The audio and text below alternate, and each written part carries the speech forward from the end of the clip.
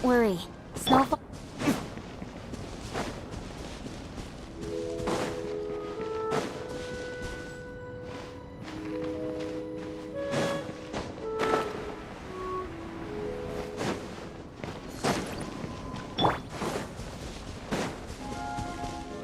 Don't blink!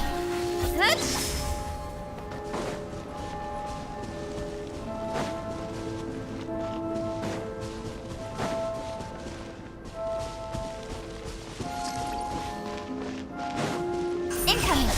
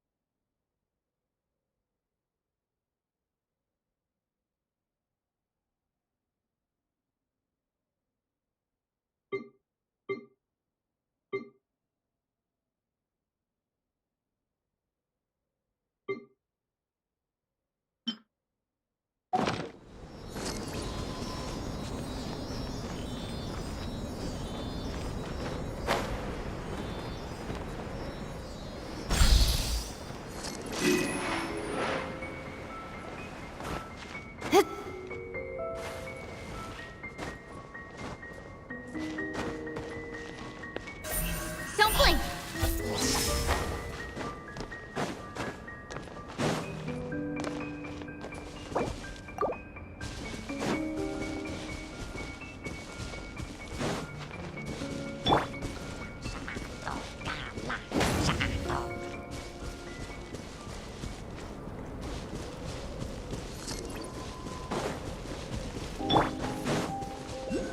Incoming! Hey!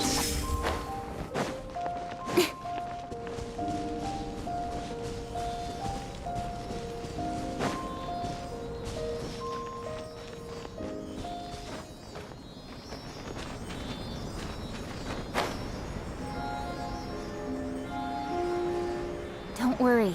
Snowfall on this scale is no impediment. We can keep moving. Not bad, as far as treasure is concerned.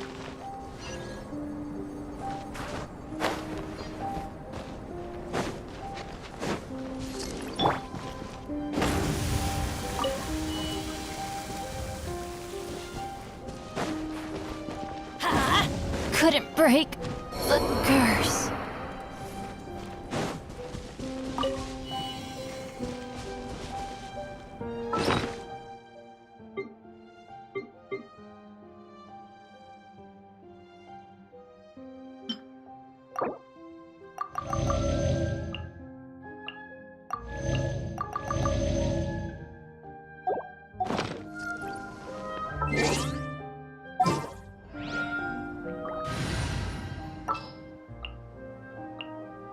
As you wish.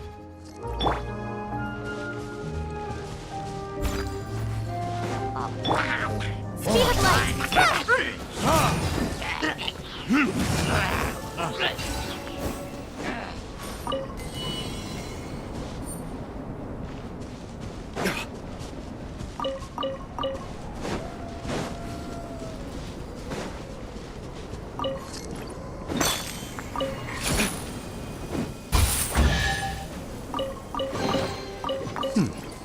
Better than nothing.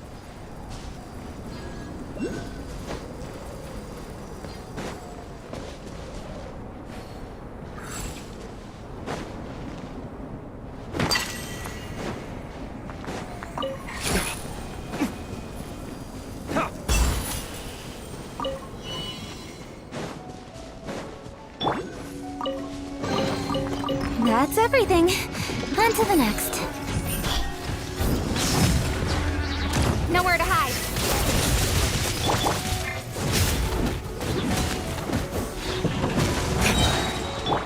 Don't blink!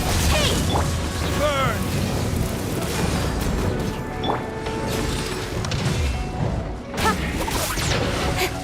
Incoming!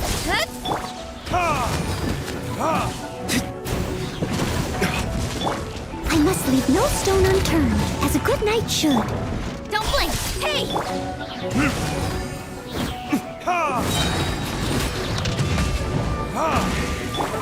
Speed of light!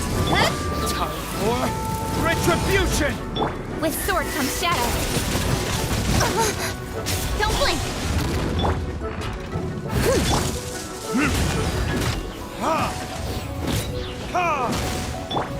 Speed of light!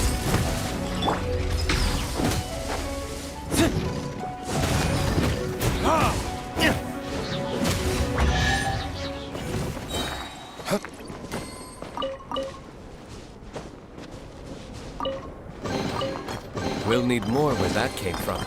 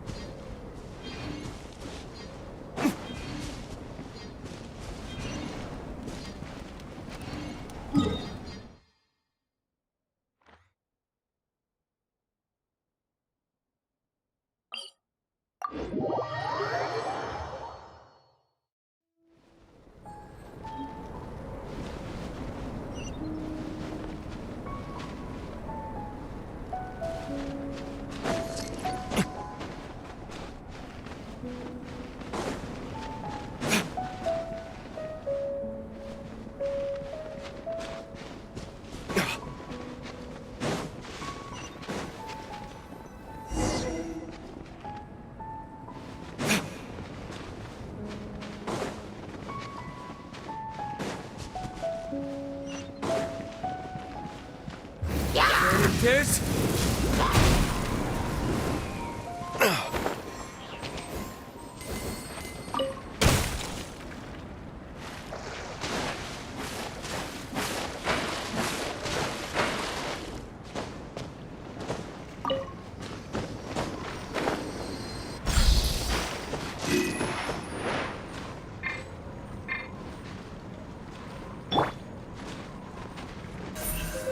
Don't blink!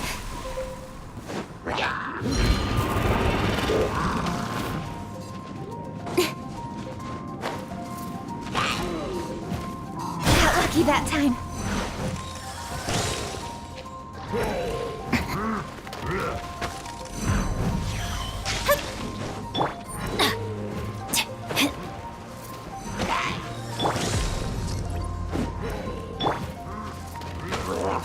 Incoming! Hey!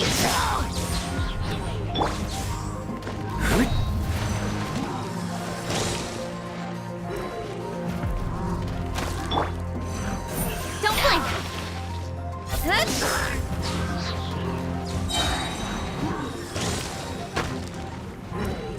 Speed of light!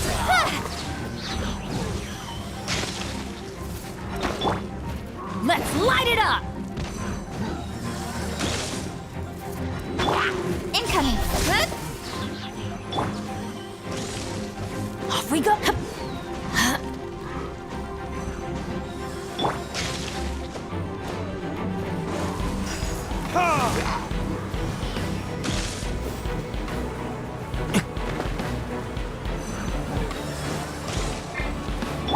Nowhere to hide!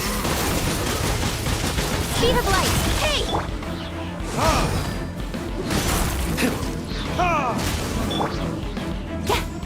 Incoming!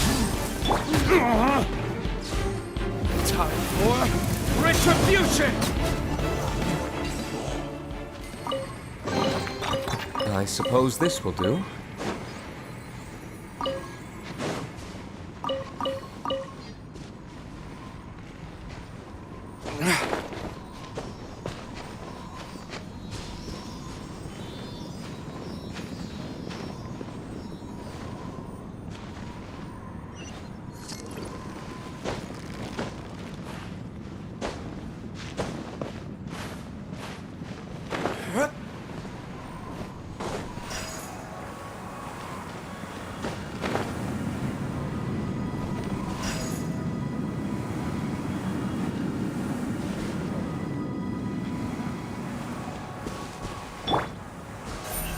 Speed of light!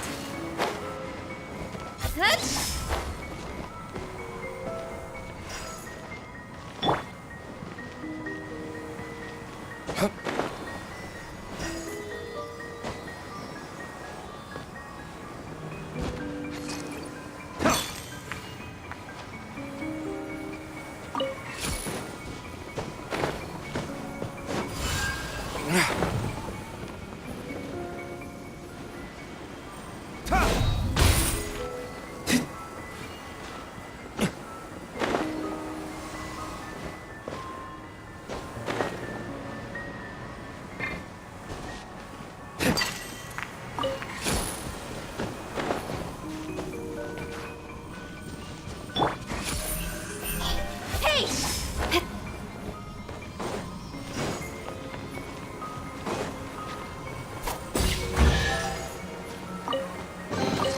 Not bad, as far as treasure is concerned.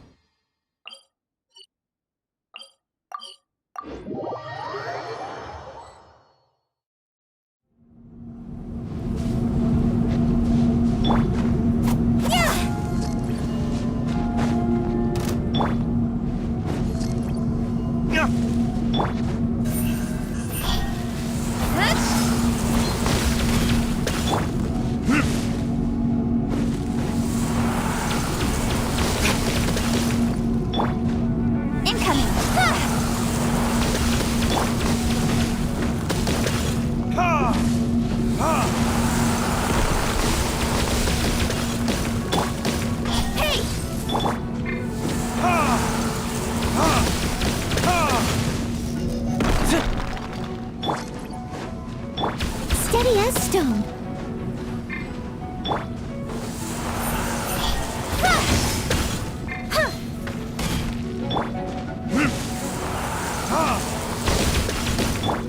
Don't blink! Hey!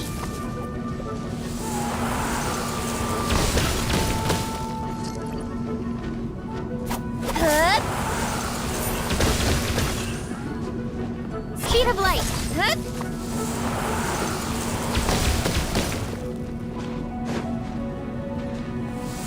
Don't blink! Not bad, as far...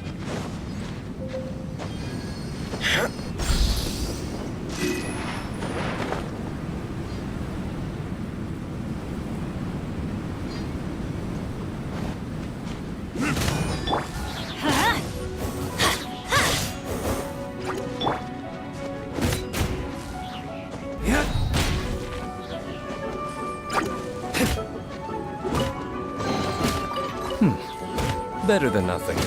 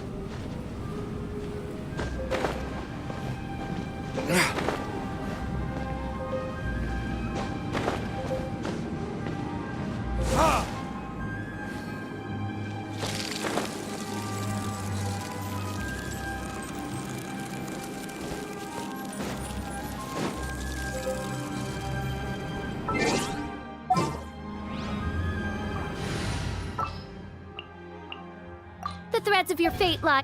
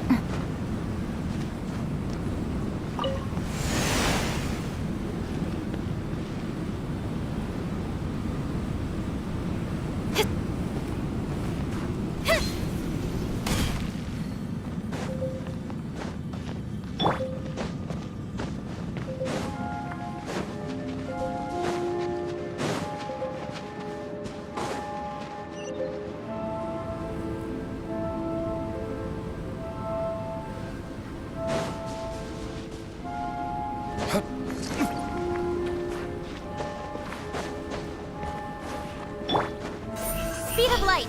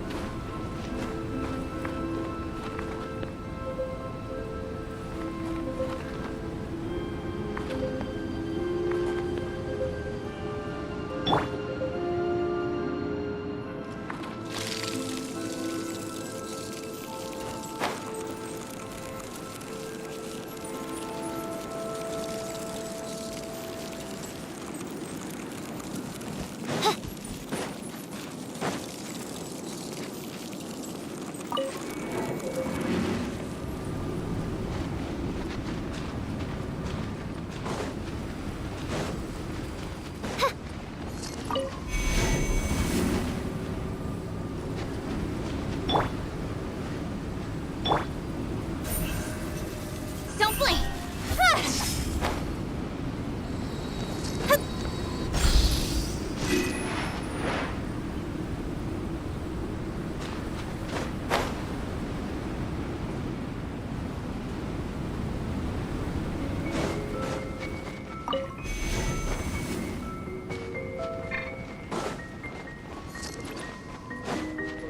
Speed of light.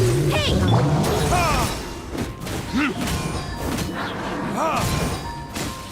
I'm going in! By royal decree!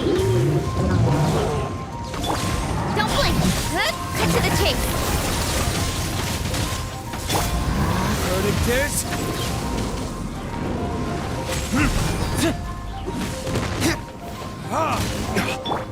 Speed of light!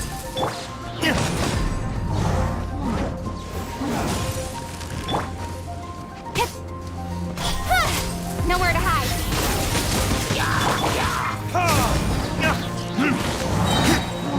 Time for retribution!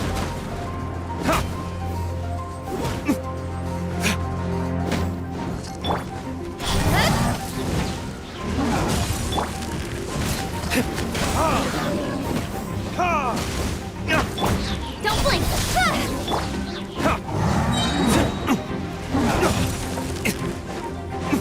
Burn! Teamwork is dreamwork! Cut to the chase!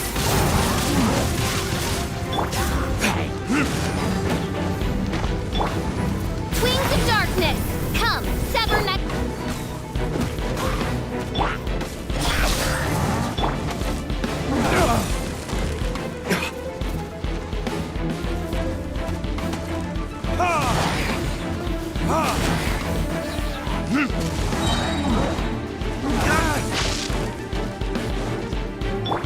Incoming! Time for retribution! Speed of light! Hey! With sword from shadow!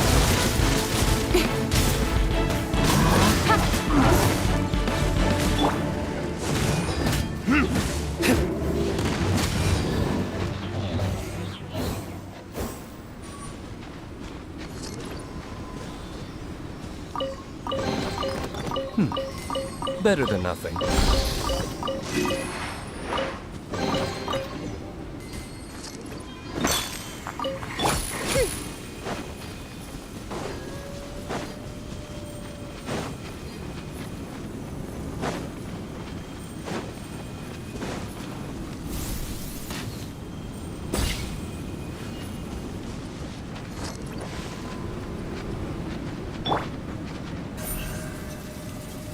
Incoming!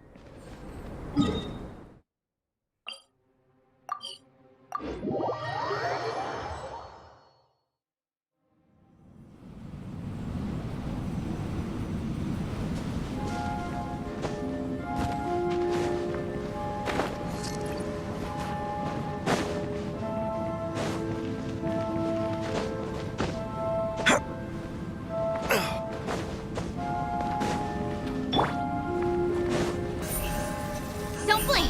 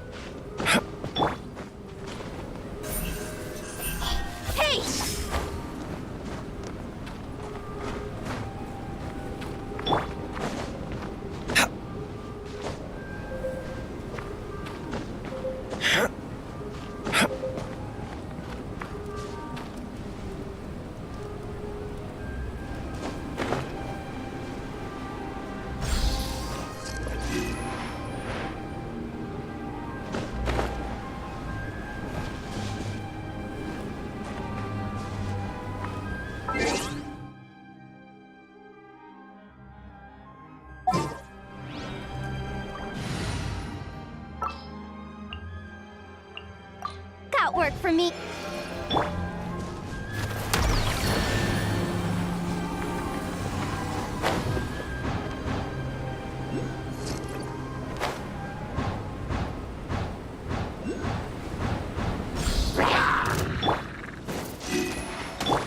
Incoming!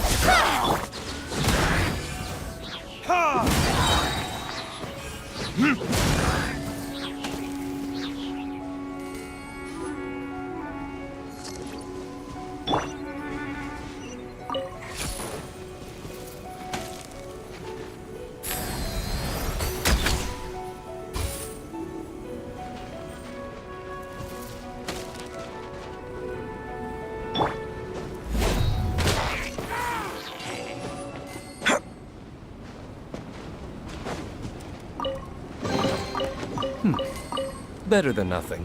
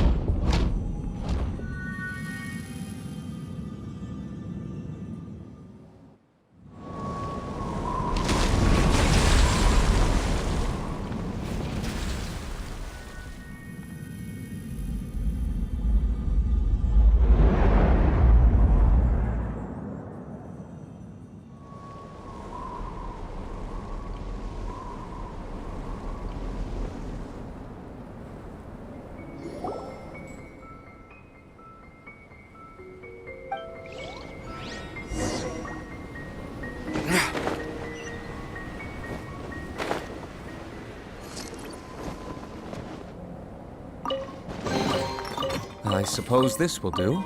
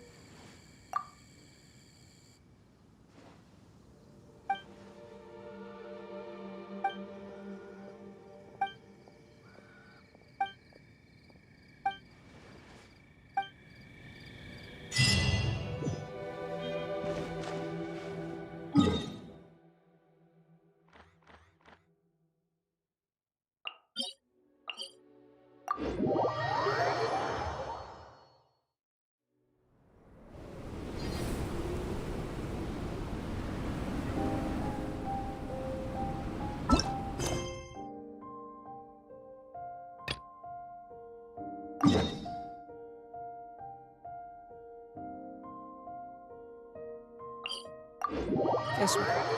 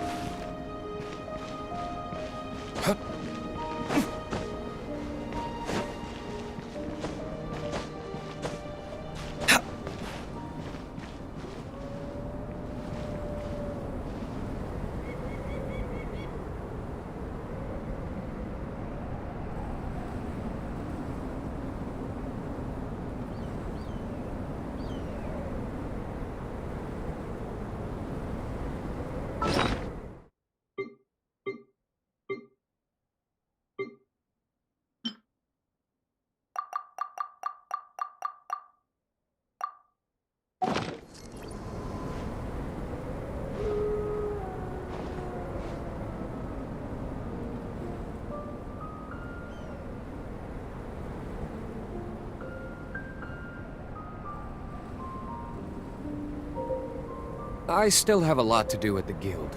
How about you take a rest while I go back?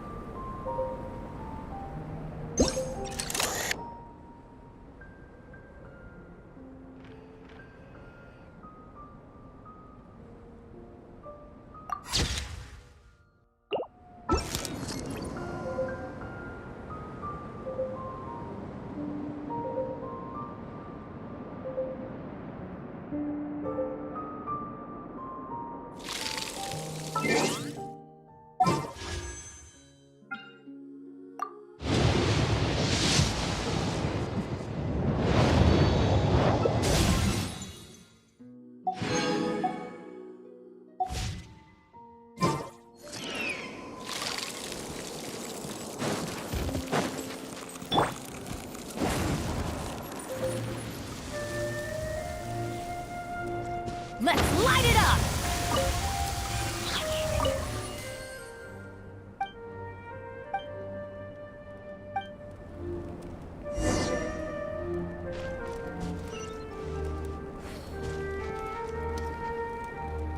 Adventure time!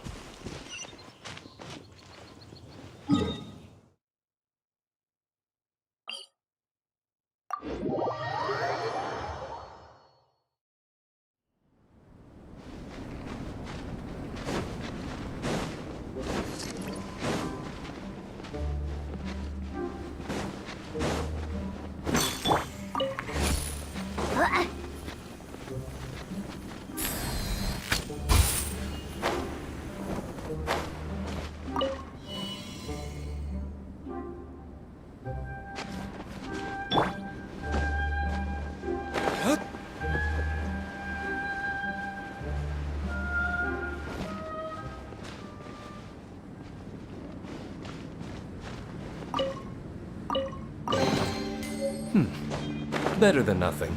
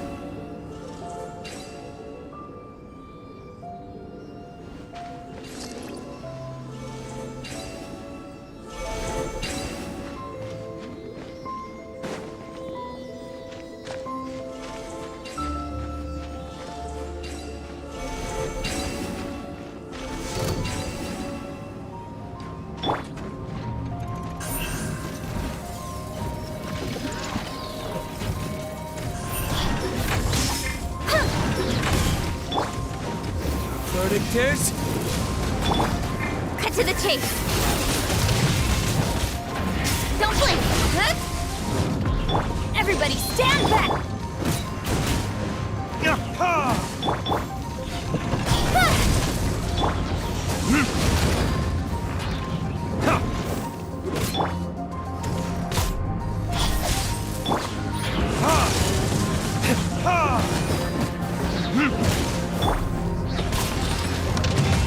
Speed of light.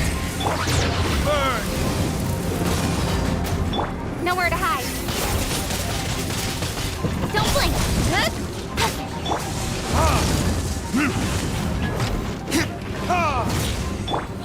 Hand it over. You're not going anywhere. Speed of light.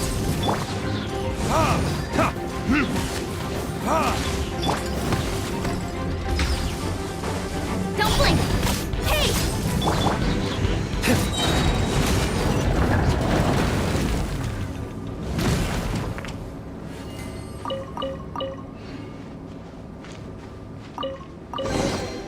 I suppose this will do.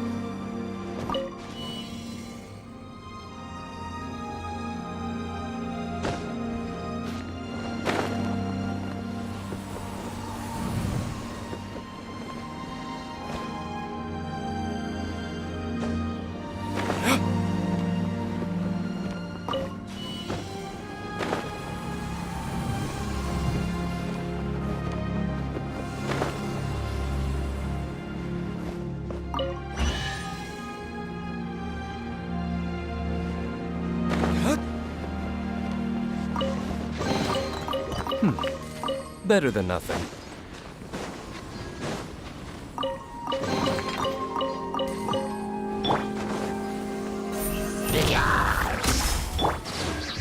Verdict is... With sword comes shadow. Incoming! Ha! Ha!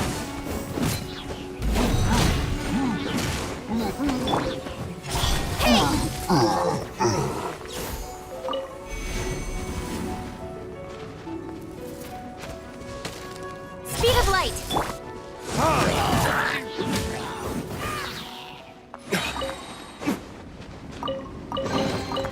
We'll need more where that came from.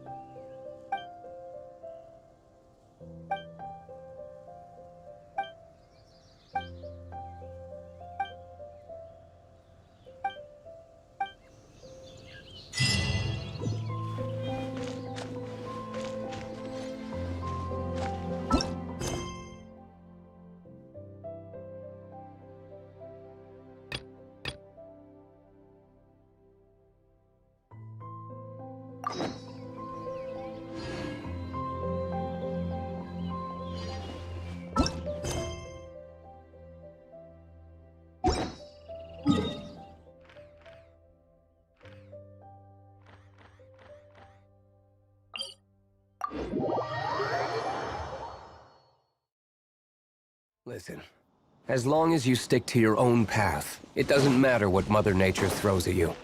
Don't blink! Huh?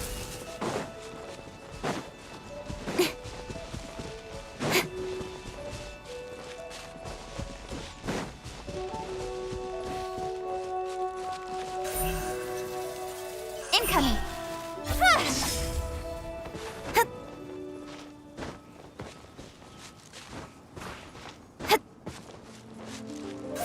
Speed of light! Hey!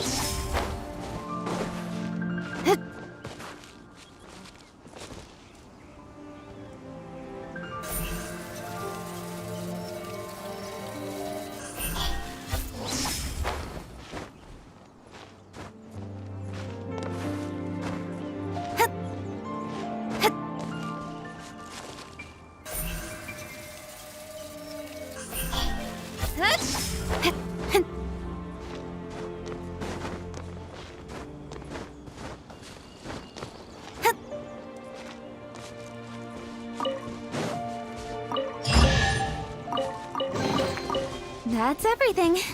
On to the next.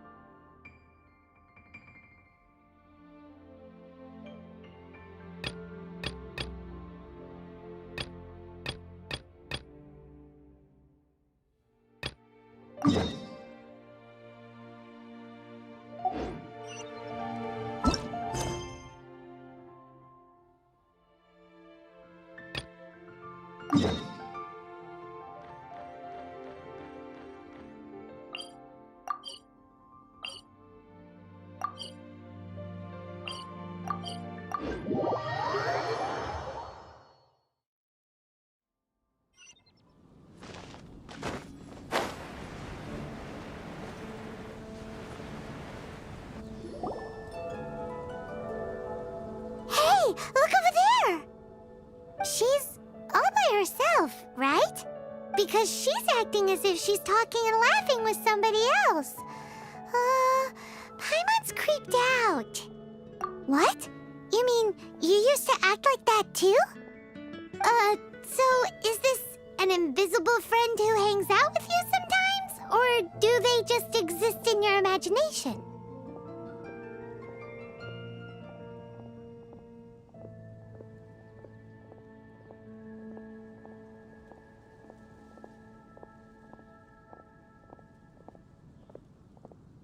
Imagination...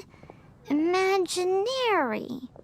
Oh, you must mean imagined friend, right? Why didn't you just say so? So, this imaginary friend of yours, when does Paimon get to meet them? Seriously? So, imaginary friends just disappear when you grow up? Oh, Paimon was looking forward to meeting yours. Hey, don't suppose your brother has an imaginary friend too? No way! You guys are so lucky! Because they have this game in Liyue. Have you heard of it? It's a 4-player game, but it seems you guys could play it with just the 2 of you. Oh, Traveler. Fancy meeting you here. Tone-deaf bard. What are you doing here? I'm here because Lisa has been making some exciting new contraptions. Why does the thought of Lisa's contraptions make Paimon so nervous? Come now, that's no way to speak about the elegant Miss Lisa. For this particular contraption, Lisa had to import some dangerous materials from Sumeru. Dangerous? I know, right? Apparently, though, it's called a Nurnama detector. Sadly, Lisa isn't able to use it herself, so I'm borrowing it for a while. And also, I'm testing it out for her, to see if it actually works. Huh? Why can't Lisa use it? Perhaps it's because she lacks a certain childlike sense of wonder. Or maybe there's some other reason for it. If you want to know for sure, just ask her yourself sometime. So, you can see them? Go on, tell us. What does his imaginary friend look like? That would be telling. Anyway, it's all yours now, Traveler. Take a look. See if you can see Nora's imaginary friend. Do you see him? Do you see him? So it does work for you two. Paimon wants to see? Wait, but this gizmo isn't in Paimon's size. All right then, you'll just have to be Paimon's eyes on the ground. Let's go see what everyone's imaginary friends look like.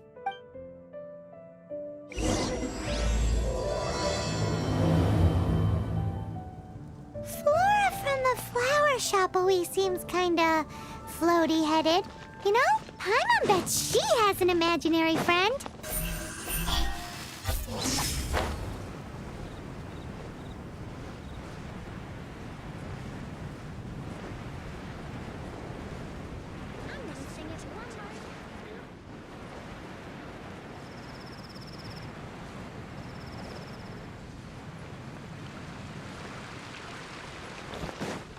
Speed of light! Huh?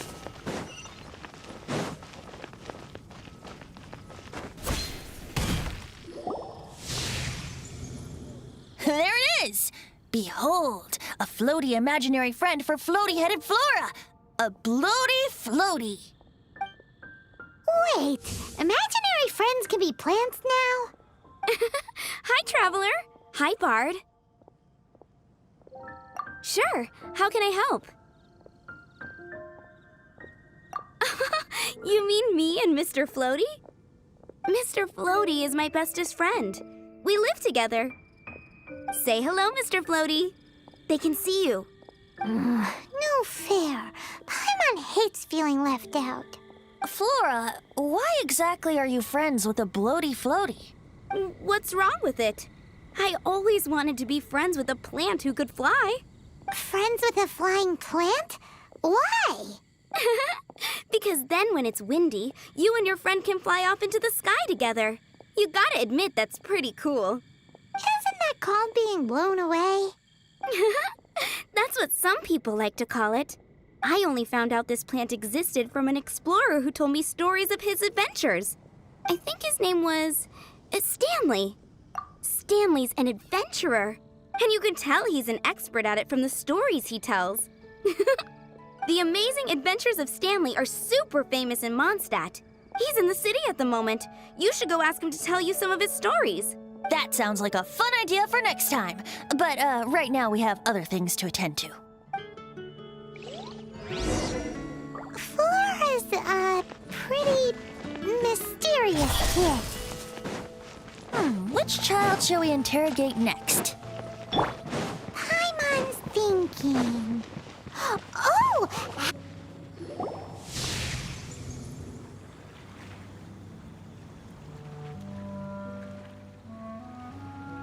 No way! Well, that is unexpected. Timmy's imaginary friend is a ruin guard? Paimon's freaking out right now. That thing is sure to attack us. What say we postpone our conversation with Timmy for the time being? Huh? Paimon has a favorite line? Seriously? Oh, alright then. How about we explore the area ahead of us later?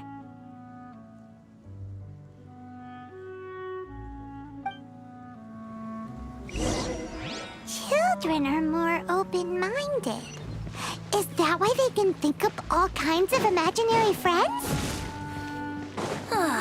Fitting, isn't it? That the City of Freedom should be home to children with such boundless powers of imagination. What about adults' imaginations? Let's ask some adults at the tavern. Incoming!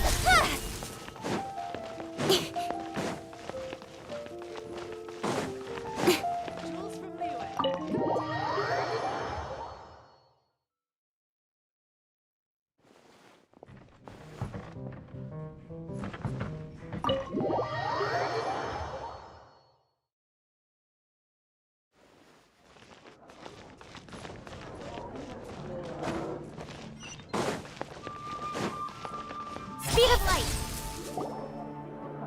The thing about wine is, you have to drink it at the tavern or you miss out on half the fun. Seems to me you'd find some way of keeping yourself amused even if you drank alone. If I didn't know any better, I would say you're being deliberately uncivil. Just drink responsibly on my premises, okay? Oh, and if I did have one too many, what then? You'd throw me out along with the trash, is that it? Throw you out? You know, the same way you threw out Father's legacy. You sold off his mansion, or maybe you've forgotten. I see no reason to cling to things that have outlived their purpose. Is that so? Then I trust you were most swift indeed to part with a certain vase? Sorry, I have no recollection. That's odd. Master Diluc, I'm sure I saw such a vase in your home. A beautiful one, unmistakable in fact.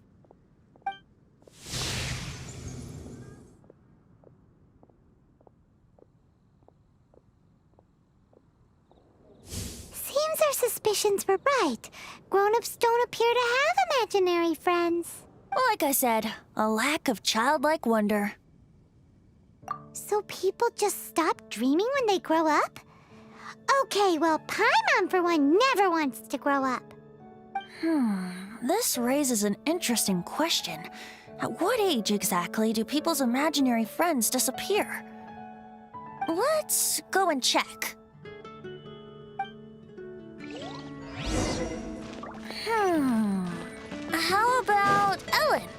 Someone of her age surely must have some imagination left, don't you think?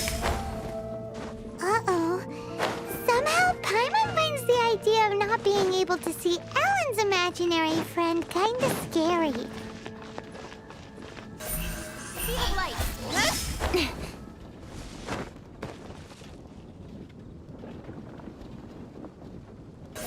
Incoming!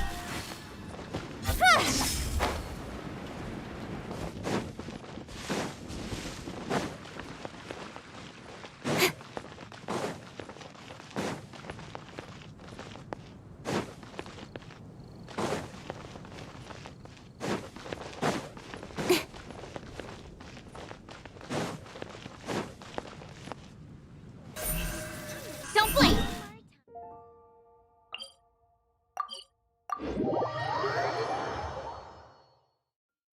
Hey!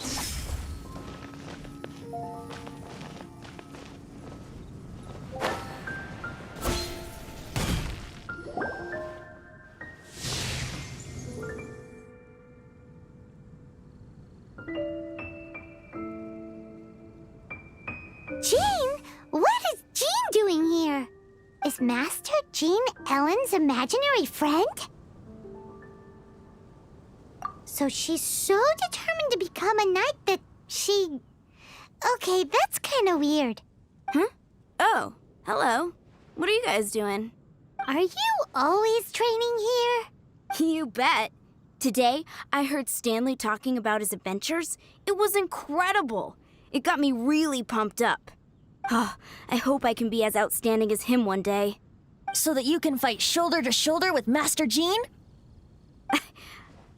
I mean, obviously I want to become a knight. And if I got to go on an adventure with Jean herself, well, even better.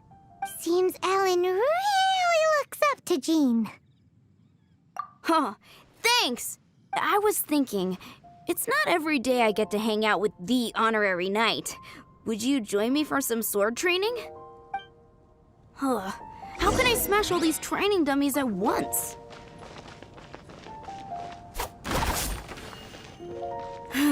Shame. Didn't man... Huh, how can I smash all these training dummies at once? Shame. Didn't manage to... Huh. How can I smash all these training dummies at once? Huh. So that's how to do it. I'm impressed. Oh, thank you.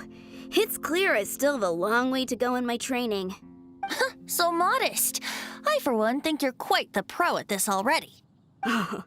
Well, I'm exhausted from training, so clearly my fitness needs some work. One day, though, I'll smash all the training dummies in Mondstadt. Ellen, she's our girl. If she can't do it, Hilly Churl. Thanks. Shoot, I got so caught up here I forgot there's something I was supposed to do today. Ugh, but I'm so sore from training.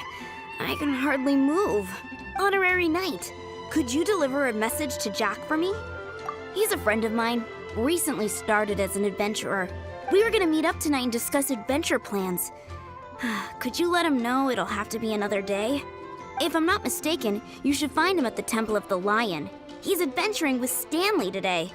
Stanley's a truly legendary adventurer, renowned in all of Mondstadt. He once set foot in the Mare Javari. Great! Thank you so much.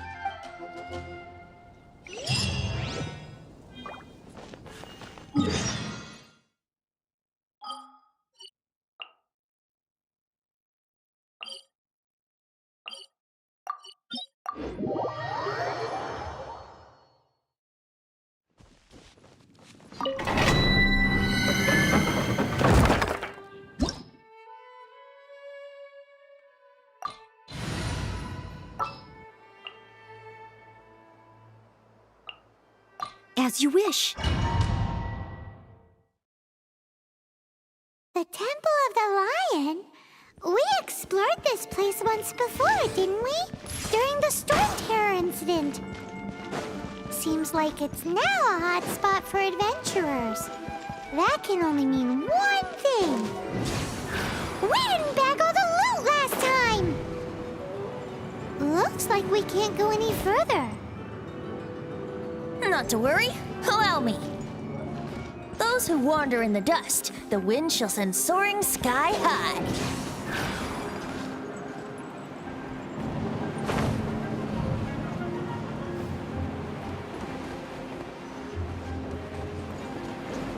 Wouldn't gliding be faster?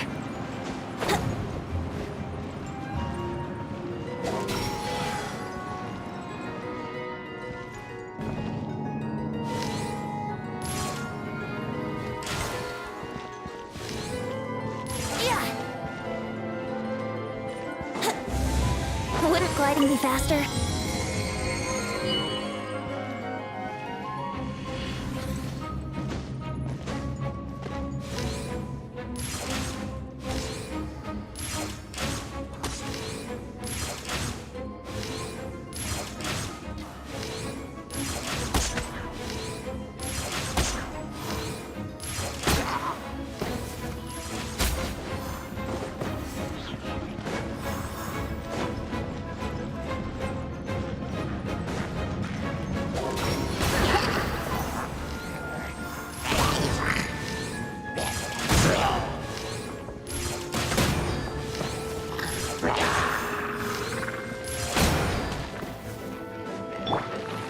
Cut to the chase.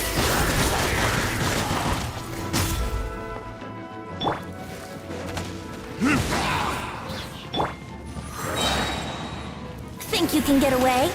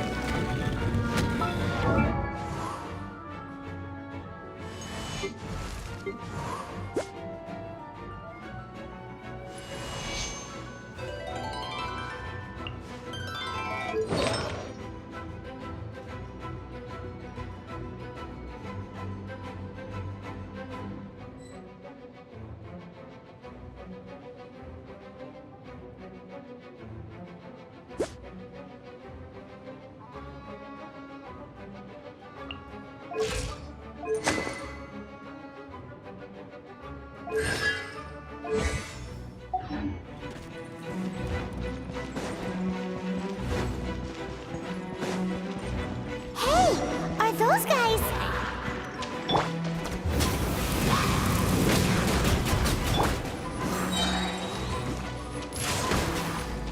Time for takeoff.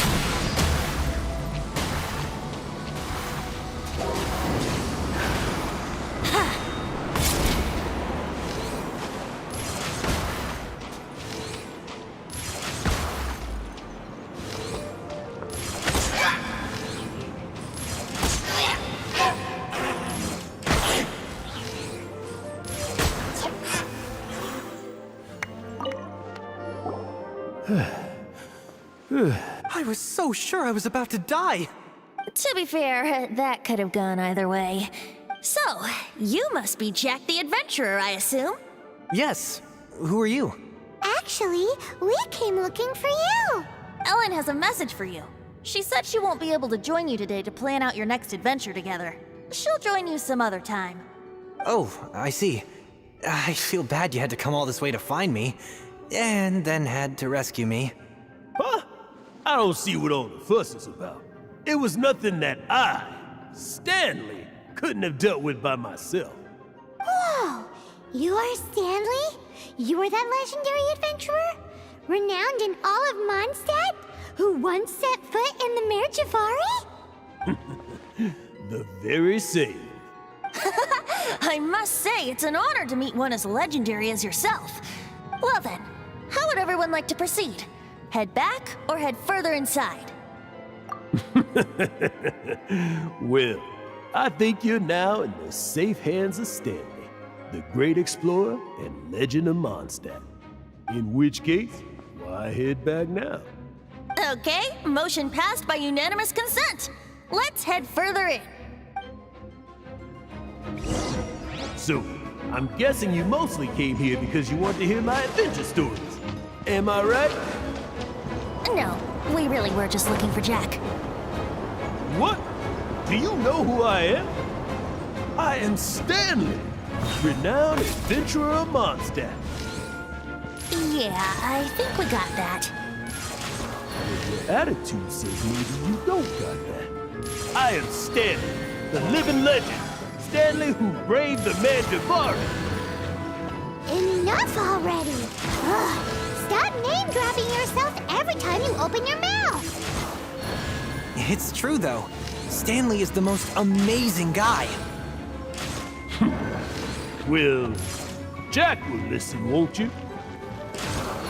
Where was I? You and your partner reached the Mandravari, a famously terrifying place with not a wisp of wind. Precisely!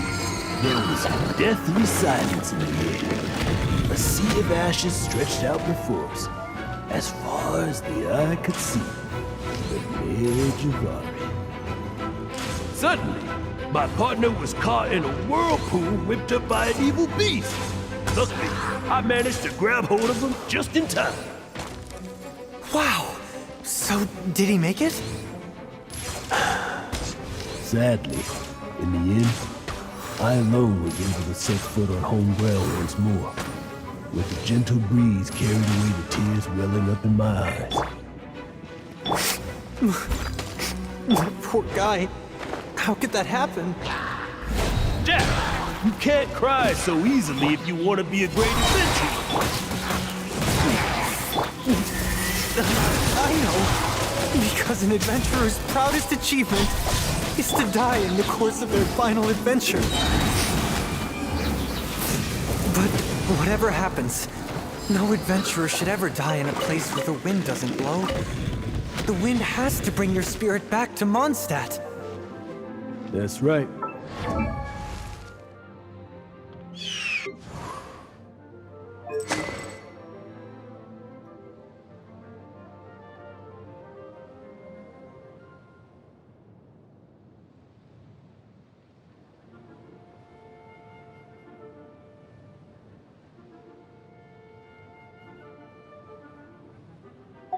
Die in a place where the wind blows, and to have your spirit carried back to Mondstadt in the wind, that's the dream.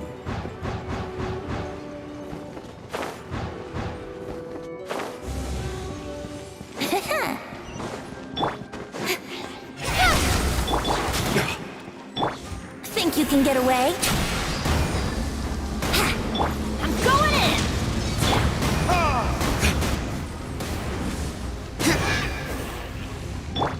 Speed of light! Hey!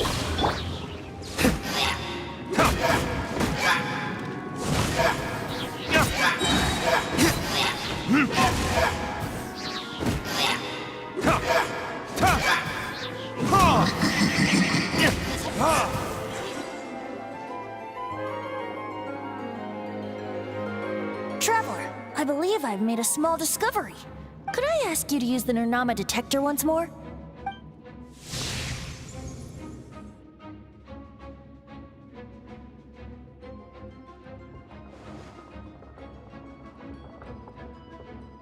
What? Stanley has an imaginary friend? It seems his imaginary friend is a seasoned warrior, covered in scars from head to foot, and a look of staunch determination on his face. Oh, you thought so too, huh? I agree. He wasn't telling the whole story. Please excuse me. I'll be leaving now. Bye, Stanley. Do you two still have time to spare? What is it? A few days ago, Stanley got drunk and told me a secret. Something he's never told anyone before. The weapons he took on his adventure all those years ago. They were none other than those once wielded by Mondstadt's greatest hero, Vanessa herself. The Sword of Brilliant Valor and the Shield of Magnificent Honor. I don't know whether you believe me, but apparently, both the sword and shield are still right here in Mondstadt, over in Dadaupa Gorge. Since you guys are the experts at this, can you come with me to try and retrieve these two legendary weapons? I don't know. Outstanding individuals always come with their quirks, right? If I can just get a hold of something impressive enough to show my family what I'm capable of, maybe they'll finally come around to the idea of me being an adventurer. Right now, I'm just a rookie. My abilities are limited, and my parents don't support my goals one bit. So, what do you say? Help a guy out? I can't bring myself to tell Stanley about it because my reasons are so selfish.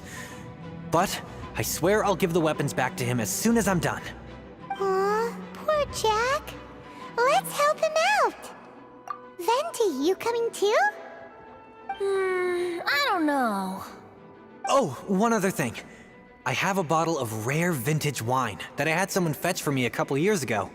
Help me find these weapons, and it's all yours. Dadaupa Gorge, was it? Let's hurry, there's no time to lose.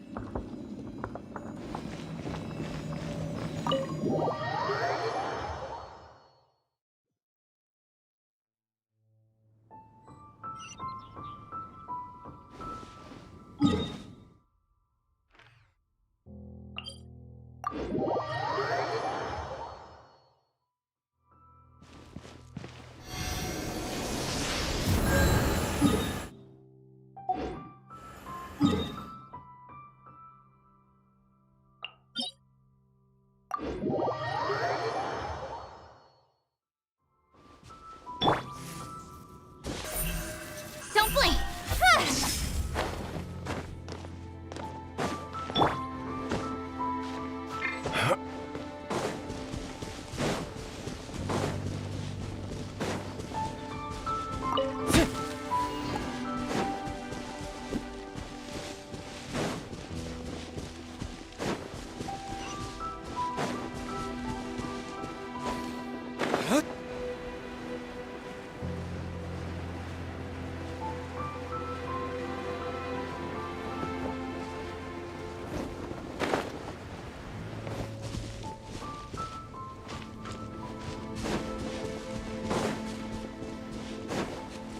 Hey, that bunch of hilly Are they holding some kind of ceremony?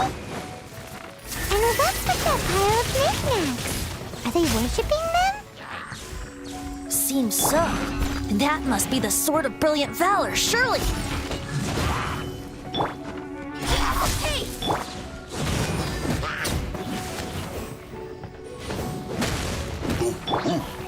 Don't blink! Good? Yeah!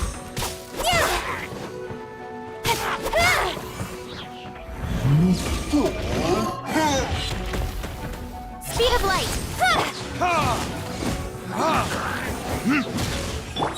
Nowhere to hide.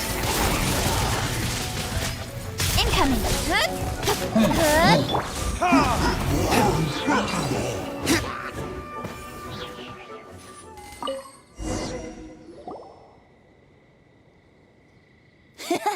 Lo and behold, the Sword of Brilliant Valor. Are you sure?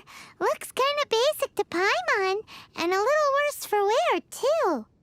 Why would hilly trolls be bowing down before a piece of junk like this? Seems somebody tossed an old sword into a pile of spoils these hilly trolls were already celebrating. This is in terrible shape, and it's so basic, I'm at a loss for words. Say, Jack, have you ever seen an Animo crystal fly? They're found in the open country around Mondstadt City. If you saw one in broad daylight, you wouldn't bat an eyelid. But in the pitch blackness of night, its brilliant glow is mesmerizing. It truly resembles an exquisite crystal dancing in the night air. Is valor not the same? When everything is going your way, it seems meaningless, fades into the background. But when you're in dire straits, valor is the thing that gets you fired up and fighting back. It's the brilliant ray of light that guides you out from the darkness.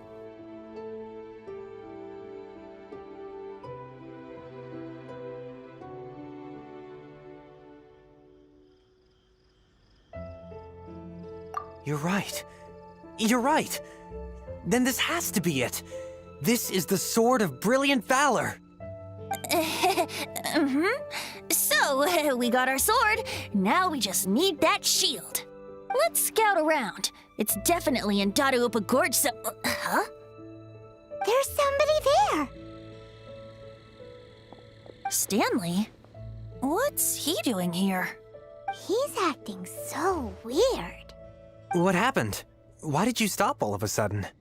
Huh? Oh, it's nothing.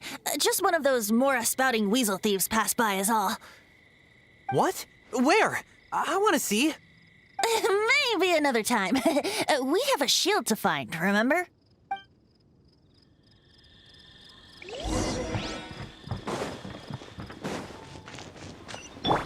Don't blink! Hey!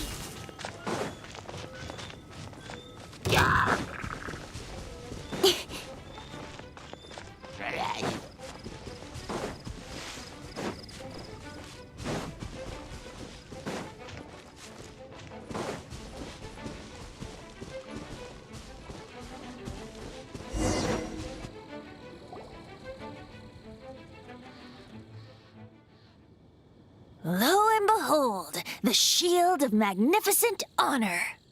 Liar, liar, pants on fire. It's a chunk of wood.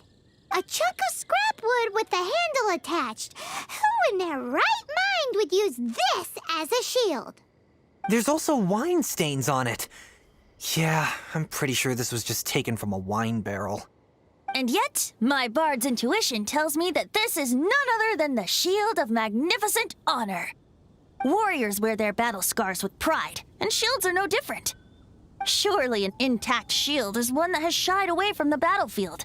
Is not the broken and splintered shield the one that has fought in countless wars and lived to tell the tale? Though the soldier's body be tired and torn, still they fight till the very end, till they have no blood left to bleed. Such magnificent strength of will. Is that not the true meaning of honor? You do have a point. Shiny new shields don't stay new and shiny for long. Okay then. Well, maybe if we ask nicely, he'll just let us take the Shield of Magnificent Honor for free. Ahem. Excuse me, Mr. Hilly Churro? Well, okay. You take it from here. Hope you've picked up some Hilly Churlian by now. If not, there's always body language. Seems cheerful enough. Maybe negotiating will work after all. Uh-oh. He did not seem to appreciate that. Uh-oh. He did not seem to appreciate that. Oh no. We ticked him off big time.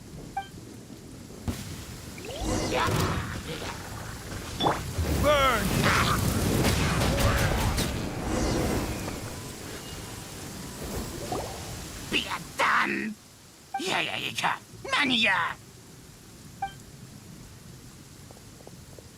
Hey! He dropped the Shield of Magnificent Honor and ran! Guys, thank you so much. I can't believe I actually found them.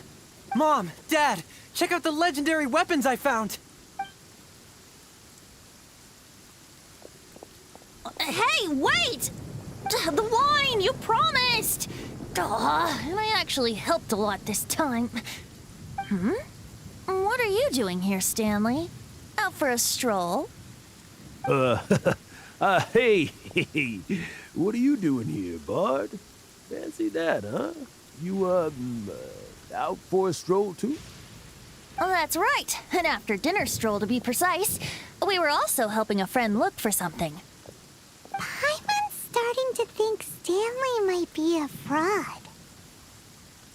Did Stanley plant the sword and shield here in advance so as to not hurt Jack's feelings? Adventurers must be pretty familiar with Dadaupa Gorge. You fought battles here before, after all. You better believe it. I can navigate this whole area with my eyes closed. Wow. Then I I admire your perseverance. And your memory, too. It's only to be expected of a great adventurer like me. You guys had better watch out, though. This place is crawling with hilichurls. I'll get back to my, stroll now. Goodbye. Guilty conscience much? Well, he shouldn't have gotten so carried away bragging to Jack, should he? Although, on further reflection, I must say I'm intrigued. Someone who can't let go of the past and gives up on the present instead. I wonder, if such a person was forced to take their first step towards the future, which way would they go? What are you talking about? I'm just musing to myself. Anyway, I propose we take a trip to Angel's Share tonight.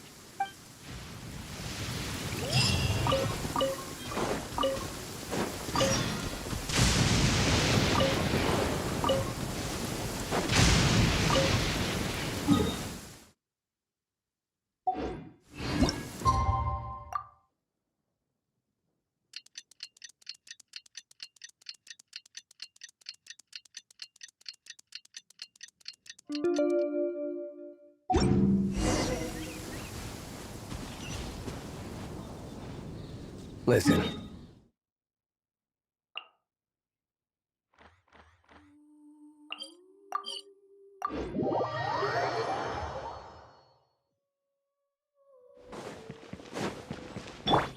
Incoming! Huh?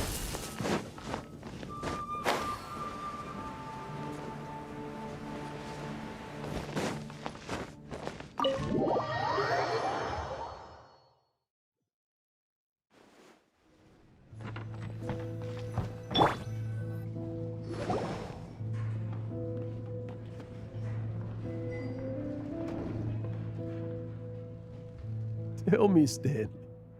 Tell me, what should I do? Huh? Why does he keep repeating his own name?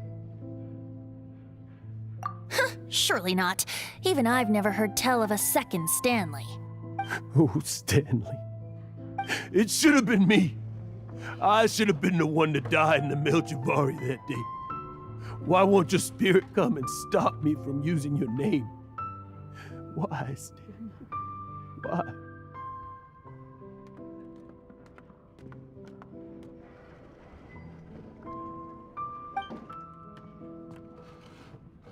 If only you hadn't had to save a rookie like me, you would have never died in that windless corner of the world. You were a renowned adventurer, destined to become a legend one day. But now, that'll never happen because your life was cut short, and all because of a worthless tag-along. Does anyone get what's going on here? I think our friend really did make it to the Mare Javari. And I think the tragedy he encountered there was real too. But the real adventurer, the real Stanley, that was his partner, not him. The real Stanley is the one who died to save our Stanley. Wait, so the only reason our Stanley is called Stanley in the first place is because he stole the other Stanley's name? I fear that may be the case. Stanley, for so many years I've lived in fear. Fear that Mondstadt will forget all about you. So I tell you adventure stories at every opportunity. Mondstadt must remember. Stanley reached the center of the Mare Javari. He's the greatest adventurer there ever was, and he lives on. Stanley will never die, because I am Stanley. I am Stanley. I'm sorry, Stanley. I'm getting too old. Now.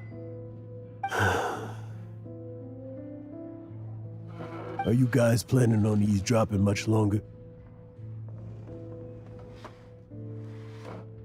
Yikes!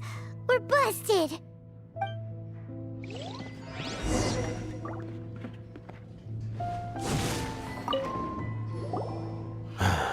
Go away. Save your questions. And just leave me in peace. But... Leave now. Don't make me tell you again. Honorary Knight, Venti, and Paimon. I'm so glad you guys are here. I've been looking for you everywhere. I wanted to thank you again for helping me find the sword and shield. My parents are finally supporting me. Oh, really? Yeah, really. They even said they're gonna pay for someone to fix up the Sword of Brilliant Valor and Shield of Magnificent Honor for me, so I can take them out on the road. That's wonderful! So, Jack, is this the part where you bid farewell to Mondstadt and set off on your intrepid trip traversing Tevat? No, not yet.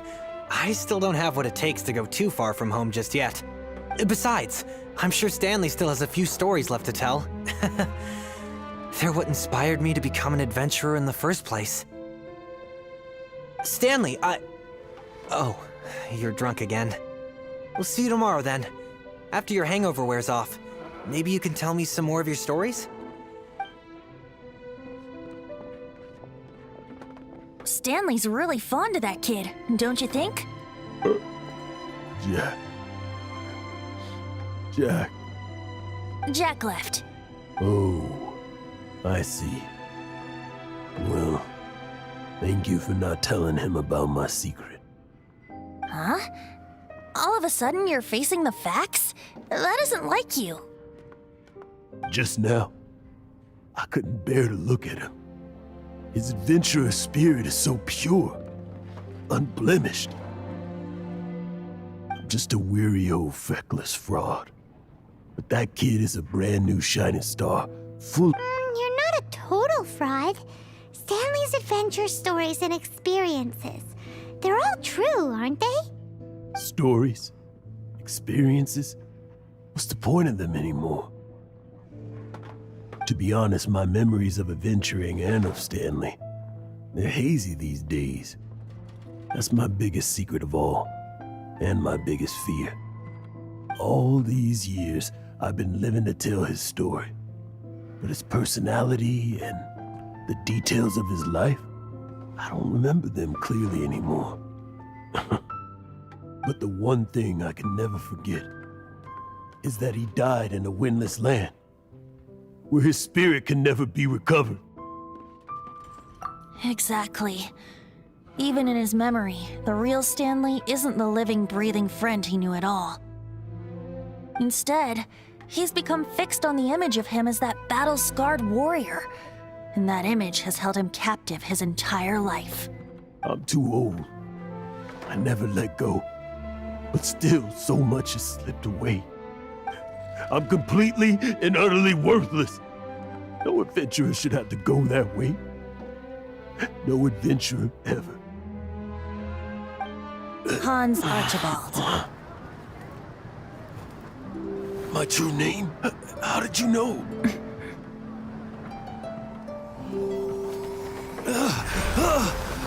The wind. I can hear the wind blowing in the Mare Javari.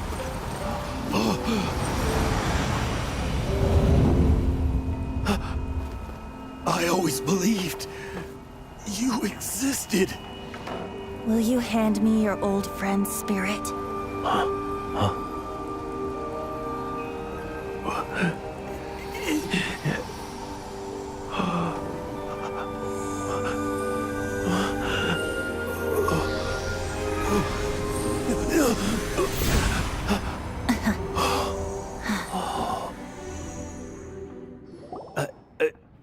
I can't believe it. Thank you all. And thank you, Lord Barbados. I'm sorry. It's gonna take me some time to calm back down. But I think that I'm gonna be okay.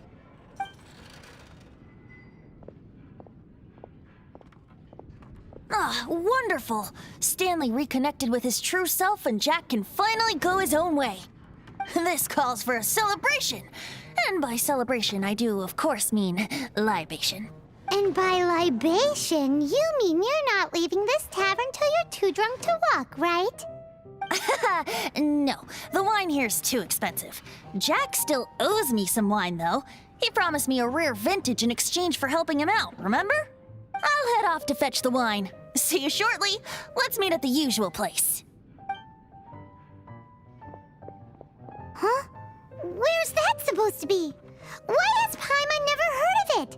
Hey, tone deaf board!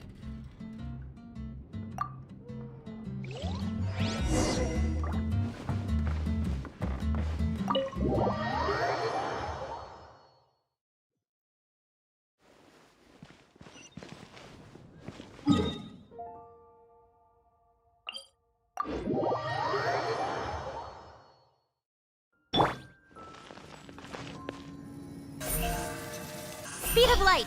Hey!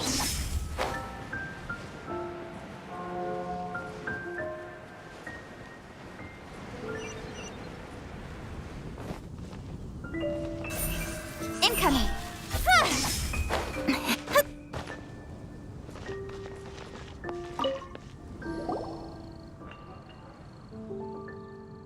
You made it. Finally. Just tell us where you meet next time, okay? We looked everywhere.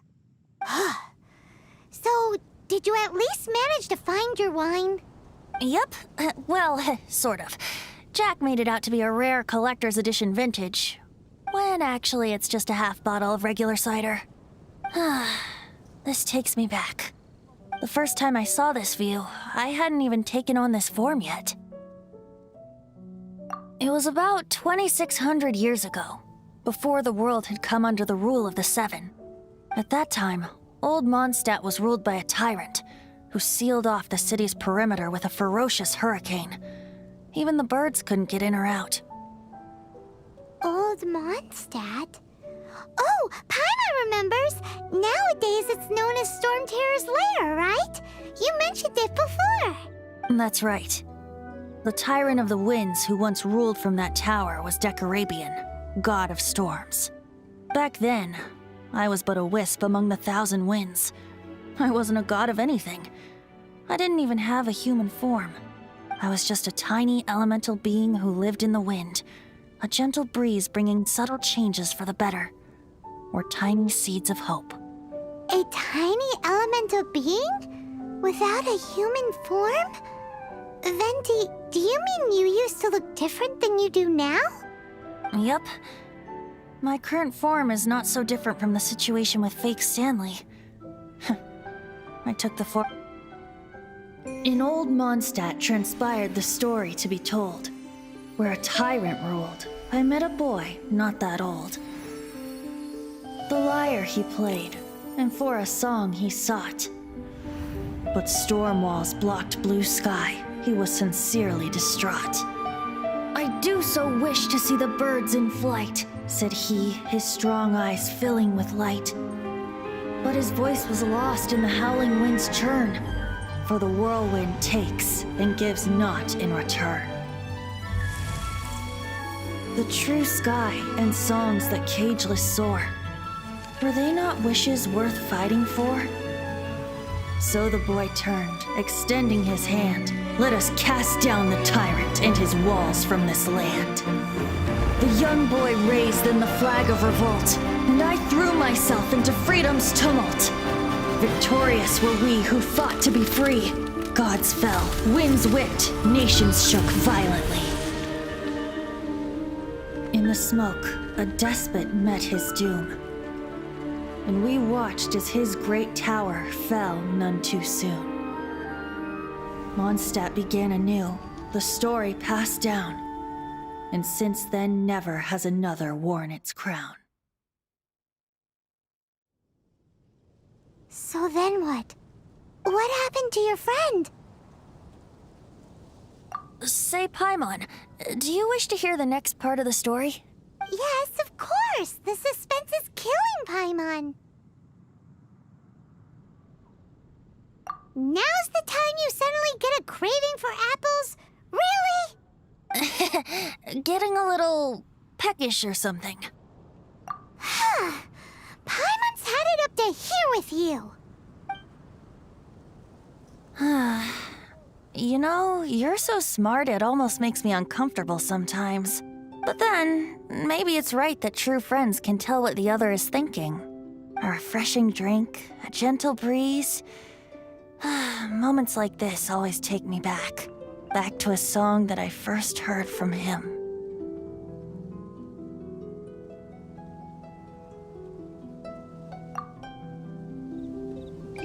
fly, fly away. Like a bird in the sky. See the world on my behalf. To the heavens may you fly.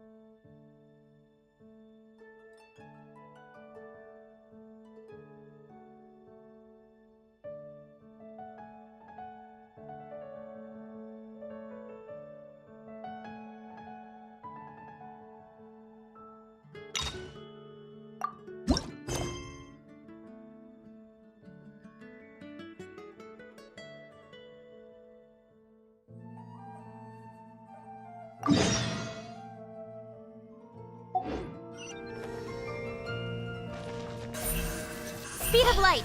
Huh?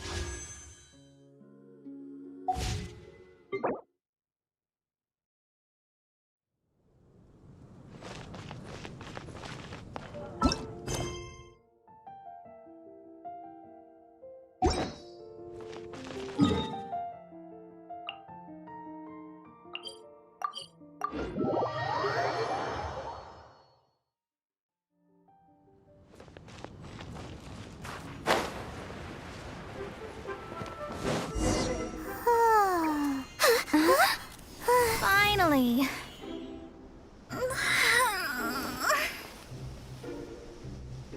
I almost fell asleep waiting.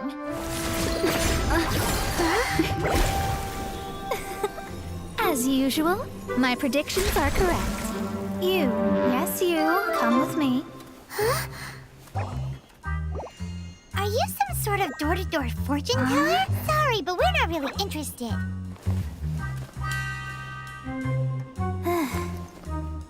You're not from this world, are you? How do you know about that? How? Because I'm a master of true astrology. If you've no other questions, let's be off. Fine. I'll exercise a little patience and explain.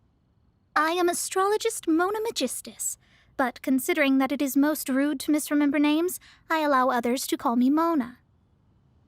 I am on a mission from my master to retrieve a certain box from Mondstadt. It was part of an agreement she made with a friend 50 years ago. But she isn't as spry as she used to be, so now it's up to me.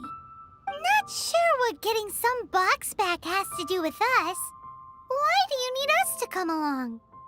Well, that's because I would also like to take on the Guardian of the Box. My master and her friend contended in the mystic arts all their lives without a clear victor. If I triumph here, then I will show myself to be superior to my master. Well, I want to prove the power and status of astrology, to be precise. Now, from my predictions, I know that my master's friend has left Mondstadt, leaving her successor as the current guardian of that box. Like me, that successor must also be one who has surpassed their teacher. I must not be careless. But I would prefer to assure my victory in this contest, and upon giving it some thought, you came to mind. The knowledge passed down to me from my master must be passed on in turn. If I were to bring my disciple to meet her, then the lead is already mine, no? And you are Mondstadt's great hero, my equal in status, so... Come on, you don't actually have to become my disciple. You just need to act the part. There's something in it for you as well, should you come with me to get that box. Once I meet that successor and have a chance to exchange knowledge with them, I should be able to read your fate more accurately. Then I will have answers for you, even regarding such distant and foggy matters as gods and kin. That does seem much faster than searching the land country by country. A wise decision. That said, I would like to pay a certain place a visit before we go.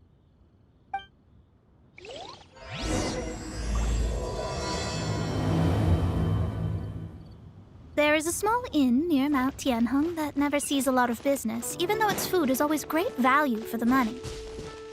The owner has always been good to me, so...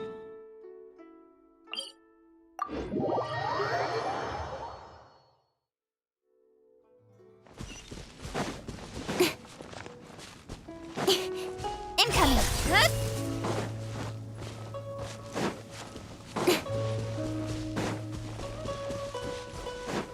Speed of light.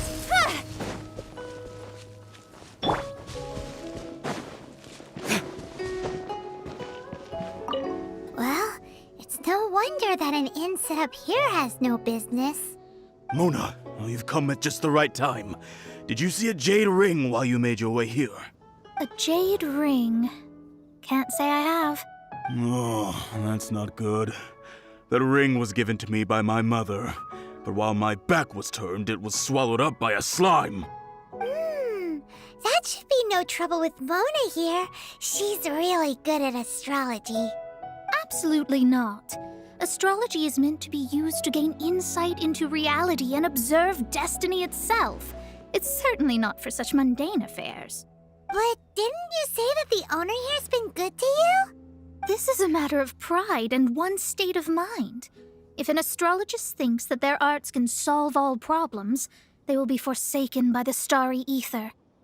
Their divinations will lose the power to guide and will not be able to pierce the fog of the unknown before them.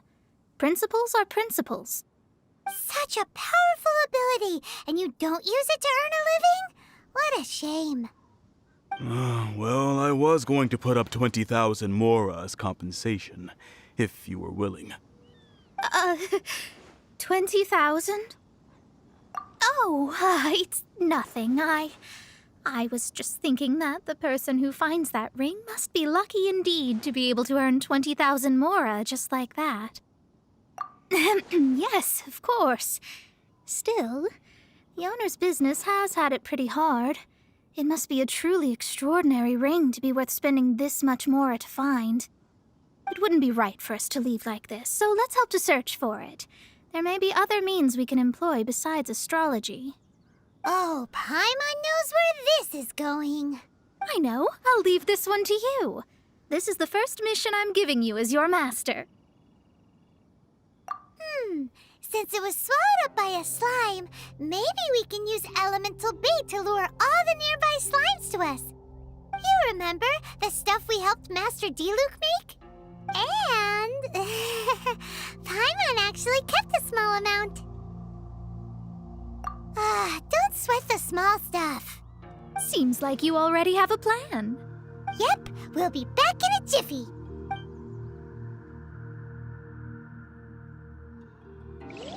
The elemental bait's really strong. It will attract all the slimes in the area. Even if they're just slimes, they can be dangerous together, so we'd best prepare ourselves.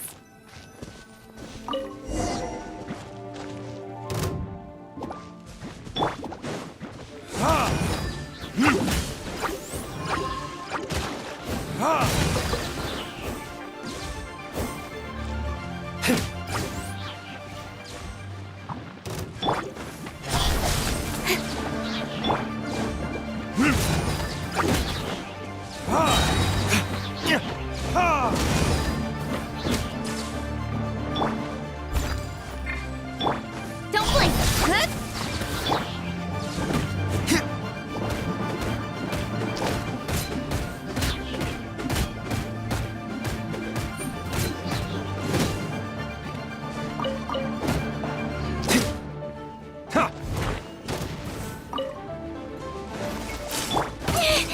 Cut to the chase.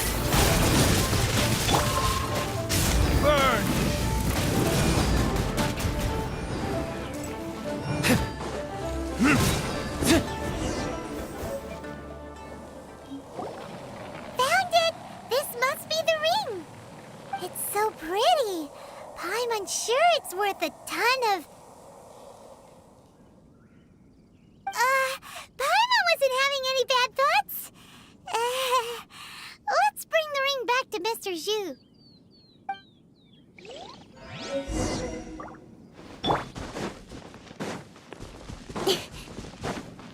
Incoming!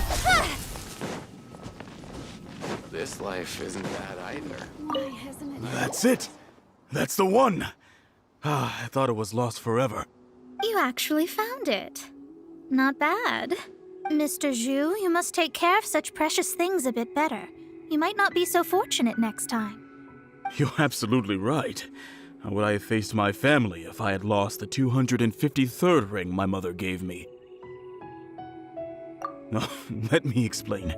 My family owns 3 jade mines, and in order to ensure that I would be able to find myself a good wife, my mother had many jade accessories made as heirlooms.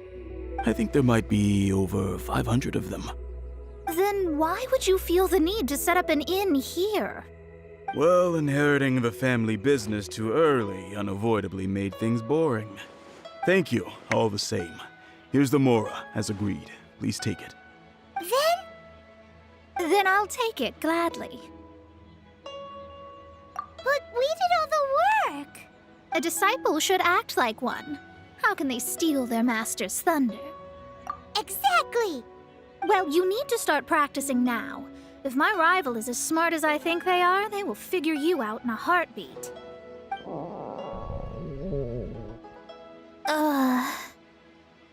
What was that rumbling sound? Oh, right. You mustn't have eaten in days. I'm very sorry. I forgot that you have no...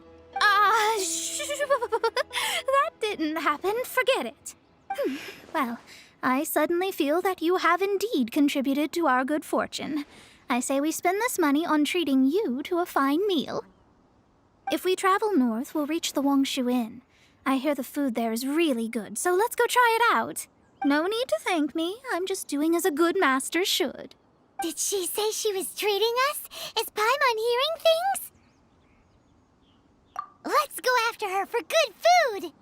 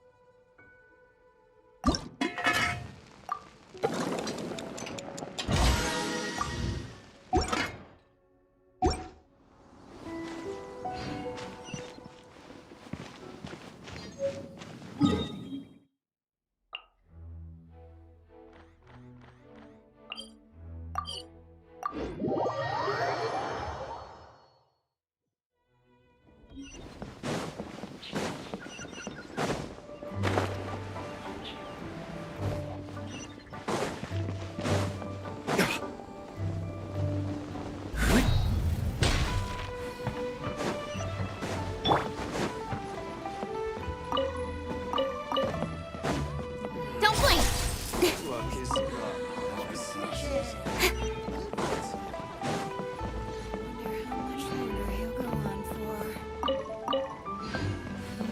Speed of light! Hey! Since it's Mona's treat, we can order whatever we want, right? Of course. I am a most generous master, after all. But only if you can finish it all. Wasting food simply will not do. Excuse me, what would you like to order?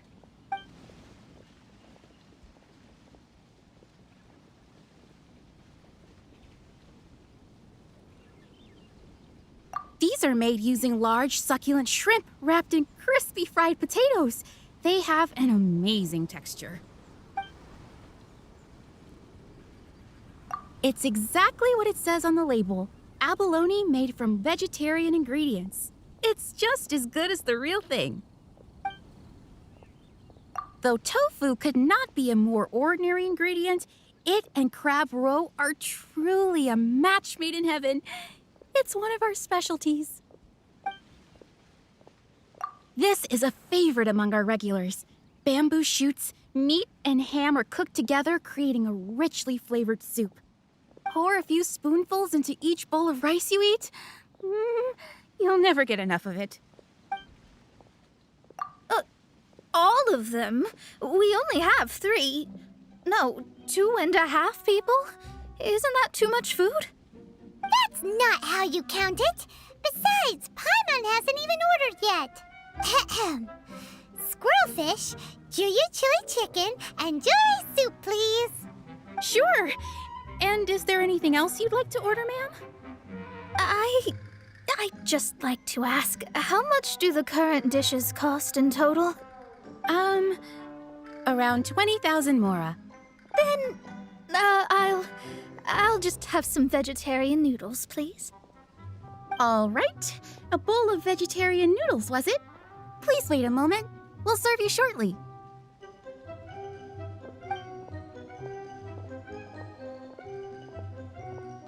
Paimon's been thinking about something since we started eating.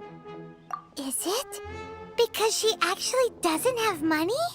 I heard that. I said I was treating. How could I be rattled by something as mundane as Mora? An astrologist's mind is set on studying the stars. Being so easily disturbed by such banal matters would hamper my judgment. Especially the act of overly gratifying oneself using Mora. It is both vulgar and dangerous. So, not eating the dishes we ordered is also part of an astrologist's pride? Paimon doesn't get it. But it feels kind of bad that only we got to feast. Oh, yes, we can do that. Just give us a minute. You don't use more to fulfill your desires, so it's fine as long as you're not buying anything, right? Let's go borrow the kitchen from the innkeeper. The best way to travel.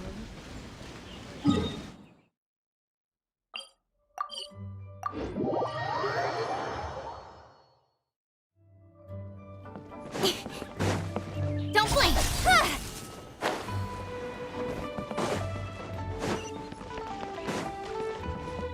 Hello, how may I help you?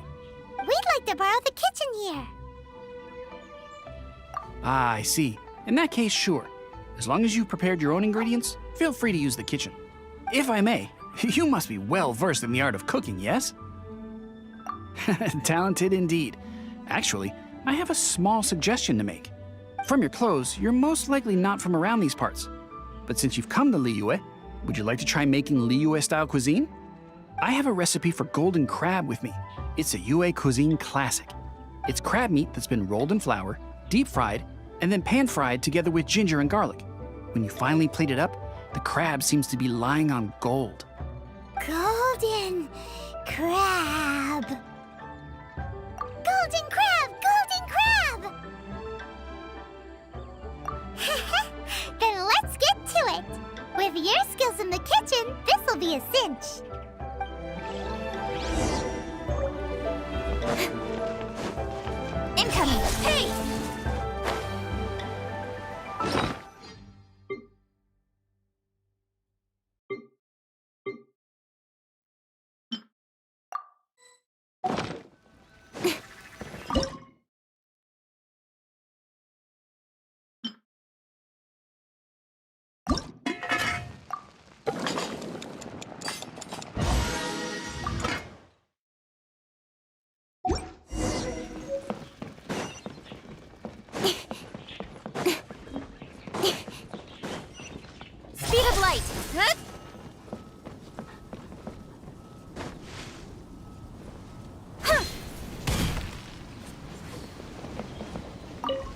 There's no need to spend all that effort on me.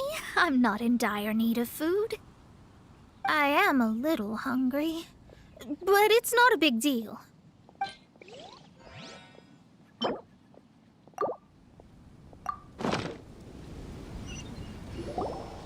This aroma is... Wow, it's incredible. Fine. Since my disciple has put in so much time and effort, I must, with great difficulty, accept. This golden crab is too delicious. I have never eaten anything this good in my life. I mean, I never knew that my disciple was this skilled. As your master, I am most comforted. I see that it's no boast to call them Liyue's delicacies. I suppose it wasn't too much to spend all this mora on. It's nothing. Nothing at all. Now that we've eaten and drank our fill, we should be off. If we travel north from here, we should reach the Stone Gate, and from there we will be within the boundaries of Mondstadt.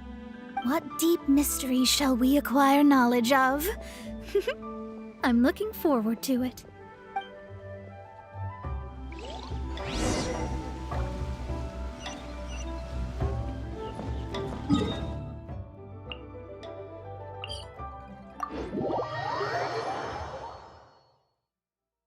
Quite a downpour. Nothing will get done until it clears. Incoming! Hey!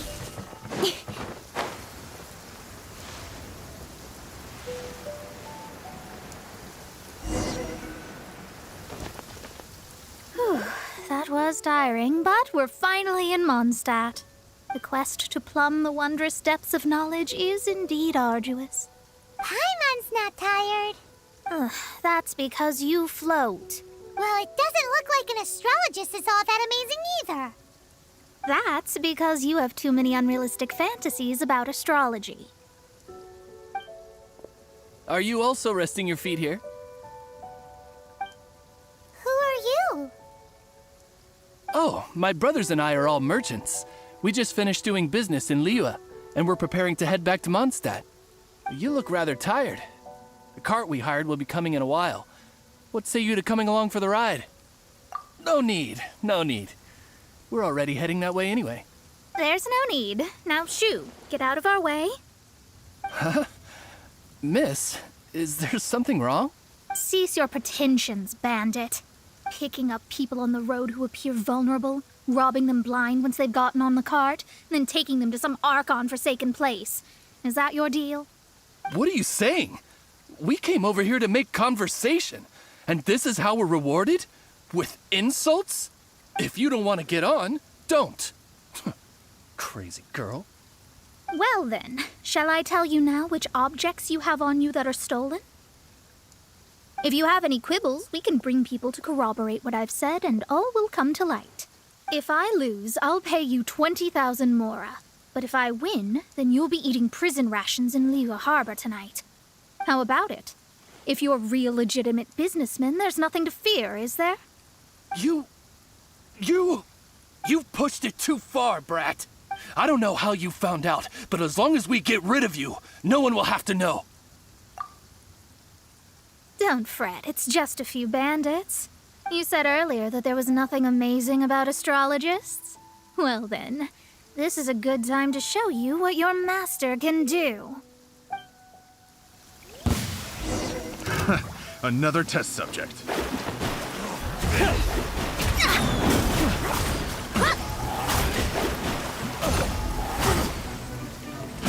Try!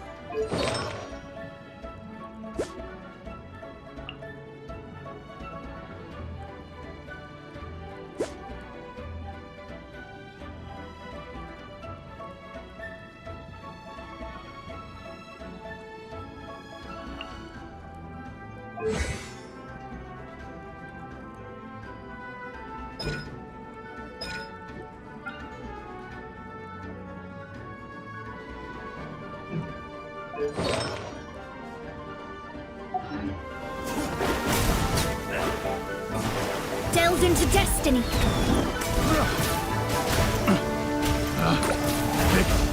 The wrong test. Speed of light.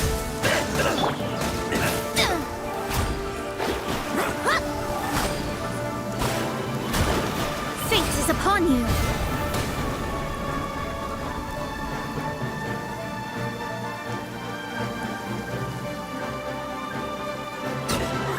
There's no end to this. You're open.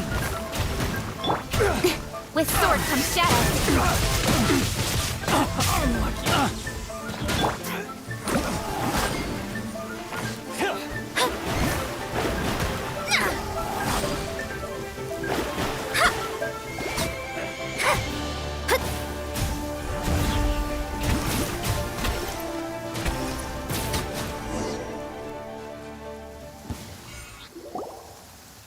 What did you think? Did that satisfy your expectations? Such things are elementary for an astrologist. Lies are worthless before astrology. Destiny and truth are written in the stars. Though it may take more time to garner the specifics, I can read the gist of a situation at a glance. But you did hit some bumps in the road. That's because Tivat's stars can only display the fates and truths of this world. Anything related to you becomes like a fog that even I cannot penetrate. That is why I must meet that successor. With our knowledge combined, I might be able to gain new insight into your fate. Whatever the case, you've got everything to gain from this trip. All right, I'm rested. Let's get this journey to Mondstadt over with. If only we had a cart. I thought you weren't tired.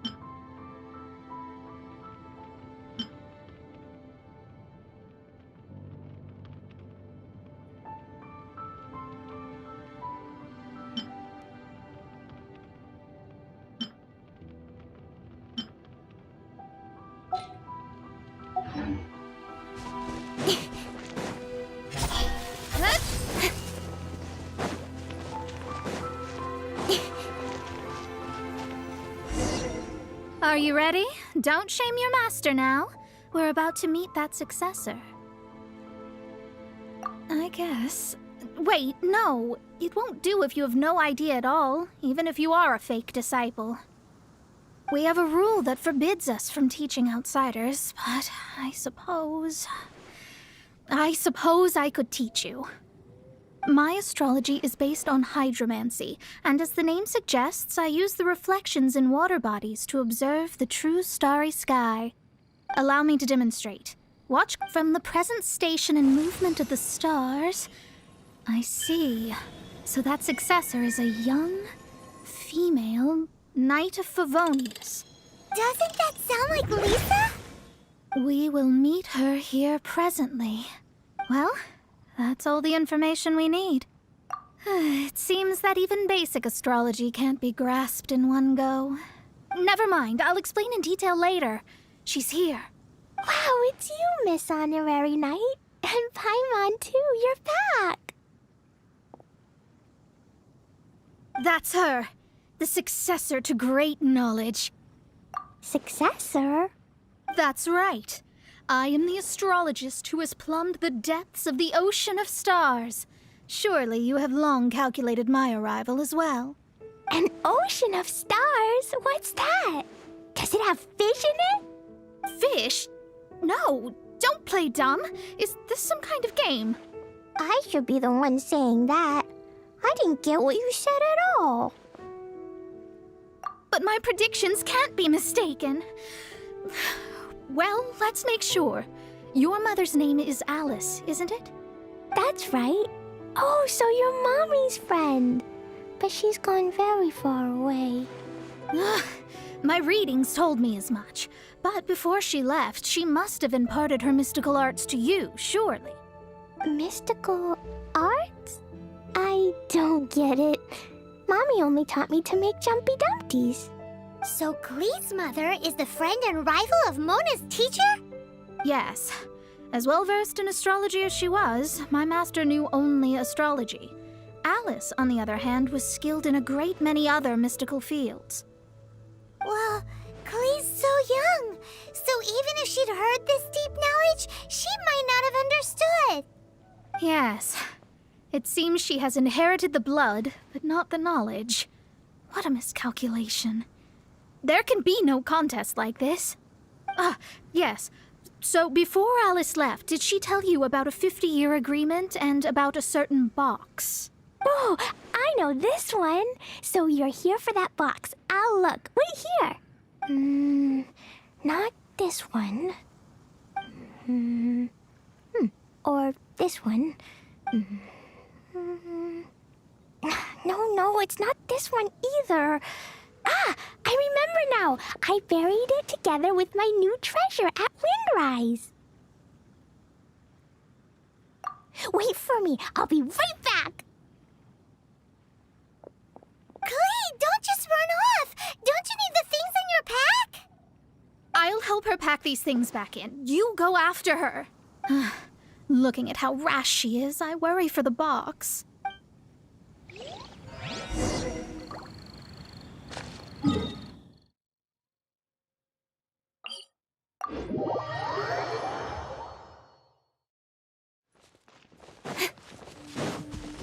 Incoming!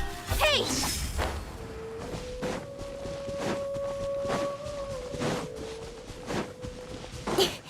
Don't blink!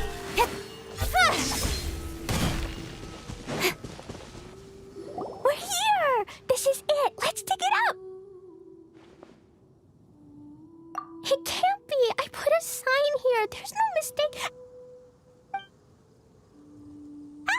Dendro slimes! We can talk later! Let's take them out first!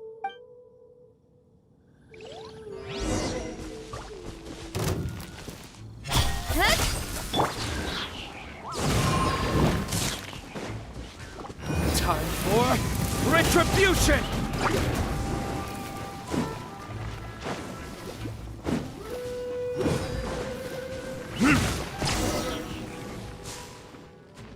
Found it! It's this box!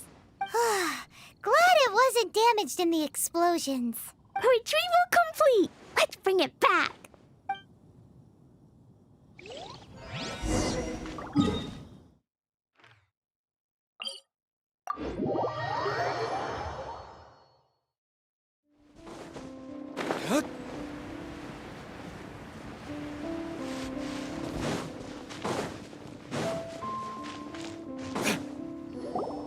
You're back at last.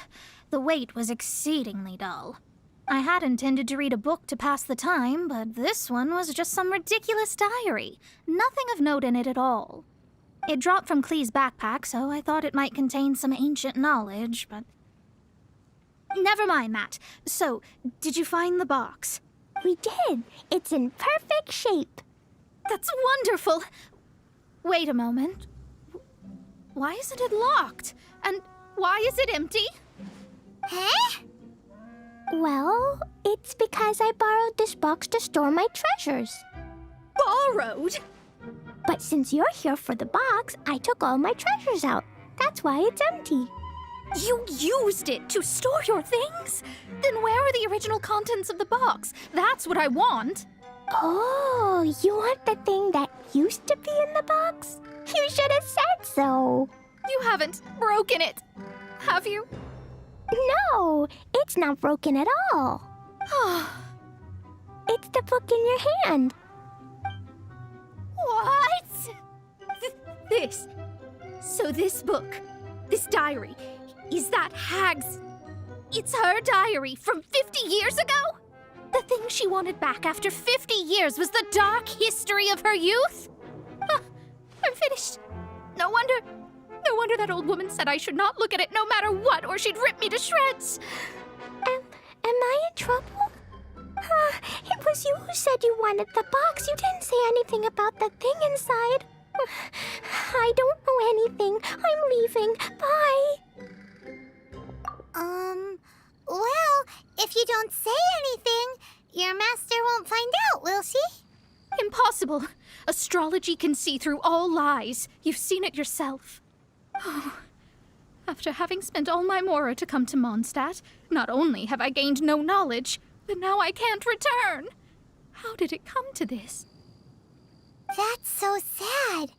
Maybe you could forget everything in that book and then go back. That's... too difficult. And even if I wanted to stay in Mondstadt, it would be... Yes. I mean, no. You really have no way with words. Well, then you'll just have to go back and face your master. Stop talking about it.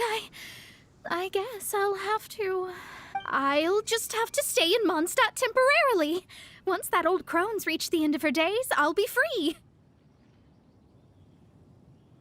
But what will I do about my astrology research? No, wait, I don't even have a place to stay. About that, we can go ask Catherine at the Adventurers Guild. Let's see if she can help. The Adventurers Guild? Ah, right. You can do commissions for them in exchange for... Well, you know what I mean, don't you? Oh, thanks. Never mind, it's nothing.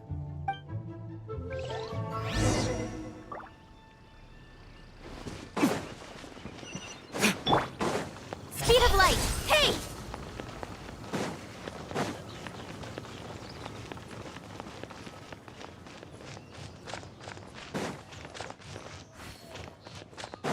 Incoming! Ad Astra Abyssosk. Welcome to the Adventurers Guild. I see. I understand the situation. There is a magic laboratory in Mondstadt that has been sealed by some unknown person. Although we have a few specialists who could break the seal, they all have their own labs and aren't that interested in the matter. I believe that if the astrologist you mentioned can break the seal, the owner of that house wouldn't mind if she stayed there. All right. Then allow me to tell you where the house is.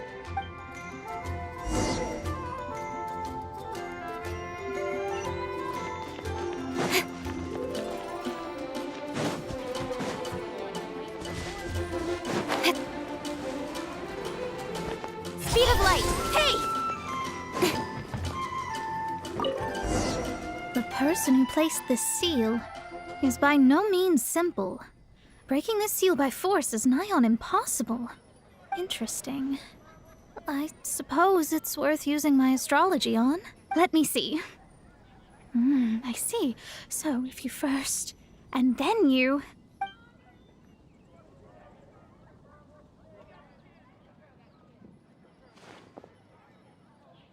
All right, it's open.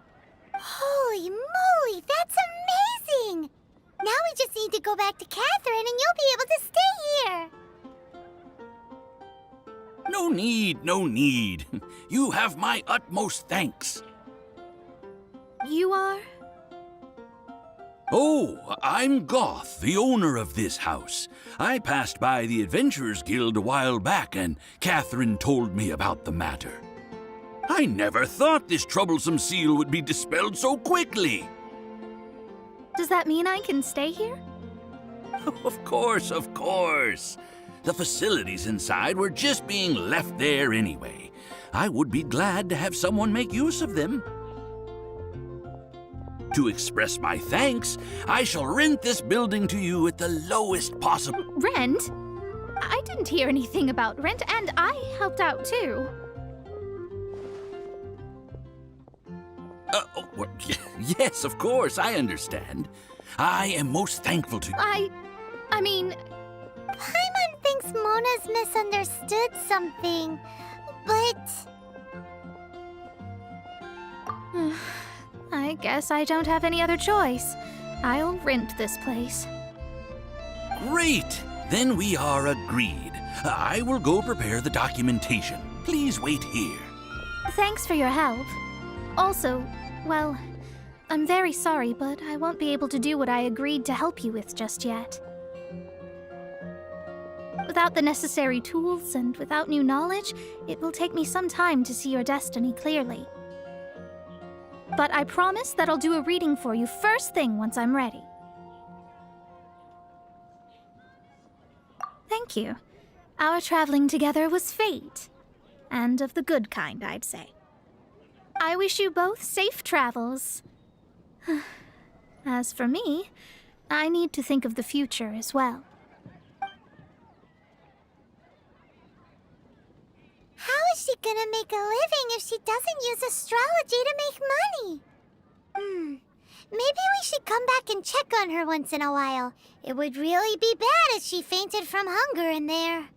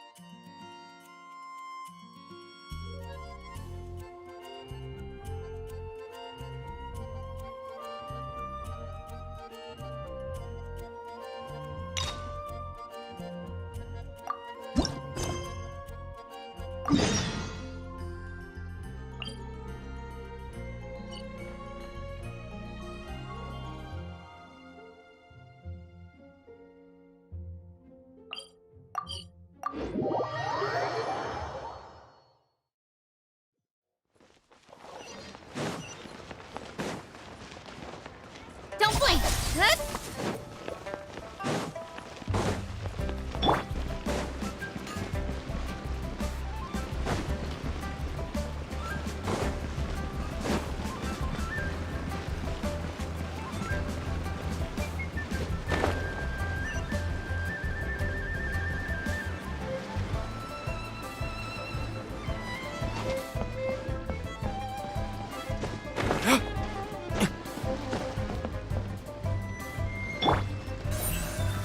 Speed of light!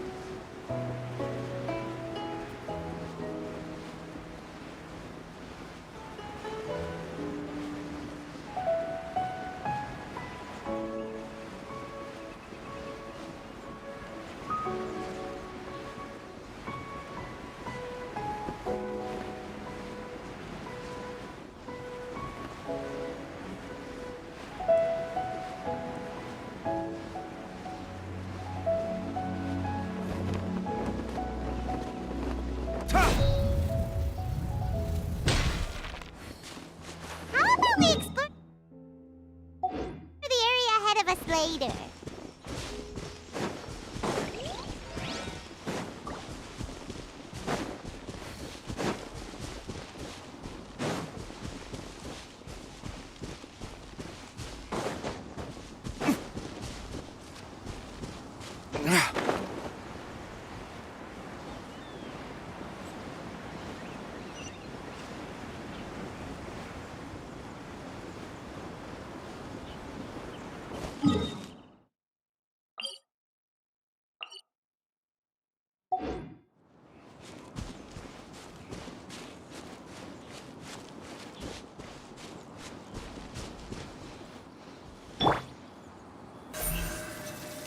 coming!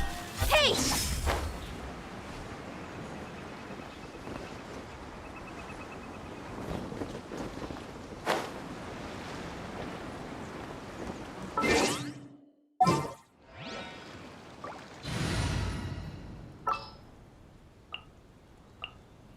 Oh, I'm...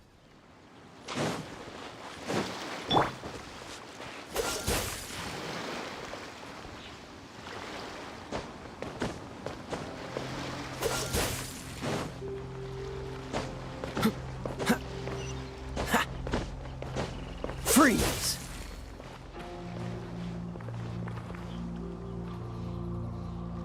Cool it!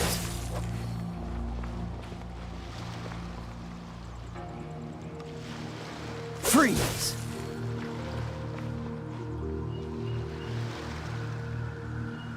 Dodge this!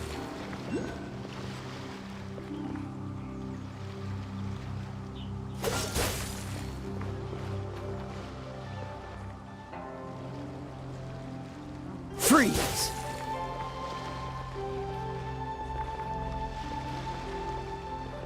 Dodge this!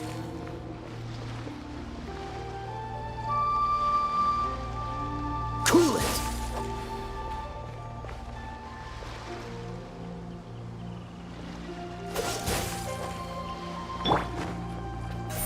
Don't blink!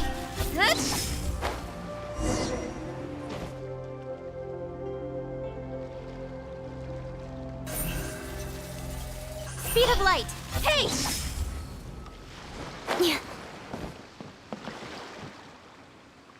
Life is short, so eat, drink, and be...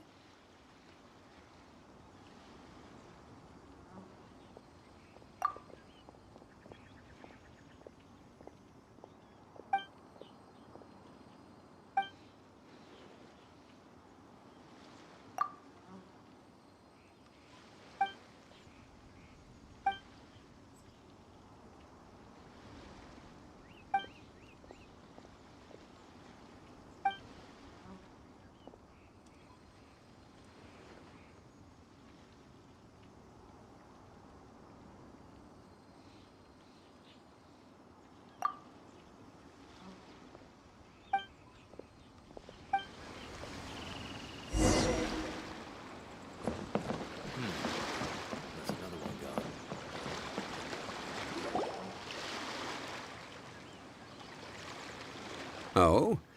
I didn't think I would see you here. Are these two your friends? Yes. We had the fortune of meeting not too long ago. They are quite a knowledgeable and talented pair, and a pleasure to be around. Traveler, we were just discussing the history of Rex Lapis. Would you like to listen? This, good sir, seems not to appreciate the almighty power of the Lord of Geo. As a professional archaeologist, I'm inclined to correct some of his erroneous views. We are discussing the whereabouts of the first Mora. The first Mora? As everyone knows, the Lord of Geo taught the ancient people of Liyue the craft of smelting, creating goods that allowed them to develop trade with the early nations of that time. Today, Liyue holds the sole right to cast Mora in the entire continent of Teyvat. The world's very first Mora should have been cast by the hands of the Lord of Geo himself thousands of years ago. According to my research, as well as my own hypothesis, I believe that this coin of unique historical significance has been passed down secretly through the years as a kind of token. For example, perhaps the Keqing who control the Liyue use it in some kind of unknown ceremony they hold when they come to power. No. My research indicates that the first Mora coin is not such a simple thing. Mora is a catalyst. This we all know. Even today, Mora is used in the mystic arts for its curious properties of weapon enhancement. The world's first Mora would no doubt possess the strongest power. My next historical treatise will boldly expound on the newest findings from my intense decade-long research. That is, that the Lord of Geo used this original Mora as a catalyst to enhance a dagger and a sword. A dagger and a sword? Well, Buy the book when it comes out to read the full story. For now, I will only reveal this. The one who finds the dagger shall become supreme in Liyue, and the one who finds the sword may be crowned Liyue's sovereign. I can't say I agree. Let us not speak of the authenticity of the dagger and sword first. But Mora and money came about simply because they are a convenient measure of a contract's value. Rex Lapis just meant for Mora to serve as a catalyst for people to exchange and trade. The world's first Mora is probably just an ordinary coin created by Rex Lapis. As for its fate, the same as all Mora, I suspect. It was simply spent somewhere. I think that Mr. Hanshua's hypothesis seems reasonable. Mr. Zhongli's argument, on the other hand, lacks any evidence. How can you so easily dismiss the Lord of Geo's profound foresight? No, I am not debating right or wrong. I am simply stating a fact. Enough! Do you think you understand the Lord of Geo more than me? I know but little about history, and I wouldn't dare to brag. But discussion is meaningless if everyone has the same opinion, no? Well then, answer me this. Long ago, when Liyue Harbor was being constructed, the Lord of Geo taught the people how to build houses. The model home he used to teach them was completely cast from Mora, correct? That is correct, indeed. Okay, then tell me. Why would the Lord of Geo do something so extravagant, if not because of the mystical power that Mora contains? There's a simple explanation, really. To the god of wealth and commerce, what material is easier to get than Mora?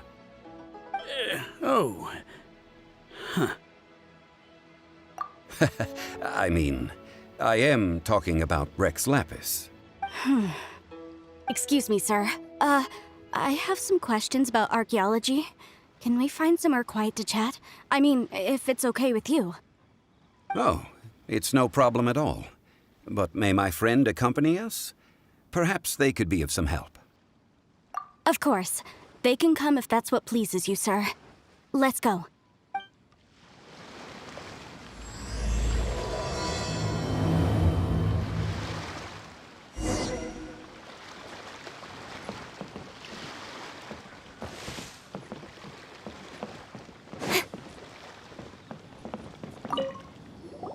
What I'm about to say is a bit disrespectful of the Lord of Geo and would draw a lot of angry looks.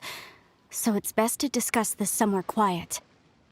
Your argument just now exhibited acuteness of speech and thought. Most importantly, you don't fall for the boasting and acting of the others. You remain objective. So I have a question for you.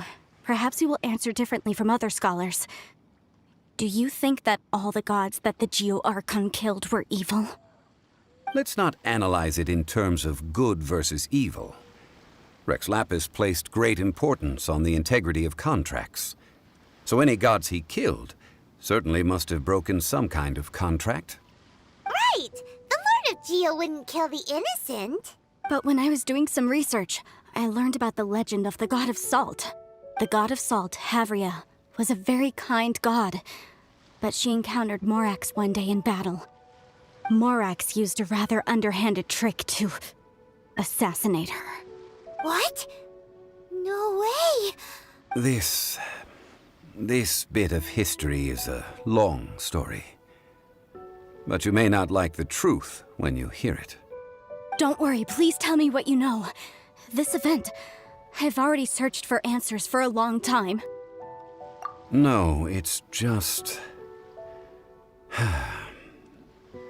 Where should I begin? Over here! Mr. Zhongli! I've been looking for you. So you're over here all this time.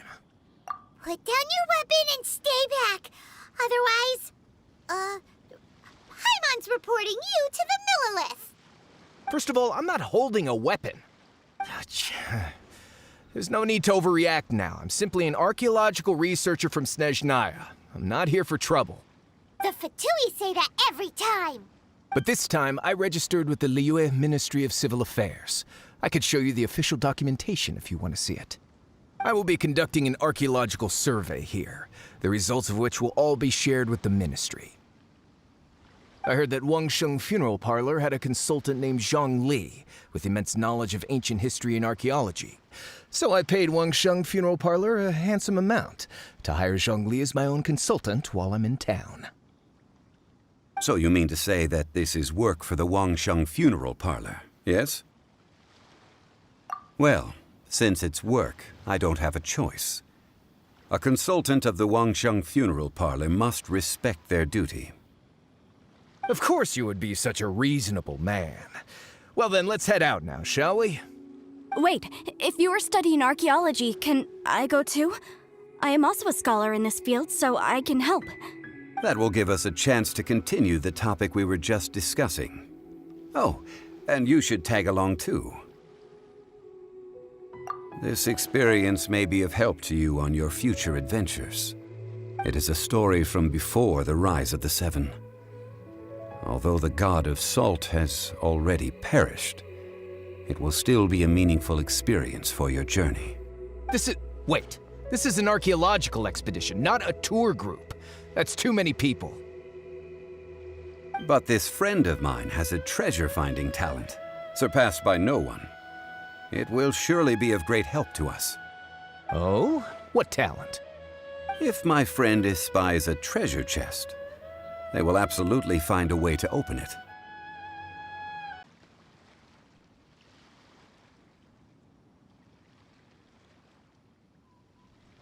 Hey, Paimon's good at that too!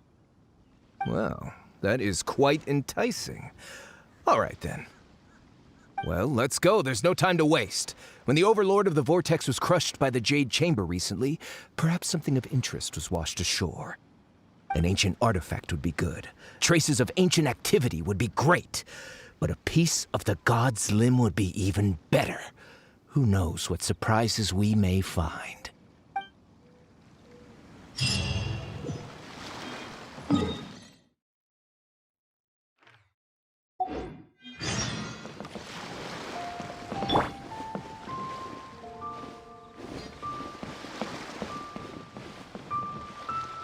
Life is short, so eat, drink, and be merry.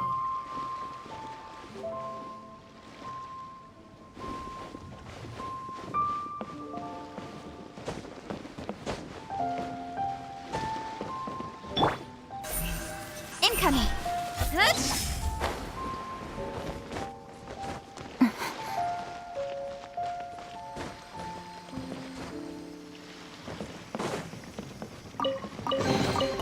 Not bad, as far as treasure is concerned. So eat, drink, and be merry. Don't blink! Hey!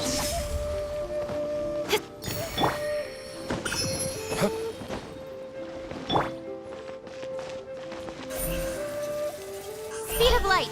Hush!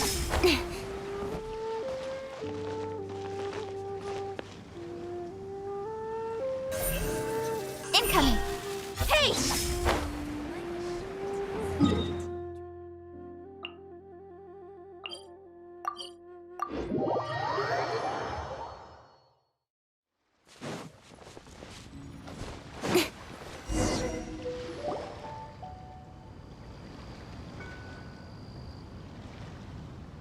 This place looks so ordinary. Can we really find anything valuable here? Huh? Paimon thinks it looks really grand. I don't mean the scenery, but rather that there should be something out of the ordinary. A big battle did just occur and all, and I don't even know where to begin looking here. Guyan Stone Forest is actually the perfect place to be, if you wish to learn about the gods or the history of the Archon War. Legend has it that Rex Lapis threw spears made of large rock into the sea here, piercing and crushing the Overlord of the Vortex. After many years of wind erosion, those stone spears have turned into the unique rock formations we see now. These mountains were the Lord of Geo's weapons? What we see now is just the part of them that remains. The stone spears hurled by Rex Lapis all those years ago were much greater both in number and in size, but due to the different angles they landed at, their large centers of mass, erosion by seawater, and years of gravity, many of them have been completely swallowed by the sea. So besides wind erosion, the initial collapsing of the stone spears also played a big part in the formation of Guyun Stone Forest. Well, a god able to fight one so powerful as Rex Lapis was certainly very strong in its own right. Indeed. This is where the value lies in research at Guyun Stone Forest. Most of the objects from that time were lost to the sea. But the gigantic waves created by the Overlord of the Vortex have given those sunken objects a chance to see the light of day again. So you're saying that if we look carefully, we'll be able to get very, very rich. I mean, rich with archaeological knowledge and historical value, yes? That's all I seek in life. Well, since we brought so many people, I think it would be best to split up and look. Okay then. I will go with my friend here. Although I have a smattering of knowledge in various disciplines, when it comes to archaeology, I can't compete with the expert here. Huh? Me? What's the matter? This is your profession. Why are you so surprised? I get it. I'll escort him then. Okay. If we find anything valuable or rare, let's meet on the shore opposite from here. The ancient god probably left behind lots of elemental marks. Following them should make our search much easier. Well, go ahead then. Use your elemental sight to look for any marks.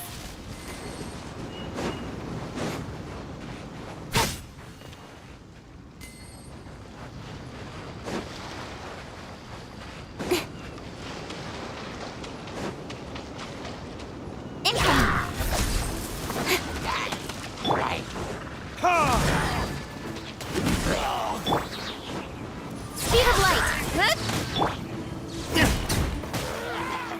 Cut to the chase!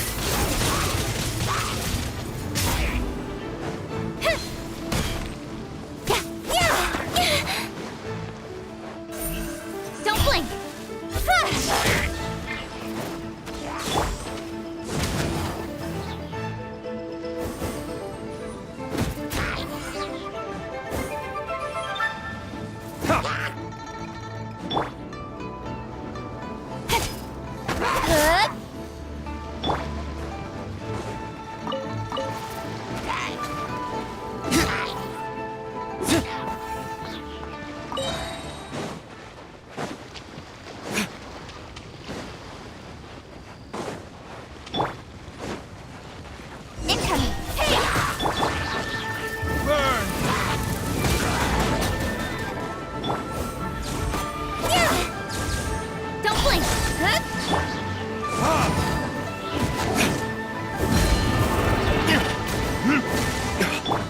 With sword comes shadow. Speed of light. Why are there enemies here? Guyun Stone Forest is a place where a god was defeated, and its remnants still affect the area to this day.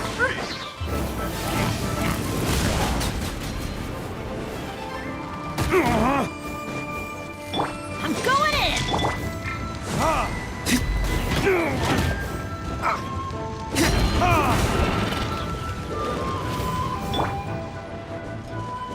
Speed of light! This one will be frozen in time. Don't blink! Hey!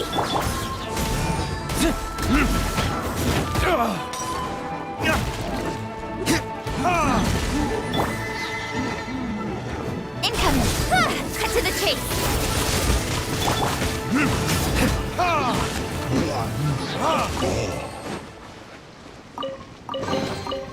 I suppose this will do.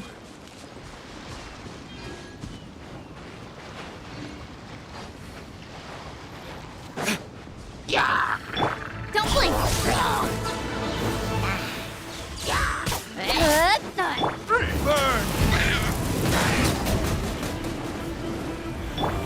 Speed Speed of light! With sword comes shadow. Incoming! Hey!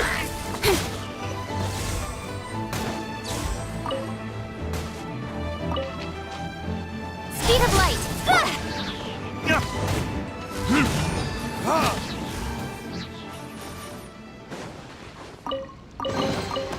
I suppose this will do.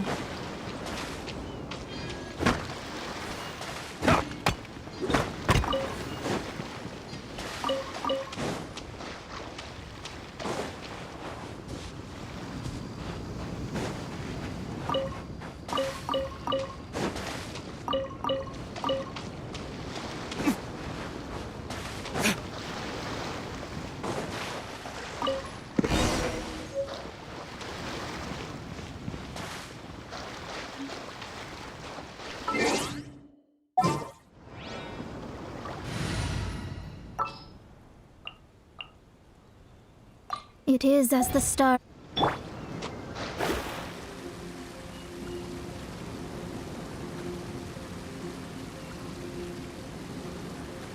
They're gathering together here.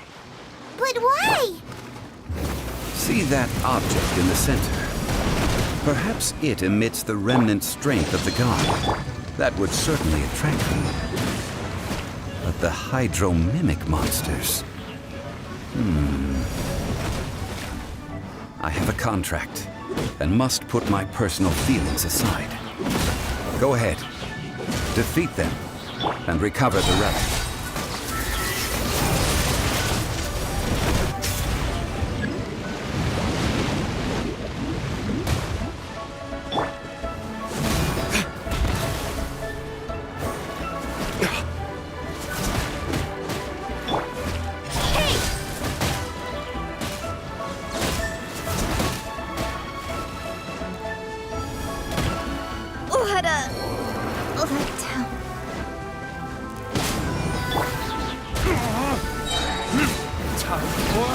Retribution!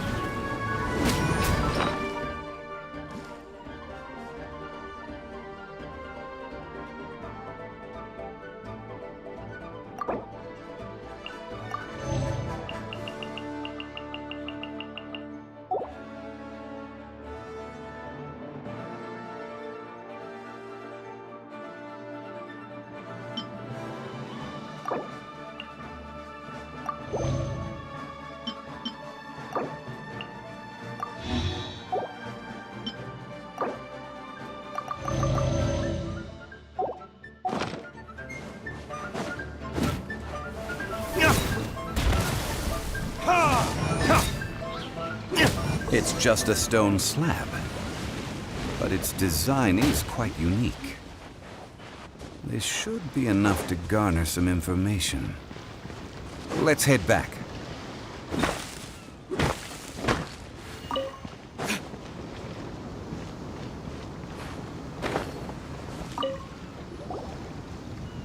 You call yourself a scholar of archaeology? You can't even recognize this or that. What are you good for? We all have our areas of expertise. I already tried very hard to explain. Oh, stop arguing! What in the world happened? This girl just keeps bragging about how she's an archaeologist, but she doesn't even know anything about the surrounding ruins. I even know more than her. She left me to rely solely on guessing, experience, to find anything valuable to take back. Ugh, what a waste of time. I've just been researching the god of salt, so I'm not familiar with sea relics. Is that so strange? And you kept asking about how much Mora everything is worth. Can the value of relics only be measured in Mora? Isn't measuring their value in Mora the easiest way? This also matches the traditions of Liyue, does it not? Now, calm down. No need to make a fuss. We were able to bring back some intriguing objects. Let's have a look. Oh, what a shame. These objects were indeed washed ashore by the Overlord of the Vortex, but they have nothing to do with the god besides being in the vicinity at the time. This stone slab we found, however, has a mysterious pattern and faint aura of divine power. Perhaps it will be useful for research purposes. Quick, give it to me. At least we didn't come for nothing. The power of the gods, yes! This is good. Oh, but these other objects are certainly worth a little something, right? It should be enough to cover the cost of hiring you. It's all mine. So, it's only valuable for research if there are remnants of divine power on it? Not at all. My quest to uncover the history of the God of Salt is because history can tell us about culture and beliefs. But you're just trying to use archaeology to get rich. Nonsense! I'm a professional archaeology researcher from Snezhnaya. I swear, if I'm lying, may the Lord of Geo strike me down. Oh, by the way, you probably don't want to sell that teacup. Oh? Why's that? That's not an ancient teacup. It's part of Ningguang's collection. It must have fallen here along with the Jade Chamber. So unless you want to mess with the Keqing... Ah, I see. What a shame. It was of such high quality, too. See? You do want to sell these objects! But, so what? Why can't I pursue wealth both intellectual and material? Don't be so simple-minded. All right, then. No need to stay here any longer. I'm rather quite intrigued by the God of Salt, too, actually. Let's go to Saltarai next.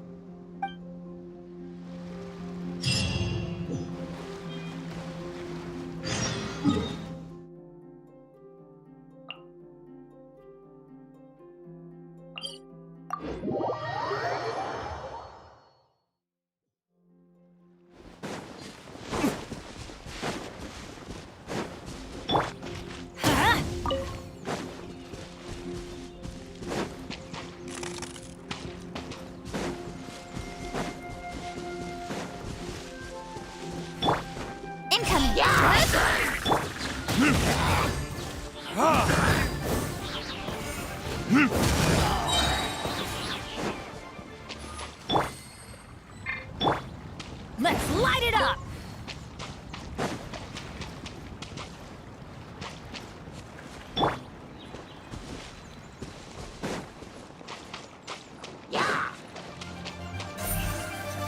Speed of light! Burning disc!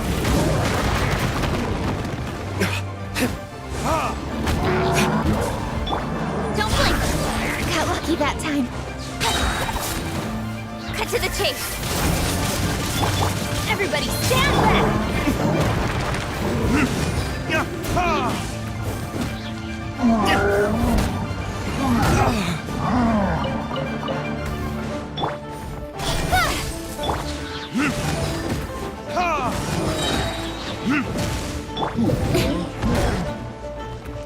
Incoming! Hey! Burn!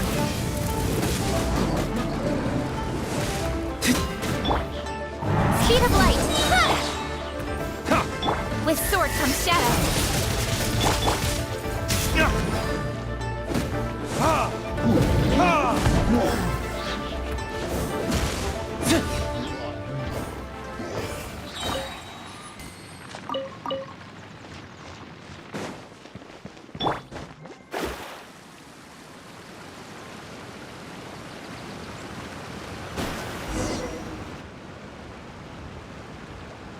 I heard that Saltarai was once the home of the God of Salt's people. Therefore, there's sure to be loads of valuable relics nearby.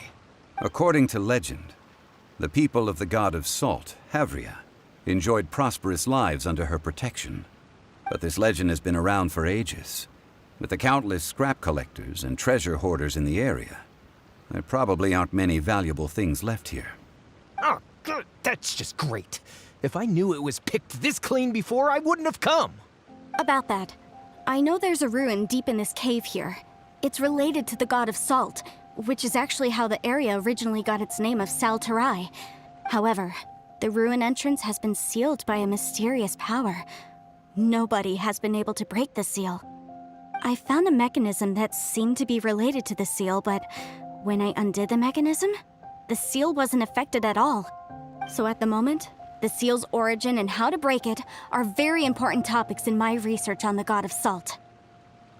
I don't know, there's no concrete evidence, but I'm pretty sure the seal is meant to hide some kind of long-forgotten truth.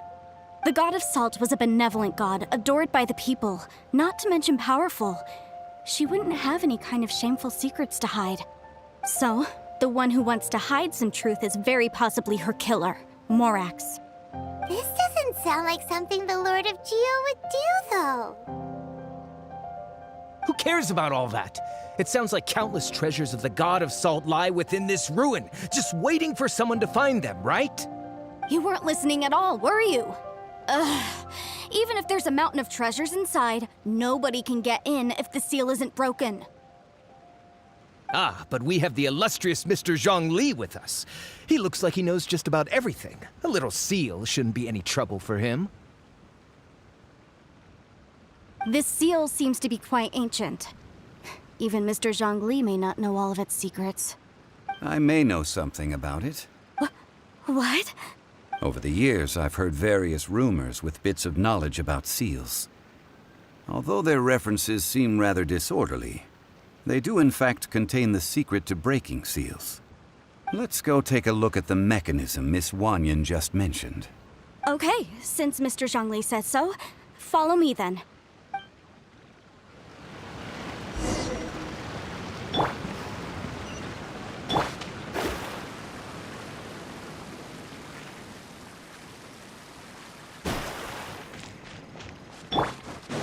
Incoming!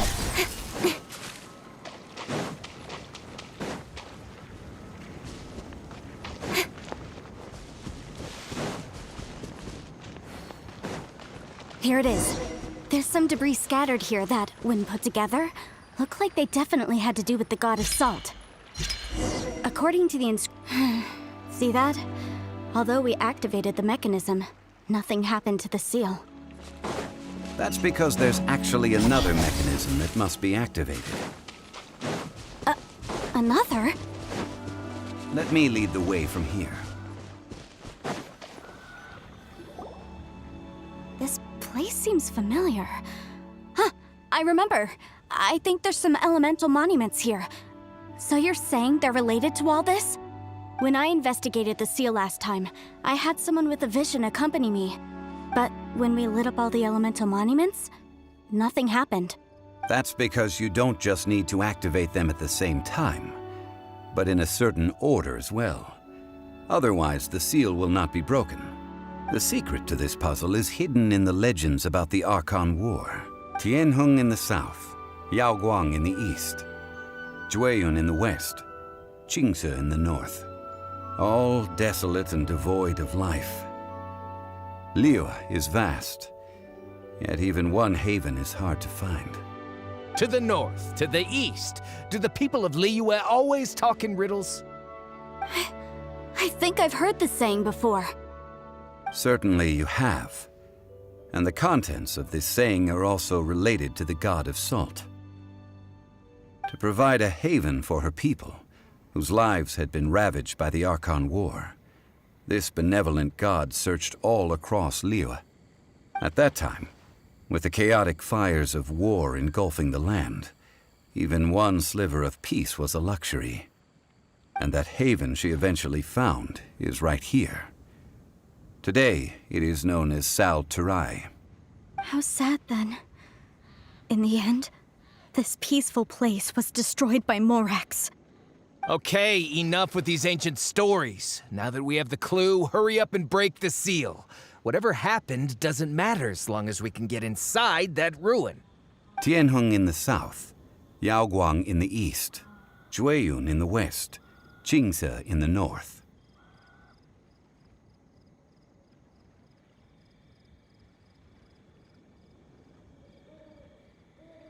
With this clue, you should be able to solve the puzzle.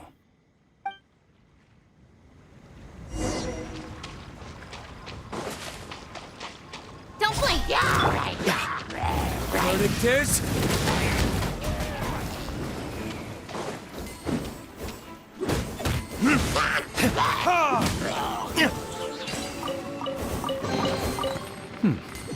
Better than nothing.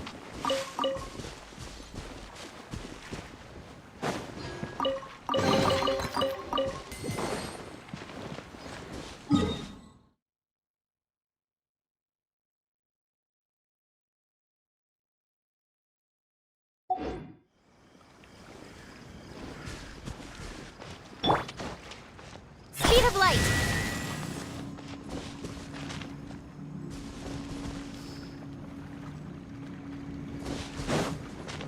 Incoming!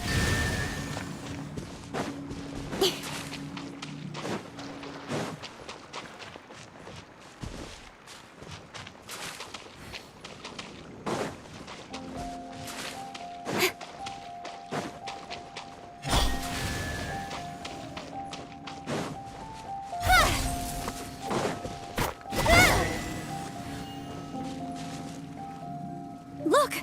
The seal really was broken! Mr. Zhongli is indeed quite remarkable. It was nothing, really. Now, it's time that people learn the hidden truth lost to time.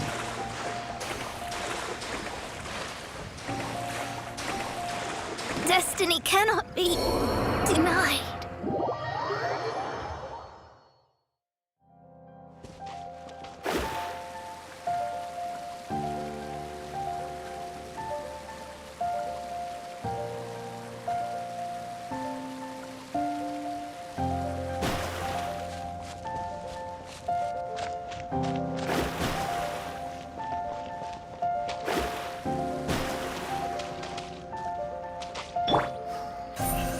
Don't blink!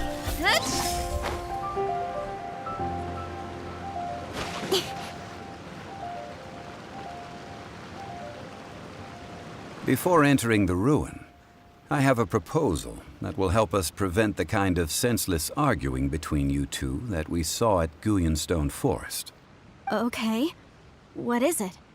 I propose you two agree upon a contract, stipulating that we alternate who gets claim to each treasure we encounter, with only one object permitted per claim.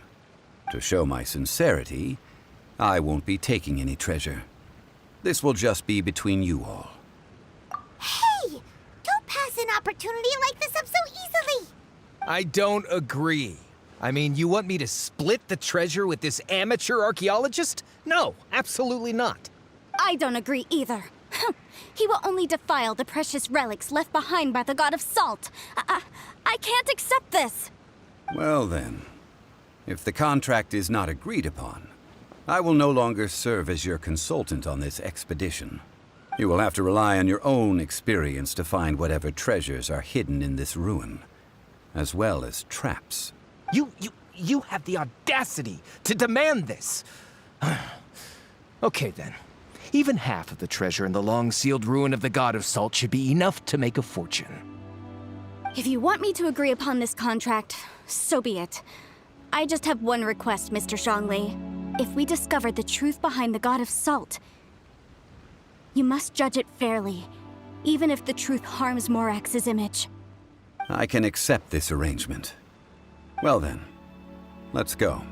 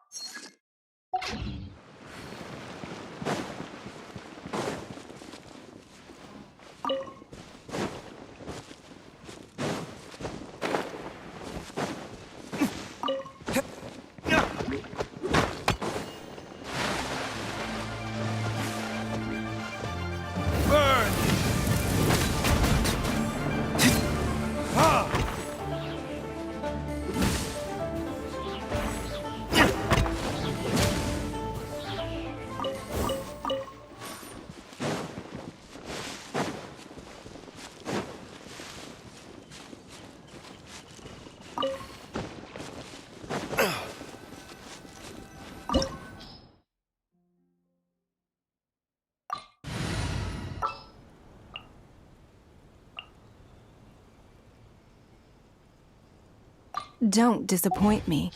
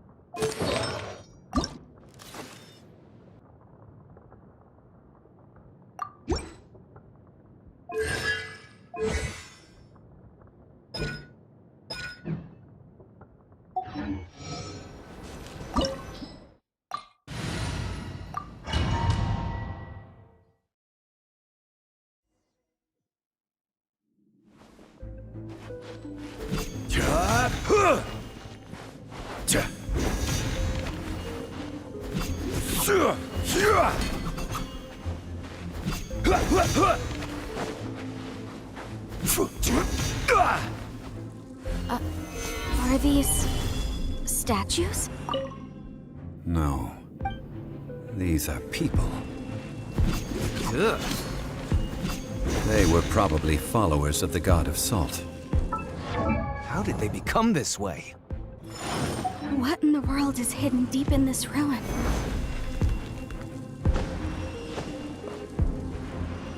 Crumble! Rise! Quake! Rise!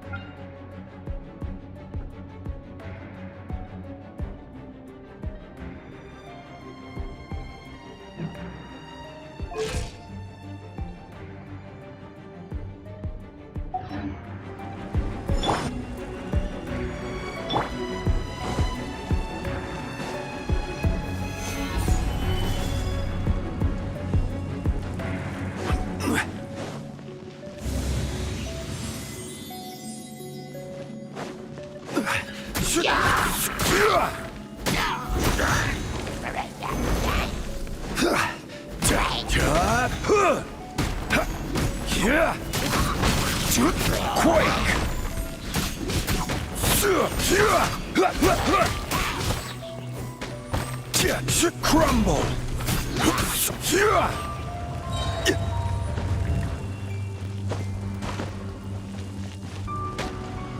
Quake!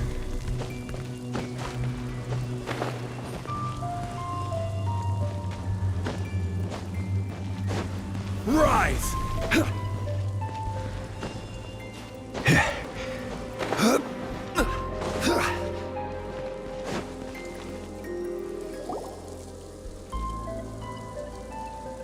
Look at this!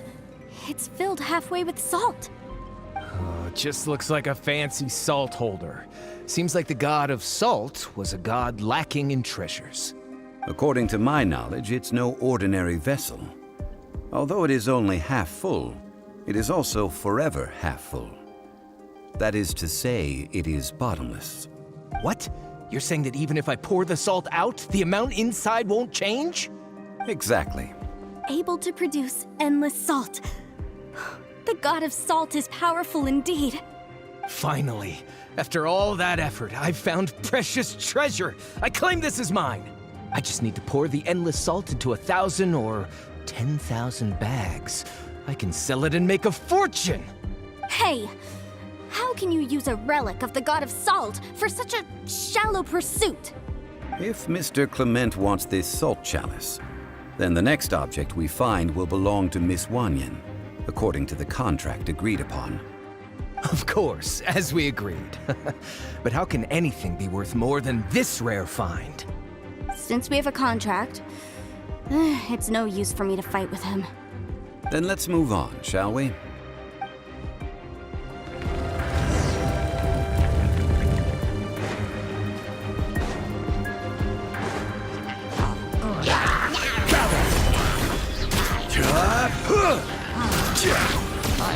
This is order.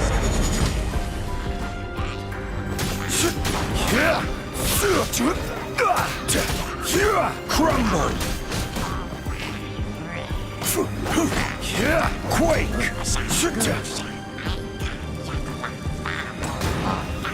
Solidify.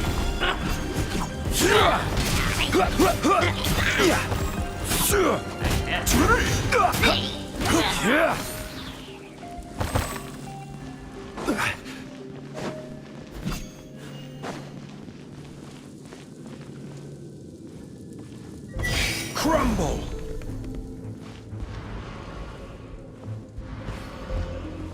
Quake.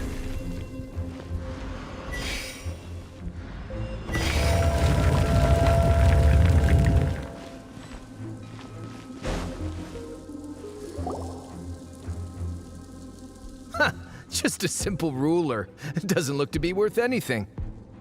This, if I remember correctly, this is some kind of measuring tool. Indeed. But the god of salt imbued it with another power. When you stick this ruler in the ground, the surrounding area will become covered in salt, much like a rising tide covers the earth. The deeper it is stuck in the ground, the more salt will appear. It is essentially a bumper harvest of salt. What? That's even better than the salt chalice! Well then, according to our contract, the salt ruler goes to Miss Wanyan. No, unacceptable. I paid for and organized this entire expedition. Why should I get the short end of the stick? And this girl has been useless. Why would she get anything? Oh boy, here we go again. So you are saying you want to break the contract? So what if I break it? Now that I've seen how the mechanisms in this ruin work, I no longer need you. Let's not forget who hired who here. Why should I let you make the rules? Because you agreed to a contract. Rex Lapis once said, "Ones who break their contracts shall suffer the wrath of the rock." That is one of your Liyue gods. I am from Snezhnaya. I will suffer the wrath of the rock. You may find it rather unpleasant. Pay your dues. Crumble. Gather. Order guide you. Your verdict is? You can't run from death. I shall confiscate your treasure as well. You are not worthy to continue any further into the ruin. Leave this place. Oh, darn you! Just you wait.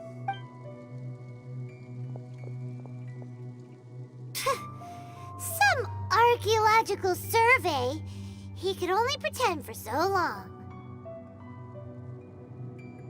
Hey, Paimon likes Mora, but Paimon doesn't do bad things. Clement's wrongdoing stemmed from greed, yes.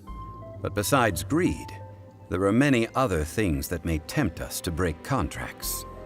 When people see the object of their dreams, how many are really able to control their desire and follow the contract? I think we should be honest with each other now. Huh? Be honest about what? That in truth, not a single member of this archaeological expedition came here for archaeology. Why do you say that? Miss, you lack even the most basic archaeological knowledge, and can recognize naught but a few simple relics. However, you are an expert when it comes to anything regarding the god of salt. You aren't interested in archaeology or relics. What you're really interested in is the god of salt. I believe those legends about the god of salt that you mentioned on the Pearl Galley are passed down between generations at Yinyuan Hall. Okay, that's enough. Sir, you are indeed a man of great knowledge and talents.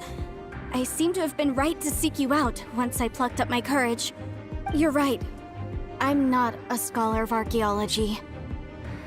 I come from one of the 8 trades under the jurisdiction of the Keqing, Yinyuan Hall of the salt industry. Our ancestors were those protected by the god of salt all those years ago, when the Archon War engulfed the land in chaos. Oh, right! Now that you mention it, the people of Liyue very seldom use the name Morax. During the war, Morax assassinated our god out of envy for her power. He left us alone and lost in the world. We hate him! But this is Morax's Liyue after all. And its history is written as he wishes. So I seek proof of Morax's guilt. He has blood on his hands and cruelty in his heart. We agreed to a contract that we will face the truth head on, didn't we, Mr. Zhongli? You must judge this history fairly. Naturally, of course. But I must add, Liyue is no longer Morax's Liyue. Come with me. All the answers you seek lie ahead.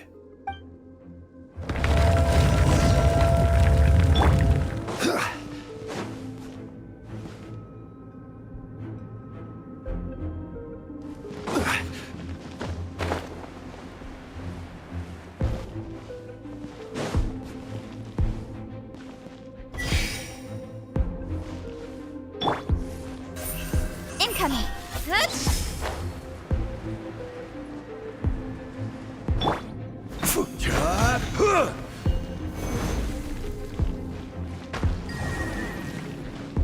Quake!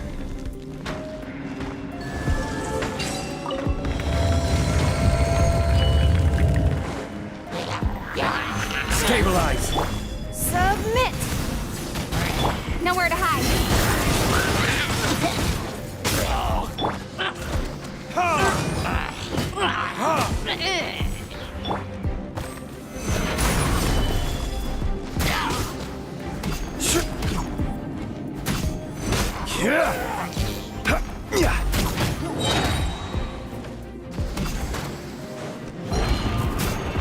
This is order. Rise!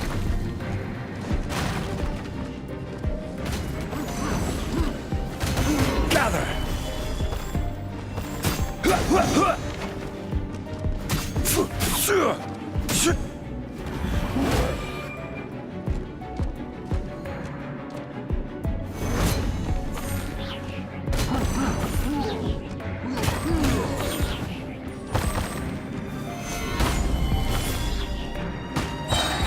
Order guide you.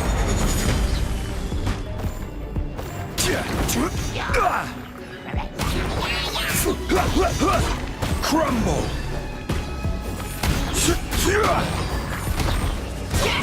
Stabilize. This is order.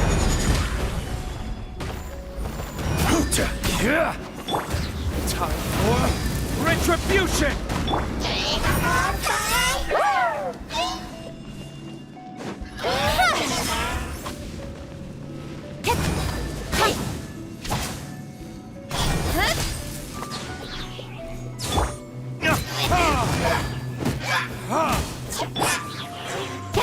Don't blink!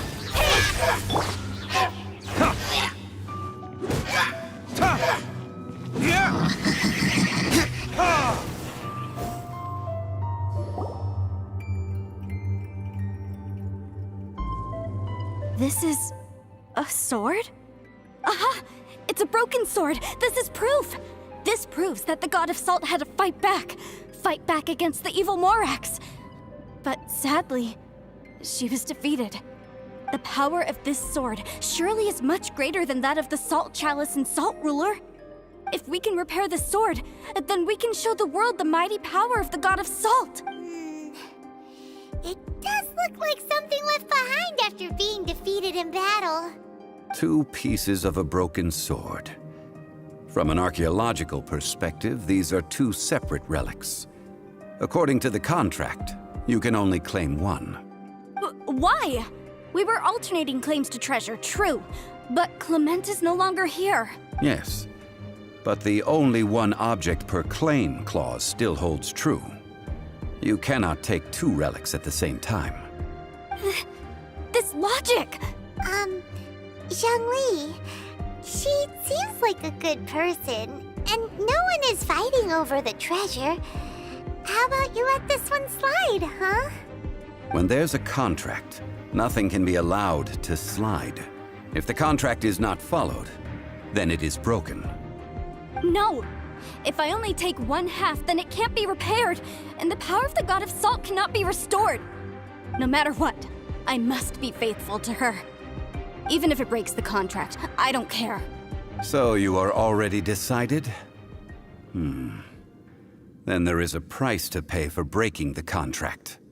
Zhongli! That is to say, you consign yourself to suffer the wrath of the rock. That's okay. The God of Salt gave up her life to protect her people. My sacrifice is nothing compared to that. Punish me however you want. Just let me take this proof of my faith. No, you can't hit her!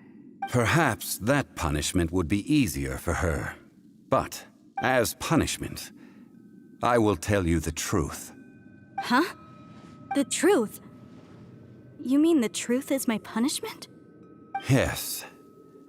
The truth that I am about to tell you shall be your price to pay for breaking the contract.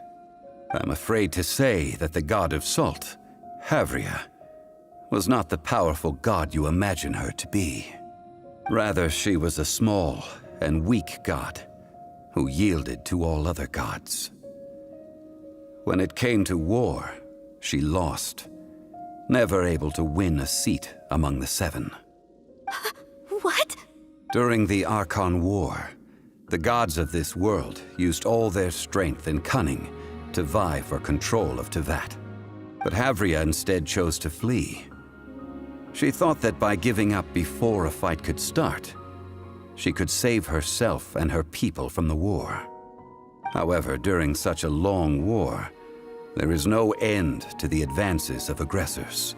After making countless concessions, Havria lost all of her lands, until only one small haven remained. No! It can't be so. In her last days, she had not even a single blade to defend her people with. Not even a single blade? Then, this sword... This sword is not a relic belonging to the God of Salt, but is instead the murder weapon used to kill her. Murder weapon? No! That's not true! That can't be true! You're trying to test my faith in the God of Salt. As I said before, I only state the facts. Preposterous! You are a follower of Morax! Don't try to trick me! Hey! Come back! Indeed. Otherwise, why would I use the truth as punishment? I did not want to tell her such cruel facts. But the contract was broken. Let's follow her deeper into the ruin. There, I fear, we will find something that will leave her no choice but to face the truth.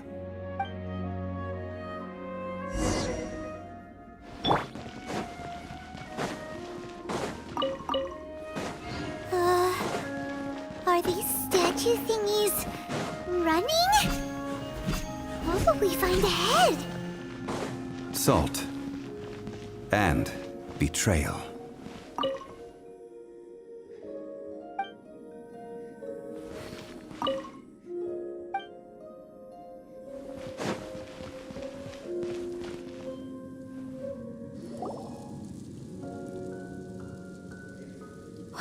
all these?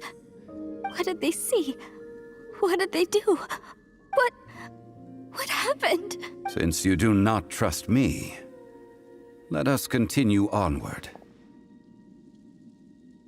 That which lies beyond this door will show you all that happened back then.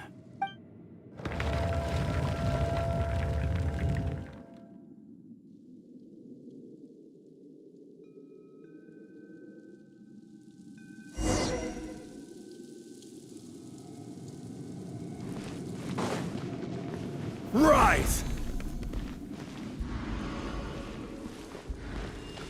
Quake! This is the scene of the crime. Havria's body dissipated, leaving nothing but these traces of salt. Her dying moments have since been frozen in time to this very day. The story continues that some among her people realized at last that this gentle, kind, but weak god could never protect anyone in wartime. The Archon War was cruel in the extreme. Instead of consigning her to the agony of defeat, they thought perhaps it would be better to give her a quick release. But what about these statue thingies? No matter how weak the god, the power that flows forth when they are slain is beyond the strength of mortal coils to bear. Those who could not flee were thus transformed. Those of her people who were untouched by this disaster left for Liyue, where they sought refuge with Rex Lapis. Their descendants feared Havria's remnants and lived in terror that she had laid upon them an eternal curse. So they risked their lives to come here, to break the sword, and offer up obeisances in hopes that her anger might be appeased. But they need not have done so. For how could a god who had never once resisted, even till the end, nurse hatred for her people in her heart? Even if this is so, I can't! This must be a lie. A false history, all of it! Don't you dare try to shake my faith!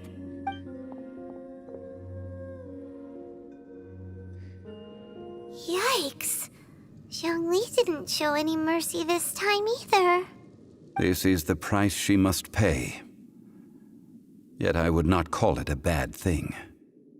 Judging by how she appeared, I fear that she will struggle for a time. But even if she may not escape that struggle immediately, simply recognizing the truth is good enough for now. Indeed, in ages past, Havria's story served as a warning to me as well. Faith in a god who has already passed will do you no good. So it is for Havria. And so it is for Morax also. All right then. Now, would you like to accompany me in taking a trip to Guyonstone Forest? Huh? What do you want to do, Zhongli? Treading old ground, telling old stories. One cannot help but be reminded of old acquaintances.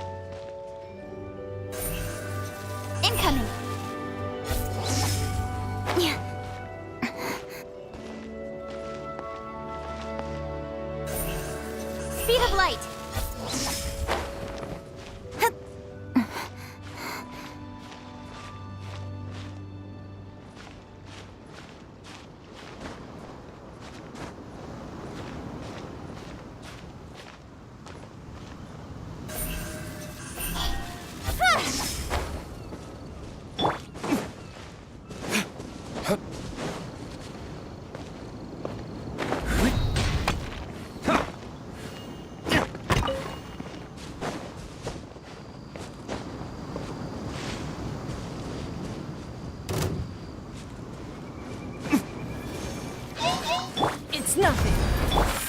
Cut to the chase. Don't blink. Hey! Damn you! I'm going in! Verdict is...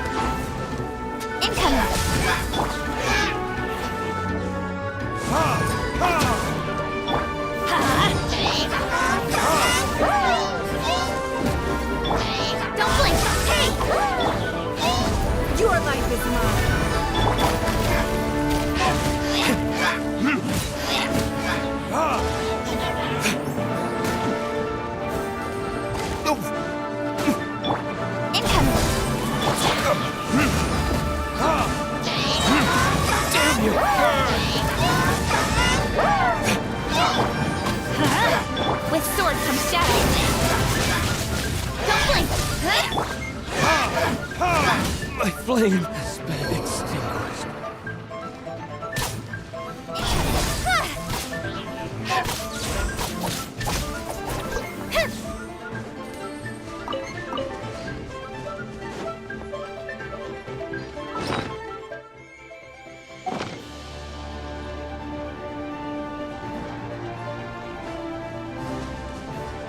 Don't blink!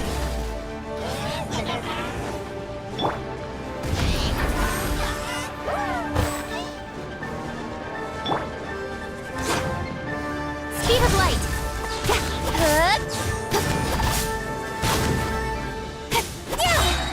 Nowhere to hide! Don't blink! Hey!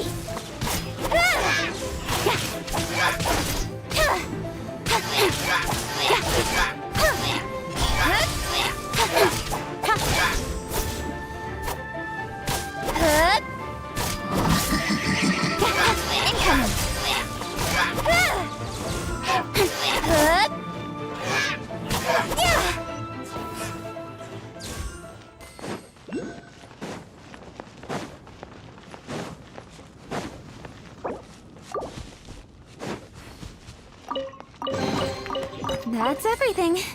And teamwork is dreamwork.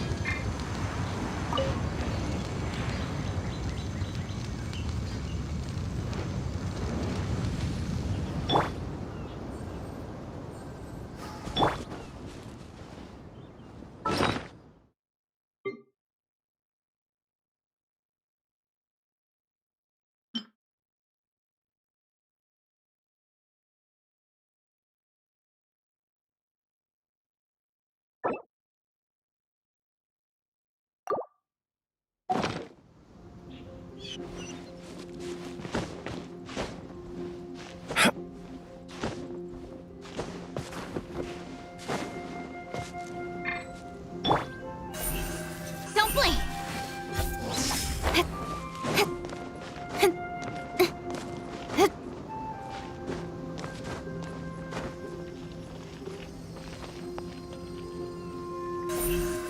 Incoming! Hey!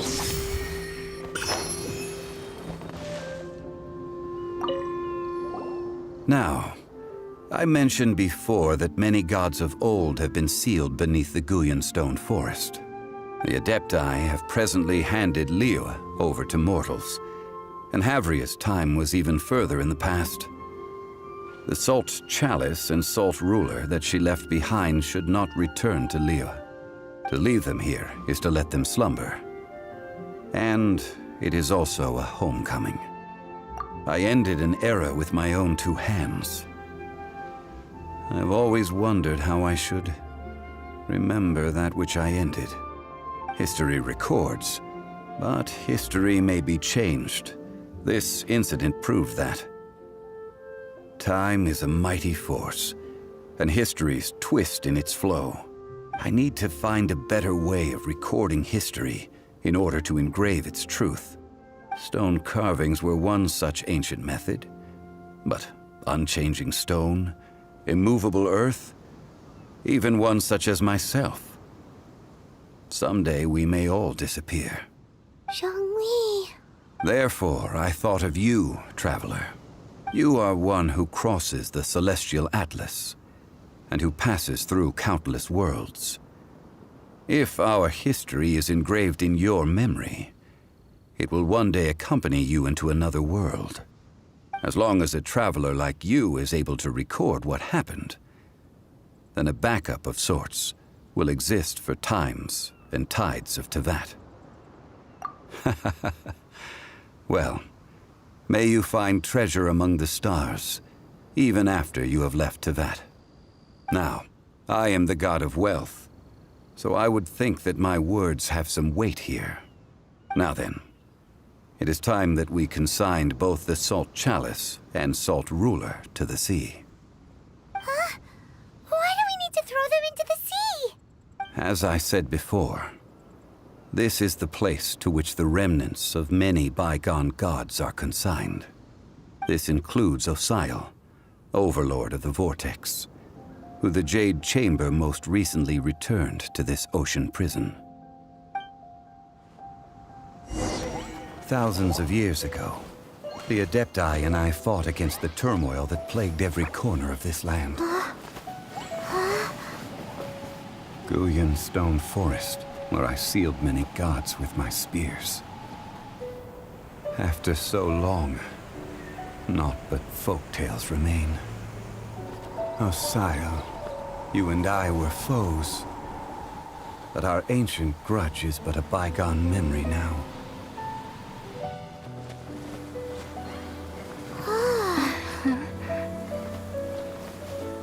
May that which Havria has left behind be yours to subsume.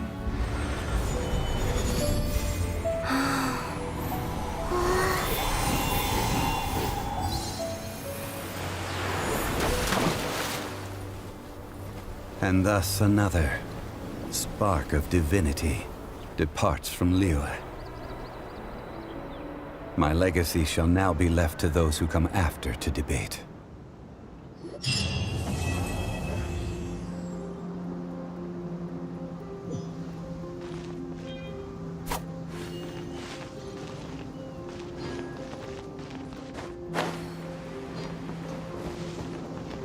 I will remain here for a while. I fear that moments of reminiscence like this can only grow fewer. Though the Salt Chalice and Salt Ruler do have power in their own right, they are nothing before Osial. If a day comes when he should recover his strength and return, I believe that even so, he will be defeated once more.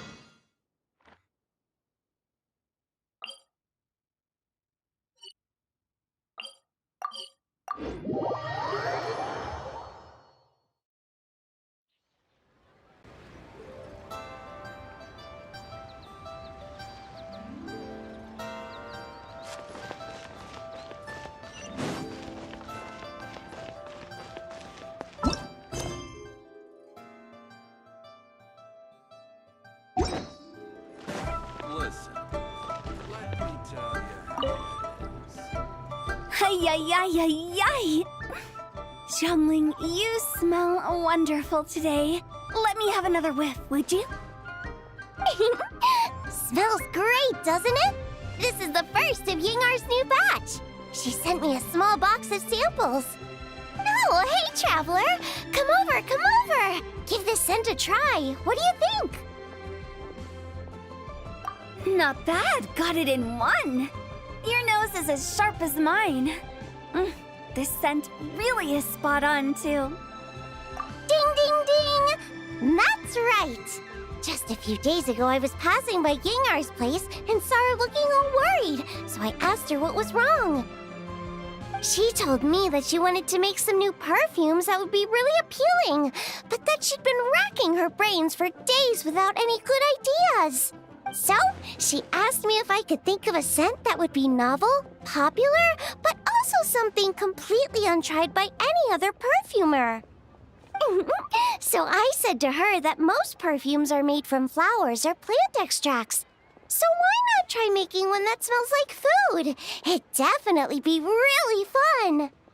Yeah, fun is right, but there's just one teeny little problem. The longer you smell it, the louder your tummy starts to grumble. Hear that, Xiangling? That's mine going, feed me, feed me.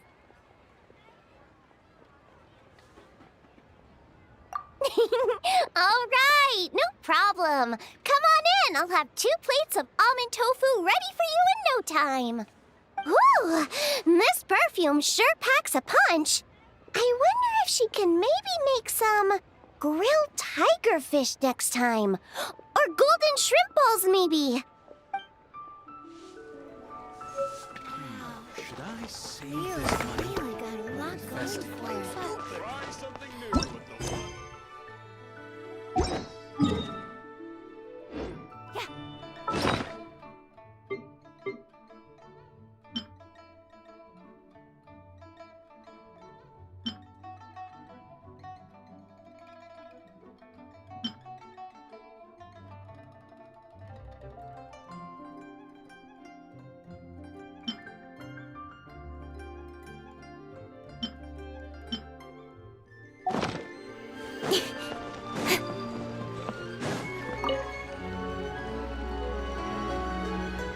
Hi, Catherine. It's us.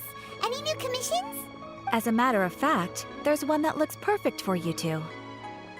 Uncle Dai is one of the foremen at Huishan Hall over in Liyue Harbor. He's hoping the Adventurers Guild can spare some manpower. What is it we have to do exactly? I believe you'll be looking for workers. Ooh, looking for people? Awesome! We're good at that! I have no reason to doubt your abilities. I'm sure the details can be worked out face to face. If you're willing to accept this commission, head over to the dock and talk to Uncle Dai.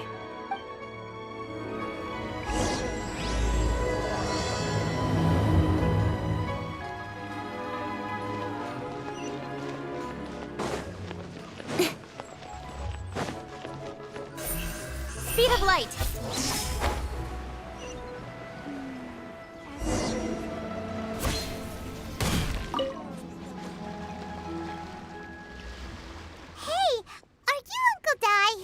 I am indeed. Now then. You must be the adventurers assigned by the guild. Huh? How could you tell? By the clothes on your back and the look on your face. Experienced adventurers at that, I'll wager. Right again! You're pretty perceptive! In this trade, you need a sharp eye for people, not just rocks. Uncle Dai can see what you're made of from a long way off. All right, my assistant should be arriving soon, so let's just wait here a moment. Woo-woo! That's why we're here! Now there's someone else taking a cut? Well, to tell you the truth, this is a very difficult matter. Too much for adventurers alone to handle life here. So there is someone else! Do you think we're not up to the job? It just occurred to me that you don't have all the facts. The incident in question happened in a mine, and it's a little out of the ordinary, to say the least. Mines are dangerous places, as I'm sure you're aware. As such, I've enlisted an industry expert to cover all contingencies. Last time I checked, adventurers weren't experts in ore appraisal or geological analysis. With a professional by your side, everything should run smoothly. Besides, this guy's the best in his field. No matter the rock, he'll tell you its value to the nearest mora at a glance. I'd go as far to say that there's not a soul on Tevat that knows rocks better than him. I'd be a fool to not enlist an expert of his caliber. You're a fool if you think you found Tevat's #1 rock expert. Oh? And why might that be? Because Tevat's #1 rock expert happens to be a friend of ours. Ha-ha! Didn't expect that, did you? Wait here, we'll go fetch him. Paimon bets Zhongli is listening to the storyteller. Let's head over.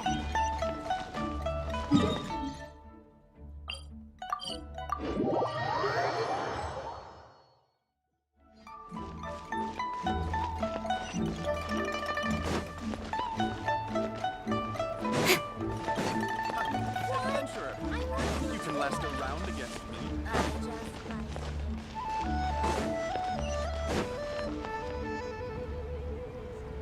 In our last tale, Rex Lapis.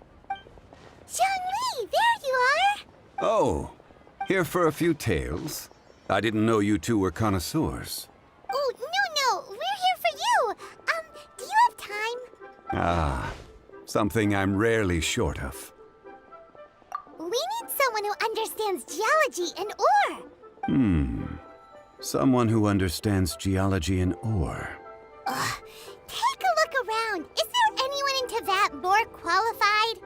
The requester claims to have enlisted Tevat's #1 rock expert, but Paimon doesn't believe a word of it. Nobody understands rocks better than you. You appear to have taken his claim quite personally on my behalf. Oh, no. It's just... Uncle Dai doesn't know what he's talking about. Paimon just wants to enlighten him. I see. Well, then it will be my pleasure to accompany you. Really? But I should inform you that despite my expertise, I cannot necessarily claim to be a leading authority. We are at all times adrift in a sea of learning. New knowledge should be welcomed with open arms. Still, I imagine I will be of help to you in this endeavor. If we do encounter an expert, I look forward to broadening my own understandings. Stop being so modest, Zhongli. Well, we got him.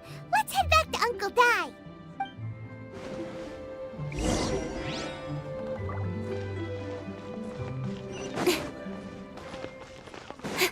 Incoming!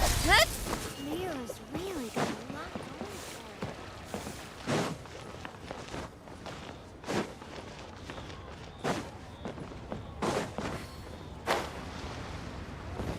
Don't blink!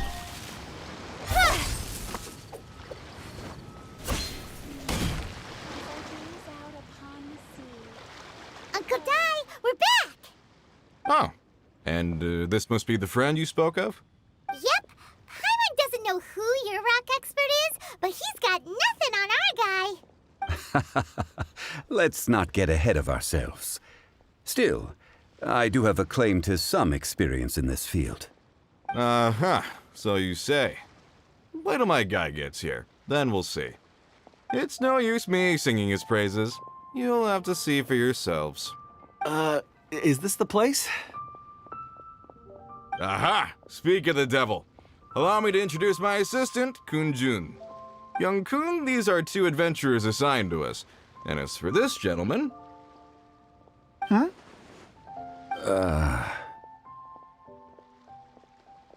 Wangsheng Funeral Parlor's consultant. Mr. Zhongli. I've heard about you. They say you're a man of great knowledge and many talents. I had no idea I'd be meeting you in person today. I'm sure I recognize you. Have we met at the parlor? Wait, I've never been to the parlor. Uncle Dai, aren't you gonna test them? Huh? I wouldn't know where to start. Then they can figure out a way to test each other. If Zhongli wins, he's the assistant. If Zhongli loses... never mind. Zhongli won't lose. A contest? Why, it would be my pleasure. I admire your enthusiasm, good sir. I must say, you certainly have the look of an industry expert about you. It'll be interesting to see which one of us wins.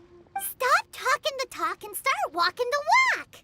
I'm just saying it like I see it, which is, incidentally, the only skill I have worth talking about. So you're an appraiser, Mr. Kunjun? Well, no. Actually, I've already forgotten what I'm in Liyue Harbor for. I was standing by the side of the road one day when Uncle Dai called me over. He saw me holding a rock and asked me a few questions. He seemed incredibly excited, even followed me for a while. We arranged to meet here. Huh? How could you forget something like that? I saw him on my way over to Liyue Harbor, poring over rocks and muttering to himself. He looked to be very familiar with them. I asked him a few questions out of curiosity. To my surprise, he knew more than me, an old mining foreman. In any case, he didn't have any pressing matters and agreed to help me. So, do you have a poor memory? Not exactly. Anyway, if it's rocks you need help with, I can most certainly lend a hand. Mr. Zhongli, what do you make of this rock? A glossy exterior, with a fissure that could only have been left in the wake of a volcanic eruption. If I'm not mistaken, this is a rough gem from another nation. Ah, a keen eye. It's no ordinary rough gem. Fragile surface layer, black veining.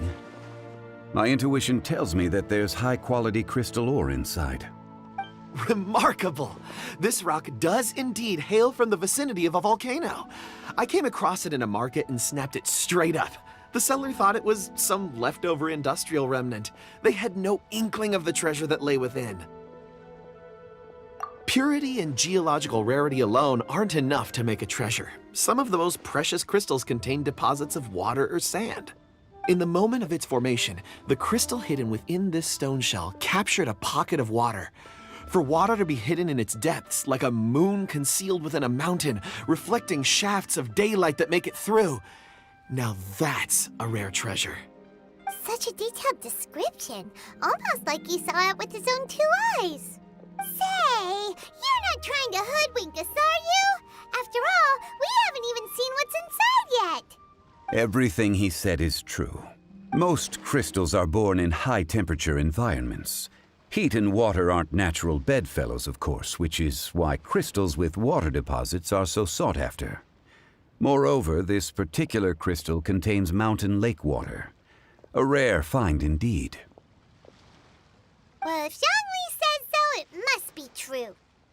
I've yet to encounter anyone with a judgment as shrewd as yours, Mr. Zhongli. How did you know exactly what lay within? I've seen many such stones in my time. I recognized it immediately. I hope you didn't mind me flaunting my experience, Mr. Kunjun. Of course not. I feel I've met a kindred spirit here today. I hope you will accept my friendship. Uncle Dai, it would be a mistake for Mr. Zhongli not to join us. Trust me when I say that his level of expertise is unrivaled in the trade. You won't come across another of his caliber in your lifetime. Very well. There is strength in numbers, after all. Everyone, follow me to the chasm. There are men counting on you to find them.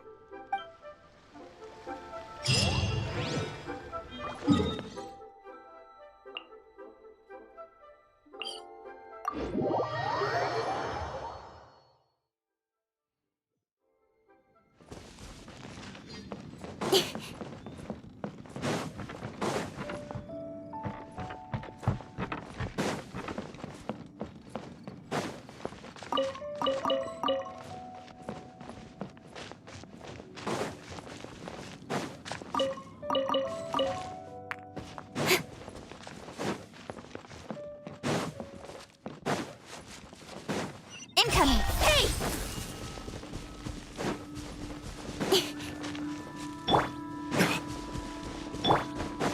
Don't blink!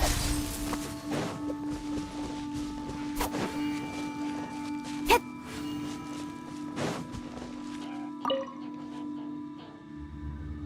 Whoa, this mine is huge! This is where the incident occurred. 6 days ago, a group of us left the site to attend to other matters. When we returned, the 4 men we'd left behind had vanished. I led a team around the entire mine, but found no trace. That's when I decided to enlist help. So 4 miners have disappeared. Yes, there were 10 of us. We lost Long, Bold Sen, Brave Sen, and Mao. I worked with all of them. Workers in this trade are usually young men in the prime of their lives. Could it be that the 4 of them left for another mine? Unlikely. There's no other lodging for miles around, and we didn't pass any other mines on the way over. Huh. Such a huge mine. Did you really manage to explore every corner? Underground, overground, we left no stone unturned. We tried everything short of digging further into the earth itself. How could 4 sturdy young men just vanish into the bedrock? We'll need to explore the site ourselves before extracting any conclusions. Very well. I'll wait here. Please, proceed wherever you'd like. If you come across any clues, let me know straight away. So strange. How could the 4 of them just suddenly disappear? Did they run away from something? Over here! What's this? A pile of shirts, some trousers. A few everyday items. They must belong to Uncle Dai and his men. 1, 2, 3, 4. Huh, that seems right. 10 shirts, 10 pairs of trousers. These must be spares, right? Look, Uncle Dai's clothes are identical. The 4 of them have been gone for 6 days without a change of clothes. There's also a few handkerchiefs and some soap lying around. Oh, and some tool belts. Items for washing one's face before the dawn shift. Mining equipment. So, they didn't take any supplies. Correct. Improbable. There are 4 pickaxes missing. It seems likely they left with the tools of their trade. They had time to take their tools, but not their everyday items? Curious. Huh. Why would someone set off with their tools, but leave their luggage behind? 1, they were working close by and didn't need to move their personal effects. But seeing as they've yet to return, this seems an unlikely hypothesis. Or 2, they were forced to leave and had no time to think about their supplies. Oh. It's certainly a possibility. We'll need more clues before any further inference can be made. If they didn't leave, maybe they were made to leave. Let's make a note and let Uncle Dai know.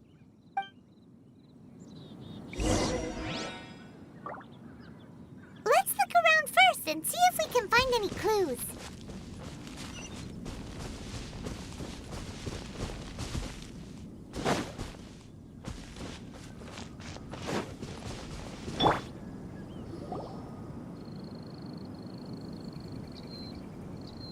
Kunjun, what do you have there? Oh, right on time. Did you find anything? There's a chunk of ore here. Perhaps there are clues within. Or, what does it have to do with the disappearance? Let's find out. I'll give it a try. A moment, please.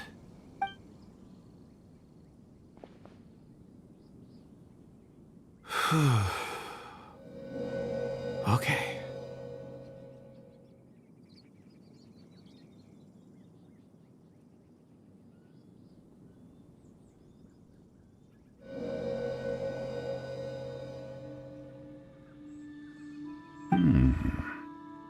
Looks like he's concentrating really hard.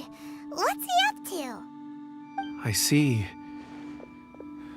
4 men following someone out of the mine. It looks like a child. A child? What's a child doing in a mine? I'm not sure. Also, how did you see anything exactly? Oh, I don't mean see in the traditional sense. I would appreciate it if what I'm about to tell you remained a secret. It's a little odd. I've never dared to tell anyone before. I can perceive the memories of ore. Huh? Perceive? So there's no conjecture at work? You mean you stand on a rock and boom, it just happens?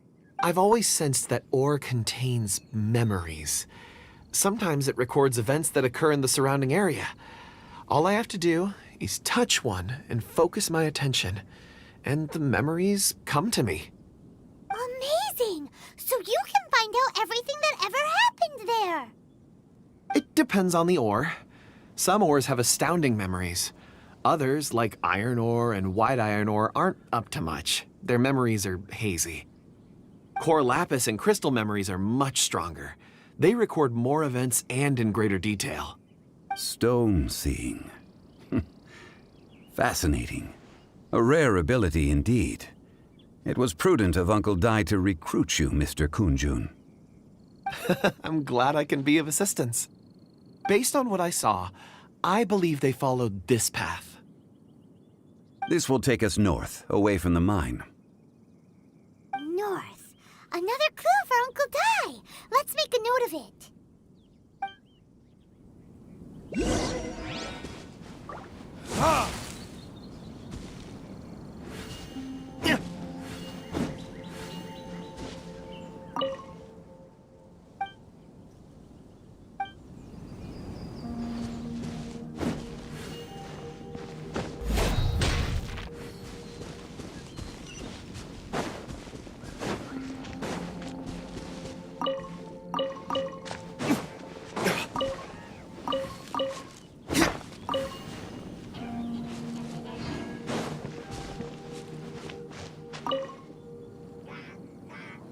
Excuse me, sir.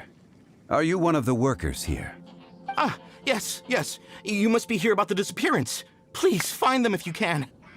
I don't know what happened. The weather was gloomy that day. The foreman left with a few men.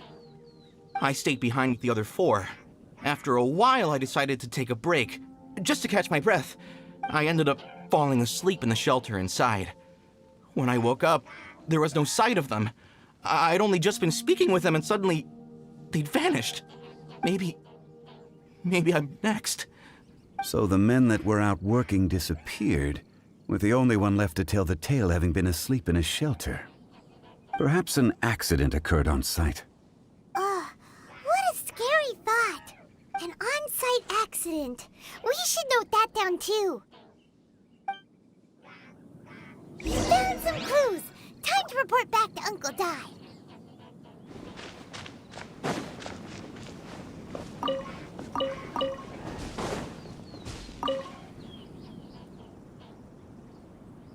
You're back. How are the investigations going? We found 3 clues in the vicinity. First, there are 4 missing pickaxes, yet everyday items are still in their place. This suggests that your men didn't leave of their own accord, but were forced to. Forced to? But who would kidnap miners? Who indeed? Second, there were 5 workers at the mine. One of them left the site to take respite. When he awoke, his colleagues had disappeared without a trace. Those who kept working all disappeared. The one who left early emerged safe and sound. It would appear that the incident occurred on site. Now that you mention it, I recall Bravo saying that he took a break. Could someone have entered the site and simply walked away with them? This leads me to my third point. Mr. Kunjun here made good use of his, expert techniques to arrive at a conclusion. It was a child that took your men away. A child? But there are no settlements here for miles around. There's no way a child would have made it over to the mine. Unlikely as it sounds, that's our conclusion. Your men were following a child. Where did they go? We believe that they followed the road north, away from the mine and toward the ruins. North? Right. I'll rally my men and head in pursuit. You've been invaluable to the investigation, but leave the legwork to us. If we set off now and make haste, we might be able to catch them. Not so fast. The incident occurred 6 days ago. Even if they set out on foot, they will have covered a lot of ground by now. You're right. New plan. I'll lead my search party over to the settlements further out and make some inquiries. There are only a few settlements around here with lodging for the night. We'll go investigate and see if we can come up with anything. In the meantime, you could keep looking for clues. If we don't see each other, let's reconvene at Wangshu Inn tomorrow evening. Agreed. All right, me and my men will get going.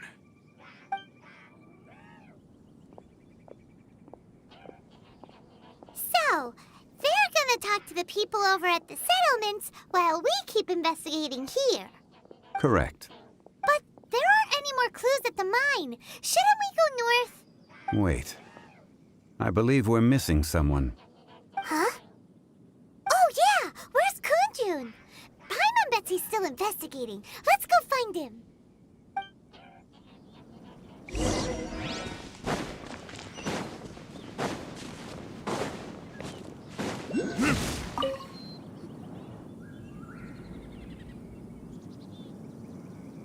Kunjun, what are you searching for?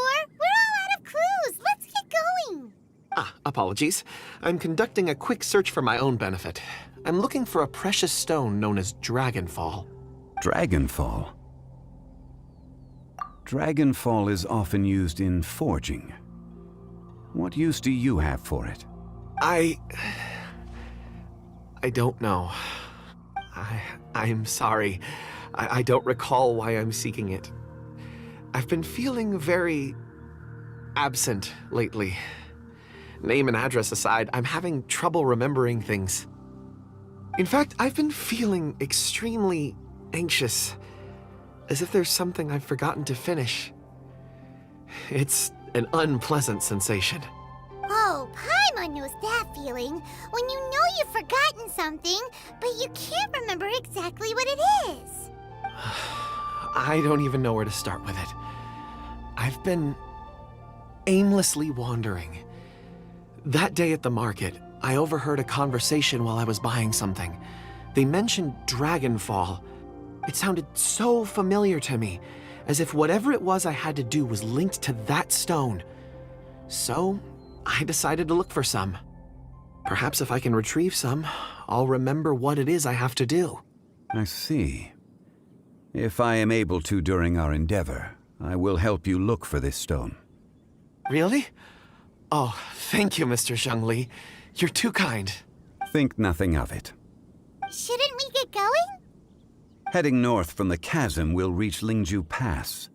If this is indeed the path they chose, there will be traces. Great! Let's have a look.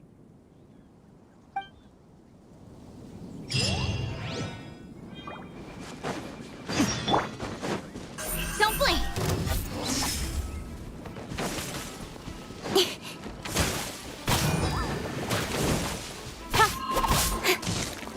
Speed of light! Hey!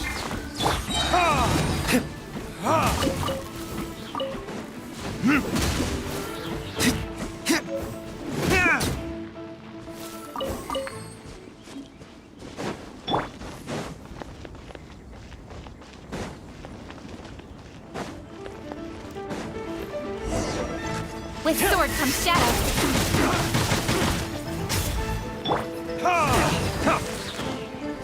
You're open!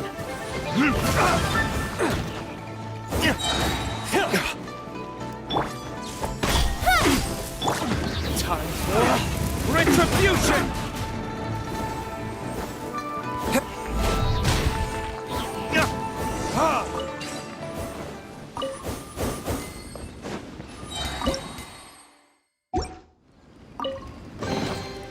We'll need more where that came from.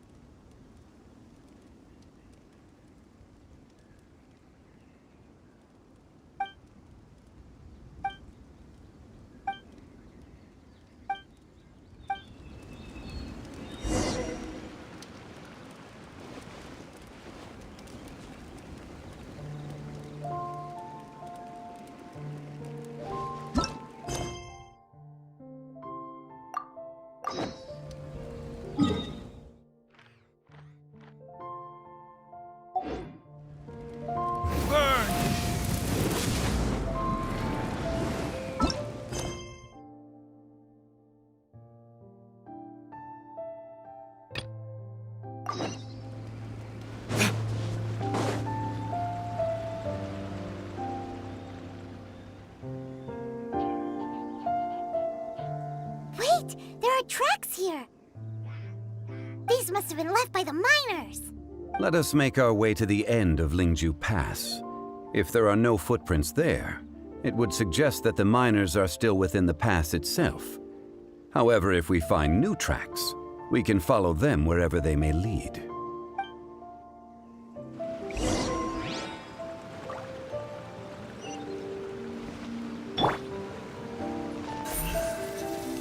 Don't blink! Hey!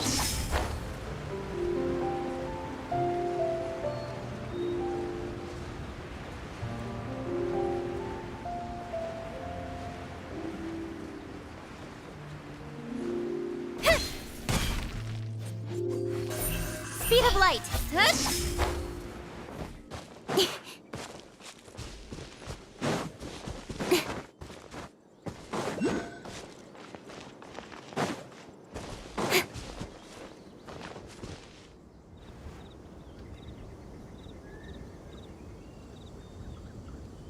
Hey, footprints! It would appear that they made their way through Lingju Pass and kept moving. If we follow their footprints, we should be able to find where they went.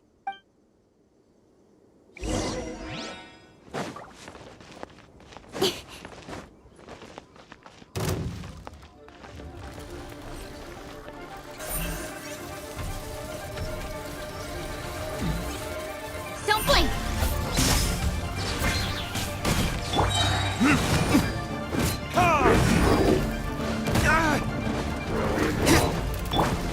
Incoming! Hey! Cut to the chase! I'm going in!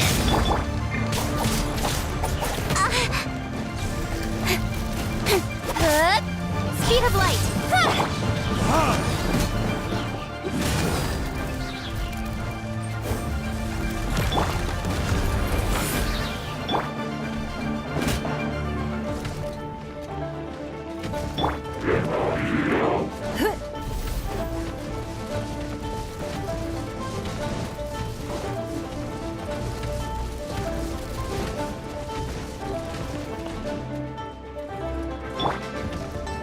Incoming!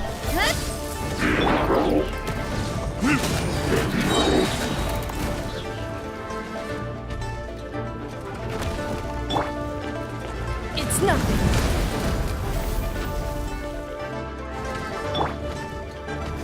Speed of light! Time for retribution! With sword comes shadow.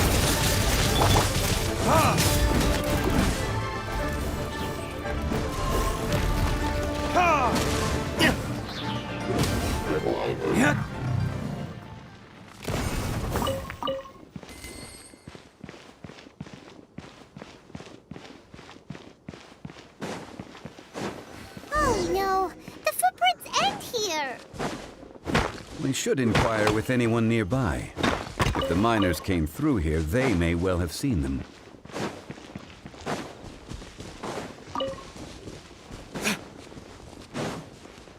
Hi there. Have you seen anyone dressed like a miner around here? A miner? I'm afraid not. Let's try someone else.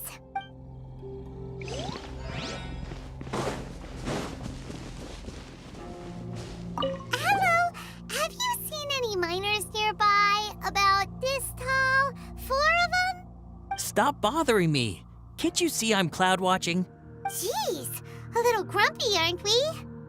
Whatever. Let's go ask someone else.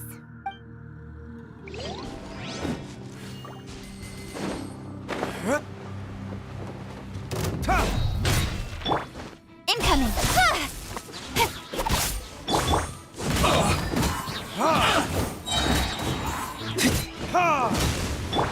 Don't blink!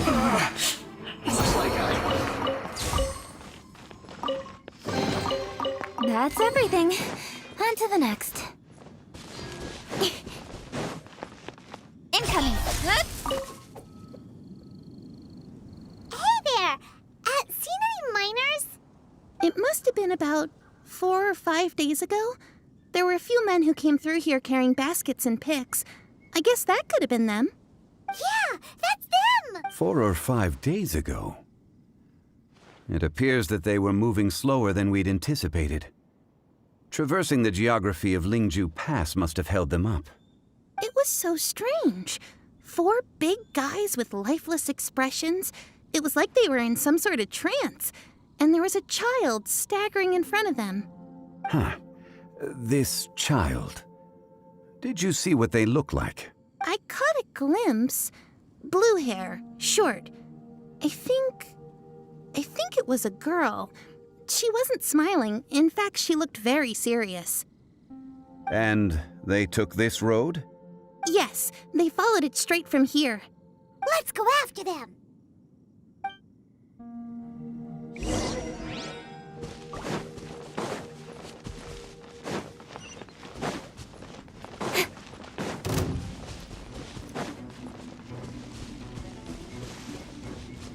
Let's not waste time.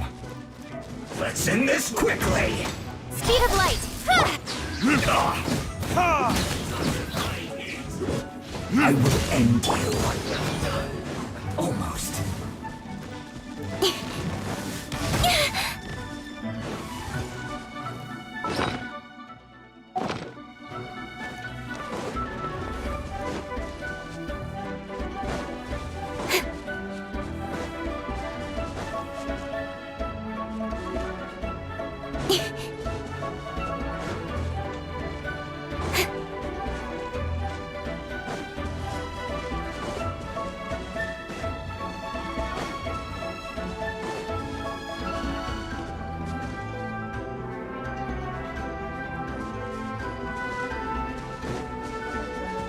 More footprints. There's a person over there. Help! Please save me! Is that one of the people we're looking for? Oh, rescue first. Ask questions later.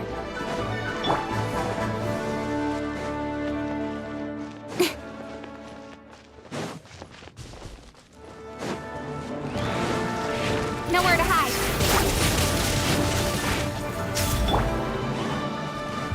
Verdict is...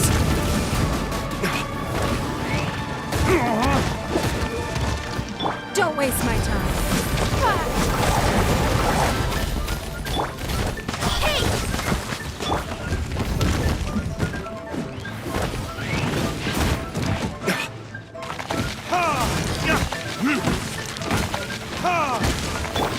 Don't blink!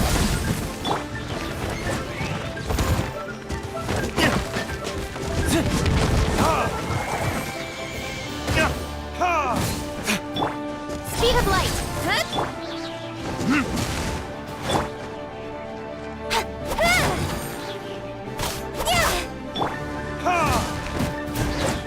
Time for retribution!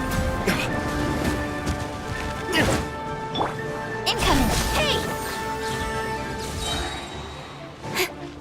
Cut to the chase!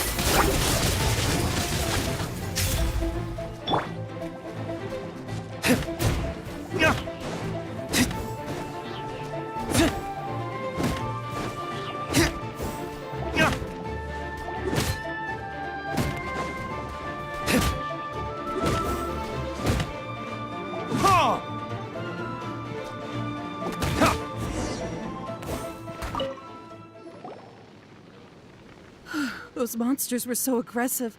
They must have noticed me walking through. Before I knew it, they were all over me. Thank you all for saving me. My name is Wanyu. I belong to Liyue's Shengyu Hall. I head up our human culture and civilization research. Huh? You sure you're not a miner? A miner? Yeah, we're looking for a group of 4 strong fellas carrying mining equipment. I think I saw those people. Really? Yes. I set off from Nantianmen the day before yesterday, heading for Lingju Pass. About halfway there, I came across some people. A few men and a child. I was in a hurry. I didn't get a good look. I'm afraid I'm not even sure what they looked like. Apologies. I think that's all we needed to hear. Thank you. I hope it's useful to you. I'd better get going. There's a conference I need to attend. Again, thank you all for your help.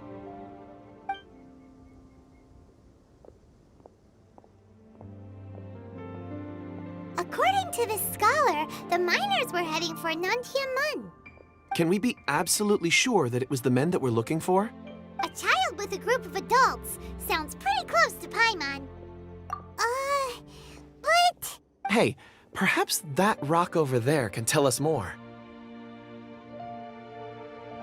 Aha! Paimon nearly forgot about our secret weapon! It looks promising. I'll do my best.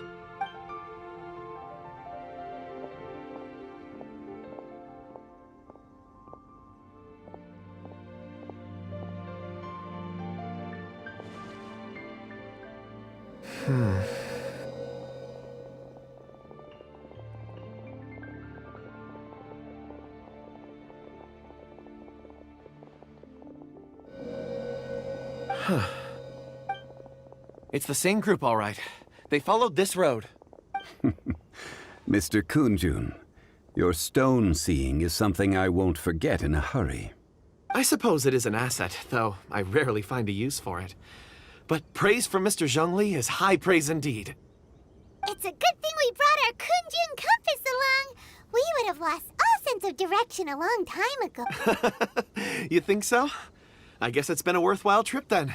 It feels like we're cracking a criminal case. It's a lot of fun. Be that as it may, we would do well to keep our guards high. 4 fully grown men in a trance-like state, walking ceaselessly day and night, over hills and mountains, led by a child. This is no ordinary incident. Oh, you're quite right, Mr. Zhongli. We should have our wits about us. That's not all. Our scholar was attacked by Geovishap hatchlings, but the level of aggression they exhibited was unusual. We have encountered many clues along the way. So far, they've pointed us in the right direction. The miners headed in the direction of Nantianmen the day before yesterday. From here, they would have had to navigate a perilous mountain road. If their destination is indeed Nantianmen, we should be able to catch up with them. Great! No time to lose! I left a mark in the vicinity just now. If Uncle Dai does pass through here, it should guide him to us. Clever thinking! A classic Zhongli move!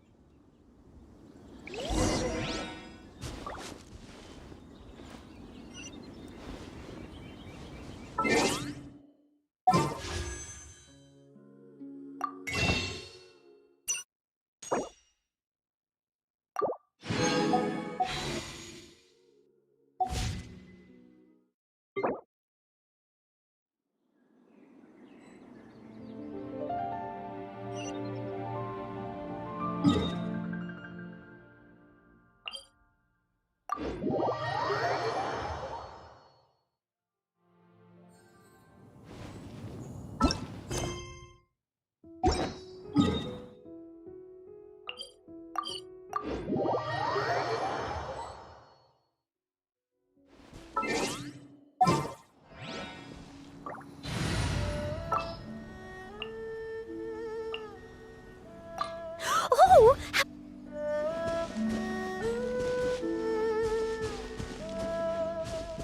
Hey! Over here on the ground! Is this one of the missing people? There's a basket lying here, too. This must be one of the miners. Hey! Hello? Can you hear us? Judging by his appearance, he must have collapsed from exhaustion. Should we wake him up? I can still dig. Sounds like he's whispering something. It seems that he thinks he still has work to do. Something's not right. There's a camp nearby. We should take him there and monitor his condition before deciding our next move.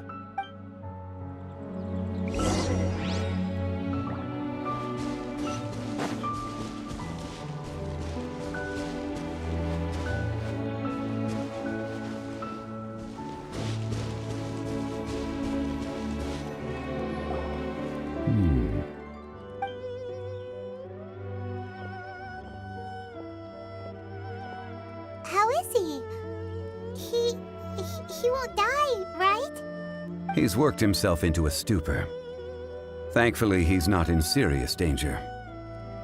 Paimon heard him talking talking about digging for something. Did he dig himself into this state? It's certainly a possibility. It looks like there's something in his pocket.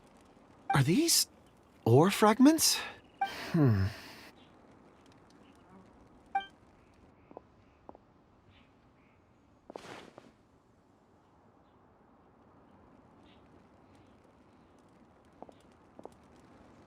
I just witnessed the memories within these ore fragments.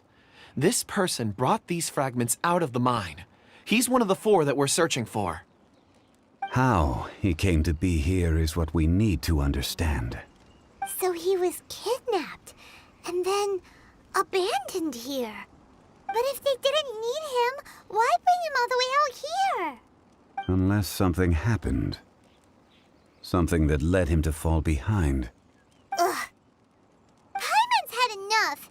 This is too mysterious. Oh, wait a moment. Seeing these fragments has jogged my memory.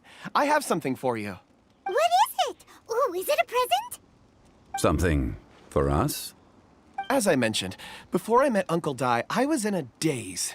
After setting out with you on this case, it feels like a fog is lifting. I was so happy when Uncle Dai enlisted you to help. I would never have managed to track down these clues by myself. These are some crystals that I bought from the market. Not any old crystals, mind you.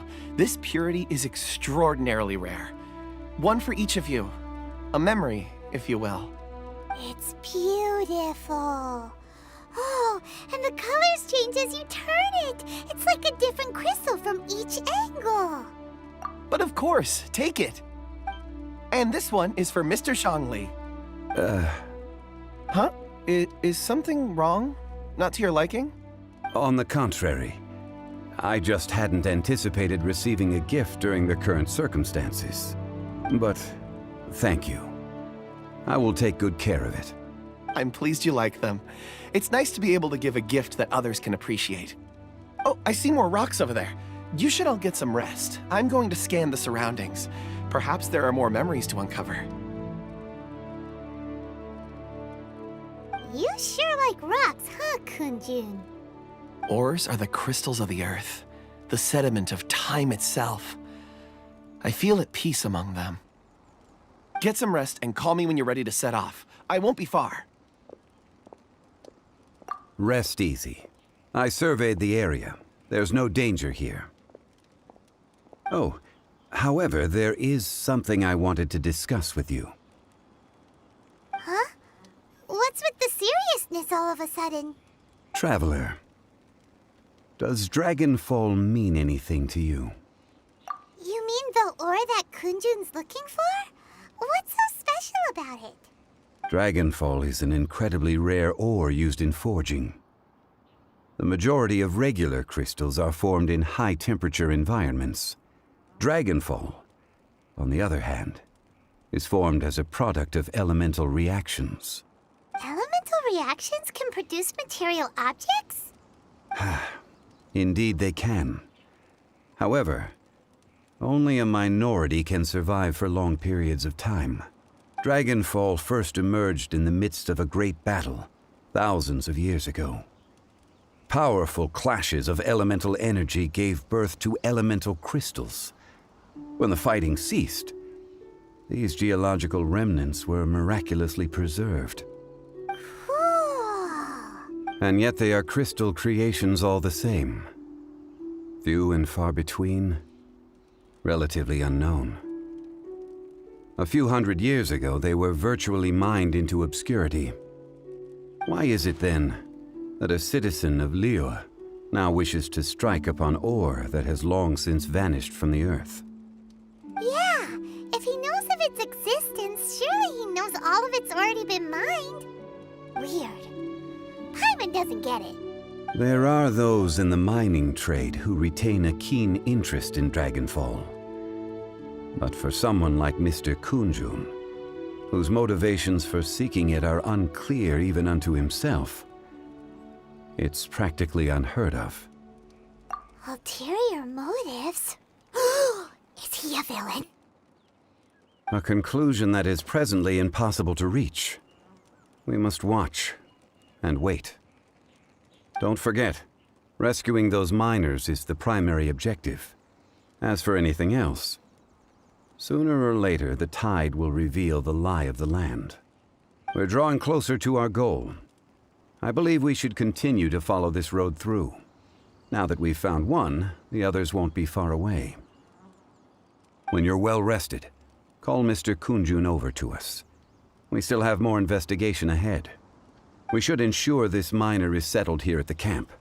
Once we've brought this matter to a close, we can return and attend to him. I suggest we leave a note for Uncle Dai. If he does find the camp, he'll know what to do.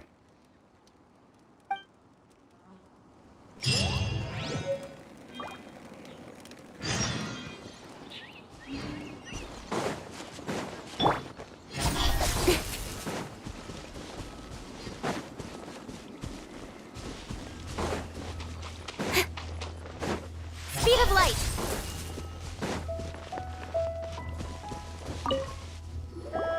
Kunjun, we need to get going! No problem. I'm done here. Any results, Mr. Kunjun? There are many beautiful rocks here, but nothing out of the ordinary. I couldn't find any clues. Then again, the memories of ore can shift with the passage of time and the changing of the environment. Difficult to say. I feel that ore memories tend to be from the recent past.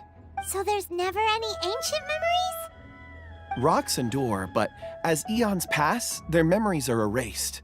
Those memories that survive are rooted in powerful emotion or thought. That makes sense. It is the same for people. Indeed. Let's keep going.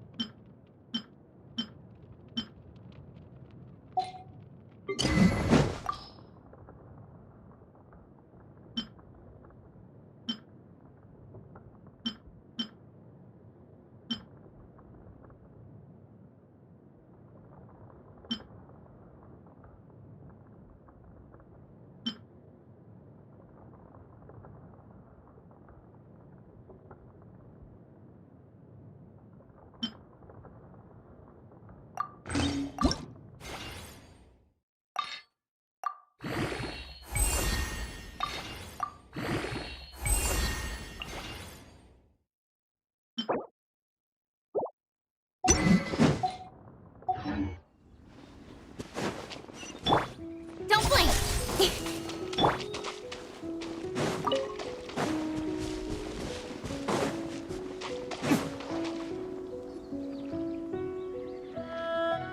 Wow. Such an immense tree. And there's so many mysterious-looking crystals up there, too. Amazing! This ancient tree. Let's conduct separate investigations. I'll take that area. Perhaps you could survey this section. All right then. Kunjun, can you see anything worth investigating? Well, there is this stone tablet here. Doesn't seem very interesting. Paimon's gonna look over there. Huh. It's worth a try, surely. Let me see. Oh! This is... Hey, what's wrong? just a bit lightheaded. It's past. Nothing to worry about. Not yet. Whatever. Paimon's going to investigate over there. Why don't you climb the tree and have a look?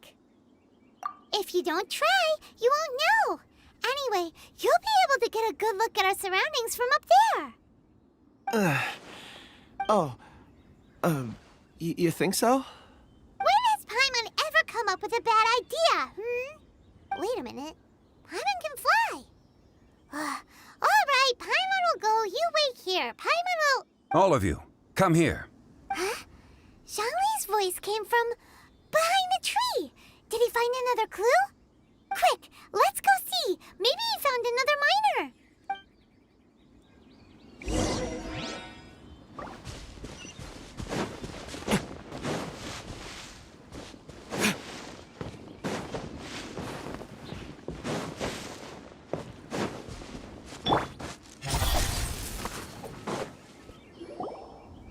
This has been newly dug.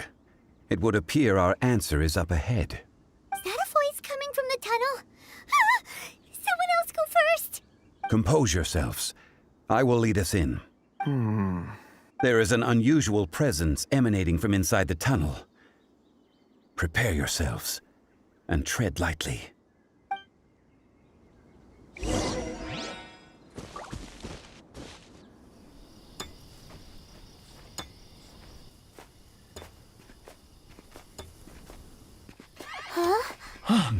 This is... The missing miners are here. What are they digging for? I'm afraid that this whole tunnel is the fruit of their strenuous labor.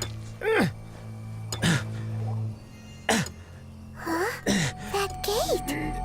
Has it been there all along? Digging a tunnel to this ancient seal. Had they not been discovered, they would undoubtedly persevere to the gate.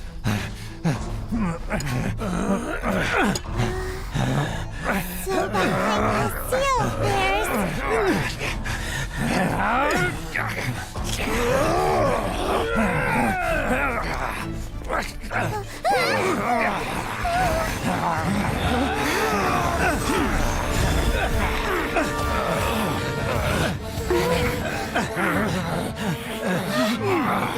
What do we do? We can't hurt them.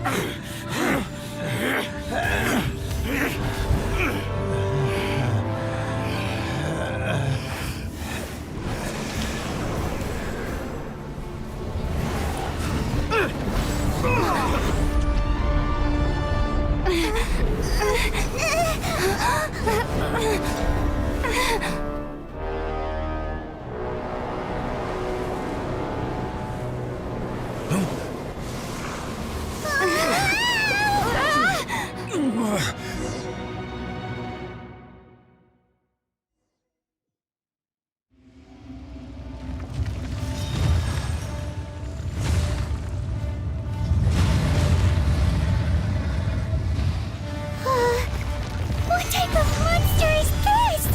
Morax, you arrive at my doorstep of your own volition. Excellent. Taking revenge for sealing me away will be all the easier. So, the little girl is your power incarnate. But if you recall, H-Star, this is not how we intended for events to transpire. Waste not your words. Your life is mine.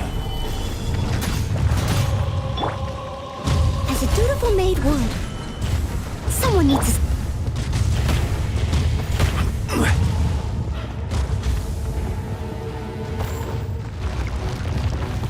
Stabilize! Incoming! Good? Verdict is...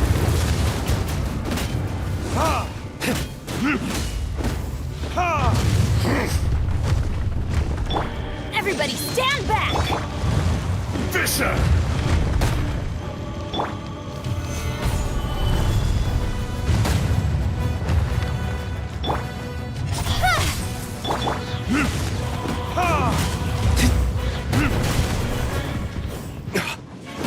From rock to dust. Speed of light! Hey! There is no atonement for 1,000-year pain! Or retribution!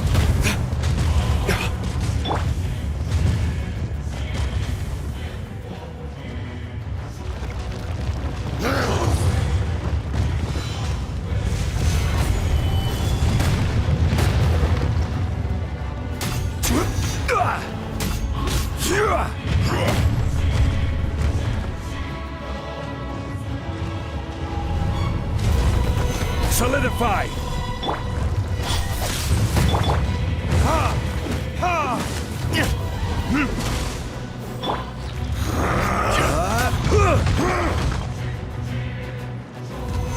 Stabilize!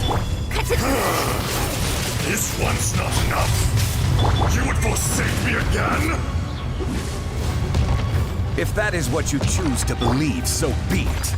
He who bears the weight of memory is destined to shoulder the burden of truth, as it ought to be. Solidify!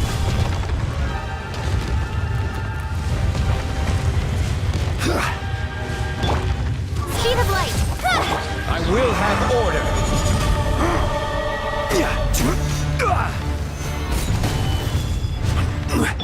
Steady as stone.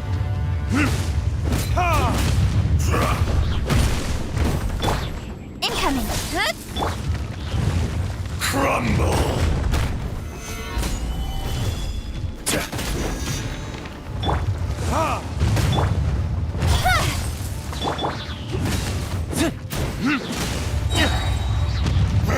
Verdict is...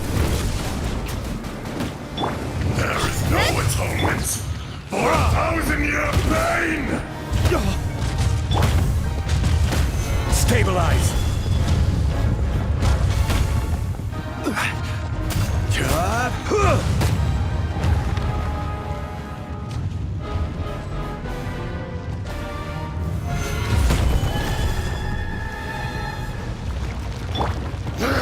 Speed of light! Morax, you think you can destroy me?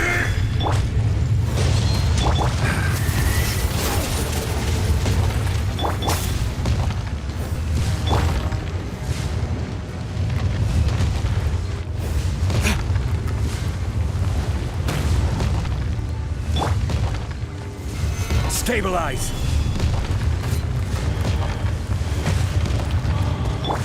Don't blink! Hey!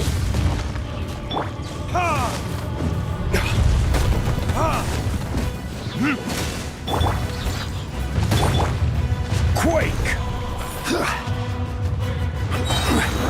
Order guide you.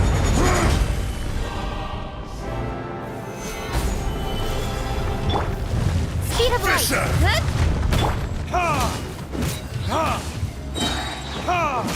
Time for retribution! Don't blink! Hey! Crumble! The enraged Earth will not absolve you!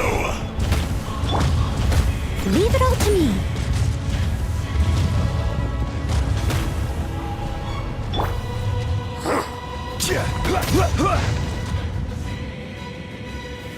Stabilize!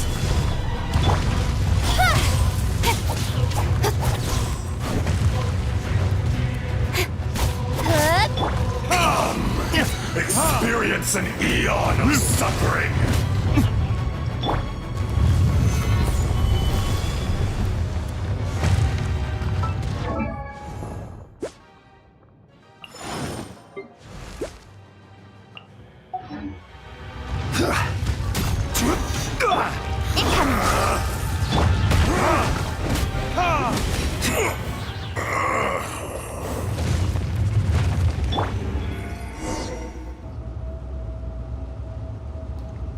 Morax, 1,000 years after you sealed me underground, you return for the second time.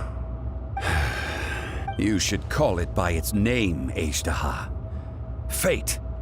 Fate? Fate? So here lies the wisdom of the gods. Destroy all deemed redundant. Enlist tyrants to ravage the wilderness. No. You have forgotten. That voice! Ashtaha. Huh? Kunjun? Morax. It's been a while. You're... Ashtaha. The very same. During the battle, you imbued us with your power. Yes. It was all I could manage. Forgive me for concealing the truth, traveler. There were things that only became clear to me upon reaching this tree. Allow me to elaborate. I am not ADHD the whole, but a fragment. Heaven and earth, yin and yang, opposing forces. You can consider the existence of me and the ADHD you see there to be a reflection of such polarities. We are a schism of the will of ADHD. So there are two Ashdahs? No, it can't be. That's impossible. When the seal loosened, your power manifested in this world as a child. With this new identity, you were able to vent about the forces that suppressed you. But would anyone listen? Would they even care? That's when it occurred to you. The loosening of the seal constituted an opportunity to strike back. Kidnapping the miners was all in aid of digging to the entrance to the seal itself. Your plan was to launch an attack on both ends, from outside and within, thereby fully destroying the seal. The audacity! Are you insane? If you truly are a part of me, how is it you find yourself standing on the side of the betrayer? I was another power awakened with the loosening of the seal. Too weak to reincarnate, but strong enough to possess a human body. I was barely conscious. I couldn't remember who I was. Only the past would elicit a reaction from me. But my aim was clear. Find Morax, and aid him in stopping you. I had sensed that something was amiss when you mentioned Dragonfall. Had your power been but a little stronger, I would have recognized you. Don't blame yourself. I have changed beyond all recognition. Only when I touched the stone tablet did I truly remember. It's been so long. A secret beyond all comprehension of youthful humanity and ancient dragonkind. Morax, do you want to tell the tale? There would be no harm in it. The decision is yours. You haven't changed. Then allow me. ADHD was once a friend and ally of the Geo-Archon Morax, with a lifespan far exceeding that of mankind.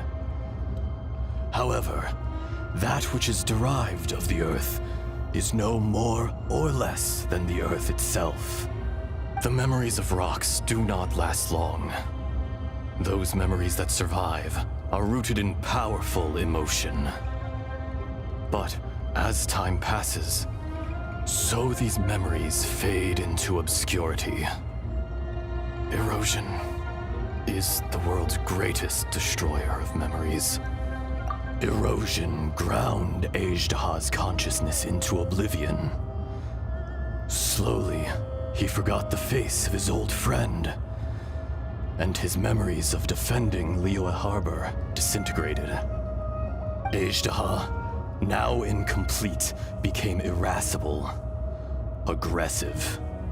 What would you expect? It was humanity that attacked the ley lines that sustained me. This much is true, which is why you attacked the chasm, why you waged war against Morax. In the beginning, in order to open up new territory and increase production, the citizens of Liyue came to the mountains to mine. Overexploitation caused the ley lines to quake, which brought untold suffering to us. Erosion made us even more savage. No matter how we struggled, we lost the ability to coexist with humanity.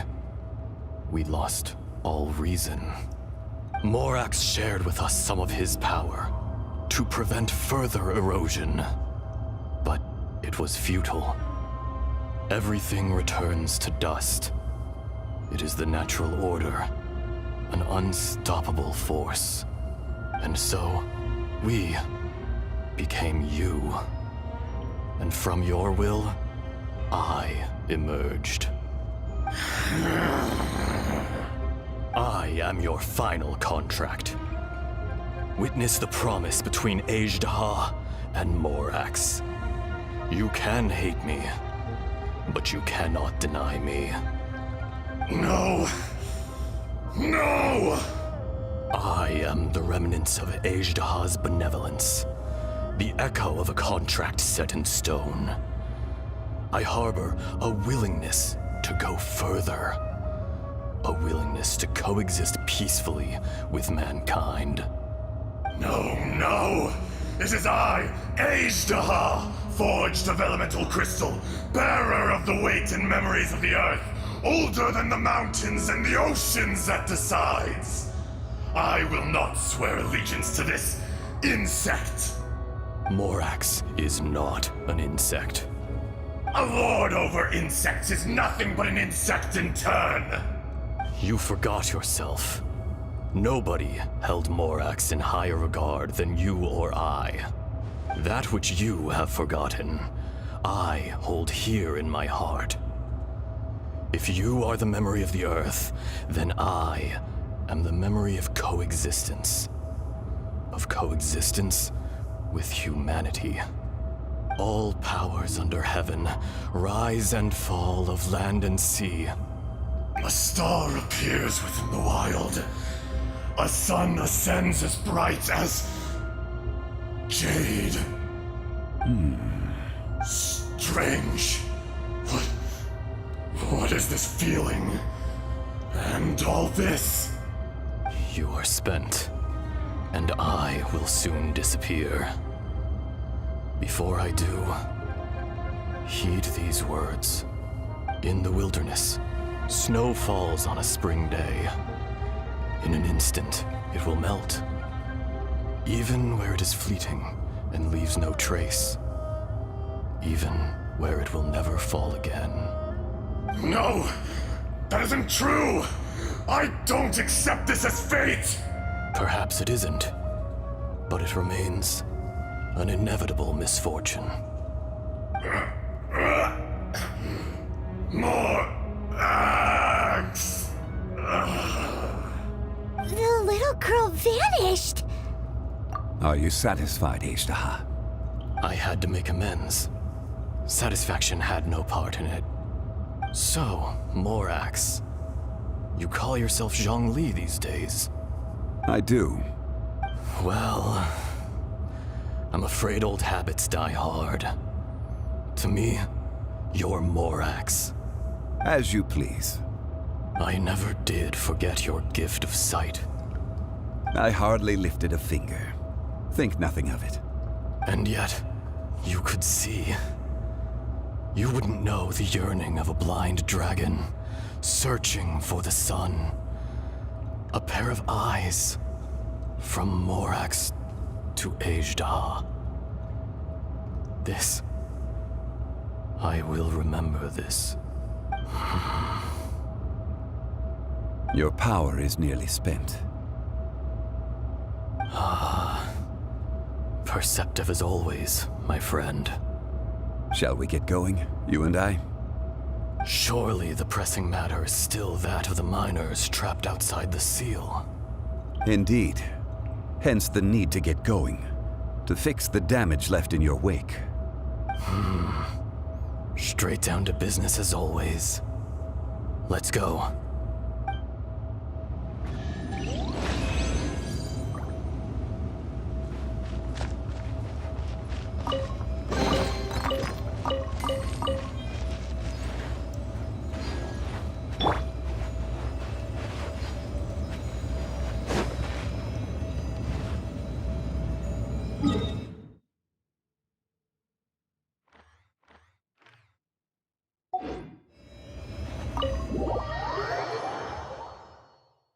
Huh?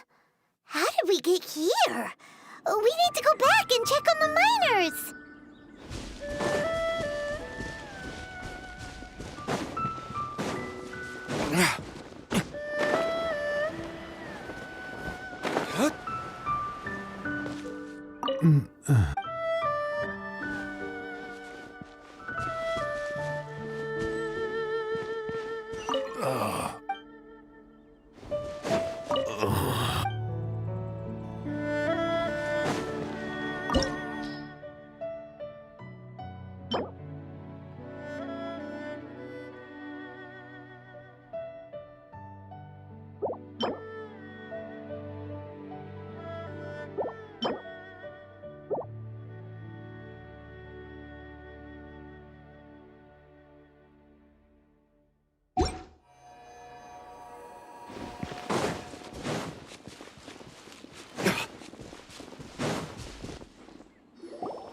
So there you are.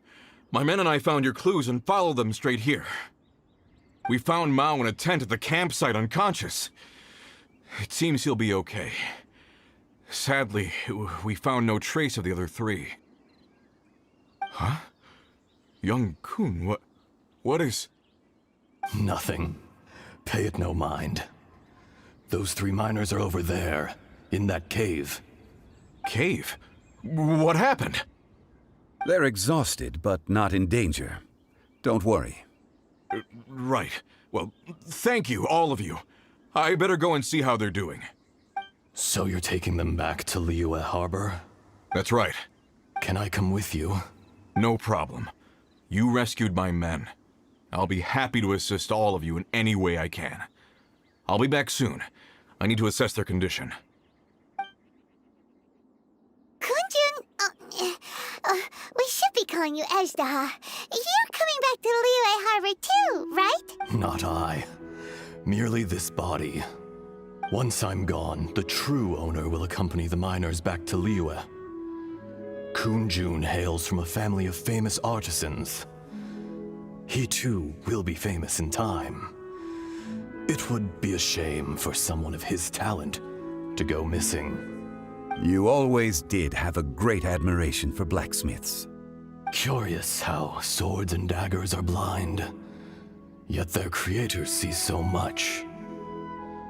Perhaps empathy is mankind's proudest achievement after all. Ezdaha, I am no longer the Geo Archon. I can sense it. Today I am just an ordinary citizen of Liyue. Even you met such a fate. Let's get the difficult part out of the way. I cannot guarantee that I won't be awoken a second time. No matter. If that day comes to pass, Liyue must prepare itself to face you. And how will Liyue fare without Rex Lapis? Even without a god above, this remains a nation of men. I was once their god. I ought to be here to witness their rise and fall. All life is shaped and then ground away by the endless flow of time. You were always the strongest among us. Yet, it would seem that even you have been eroded. That's unimportant. Fate is ordained by heaven. Even if our mission had already concluded, it would be cowardly not to strike out on the road of departure. You may live forever, doomed to a lonely existence. Yet, even this is temporary. When you reach the end of time, those people, those past and future relationships predetermined by fate, they will be waiting for you. I do not pretend to match your rhetoric when it comes to the subject of a life long lived. I fear that the life of an elemental being is longer than any in this world. Were it not so, you would have killed me long ago, and would not be having to face me again now. You've brought a smile to my face. When all is said and done, a reunion between old friends is an auspicious occasion. That day in the chasm, did you hesitate? A heart of stone is a heart nonetheless. But I am the god of contracts, and was for a time a god of the people of Liyue. You chose justice, but did not forsake your kindness. You came to me not as an assassin, and so I was willingly sealed away. The movements of the Earth Dragon can tremble the earth and shake the heavens. With your abilities, even at my full strength, I struggled to confront you. Let alone... Hence my inception. Do not forget that I was there with Liyue's founder. The face may have changed, but the content of the contract remains intact. Old friend, God of contracts, I hereby honor our agreement. Thank you, ADHD. My life is nigh on eternal. I will go on with the infinite flow of time. And you, Morax, you too will live for many a day to come. You're leaving? If it is fated, Morax, we will meet again.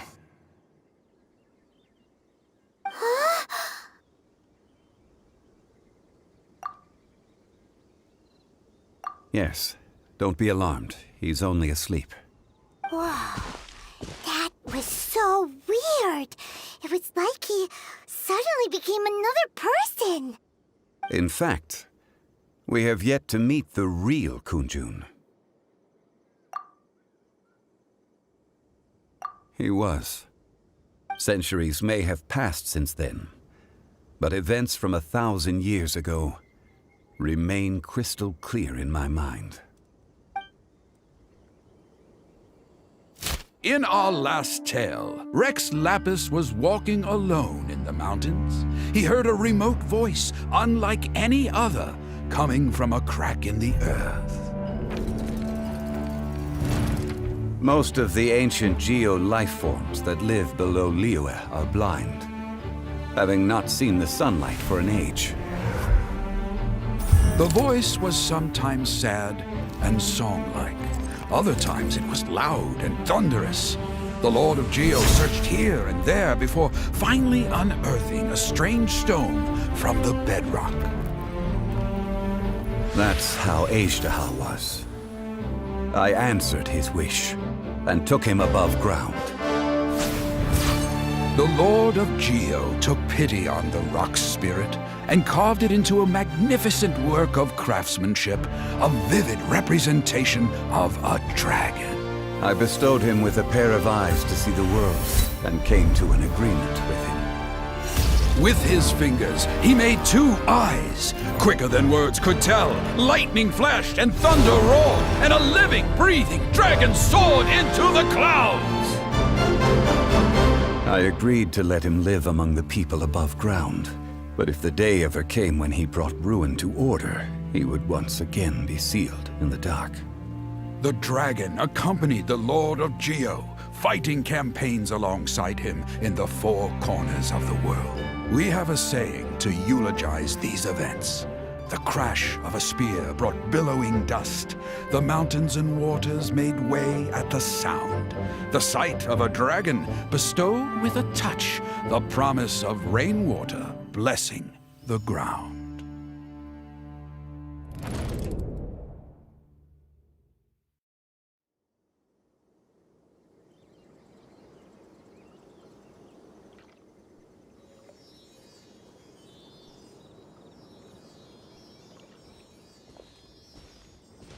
A 1,000 years ago, ADHD attacked the chasm. I tried to obstruct him, fighting him tooth and nail down the length and breadth of the mine. Finally, I brought him down and sealed him underground. During that battle, Dragonfall was born. ADHD could sense the stone. Subconsciously, he wanted to use it to find me. Despite being the victor, I could not claim to be stronger than he, and in his heart, he still retained an ounce of goodwill towards me, towards Liyue, towards life above ground. He was willing to be sealed away, but as the erosion set in, he forgot. Even I cannot avoid it, but there is something I understand better than most. When the door opens, it is time to leave. The greater the power, the greater the danger erosion may bring about. The millennia may come and go, but even a stone may tire. Personally sealing away an old friend. This is just one form of erosion I have endured. People abandon and surrender the things they love to pursue the right path. Perhaps this is the erosion imposed on me by the heavenly principles. That I was a god of mankind. My identity may change, but my eyes will bear witness to the history of humanity. You still care a lot about Liyue. Call it part of my duty. I must thank you both. No worries.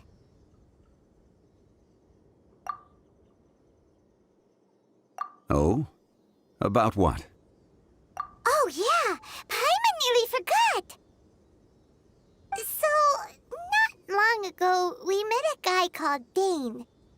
He told us about Conria and the punishment of the gods. That's when we realized that those events were connected to the person we're searching for. Zhongli, you're a god. You've lived through thousands of years of history. Surely you experienced the incident? I cannot say. Why? You can't even give us a thread of information? This is so important to us. I understand. But I must apologize. This is my contract. You mean another past grievance? Like the incident with Ejda? Too painful to talk about? It was signed before it all began. I have always honored the contract. And kept my silence. How can you be like that? You two are friends to me. I can assure it brings me no pleasure to disappoint you. But as the god of contracts, I cannot go back on my word. Would you be ready to find out? It appears your understanding of this world continues to grow. There are many events of ages past, many secrets that lie hidden. They have been eroded by time, forgotten by the people, abandoned. But you are capable of finding them and bringing them into the light. Those who come to witness will witness. Those who are born to remember will remember. If you take the same road as that person, there may be more difficulties ahead. But as long as you firmly believe that you are on the right path,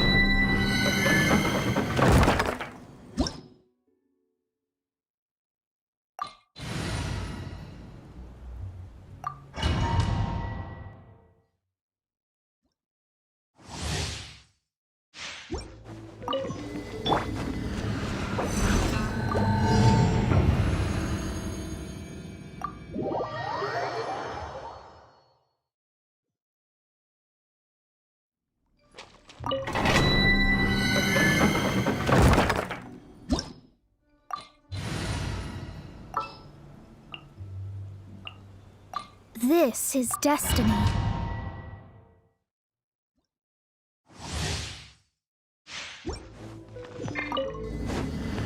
Speed of light!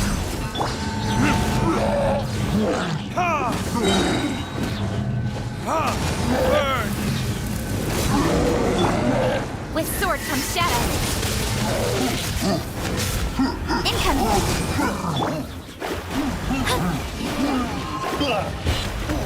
Shadows of fate! Don't blink! Hey!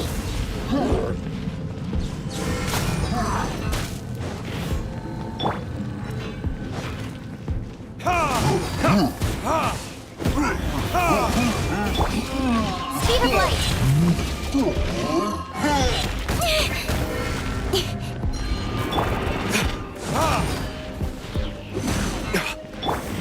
Incoming!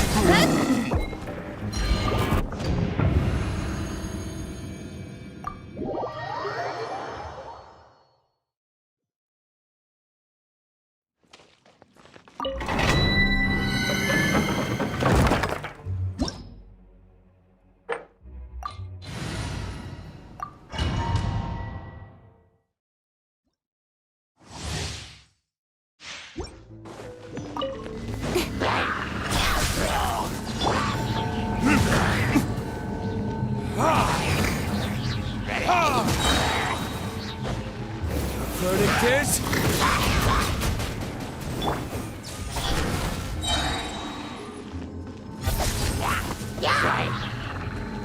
Everybody stand back! Nowhere to hide! Speed of light! Hey! Written in the stars! Let me scribe! Don't blink! Time for retribution!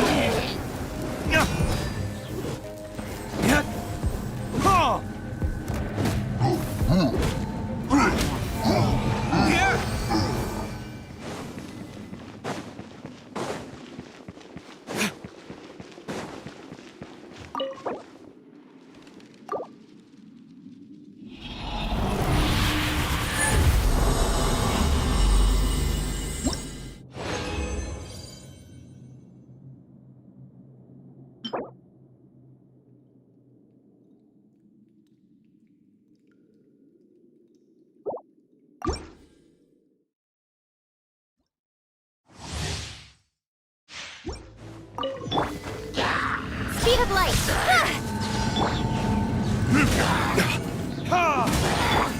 With sword comes shadow. Don't blink! Hey!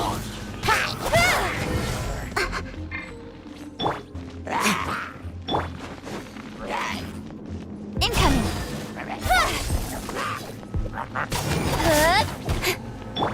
Delve into destiny!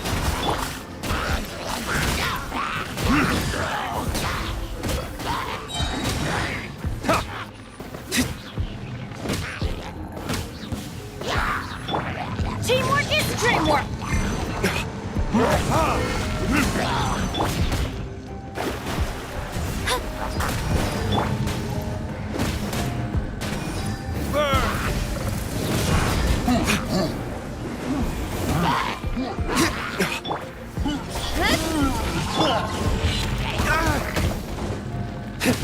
Cut to the chase!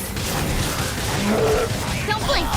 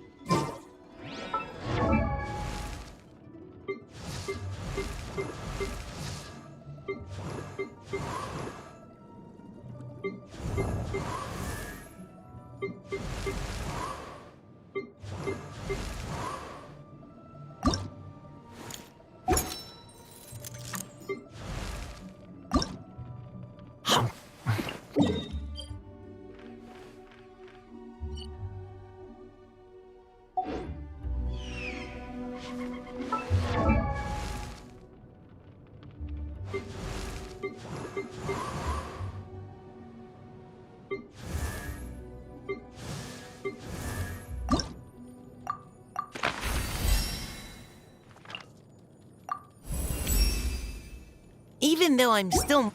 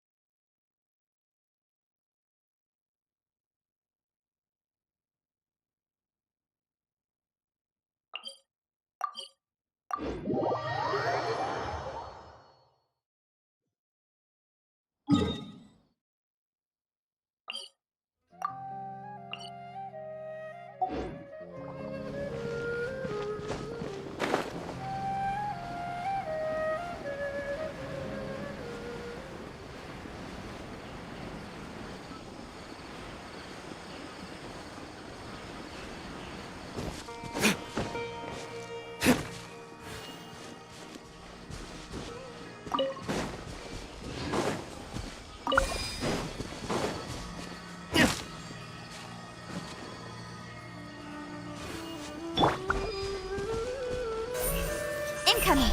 Good.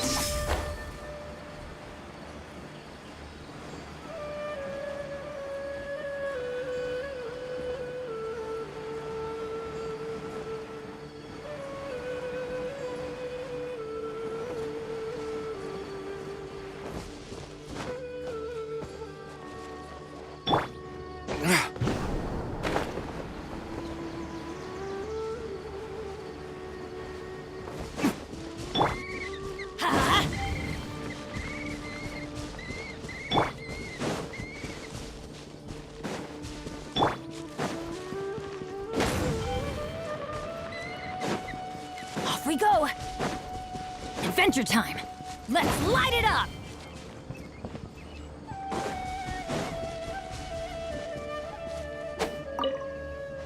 Ha!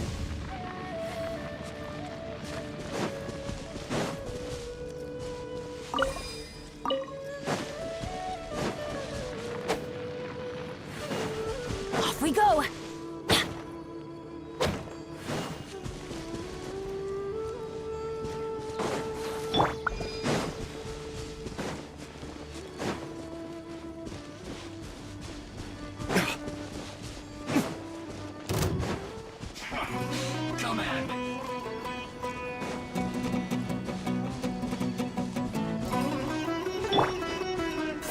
Don't blink.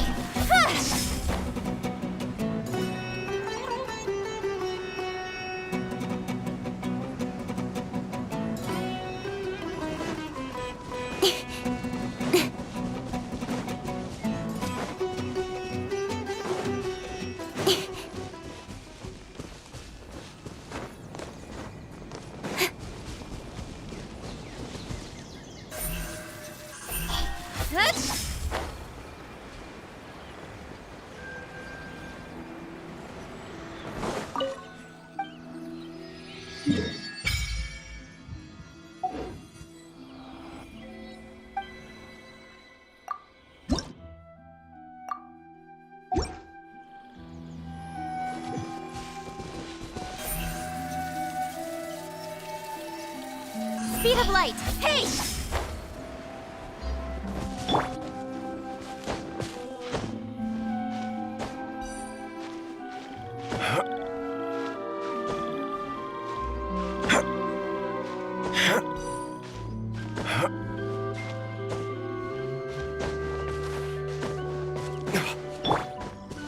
Don't blink.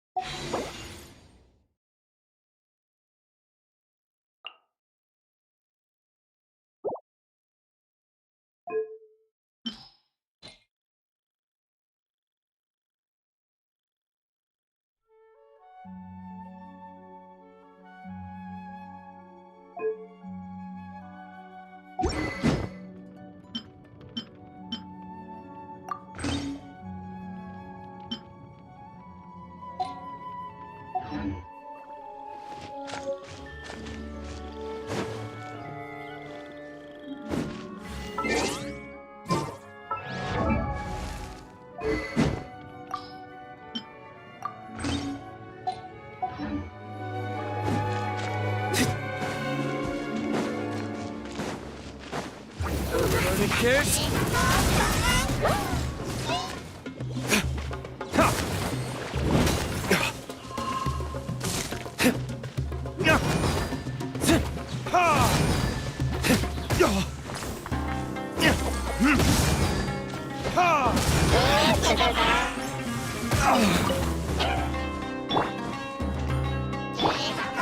Let's light it up!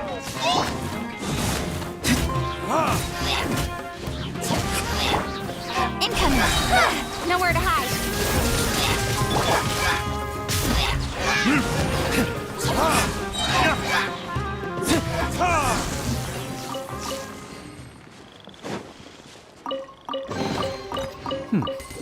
Better than nothing.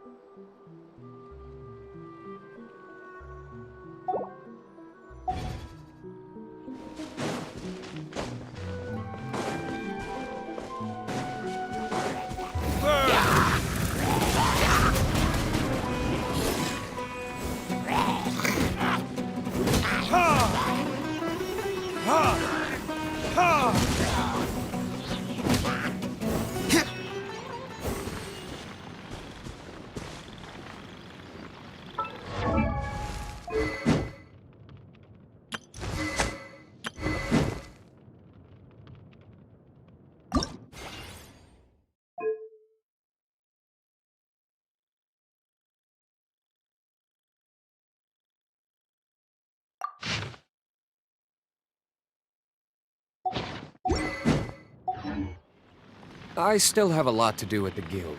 How about you take a rest while I go back?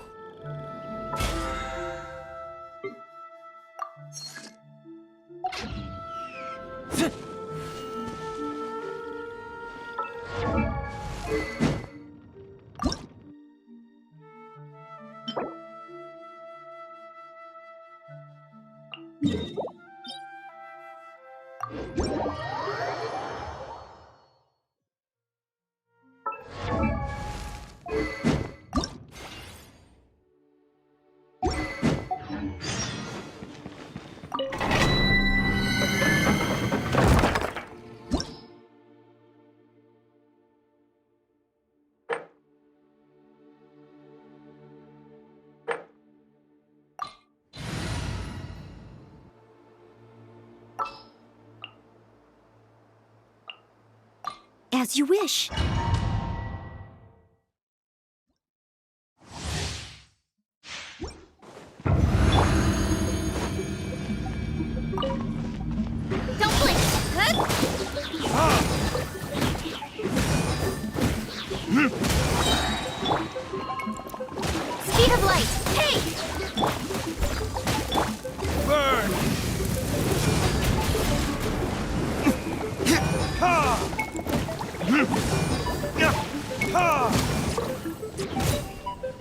Nowhere to hide.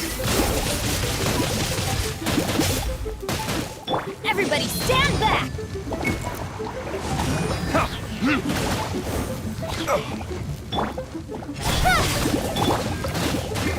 Verdict is...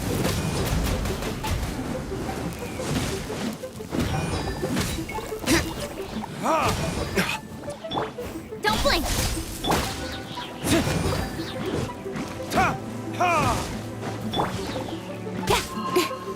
Incoming!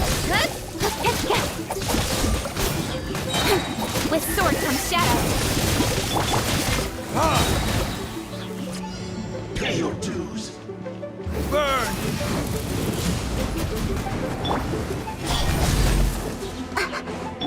Leave it all to me. Time to clean up. Leaving so soon.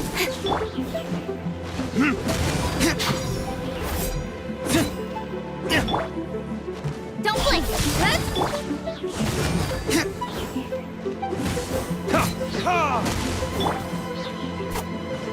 Incoming. Hey! I'm going in! Verdict is... Nowhere to hide.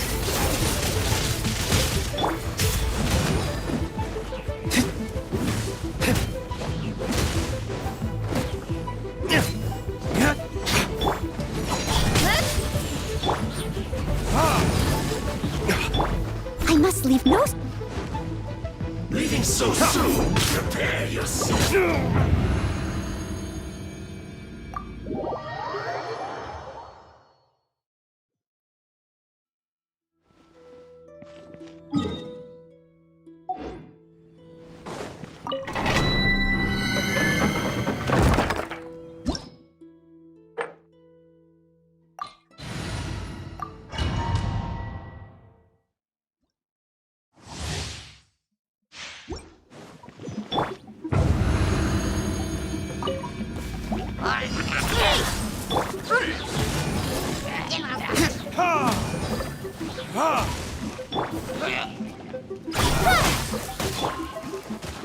Burn!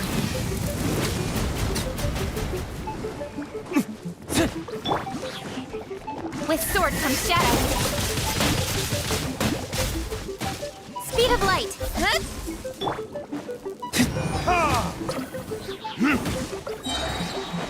Time for retribution!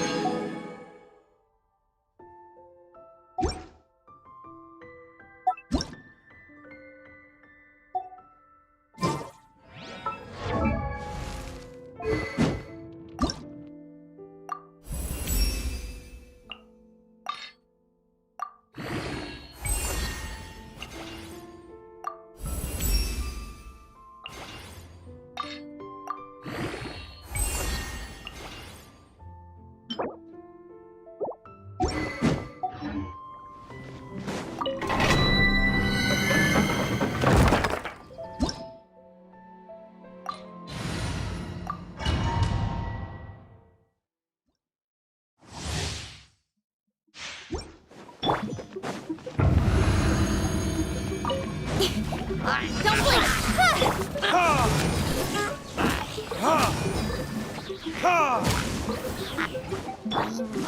Cut to the chase! Incoming!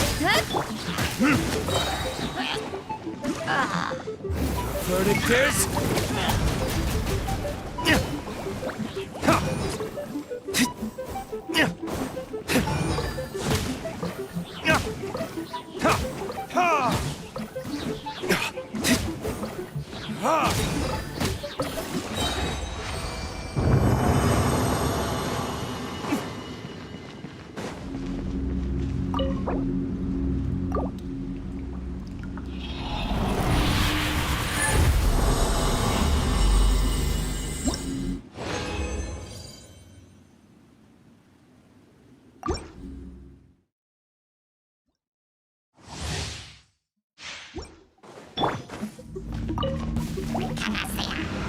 with sword comes shadow.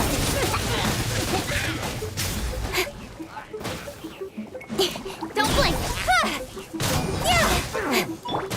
Time for retribution!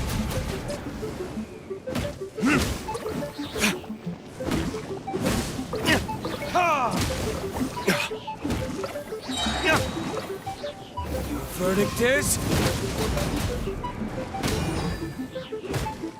Ta!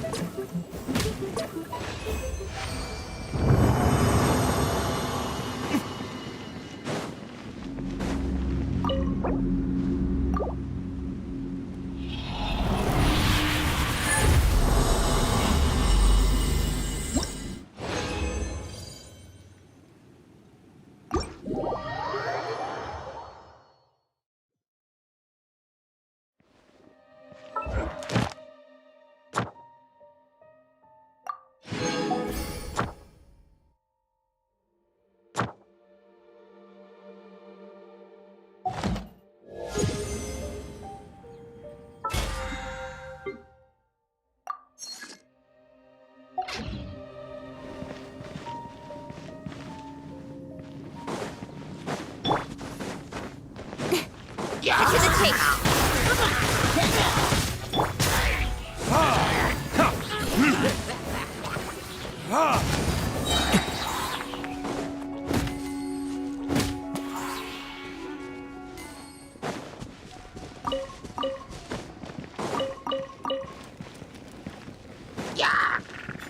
Burn!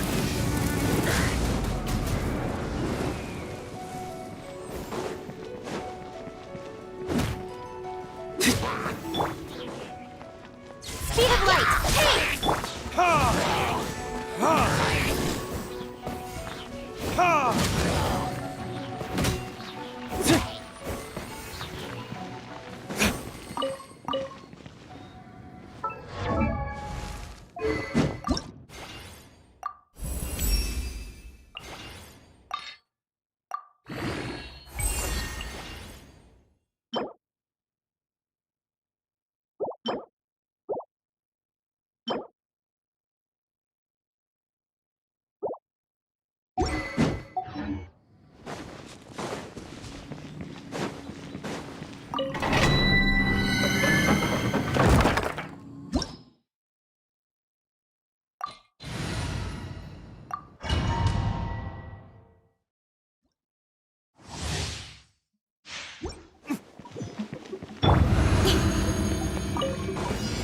Don't blink! Ha! Time for retribution! Nowhere to hide.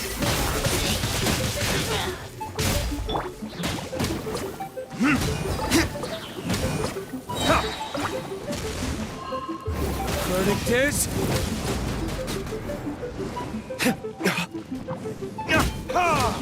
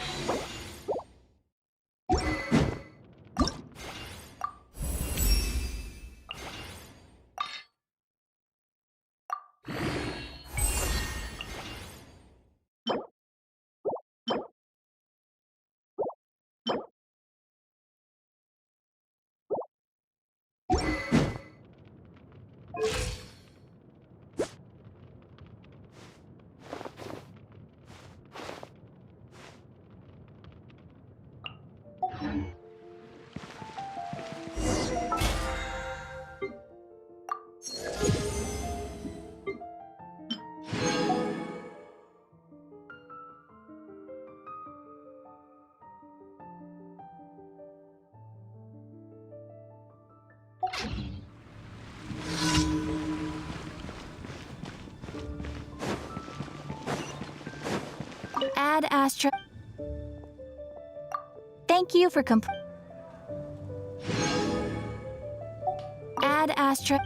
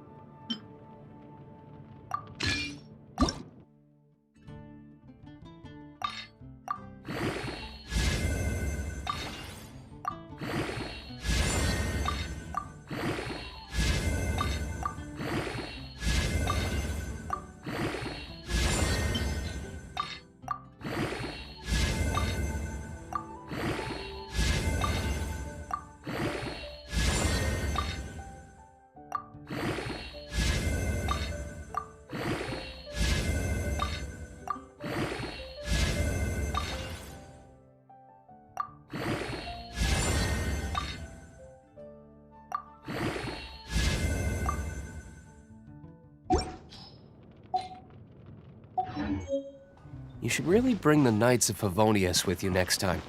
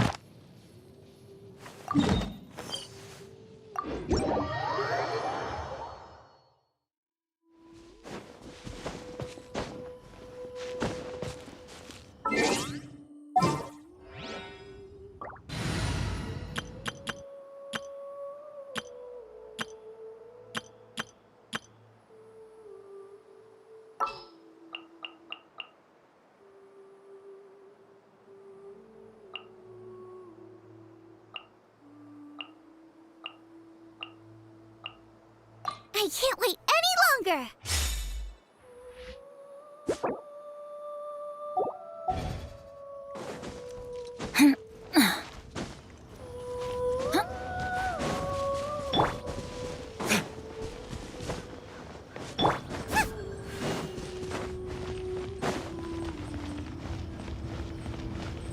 Nice and spicy!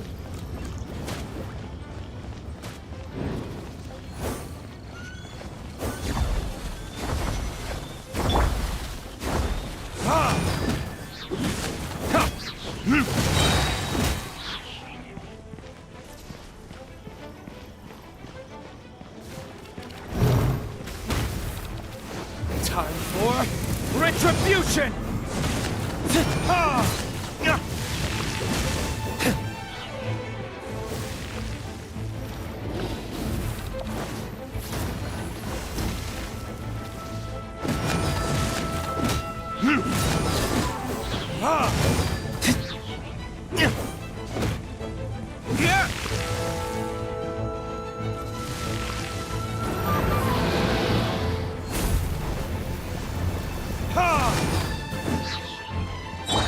Eat this!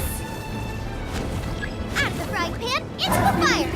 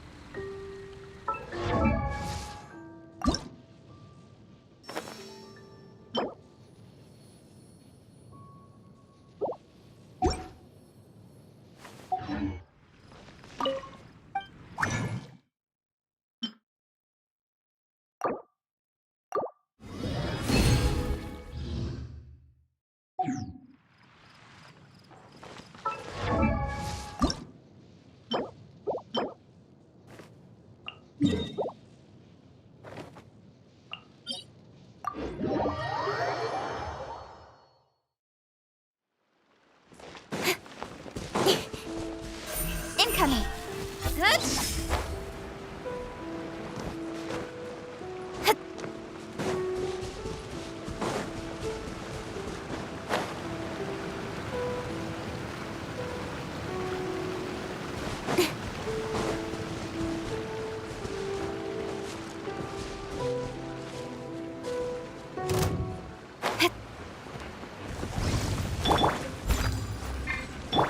Don't blink! Hey!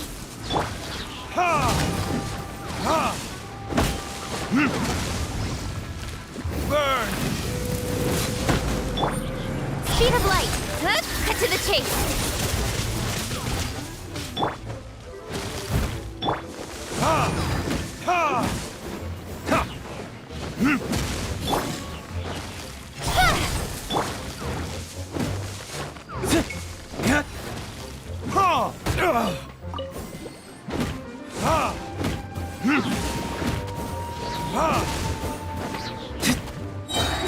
Time for retribution!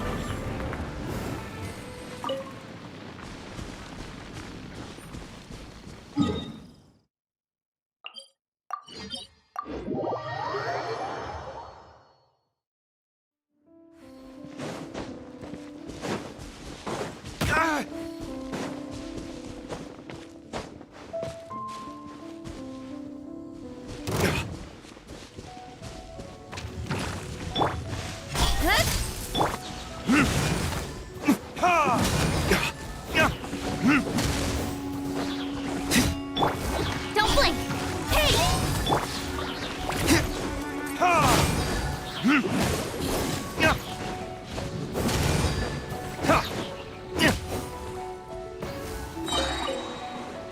Nowhere to hide.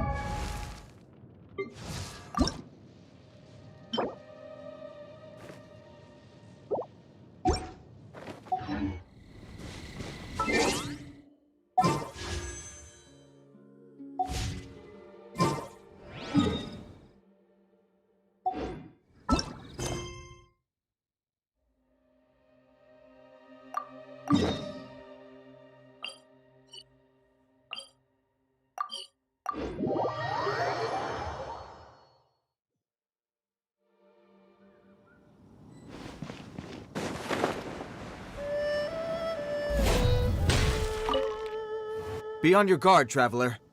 Now is no time for sightseeing. Oh, why's that? Has something happened? Yes.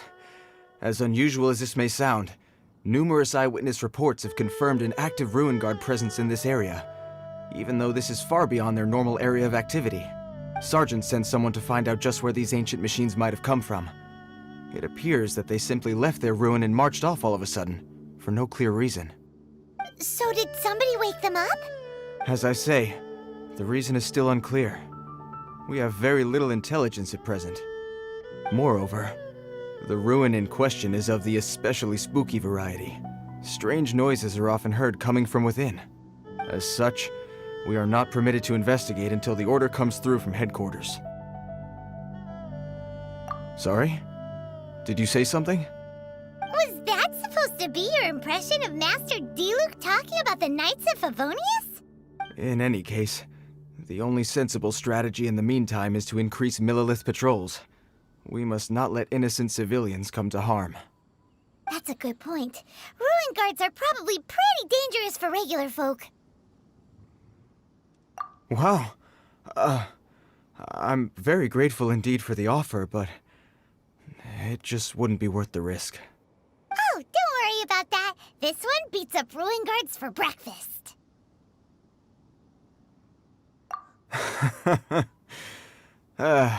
The self-confidence of young people is an extraordinary thing. Well, if you're genuinely offering, I did see some ruin guard footprints on the hillside, but since then I've been too busy warning passers-by to investigate myself. Footprints, eh? Interesting. We'll take the case. While the Millelith stands guard, evil shall never prevail. On behalf of the Millelith, I salute you, traveler. You have my gratitude. I will rendezvous with you once I have finished my patrol.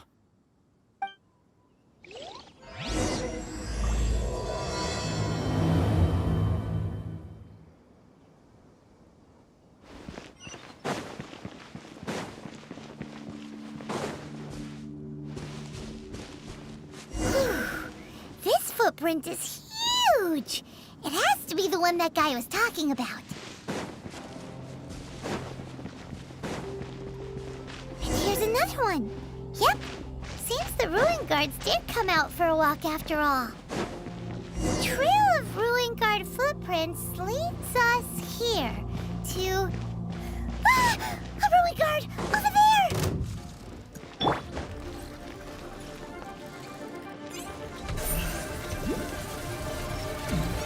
Incoming! Verdict is...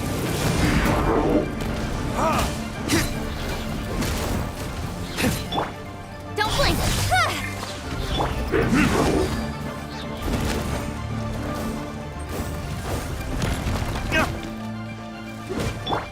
Speed of light! Everybody stand back! Burn!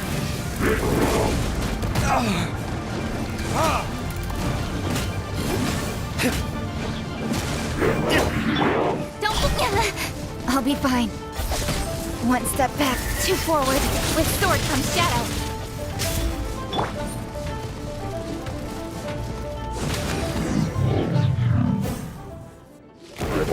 Well, that's one down. Let's keep looking around. Maybe we'll find some more.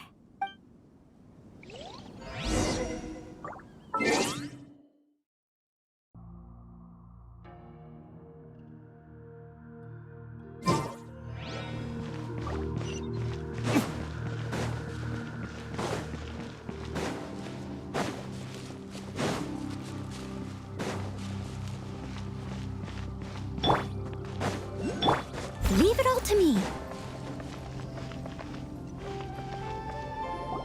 Hey you! Check this out! Isn't it awesome? What is he wearing? I've never seen one this close before. Have you ever seen one?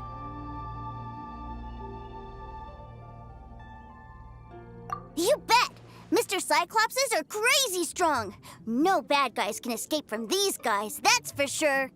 Mr. Cyclops? Aw, that's cute! Wait, what? Do people seriously call them that? Yep, my brother said so. And he's the best toy seller in the whole world. It's his job to sell this kind of stuff. Right now, he's at the Institute for Toy Research in Liyue. That's where Mr. Cyclops has come from. It's always nice to meet someone else who likes toys. So tell me, where'd you get your toy from? Must be a pretty new kind, huh?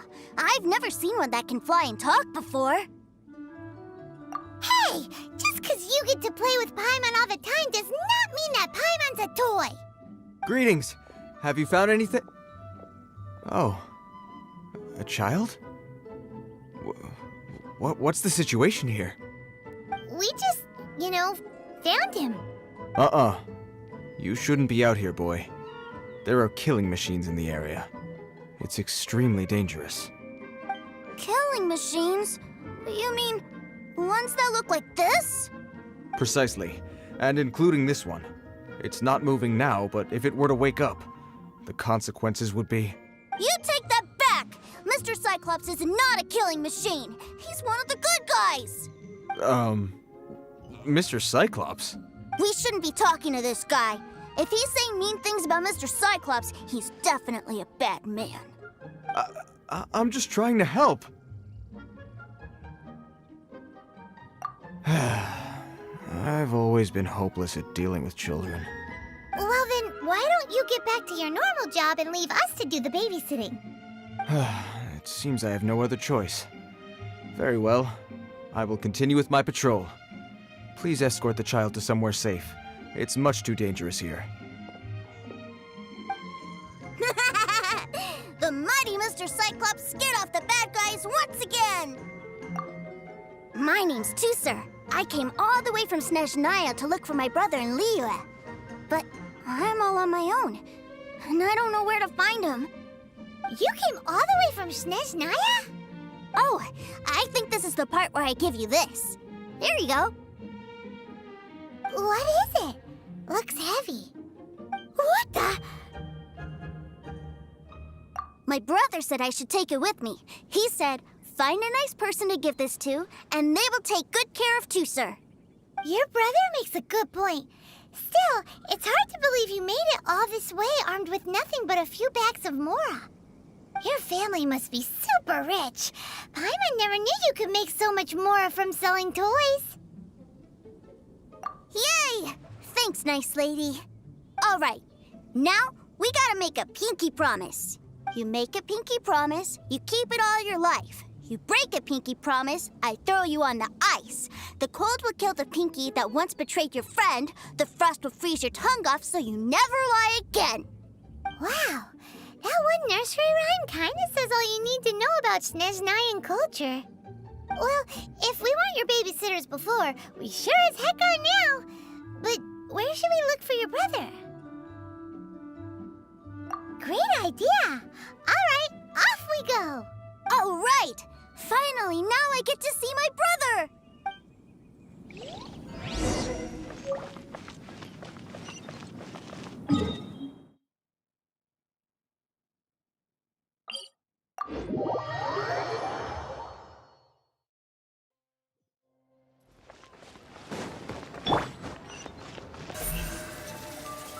Speed of light!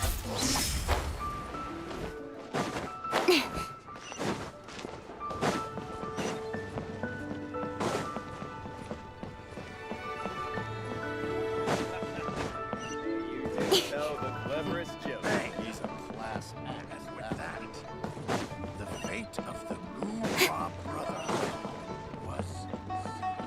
Hey!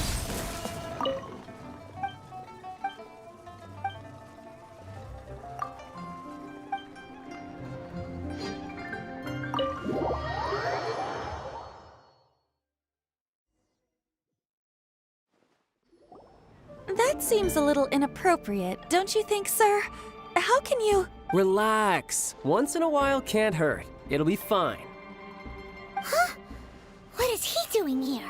Yay, my brother! I found you! I know that voice. Why, if it isn't my little brother Tusser! My goodness! What a nice surprise, Tusser. I thought I would have to wait till I return home before seeing you again. How are the others? Sister Tonia and Brother Anthon? Is everybody keeping well? They miss you a lot. Tonia prays for you every day at dinner. Wait a second. What are you doing here in Liyue, Tusser? How have I not heard anything about this? Well, what happened was, I saw a boat that looked like it was selling toys, so obviously I thought you were on board.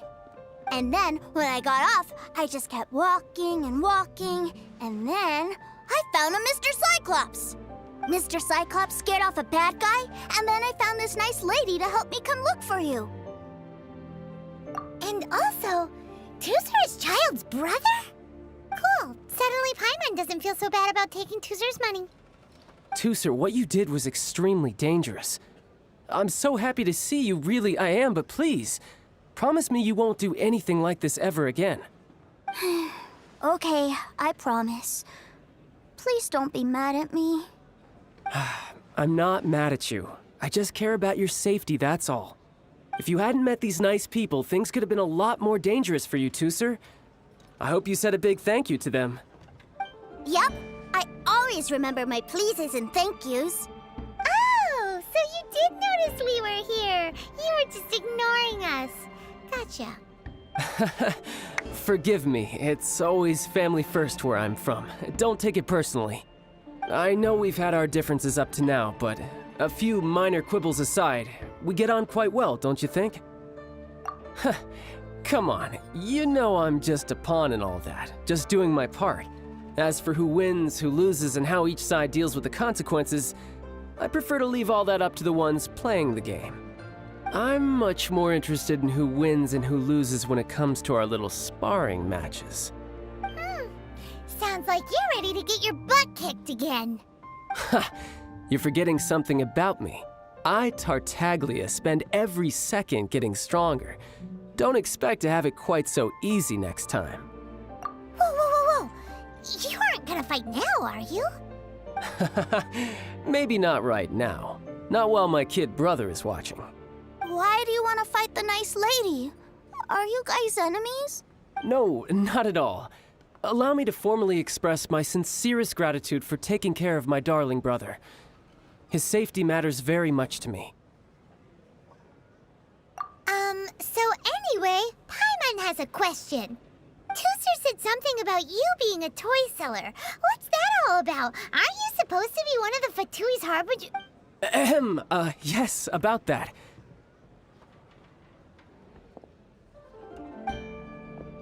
Shh, look. I only told him that so that he'll look up to me. In the eyes of a child, working with toys must be the best job imaginable, right? I don't want my family to have anything to do with the Fatui's, or should I say Snezhnaya's, darker side. The older ones already know that I serve the Tsaritsa, but Tooser is still so young, and in his eyes, as I was saying, I remain Snezhnaya's greatest expatriate toy seller, currently attached to the Liyue branch of our Institute for Toy Research. That's right! My brother's the greatest! He's Mr. Cyclops' bestest friend! Just humor me in front of Tooser, if you would be so kind. Yes, Ekaterina. I will deal with the issue of that outstanding payment right away. Hey, slinking off, are we? But Master Child, would it not be a little improper to ask you to deal with debt collection? A bet is a bet, isn't it? And if you lose a bet with an agent, well, you might as well get a little exercise out of it. Are you going off to sell toys now? That's right. As much as I'd love to catch up a little longer, Tooser, duty calls. I'm sure Miss Nice Lady here will be happy to keep you company while I'm out, though. So we still need to keep babysitting for you? Sure! I really like this lady. And anyway, she made a pinky promise to take good care of me.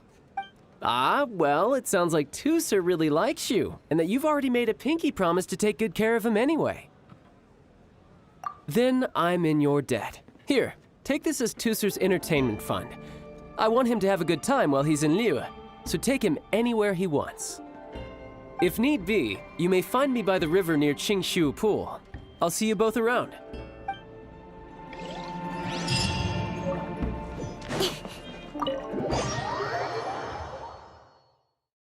Looks like we'll be hanging out with Child's kid brother for a while. So, where are we going to play first?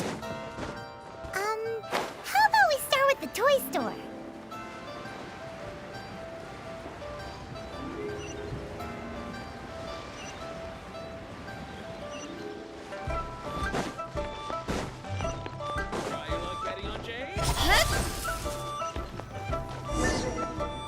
Huh? What are those super colorful winged things? They're called kites. The kids in Liyue love them. Hello there, dear. You look like you've come a very long way. Let Granny guess. From what you're wearing, I would say... Snezhnaya. That's right! How do you play with these kite things, Granny? When the wind picks up, you let out the string and whoosh! The kite will fly into the air, up, and away. Wow, that's amazing! Do you have any Mr. Cyclops ones? Mr. Cyclops? I'm sorry, I want to fly Mr. Cyclops high into the sky so all the kids can get to know him. Well, I can do custom builds, but I'll need some amount of reference material. Will this picture do? I drew it myself. I bring it with me everywhere. I'll manage. Still, I must warn you that custom builds can really be quite expensive. We should be fine. Child was pretty generous with that entertainment fund. But then again, throwing money around willy-nilly is, kinda irresponsible.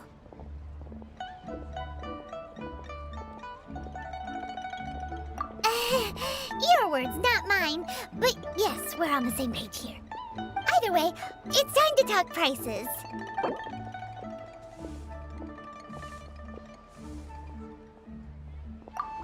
No, that won't do. This amount won't even pay for the materials.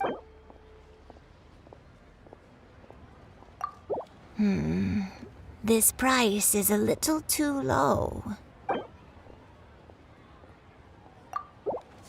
Fine, fine. I've neither the time nor energy to bargain with you at my age. I suppose this price will do. Thanks, Granny. Worry not. Just leave it to me. For our next stop, why don't we head to One-Man Restaurant? It would be a mighty crying shame to come all the way to Liyue and never try the food.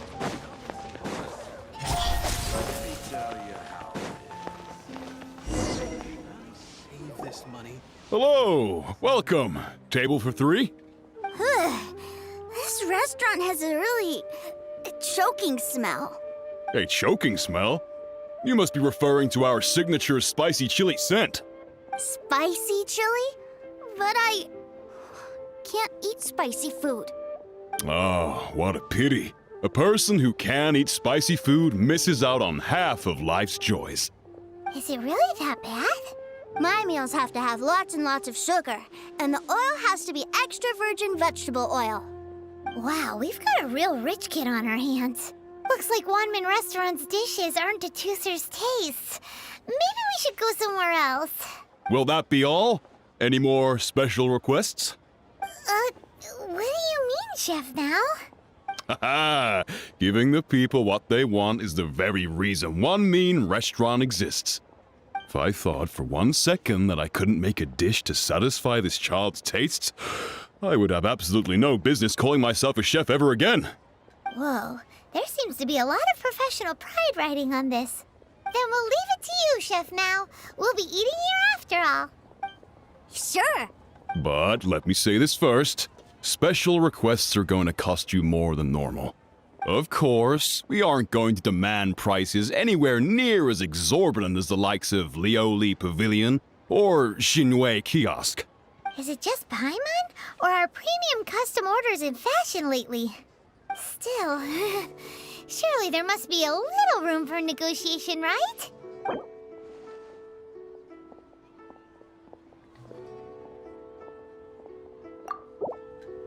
You folks. Let's go with this then. Any more haggling and we'll ruin the other customers' appetites. Thanks, Chef Now. Please sit wherever you like. Your food will be here shortly.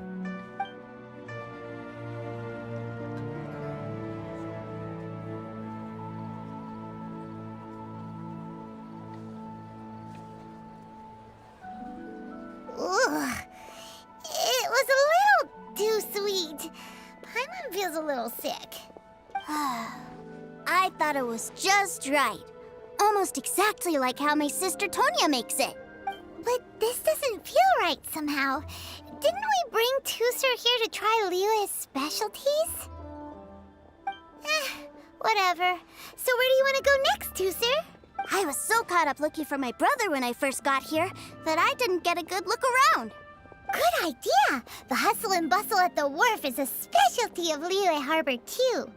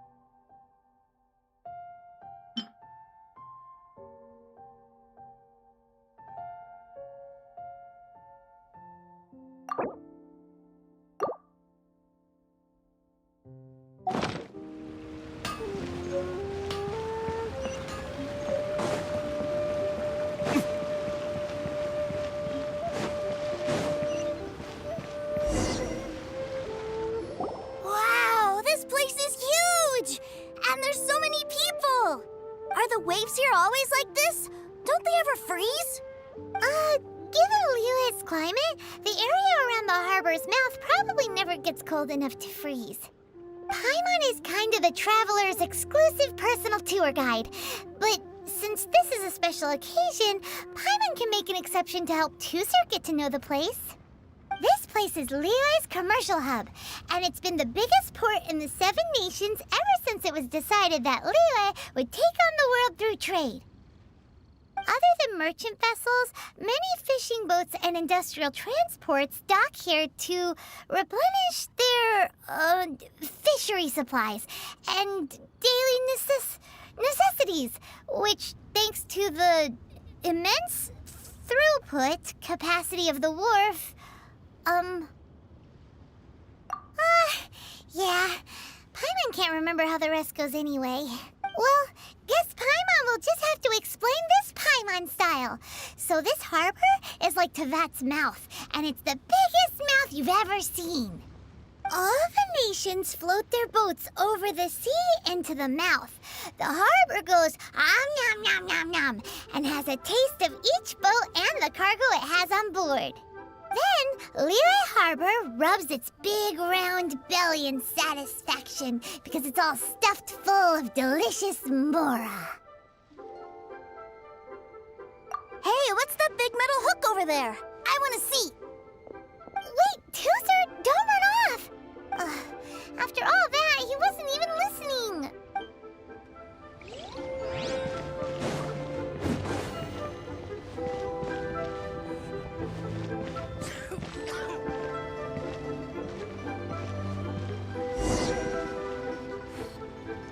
That metal hook is huge, and it gets bigger the closer we get. This is an anchor. Docked ships use it to hold themselves in position to stop the wind and waves from blowing them away. An anchor. Got it. But I think I might get it mixed up with Commodore Hook. Commodore Hook? Is this another one of your weird toy names? My brother always sends me a really big toy for my birthday. Commodore Hook, Black Steel Jack, Iron Tony. We keep them all in our backyard.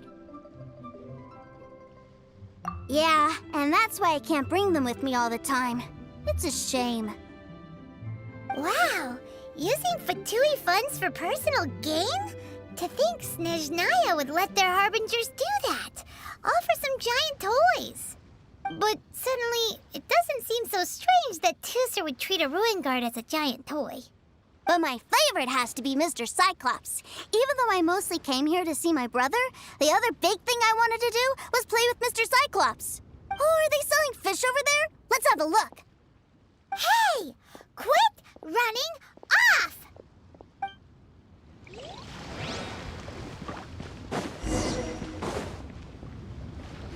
Is this where they sell fish? Wow, the fish here in Liyue are so small. Hey, whose fish are you calling small? Little kids shouldn't go around ruining others' business. He's just a curious kid. No need to get worked up. That said, these fish are actually pretty big by Paimon standards. Just how big are the ones you're used to, Tusser? Maybe 200 times your size? Hey! 200 of Paimon would squish you flat, you know. There are legends in my hometown about it. It's supposed to be a super delicious fish. I told my brother about it, and he went out to sea to catch one for me. A few days later, he returned with a humongous fish slung over his shoulder. Anthon and I were so happy. Are you sure that was a fish? Paimon thinks it sounds more like some sort of leviathan. Hey, Miss Nice Lady, let's go over there to see the boats.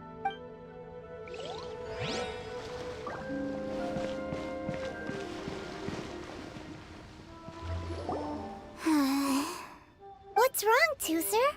Are you tired? You don't seem so happy. I miss my brother. What? But we were just with him.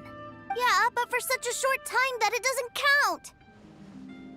Take me to see my brother. I don't want to play anymore. Yep. You can have all the patience in the world, but it won't help you at a time like this.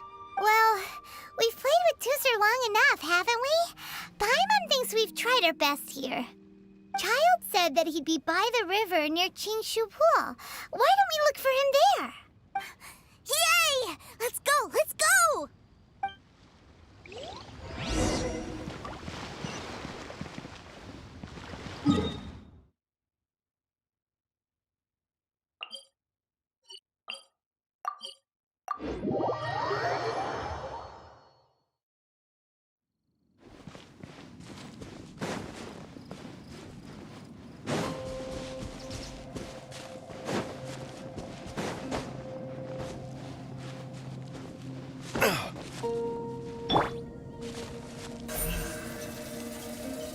Speed of light!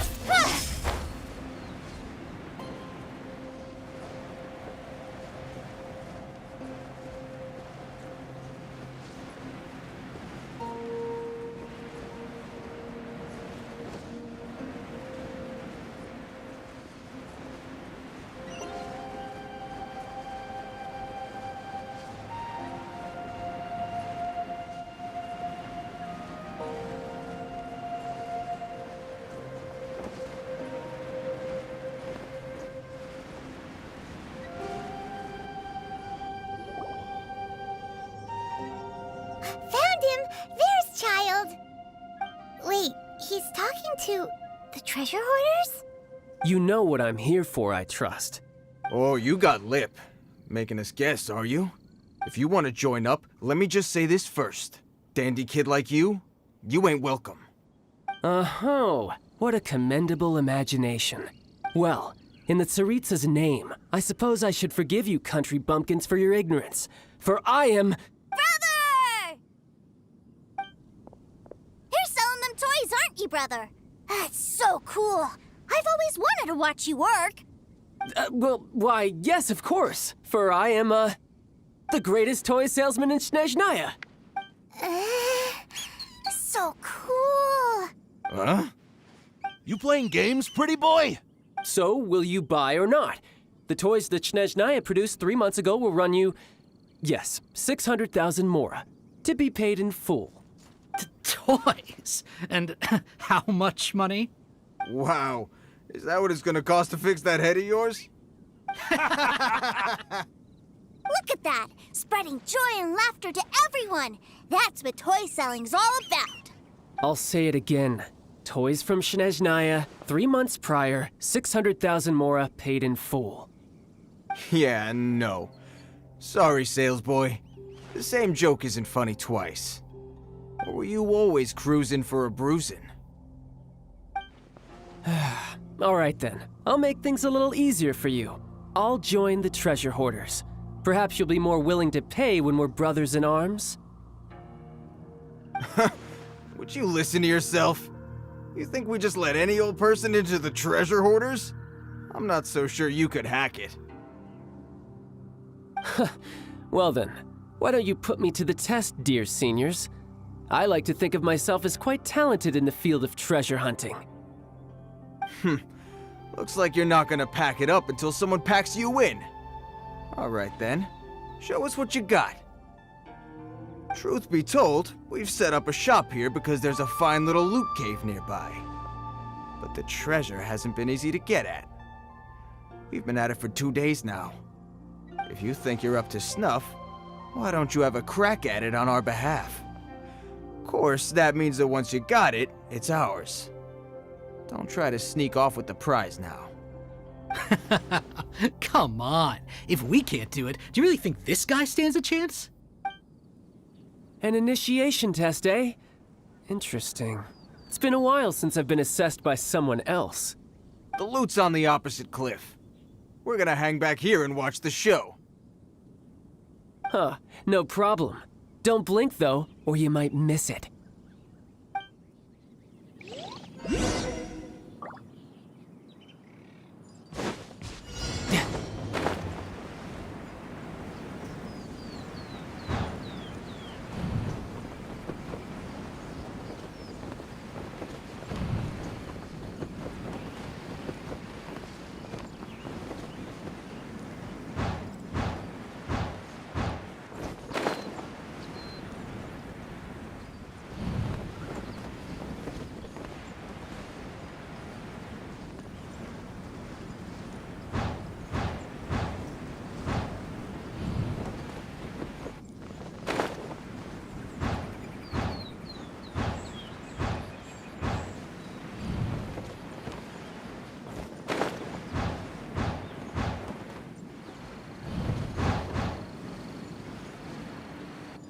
I could get used to this.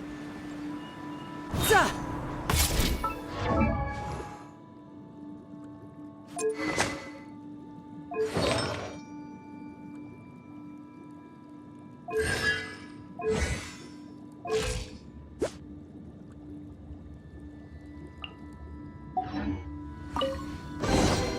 Not bad.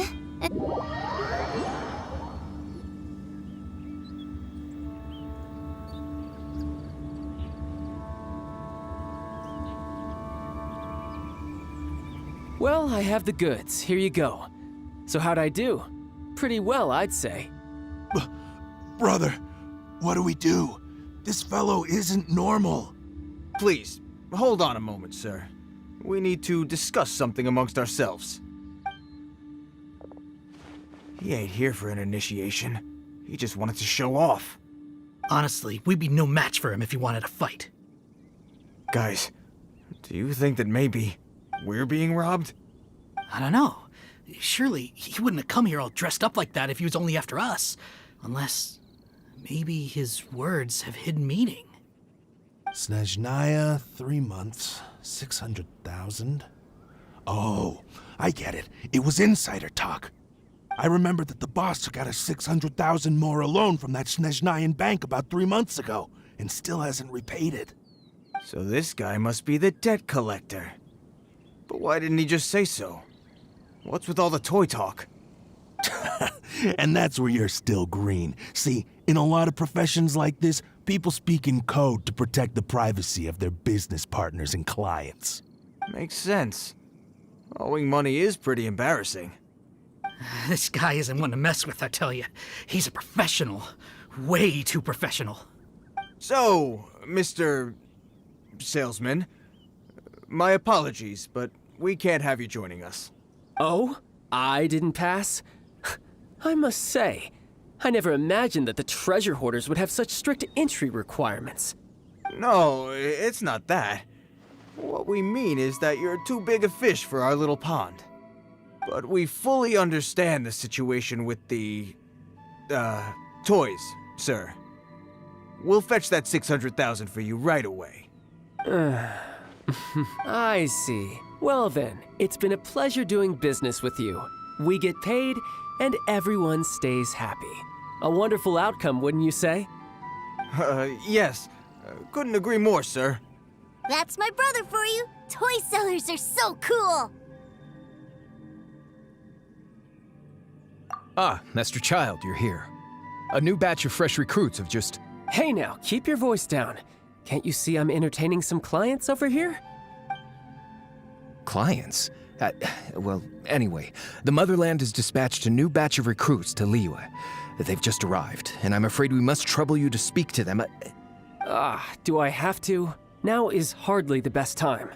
I must apologize for troubling you, Master Child, but they are already waiting for you south of Lingju Pass. Every new batch of recruits must be baptized by the Tsaritsa's will, through the words of her harbingers. This has always been our rule. At present, Master Child, you are the only harbinger in Liyue. Please, everyone is standing in formation and waiting for you to bestow this honor upon them. Well, all right then, I'll go. Just give me a moment to catch up with my brother, and I'll be right with you. Do you have to keep working? Yes, Tusser. We have a group of new toy sellers fresh in from the Motherland, and I need to go teach them the ropes. Wow, that's great! When I grow up, I want to be a toy seller too.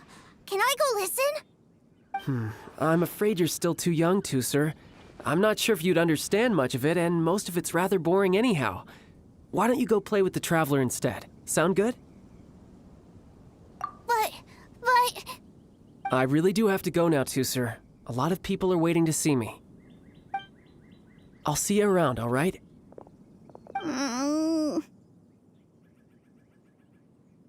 Child really dotes on his brother, but now he's gotta ditch him again. Must be a really tough job.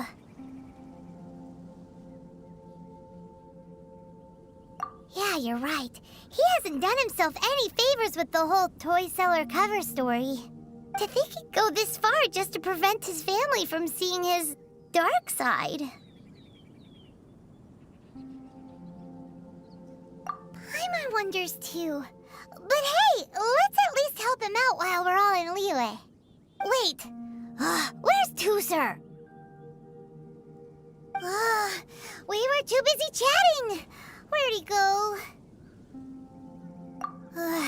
Seems likely. Tusser did seem really eager to hear his brother's speech. Either way, let's head over there first.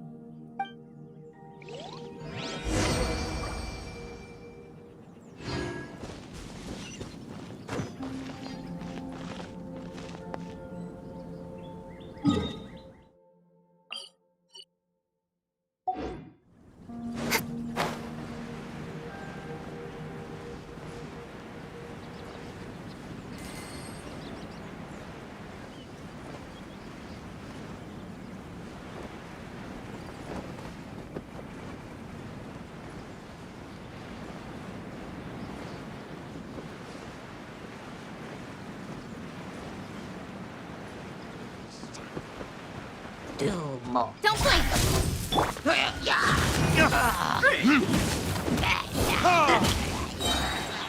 Verdict is...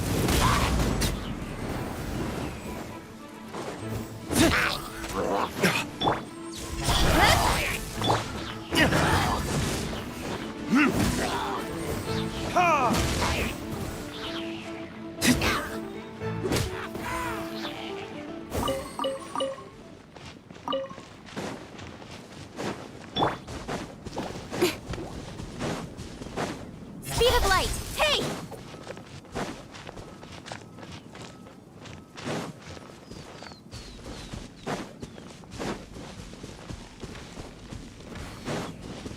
Incoming.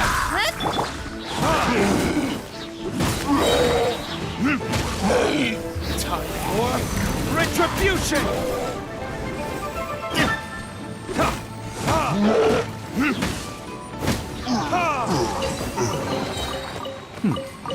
Better than nothing.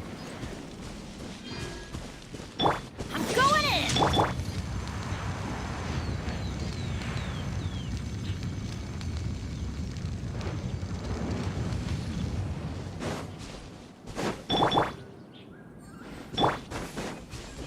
Don't blink! Hey!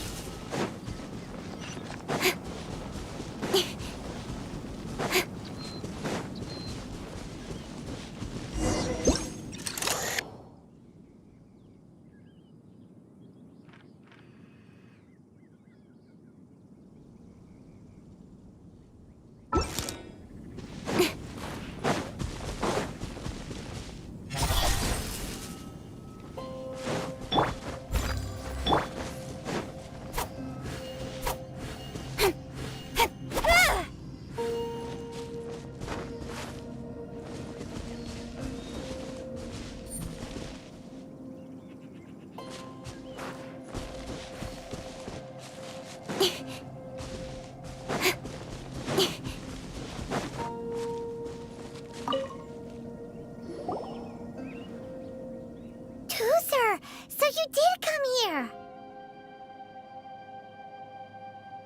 Shh, quiet! My brother's giving his speech.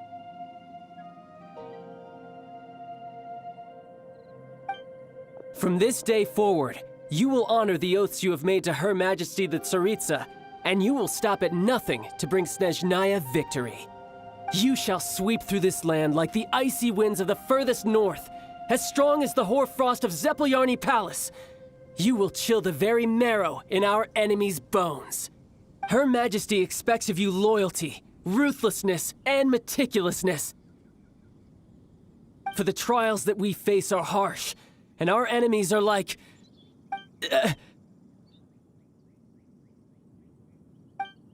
like kites and rattledrums, who shall become redoubtable foes of Mr. Cyclops in the marketplaces of Liyue. Uh-huh. Kites are really fun, too. This is, of course, an analogy. As they say, the marketplace, too, is a battlefield. So as your sales manager here in Liyue, I demand that you obey my every order. A refusal shall be considered a betrayal, and the price for betrayal is to be dishonorably discharged from From the Liu Institute of Toy Research. Whoa, that's really strict. Won't people be really sad if they get fired from the Institute? Huh? Seeking to please everyone pleases no one at all. Time to try something else.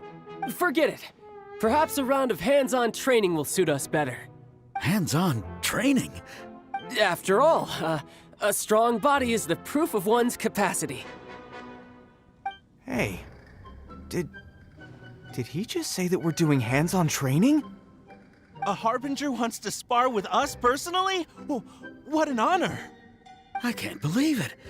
Are recruits like us really worthy? Am I hearing a hint of objection to this idea? Not at all, sir! That's the spirit. Now come at me, you lot! You'll get frostbite. Have a load of this!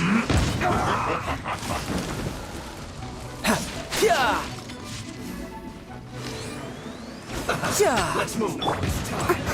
To the cake. Quickly! It's time for a flash freeze. I will end you. Frozen food. Almost.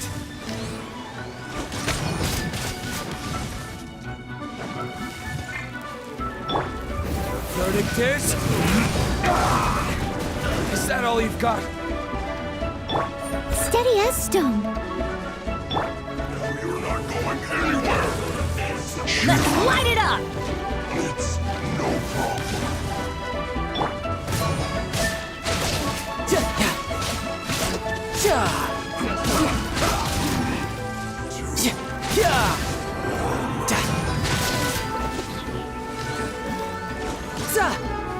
Let's end this quickly.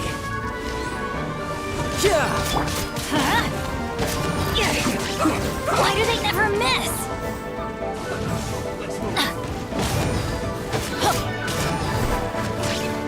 Off we go! Almost. Let's light it up! Shouldn't get careless. Have a load of this.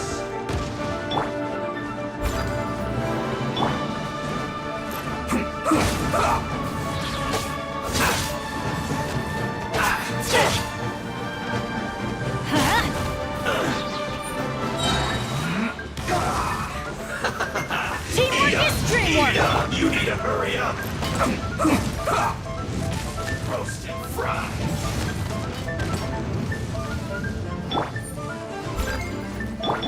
Let's not waste time. This one's well done. No time to lose. You need to hurry up. Let's end this quickly. Feels close.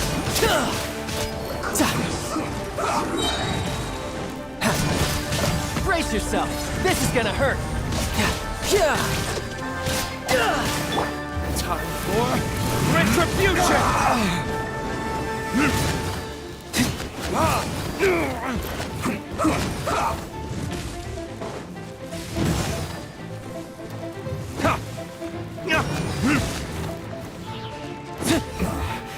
This isn't good.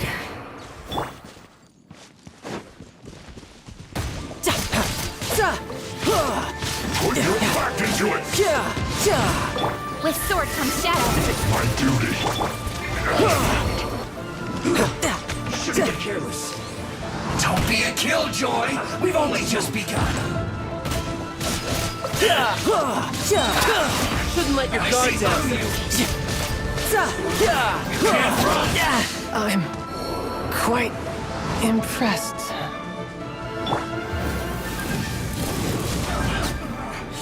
Looks like I went too far. Well then, do you all understand what I said earlier?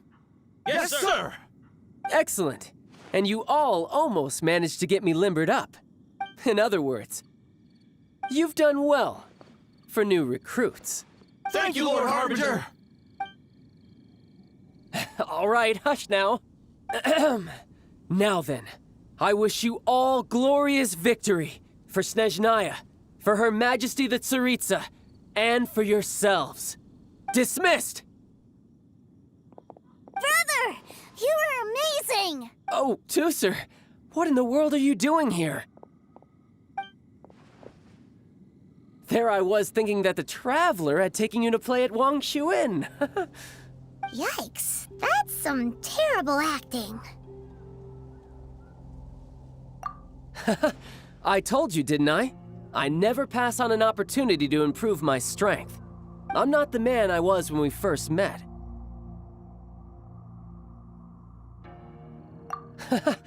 You must mean my foul legacy transformation. It puts a great strain on my body, so it's best saved for crucial moments. I still haven't fully recovered from the injuries I suffered when I used it at the Golden House. Anyway, I'm no Senora. I don't use lethal force against recruits. Come on now. The foul legacy transformation? Does it make you stronger than Mr. Cyclops? You could say that. I want to learn to fight too. I want to be cool like you. Now, Tooser, fighting isn't about looking cool. You can only continue to get stronger if you know the reason why you're fighting. I can teach you, but think carefully first. Why do you want to fight?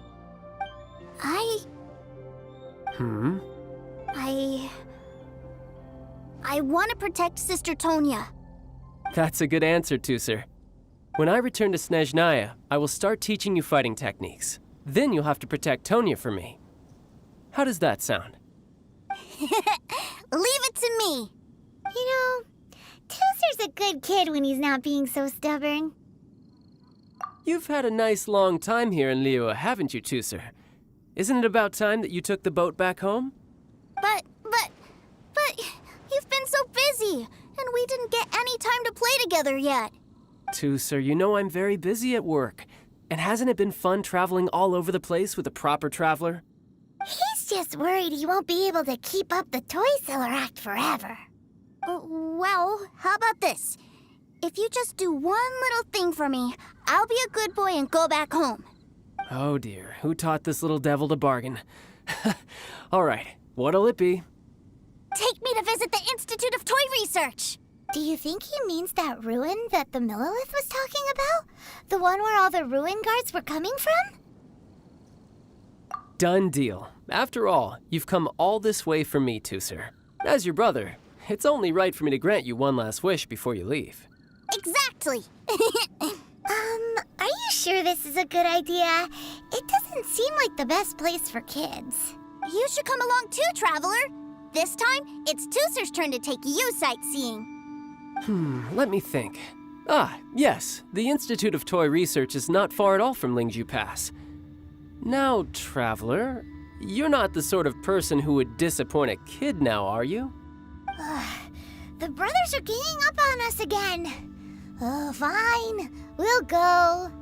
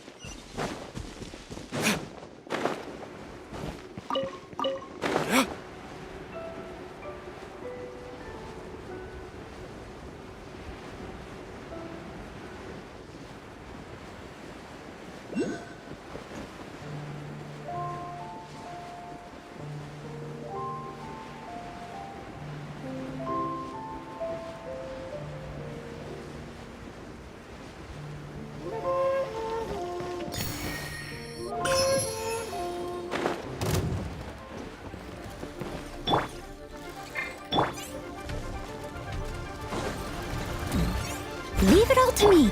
Speed of light.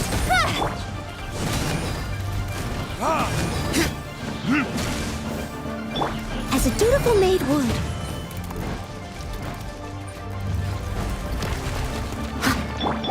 Don't blink. Hey!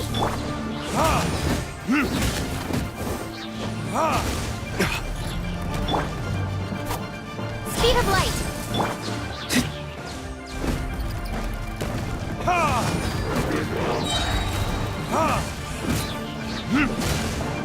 Cut to the chase. Burn!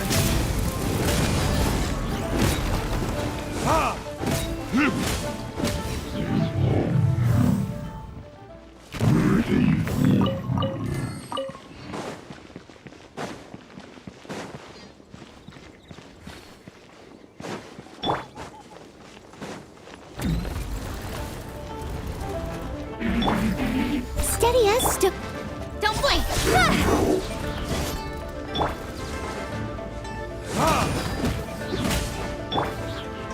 Speed of light!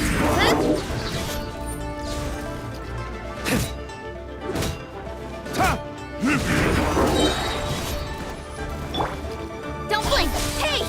Time for retribution! Speed of light! With sword comes shadow. Off we go! Everybody stand back!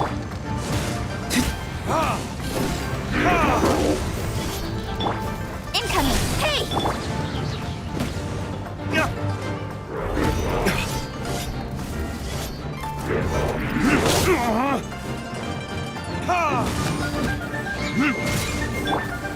Speed of light!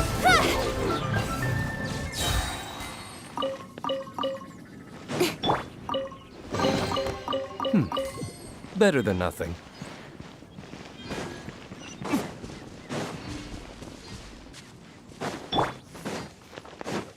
Nowhere to hide. Verdict is... I got careless. Freeze!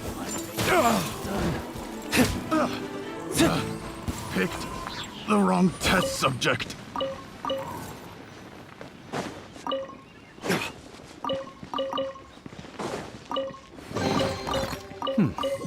Better than nothing.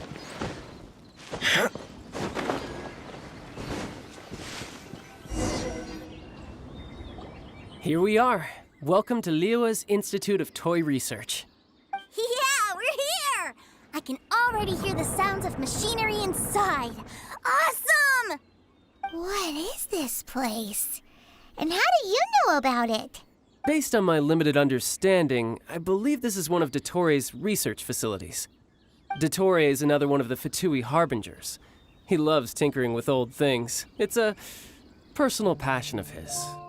So, he converted these ruins into a Ruin Guard research lab. Huh? So the ruin guards are built by the Fatui? No, they have much closer connections to the Abyss. So, strictly speaking, they're as much our enemies as anyone else's. We just do research, nothing more. As to why the Ruin Guards have been moving outside of this area recently, I can only imagine that he's gotten bored of playing around with them and has lost interest in this place. Wow, yet another Harbinger with a bad attitude. But at least this explains why you were totally okay with bringing Tooser here. Seems you did your homework ahead of time. Well, I wouldn't go quite that far. I actually have no idea what this place is like on the inside. Wait, so are you or are you not worried about your brother's safety? Of course I am. But no matter what the danger is, I will parry it. Isn't that what any older brother would do? Even Tooser understands that, now that he knows what he's fighting for. It's the very same reason that's been nestled in my own heart for so many years. What are you guys chatting about? Come on, let's go in! All right, follow me.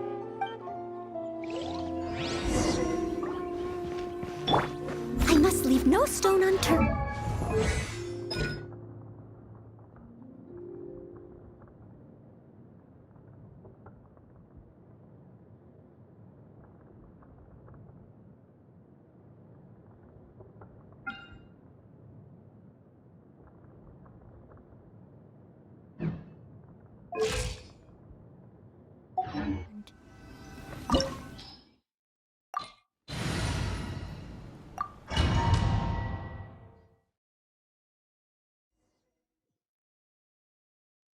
Brother?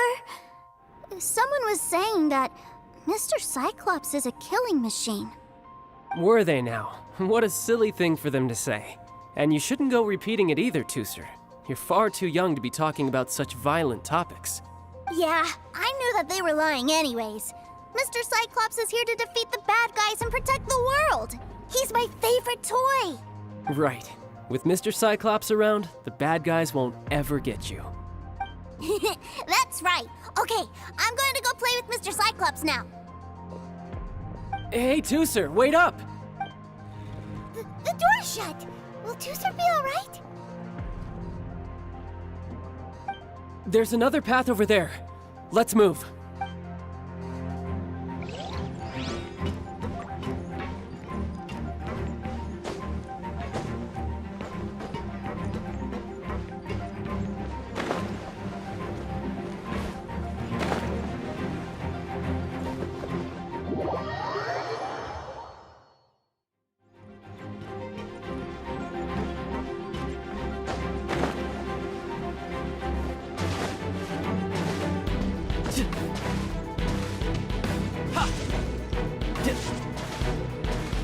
Who's next?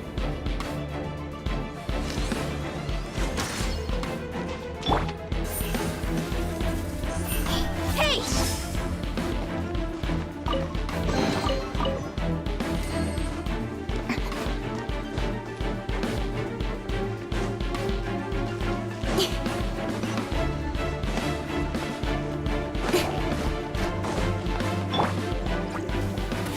Yeah!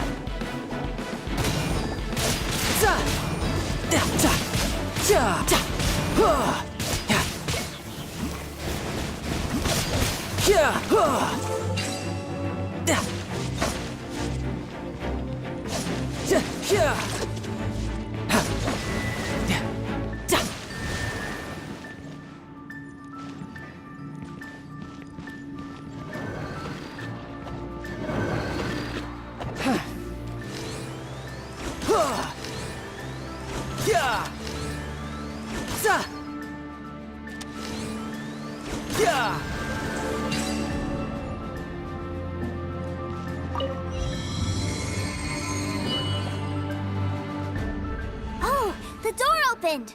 Was that you? That's right. But give me a moment over here, Tooser. I need to make sure that everything's safe. Maybe I shouldn't have spoiled him quite so much.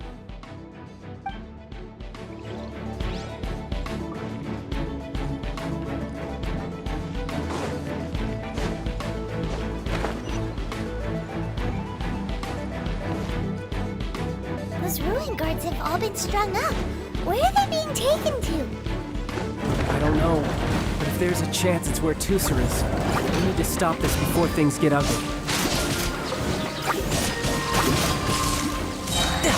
Brace yourself! This is gonna hurt!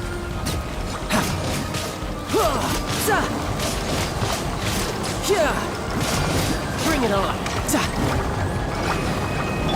Burn!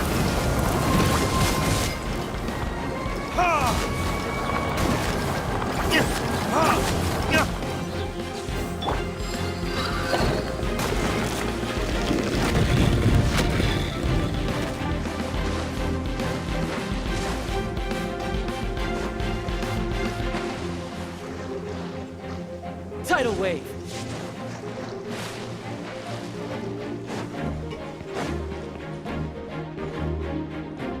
Tooser, see that big stone cube in front of you? I need your help. Yay! Do I really get to help my big brother out? You bet! Now I'll count down from 3, and then we touch it together. Ready? 3, 2, 1.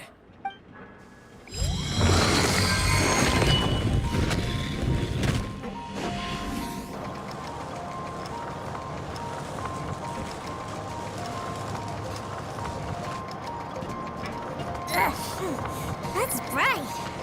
What is that? It's a witch ray that will turn you into a little lamb if it hits you. So stay out of its way. That's scary.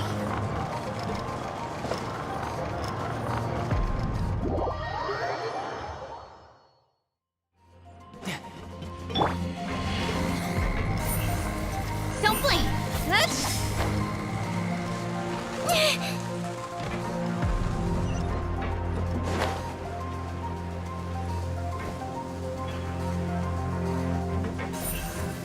Speed of light.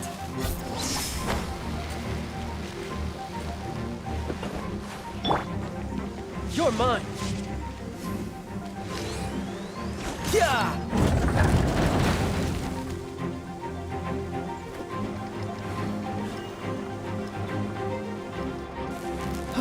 Back together at last.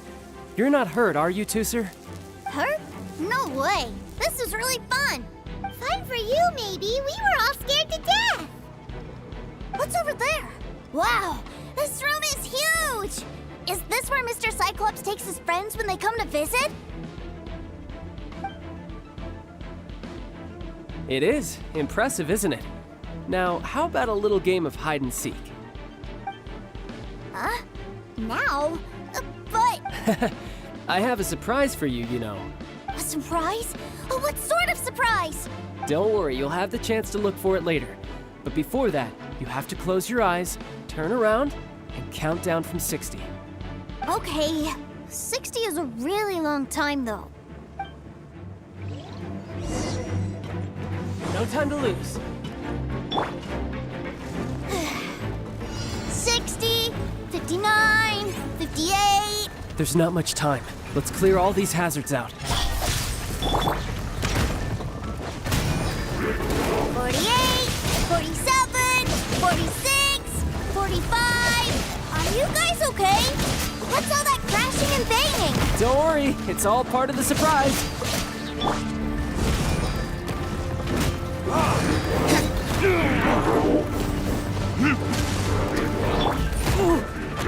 16, 12, 10... Hey, no cheating! You skipped a few numbers, you little rascal. You noticed. All right. 15, 14, 13...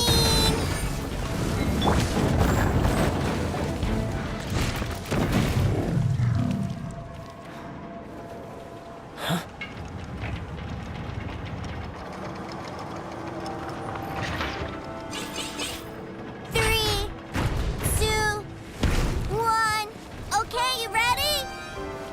Give me another 10 seconds, Tusser. Still hiding. Huh. Now who's the cheater? All right, 10 seconds, that's it.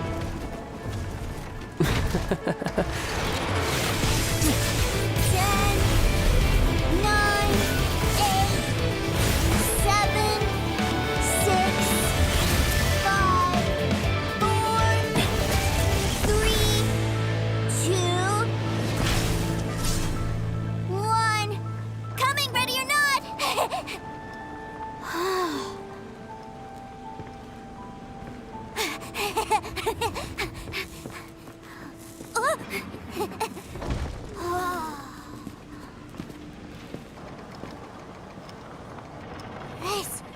This is everything I've ever dreamed of!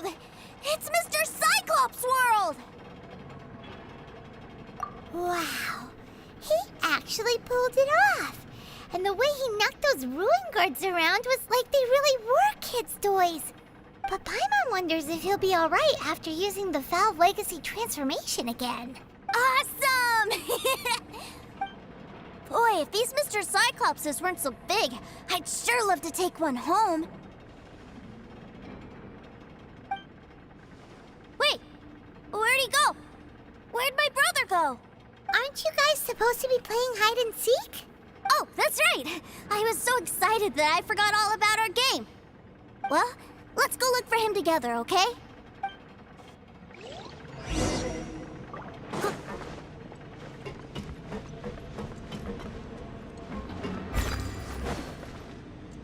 It's a good thing that you two found me first.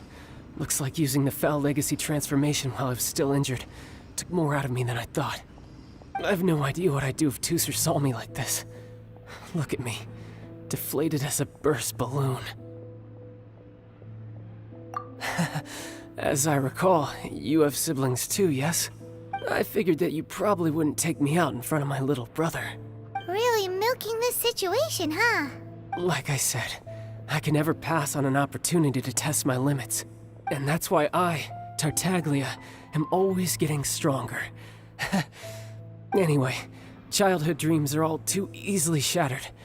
Even if you just leave them be, they will fall to pieces all by themselves. So someone has to protect them, right?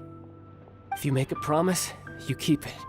If you make a mistake, you apologize. And if you give someone a dream, you defend it to the end. That is what family is all about, isn't it? Remind you of something, did I? Quit the tough guy act already! You need to see a doctor right away, mister! A fine suggestion, but first, I have a little something for Tusser. Please give it to him on my behalf. Huh? Is this a Mr. Cyclops action figure? Indeed. I had made it to order by a smith some time back. I had intended to give it to him on my return to Snezhnaya, but it seems that it would make a better souvenir at this point. Wow.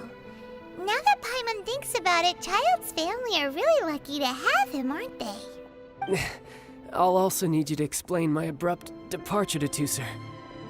You'll help me out, won't you?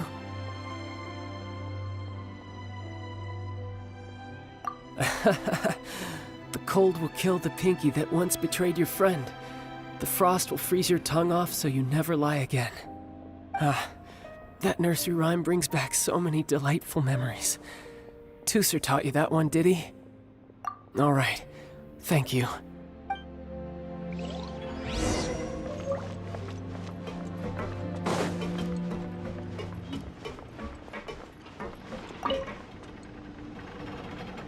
I can't find him anywhere. Where did he go? Really? Where is he? Yeah, so he had to leave in a real hurry. He didn't abandon you here on purpose. Oh, well, that's great. But still, I was kind of hoping we could play here a little longer. Wow, look at this! I never knew that they made Mr. Cyclopses in this size. Look, it even has my name on it. It's my very own Mr. Cyclops! You're really loving it, huh? You bet! My brother is the best big brother ever! You had a tour of Liyue, you met your brother, visited the Institute of Toy Research, and got yourself a souvenir. Now that's what we tour guides call the perfect trip. Do you think you're ready to head back to Snezhnaya now? Don't worry. I know I can't get my way all the time. That'd just be annoying for everyone else. So, let's go.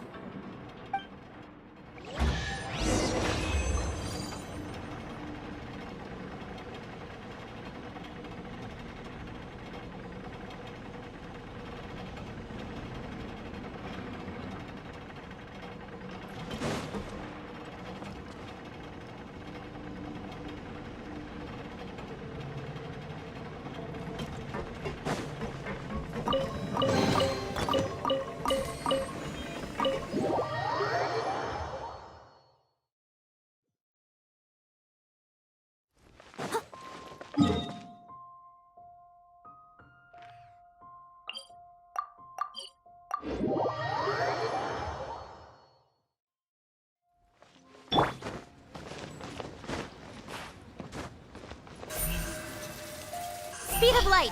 Hey!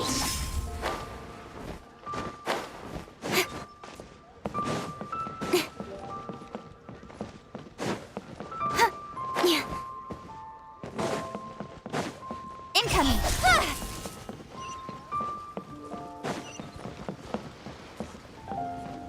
Finally, a seat with a view.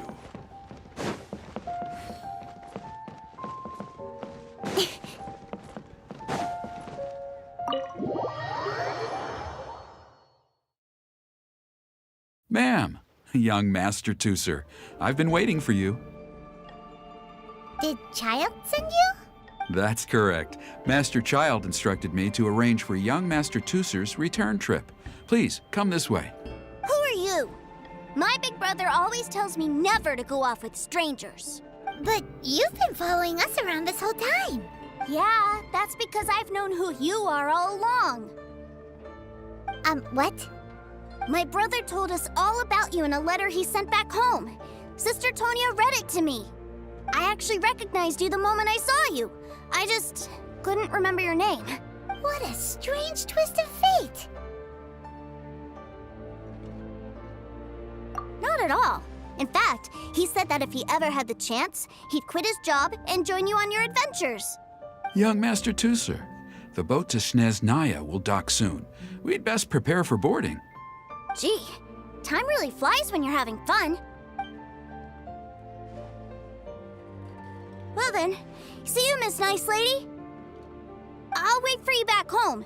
You definitely have to come visit Snezhnaya sometime. Pinky promise? You make a pinky promise, you keep it all your life. You break a pinky promise, Paimon throws you on the ice. The cold will kill the pinky that once betrayed your friend. The frost will freeze your tongue off so you never lie again. It's a promise then. Bye-bye, Toother. Have a safe trip.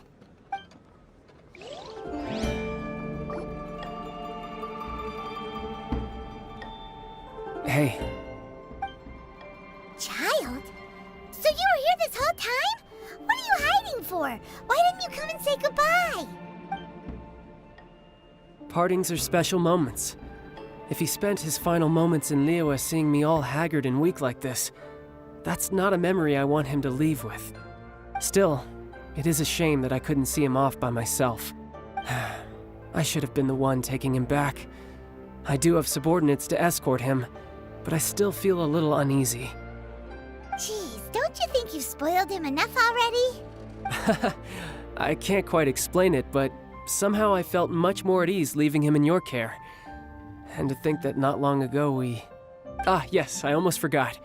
Remuneration for your services, which I really couldn't have done without this time. Aha! So you do have a heart after all. One other thing. Don't forget our promise now. Let's have a rematch when we get the chance. This time, with my honor as a harbinger on the line. You best go rest up first. Don't come crying to us when you lose all over again. Regardless of who wins or loses our next bout, I'd also like to invite you over to my home. I'll introduce you to my other siblings, Tonya and Anthon. They're great kids, and I'm very proud of them both. We'll take you up on that offer. Mostly because we already made a pinky promise to Toother. I'm sure that he'll be very excited to see you too. Well, that settles it. I'm looking forward to it. Now, farewell, my friends. Till we meet again.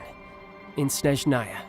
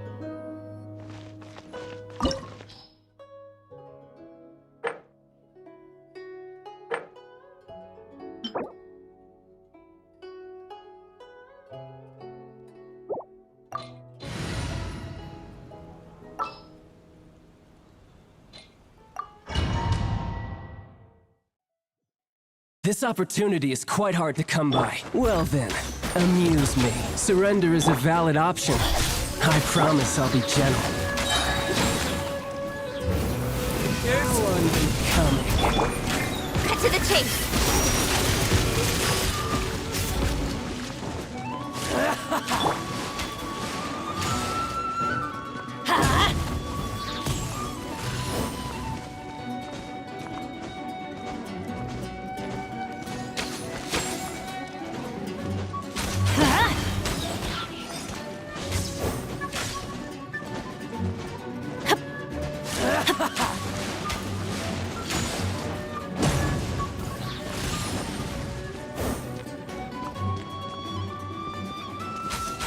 Wide open. Off we go. Celestial Voyager.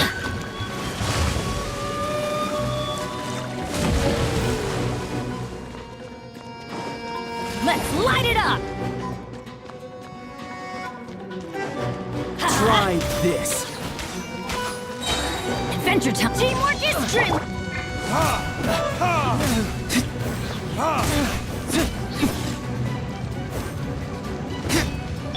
You've made Why do some they never progress. miss?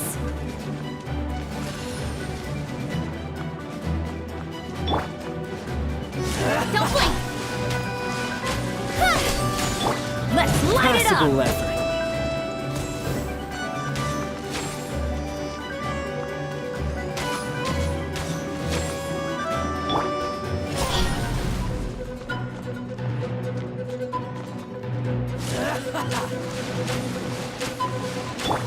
Adventure time! Incoming! Hey!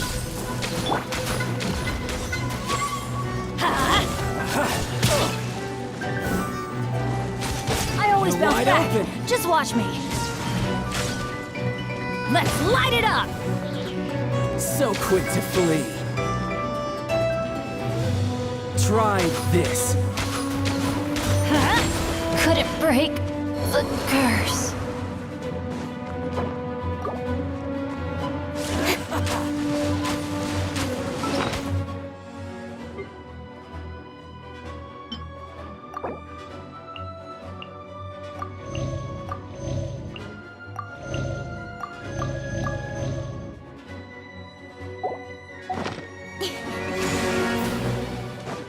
Speed of light! You've made some progress. Guess I should take you more seriously. Incoming! Burn! All you do is run. With sword comes shadow.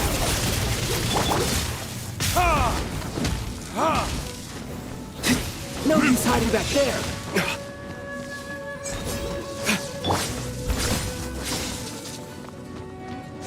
Got you. All you do is run. Break! Don't blink! Time to clean up.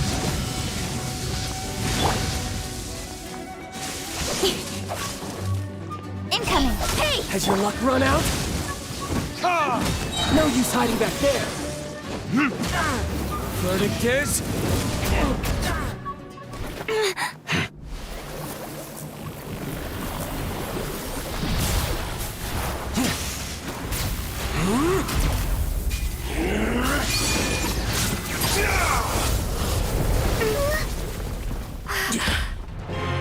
Your strength is praiseworthy. I too shall use all of mine. So, don't you dare disappoint me. Foul legacy, the devouring deep!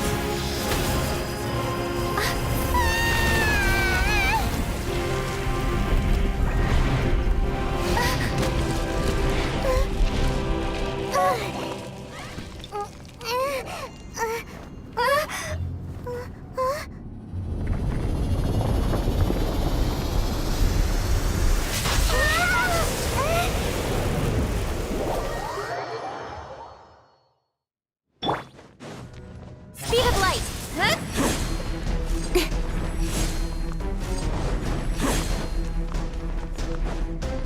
Hey!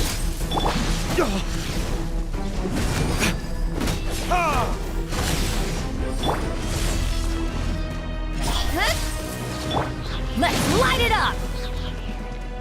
Yeah!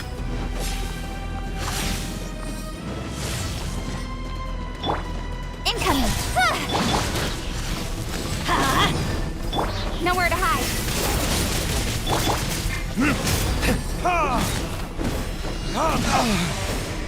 Everybody stand back!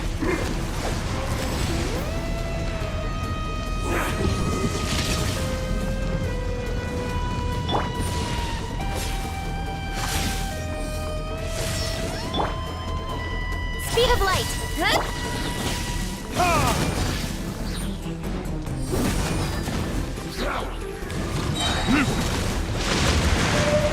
Time for retribution!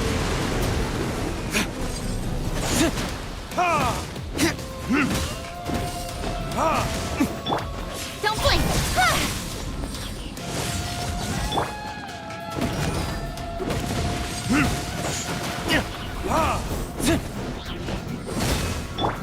Speed of light!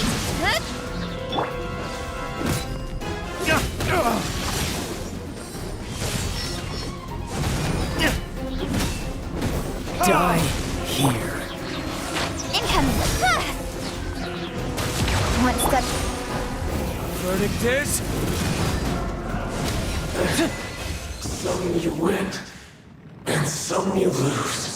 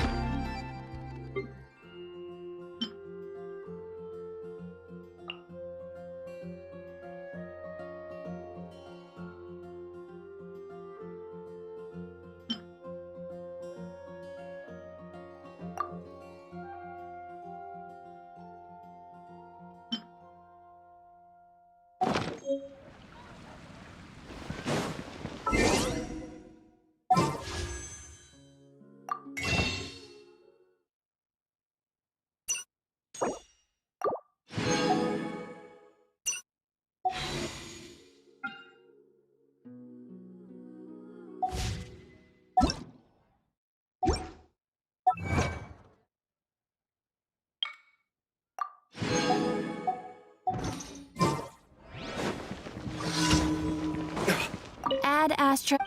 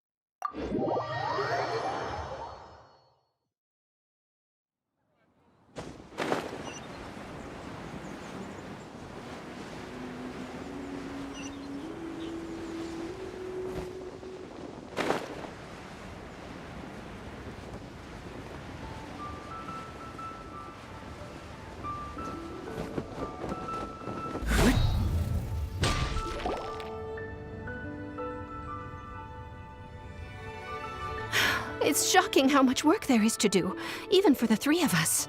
And she's been handling it alone all along. The Keqing secretary clearly isn't an ordinary person. It's so frustrating. Huh? You're... Aren't you Ningguang's servants? How come you're here? We are Miss Ningguang's private secretaries, not servants. Have you seen Miss Ganyu, Traveler? It has been several days since Ganyu left for Jueyun Karst. She's the general secretary of the Liyue Keqing. We've only taken over her responsibilities until she gets back. Even though the Keqing have made peace with the Adepti after the latter had denounced Liyue, they still want to pay their respects to the Illuminated Ones. They commissioned Ganyu as their envoy to deliver a letter to Jueyun Karst and bring the Adepti the latest news about the crisis. Still, Ganyu should have been back to her usual responsibilities by now, but she's disappeared without a trace. Is that so? Maybe Ganyu just took a little detour. Who can blame her after working so hard? I'm afraid it's not very likely. Ever since we met Ms. Ganyu, she's been nothing but the most conscientious person in all of Liyue. Even when it's time for her annual leave, Ms. Ganyu stays on duty at Yuehai Pavilion saying there is still so much to do. She couldn't possibly be using her mission as an excuse to slack off. Oh, Paimon sees how it is. But she's half Adeptus. She wouldn't get in trouble, right? Why do you look so upset? It's because of this absurd workload of hers. When we first heard the three of us would be taking over for Miss Ganyu, we thought it would simply be a matter of changing our work environment. We couldn't have imagined that Miss Ganyu's daily workload far exceeds what the three of us are used to doing. We don't even know how long we've been working. We feel guilty for taking even a short breather like we are now. Looks like you got a serious emergency on your hands. Speaking of Jueyun Karst, Traveler, I've heard that you can go in and out of there as you please. Of course! We've been there lots of times. That's good news. Could you go to Jueyun Karst and find Miss Ganyu for us? Preferably before we collapse under this workload. We're saved. I remember Miss Ganyu said that she'd be visiting Cloud Retainer's abode.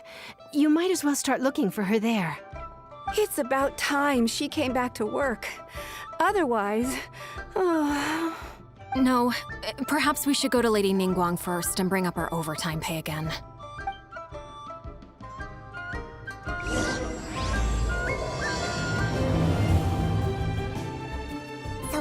you left to visit Cloud Retainer.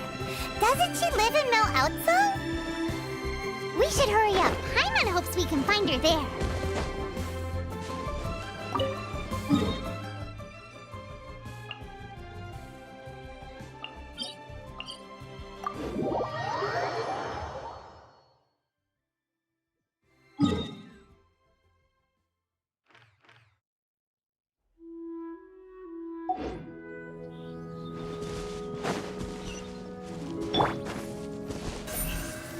Don't blink!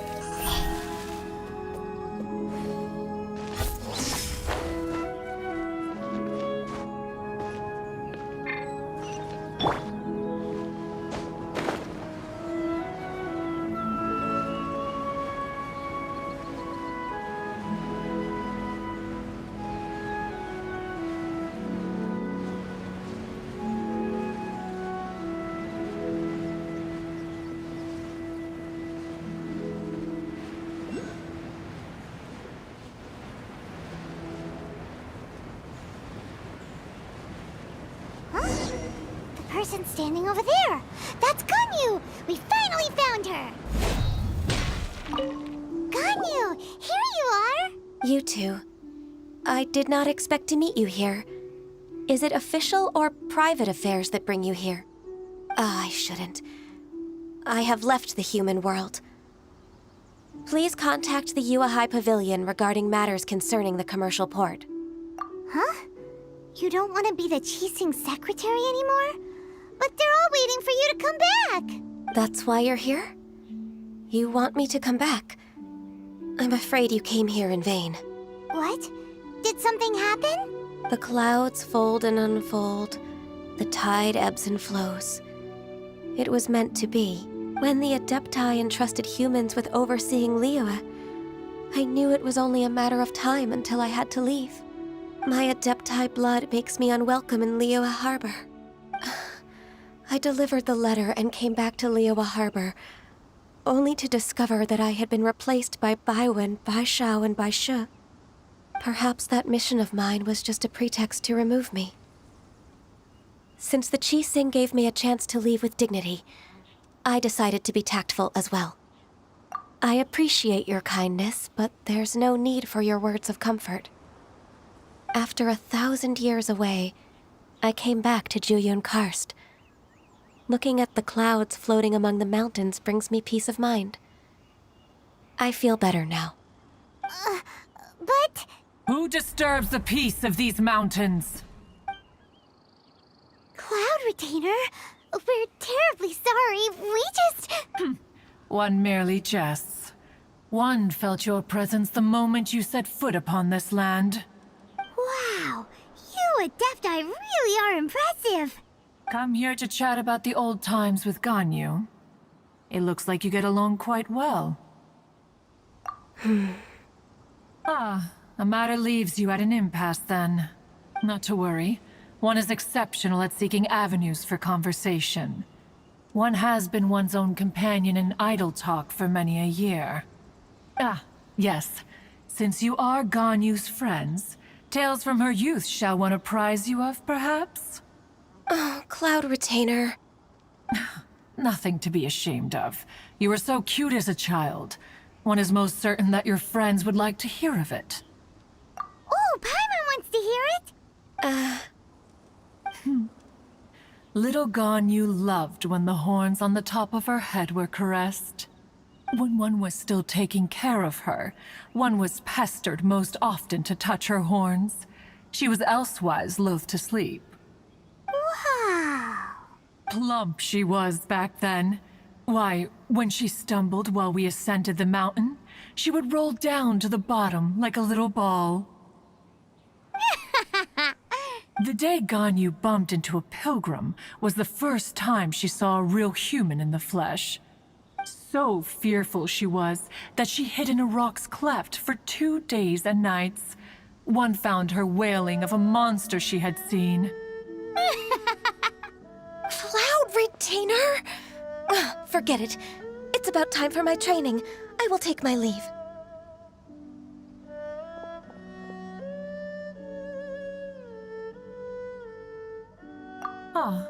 One's intention was merely to relieve the awkward tension.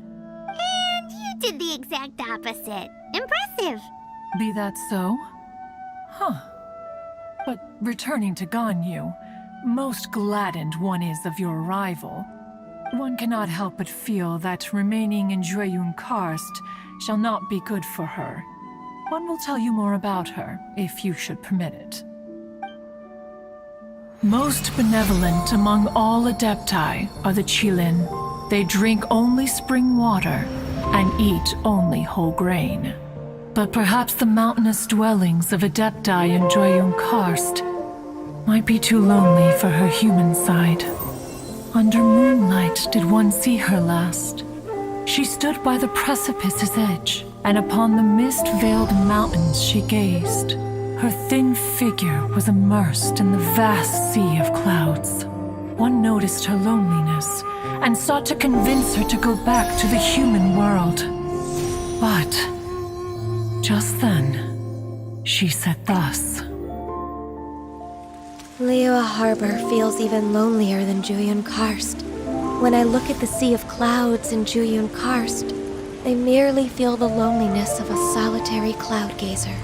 When I step into the sea of people in Liyue, I feel the loneliness of an inhuman that doesn't belong in the human world. One did, by chance, hear this much of Ganyu's thoughts. Alone, she will find her predicament hard to conquer. One hopes that you will accompany her. Oh, Retainer's right. We can't leave Ganyu depressed like that. Besides, Liyue hasn't given up on her. She's got it all wrong. Anyways, what's that training Ganyu was talking about? She has sought to reclaim her Adeptus side since returning to Jueyun Karst.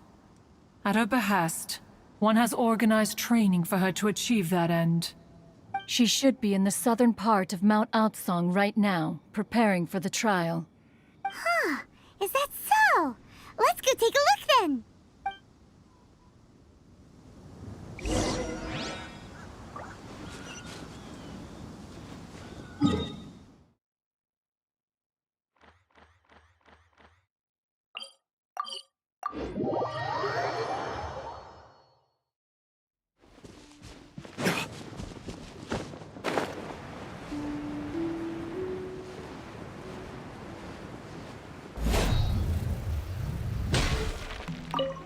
So here you are, Ganyu. Why did you come here? Is that so? You really are interested in the ways of Adepti. This trial was prepared by Cloud Retainer. Its goal is to help me feel like an Adeptus again. The training is much to her signature style. I hope it won't make it seem like she is too unaware of the abilities of others. Is it difficult? No, I'm aware of your strength, Traveler. The power hidden within you is not inferior to mine. If you're ready, we shall begin the training.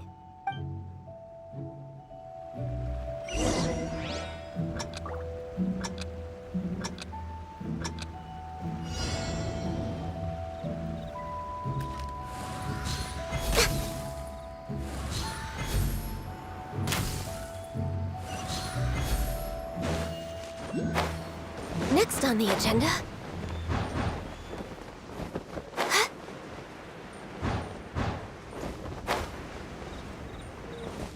No touching!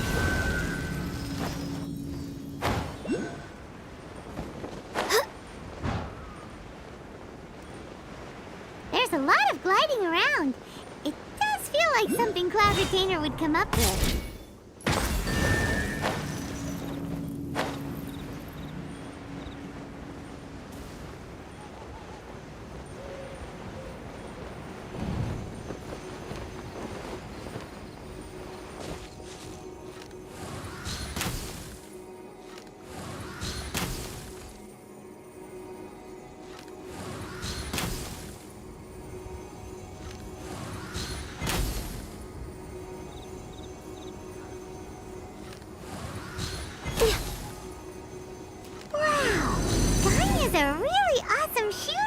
If you could see through the eyes of an Adeptus, you wouldn't be so surprised.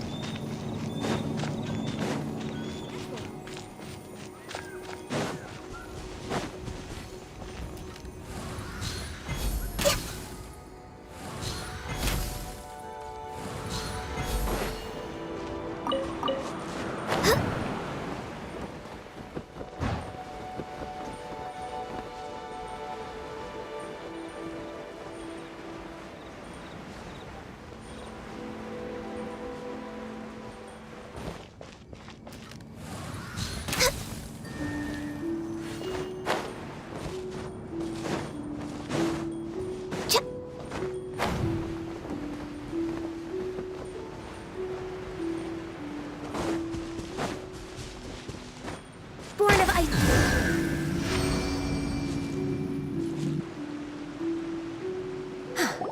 We've completed the task. What do you think? I agree. You possess many qualities similar to those of Adepti, despite having none of their blood. Ganyu, what were you planning to do once your training was over? The training's not over yet. The part prepared by Cloud Retainer is only the first trial. Huh? So there are more trials prepared by other Adepti? No. The only Adeptus who can unlock my true potential is... Who is it? Conqueror of Demons. Huh. So it's Xiao. That cold-hearted loner? How come he's prepared a trial for you? I found him unapproachable at first, too. But I believe that being able to face him is an important part of my homecoming. He's already waiting for me. Come along if you're interested. Of course we are! Let's go!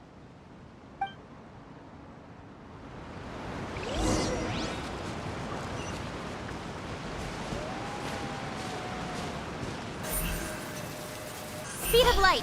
Huh?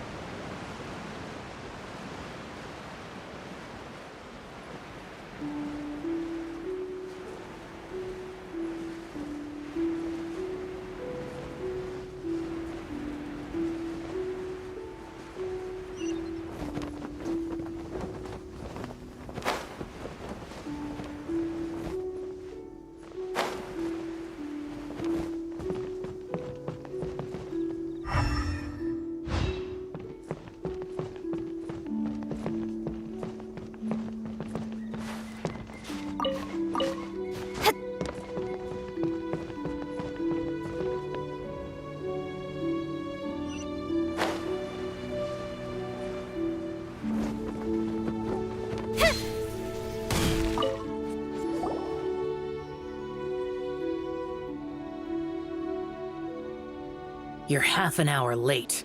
I see you still haven't abandoned the wrongful ways of humankind. I'm sorry. I had a meeting with Cloud Retainer. I don't need your explanations and don't require any mutual understanding between us.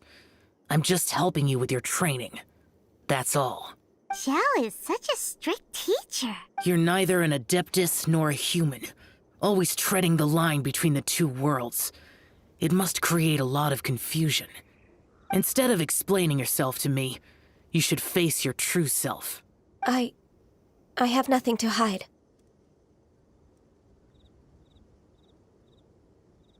The body and the mind are one. If something worries your mind, your body can help you find a solution. The trial I've prepared for you will explore the true potential of your body. Yes. I'm ready.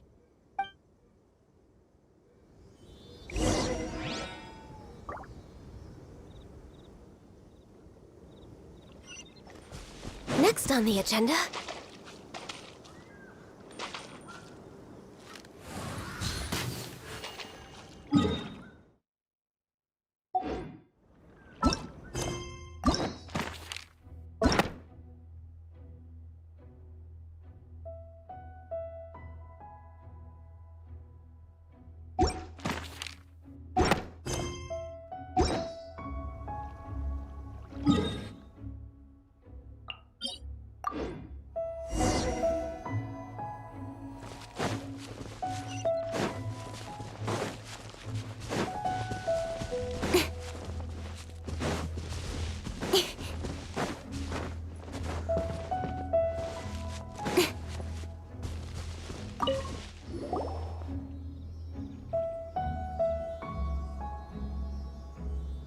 You're half an hour late.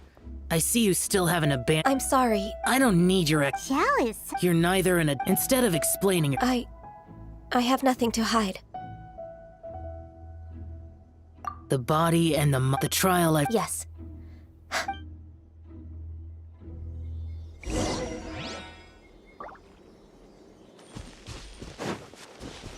We're way behind schedule.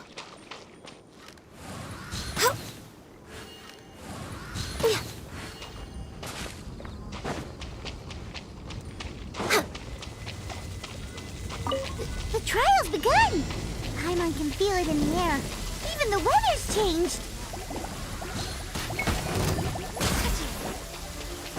Access denied.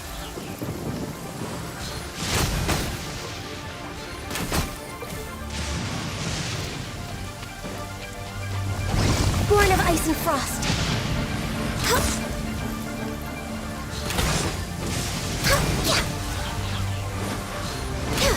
Next on. With sword comes shadow. Access denied. No touching.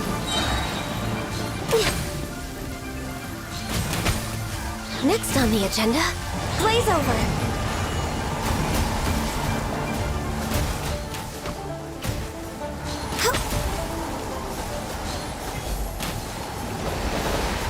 Access denied. Born of ice and frost.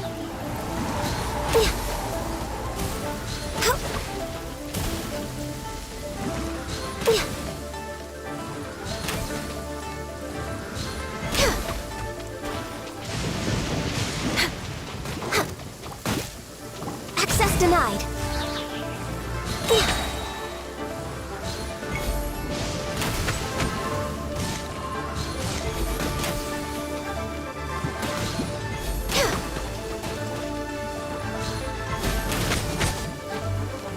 Did I miscalculate? Next on the agenda. Teamwork is trick! No touching. Access denied.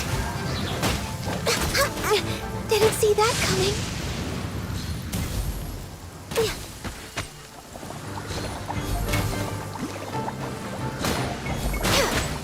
All hail.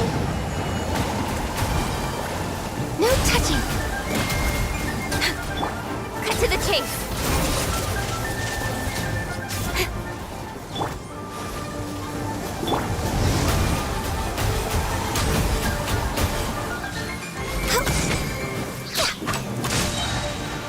Next on the for Rex Lapis. Access denied.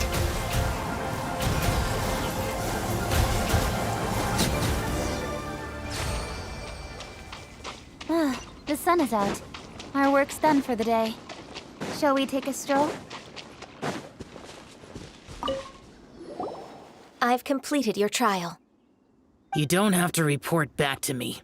Seeking other people's validation won't benefit your training. Only you can evaluate the result of this trial. You'll progress faster that way. Understood. Xiao always has such strong opinions. From tomorrow on, I'll start raising the difficulty of your training, so you'll have to... Have to do what? Another one of those pesky visitors. I'll leave him to you, Ganyu. It's also a part of your training. Pesky visitor? So even here there are those that Xiao can't deal with? Oh heavens! Blessed be Rex Lapis! I've finally come upon the Adepti! Are all of you the Adepti of this mountain? Great! My name's Sin Chung. I came to ask for your merciful blessings, O Adepti. I beg of you, please grant me luck, wealth, and a good career. Oh, so it's a pilgrim. I am also one of the Adepti. You can say that I'm an Adeptus in training. Perfect. I didn't come in vain then. Although you sound a bit half-hearted. Doesn't matter. What blessings can you grant me? Wow, straight to the point, huh? Dear Pilgrim, you shouldn't jump to conclusions. Adepti don't help every pilgrim for free. For free? Do you mean that you charge people for the blessings of the Adepti? That's not what I meant. What I'm trying to say is that everything should be earned through hard work and earnest living. It would be unfair to other people if you got everything you wanted for no reason. Hold on. I've heard this all before. You're just like my old man, always nagging me. Your father must have experienced it firsthand. The lives of the common folk are riddled with hardships, but are also full of joy. A person of your age should focus on work and family, instead of chasing after fairy tales. Are you a real Adeptus? Why do you speak and behave like us city folk? You sure you're not one of those swindlers who pose as an Adeptus to cheat people out of their money? Ugh, how dare you reprove me? I bet you came here looking for the Adepti yourself. He might sorta have a point. We did come here looking for Ganyu after all. Enough. Doesn't matter if you're a real Adeptus or not. You're useless. I'm leaving. Nobody's stopping you. Ganyu, don't let that guy ruin your mood. It's not his behavior. The things he said, he was right. I thought that coming back to Jueyun Karst and devoting myself to training would make me feel like an Adeptus again. But being questioned by him made me realize that I...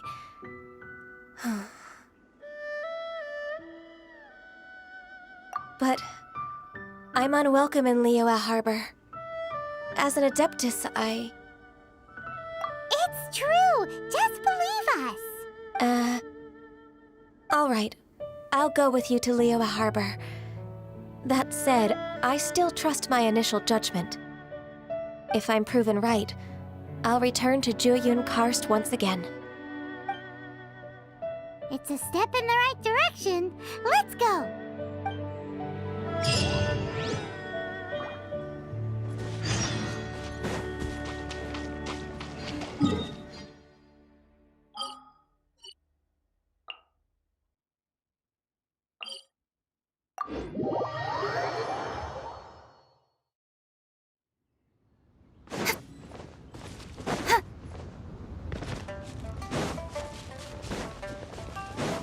Incoming!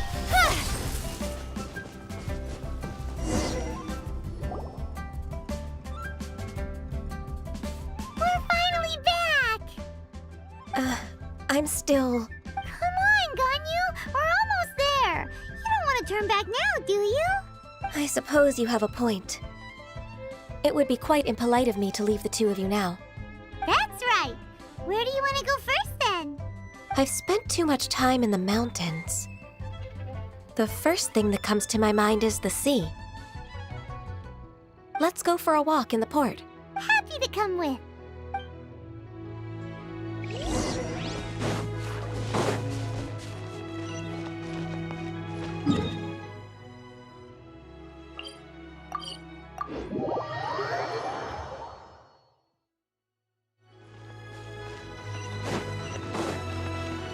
Don't blink!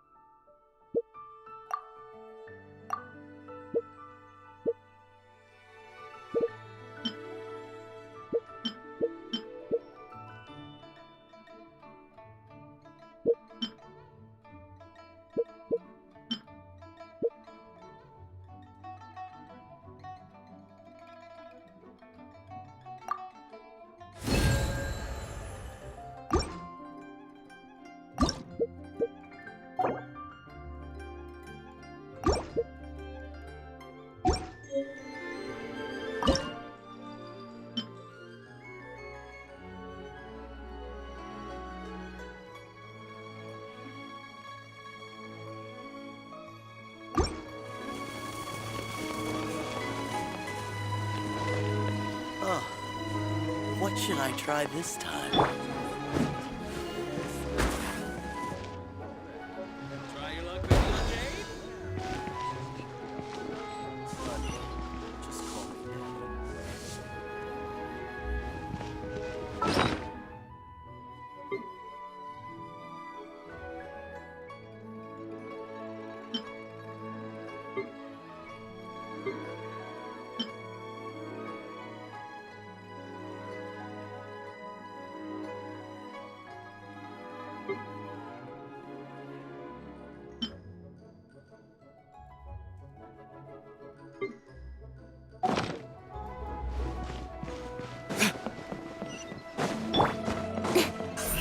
Speed of light!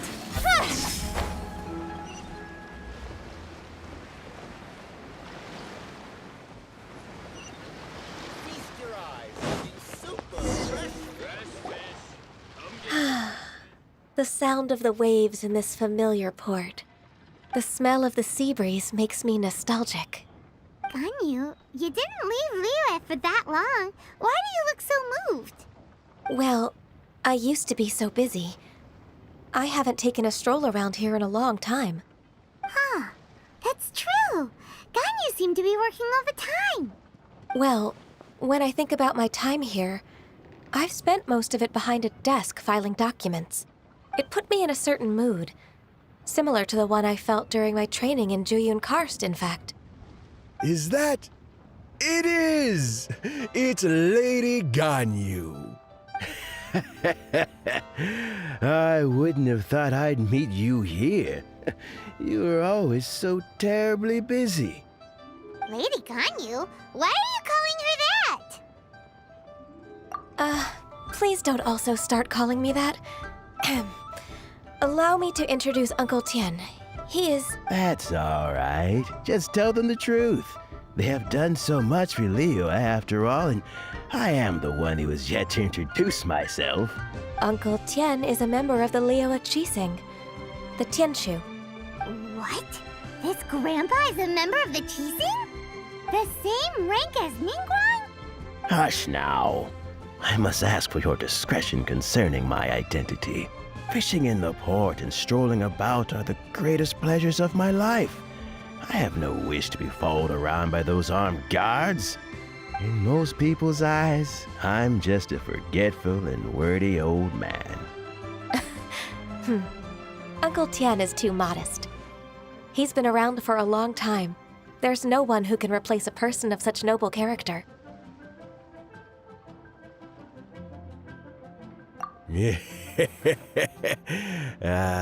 What an honor to receive such high praise from Lady Ganyu herself.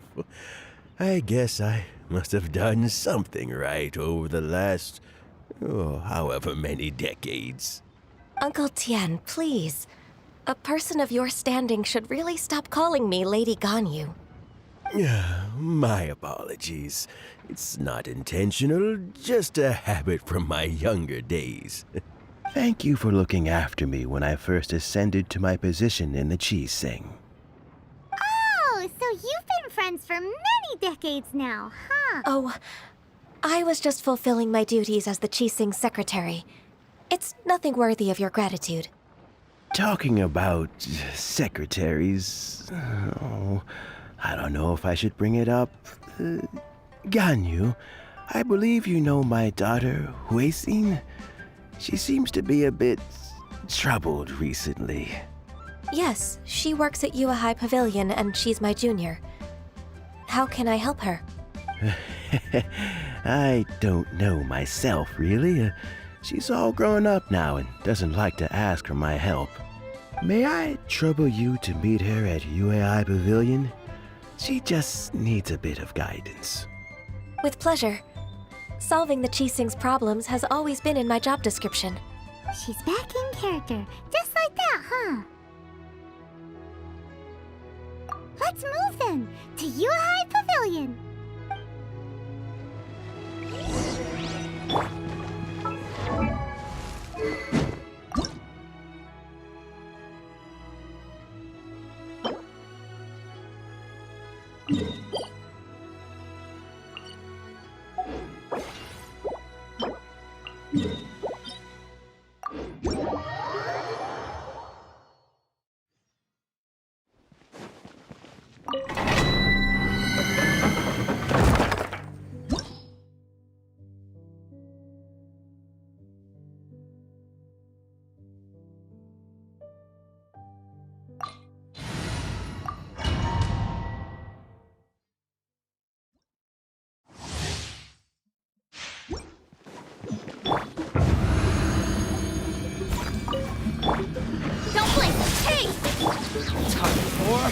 Retribution!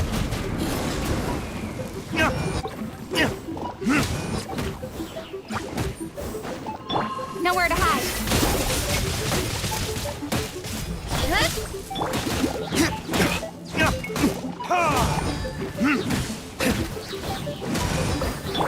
Speed of light. Hey!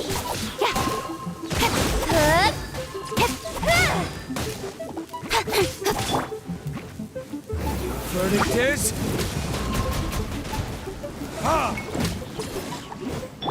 Don't blink. Cut to the chase.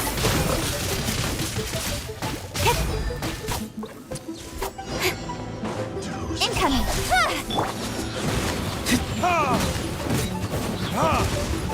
As a dutiful maid would, someone needs. I'm going in. So burn!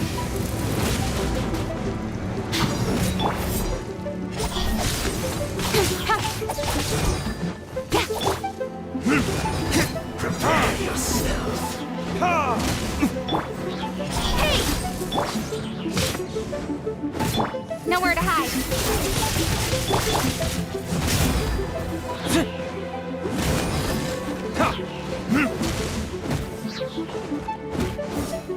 You can't run from Speed of light. Time for retribution! Incoming.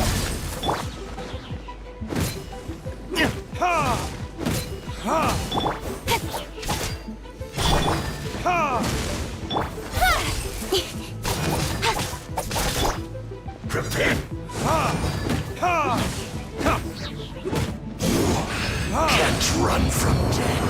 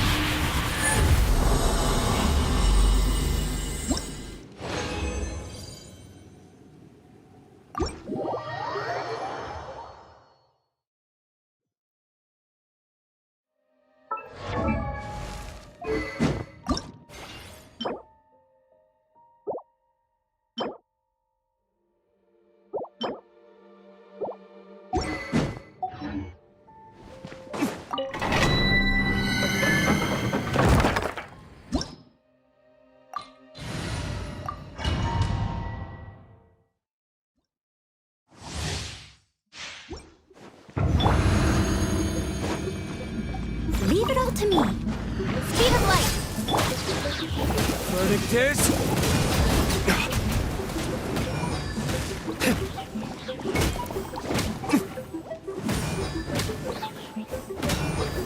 With sword comes shadow.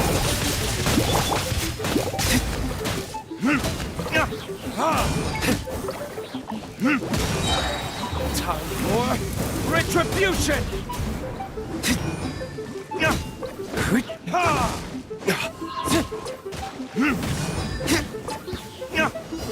Painful dues. Teamwork is dreamwork. As a good knight should.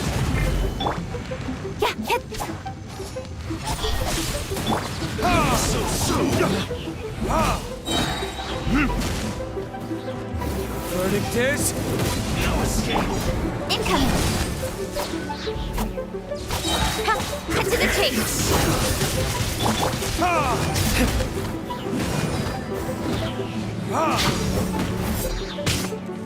Prepare yourself. Change of plan.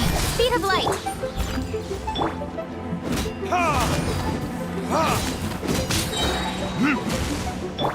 Don't blink. Hey! Time for retribution! Can't Nowhere to run hide. from death.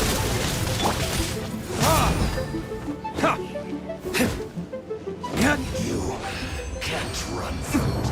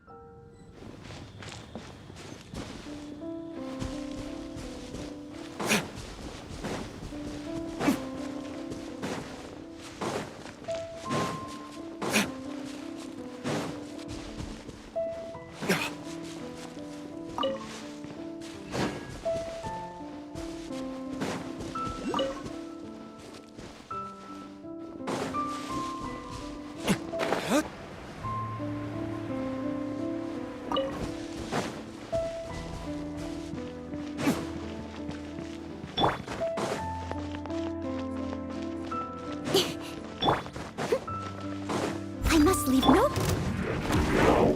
Incoming! Got lucky that...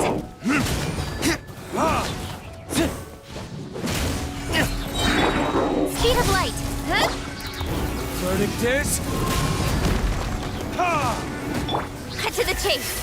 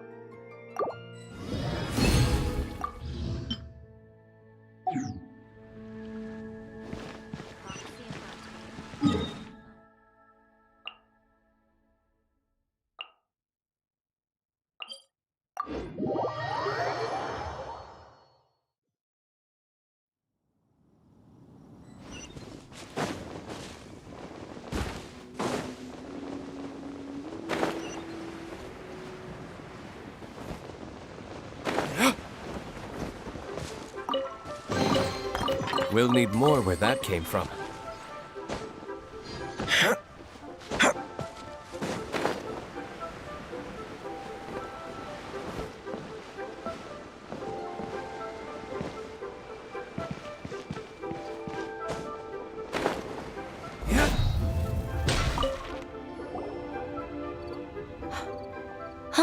Miss Ganyu, it's been too long.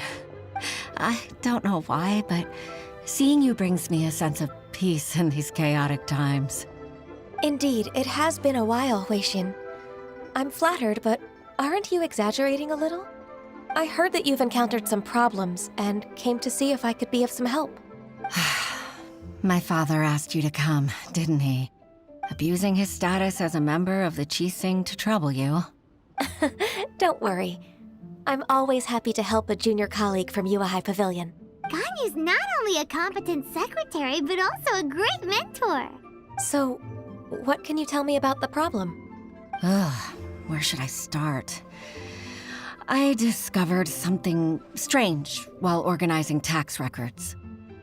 There are obvious irregularities in the tax declarations of two stores, Second Life and Wanyo Boutique. However, whether I question the shopkeepers or check their accounts, I can't seem to make any progress with my investigation. Without any evidence, my hands are tied. I see. It's not uncommon for merchants to be blinded by greed. Well, is there any solution you can advise? Naturally. I've dealt with similar issues hundreds of times. Give me a moment to consider the best approach in this scenario. All right. Let's approach it this way, then. Your enemy knows you best. Huh?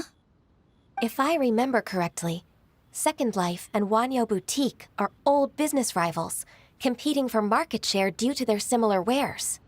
In that case... In that case... I know what you mean, Miss Ganyu. Exactly. Let's start with Wanyo Boutique. The owner's name is... Bolai, isn't it? Yes, you're right. Follow me, please.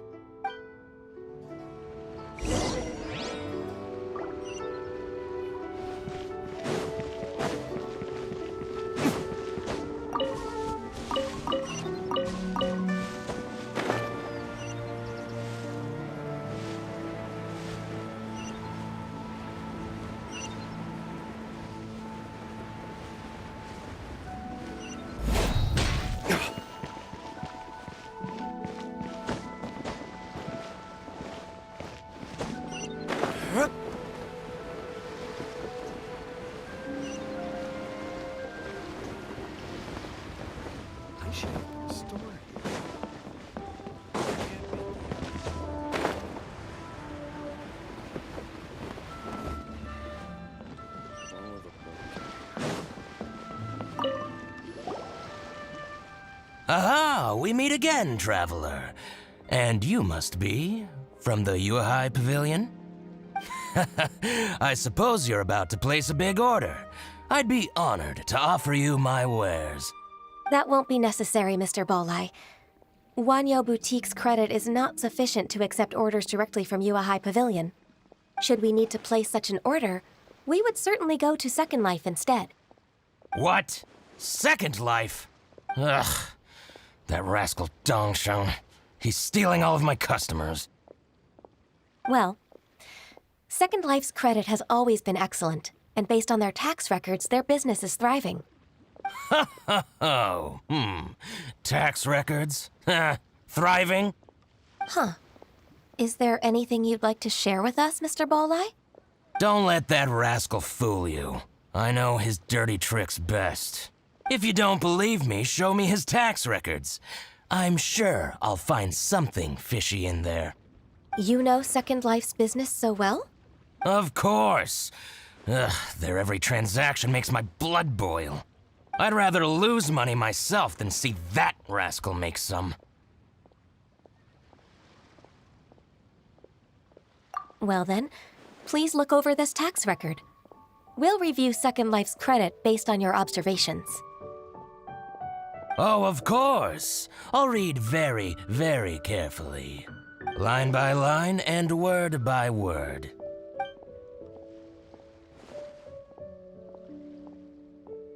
Ah, here, I found it! That exquisite wooden furniture set he bought from Fanmu Carpenters at the beginning of the year. Ugh, he even flaunted it in front of me. Look at the tax record. Not a word about that furniture. And he kept all the profit for himself. I see. He must have gotten rid of all the documents related to this transaction. No wonder there was no trace of it. I told you so. Just as I expected. Ugh, I can't wait to watch him squirm. But, Ms. Ganyu, despite all this, can't he just flat out deny ever making this transaction? He might have destroyed all the evidence, but I believe the supplier, Fanmu Carpenters, might still have some proof of it. Aha, you're right. Master Lu from Fanmu Carpenters must still have the invoice. He wouldn't be swayed by the likes of Dongsheng. I hope so. Let's go to Fanmu Carpenters. It should be near Qingsa Village. Thank you for shining a light on this case, Mr. Balai. Oh, please, that's nothing. I just hope you won't be lenient with him once you find the evidence. That's the best way to show your gratitude. I'm afraid I can't go to Qingsa Village. It's all right, Weixin. You can stay in Liyue Harbor and finish your work. Leave the rest to us. That's so considerate of you. Still, I'm sorry to trouble you like that.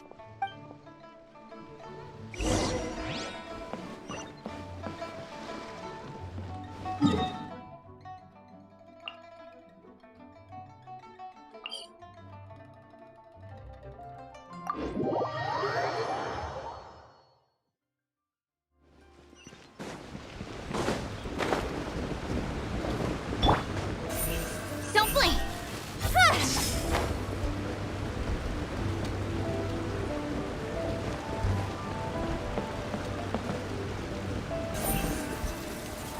Incoming!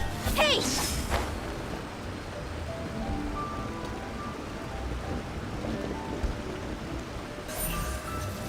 Speed of light! Hush!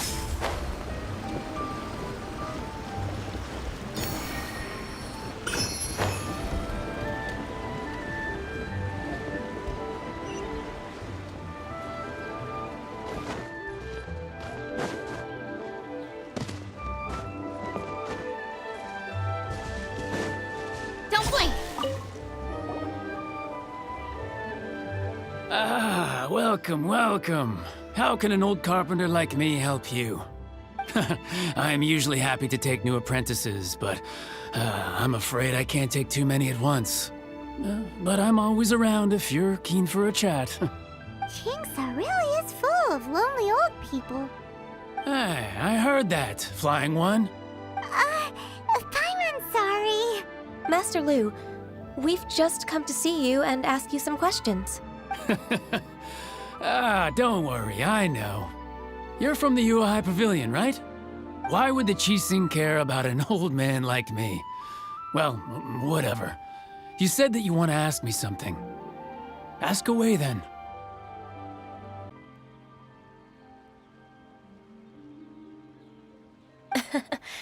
You're very direct, Master Lu. I will be plain. We're looking for proof that Dongsheng from Second Life has been evading taxation. Dongsheng bought some furniture from you at the beginning of the year. Do you still have the invoice or any other record of that transaction? Oh, it's about Second Life. It was a big order. How could I forget? Sure enough, Mr. Balai was right. Could we perhaps borrow that invoice? We won't have any evidence to bring against Dongsheng otherwise. Of course you can. But I'm not so sprightly anymore. What's that supposed to mean? I only do my woodwork and display finished wares here at Fanmu Carpenters. As for old documents and such, I keep them all in a warehouse west of here. But some troublemakers have recently moved there, invading my warehouse. I tried to drive them away, but they just wouldn't leave. Since you need that invoice anyway, it may be best to get it from the warehouse yourself. And while you're at it, you can teach those louts a lesson. So that's what happened. I see. I'll leave you to it then. I need to get back to work.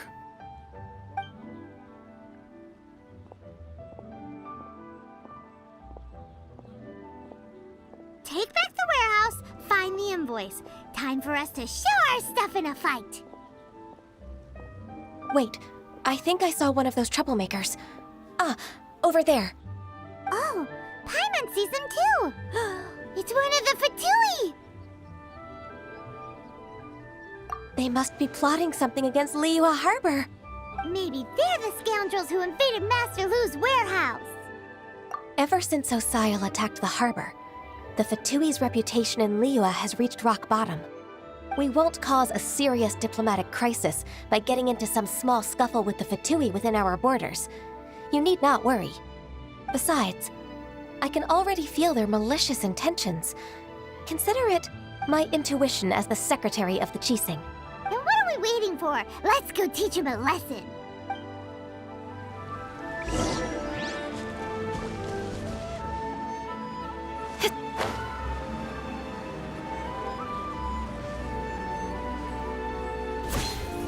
You'll get frostbite.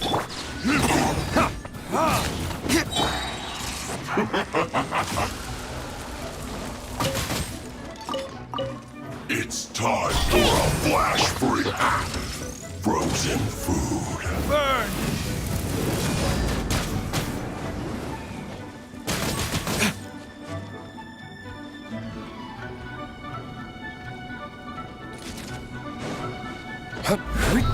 You're not going anywhere. Ow! Oh no! Speed of light.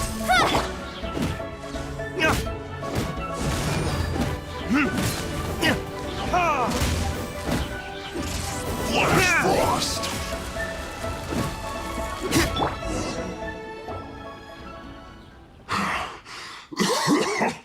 Oh, you scoundrels! I think you've had enough. About time you tell us your plan. No? Plan? What plan? We just taught you a lesson, but clearly you weren't paying attention. If you don't spill whatever you're scheming against Liyue, we'll be forced to use harsher methods. I'm telling the truth. There's no scheme. If you're telling the truth, then why would you, a member of the Fatui, suddenly appear on the outskirts of Qingce village? Fine. If you really want to know, then, well, I was about to. About to what? Pick berries over there. I must admit, I didn't expect you to come up with such a silly excuse. It's not an excuse.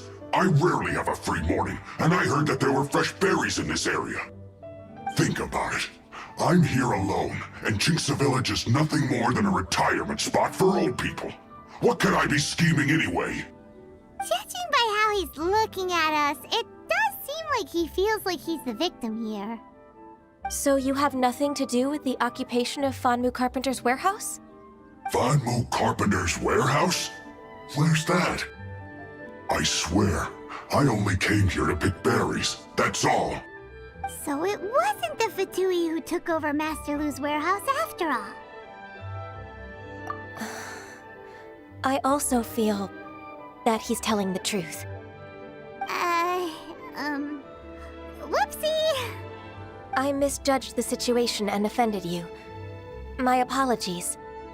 Our exchange only represents my personal views. If you wish it so, you can file a complaint to the Ministry of Civil Affairs. Exchange? This woman, she's clearly aware that the Ministry of Civil Affairs wouldn't side with us Fatui. Yes, precisely. As an alternative, you may try to solve this problem with force once again. Paimon's in! Darn you. How can you wear that solemn face while bullying me like this? What's your choice then? I'll get back to my berries.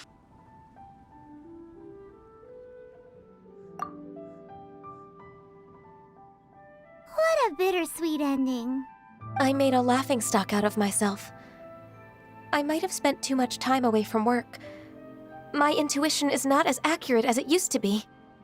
No worries. It's always nice to teach the Fatui a lesson. Let's keep moving towards Master Lu's warehouse. Our goal is to get the invoice, after all.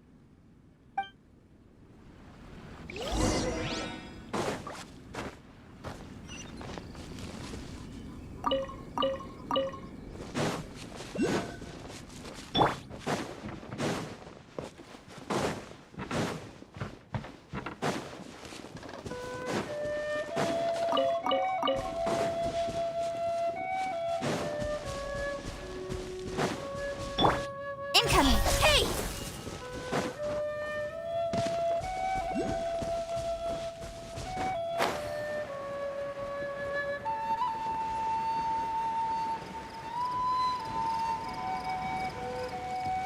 So this is the warehouse. Seems like those troublemakers were nothing more than a few hill churls. Let's show them what we got.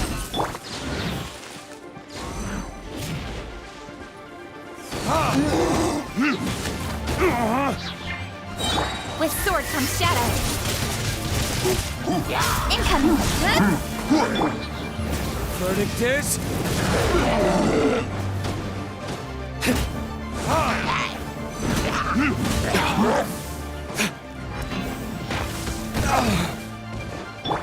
Don't blink! Hey! Going in!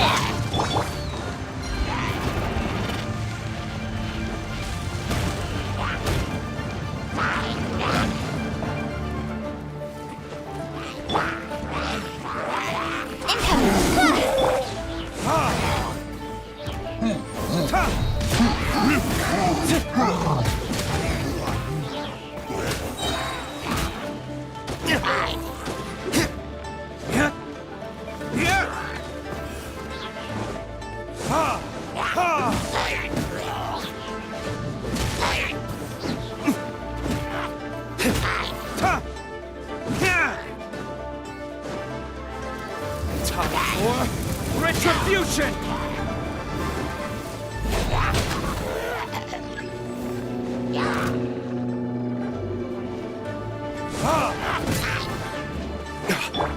Speed of light! Hey! Nowhere to hide.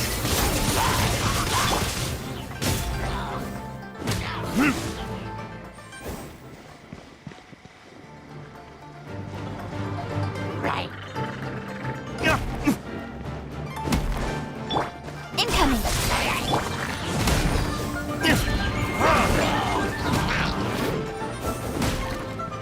Time to clean up.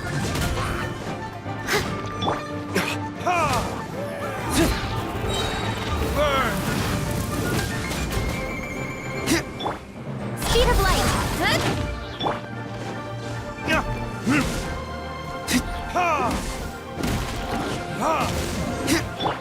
Don't blink. Teamwork is dreamwork. Cut to the chase.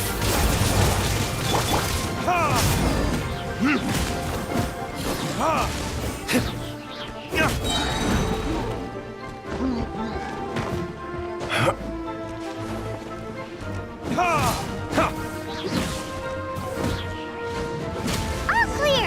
Quick, let's look around for the invoice. This one is an invoice from One Min Restaurant. Some dining tables and chairs. That's not it. This one is Wangsheng Funeral Parlors. Oh, so they make coffins too.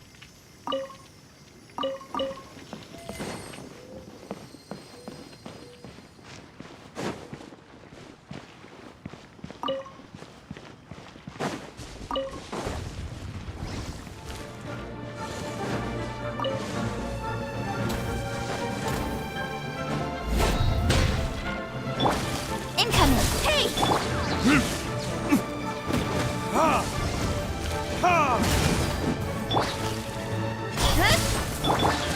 Time for retribution!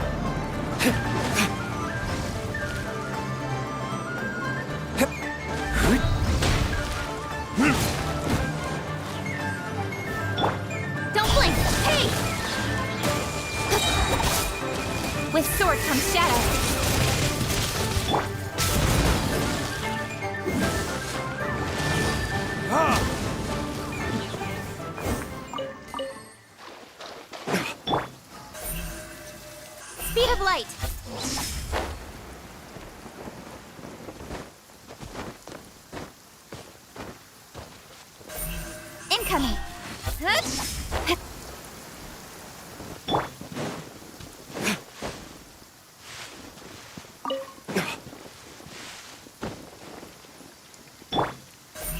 Speed of light!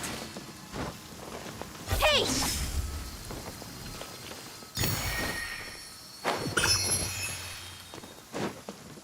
This one is Second Lives!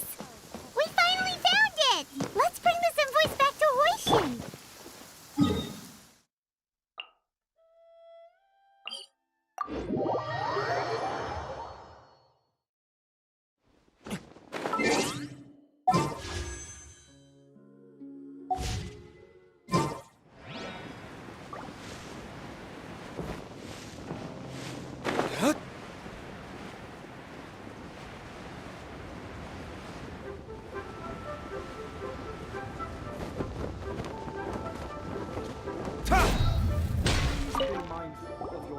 Ah, Ms. Ganyu, you're back. I hope it wasn't too much trouble rushing about like that. I promise to help you and I'll keep my word. Nothing to worry about. Look, it's the invoice for the transaction between Second Life and Fanmu Carpenters. We've brought it back. Oh, thank you so much. Now we can solve this problem. Agreed. How about we go to Second Life and have a nice chat with the owner?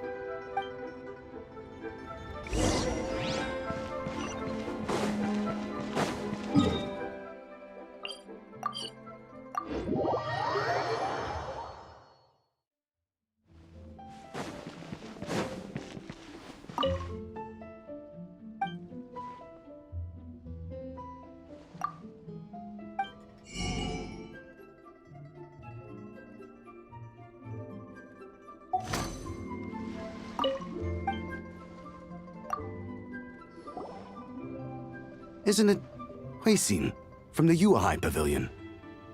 I remember you. I told you that all of my transactions are included in the records. My tax declarations are scrupulous as well. I do hope that my business won't be affected by any groundless accusations. Groundless accusations? Mr. Dongsheng, you seem very sure of yourself. But I sincerely advise that you cease this behavior immediately. It is liable to affect the fine you'll need to pay in the end. No. I'm an honest merchant. I would never get involved with any fraudulent sources of profit. Haven't I made myself clear? Mr. Dongsheng, you've already been proven guilty of tax evasion. I just came here to see if you'd confess. What? Proven guilty? How come? That's impossible. Absolutely absurd. He's talking without rhyme or reason. Must be crumbling under Ganyu's pressure. Time for the finishing blow! Mr. Dongsheng, can you tell me what this is?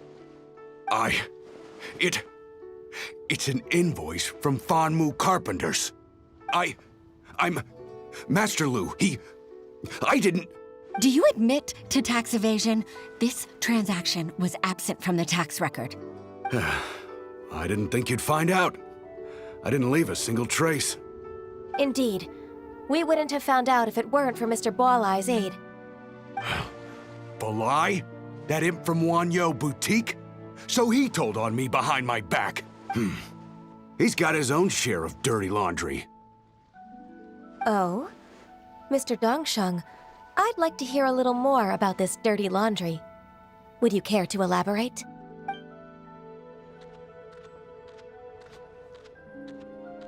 I don't think you'll need my guidance for what comes next. Yes, thank you, Ms. Ganyu. I can take it from here. That's good. I must say, you're truly impressive, Ms. Ganyu. Your enemy knows you best. To think, you came up with this plan and executed it so masterfully. It's actually one of your father's, the Tianshu's, old tricks. I just took some inspiration from it. My father? Pitting your opponent against their enemies and watching them drag each other down from an advantageous position, that's how Uncle Tien managed to keep his position in the Keqing secure for so many years. I figured that as Uncle Tien's daughter, you'd naturally grasp your father's strategies. So I decided to use one of your father's tricks and play it out for you to see. I can see it now. Clearly, I still have a lot to learn about my father. I'm really grateful, Ms. Ganyu. You're the kindest mentor I've ever had. Ganyu solved both Huishin's work and family problems. 2 birds with 1 stone. Oh, you've helped me so much. You must allow me to repay your kindness. That's not necessary. No need to be so serious. It was nothing, really. Then let me treat you to a meal. The Traveler and Paimon are invited as well. I appreciate your help. All right, come on, Ganyu. Just say yes. Let's eat. Oh, come on. It's just a meal. If it's just a meal, there's no reason for me to decline. It'll be my pleasure, Huishin. Actually, I've already booked Senor Kiosk. I need a moment to prepare everything first. Let's meet there in a while. All right. We dare not refuse such generosity.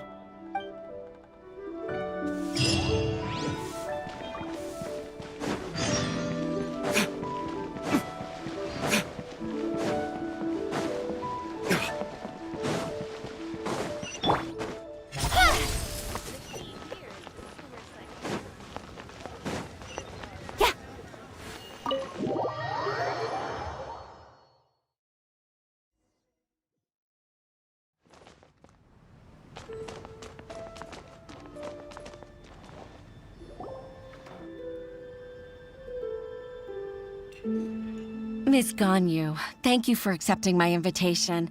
And as for the 2 of you, your presence is also much appreciated. Sure. That's so kind of you, Huishin. You went to great lengths to organize this. Truth be told, apart from thanking you for all the help, there's something I'd like to tell you. Oh? If there's anything I can help you with, just tell me straight away. No need to hesitate. Oh, no, I don't really need help. Could you just listen for a bit? With pleasure. When I was a little girl, my father used to tell me many stories about you, Miss Ganyu. Even though I have the utmost respect for my father, I always admired how gentle and reliable you are. I've only decided to join the Yuhai Pavilion staff because I've always looked up to you.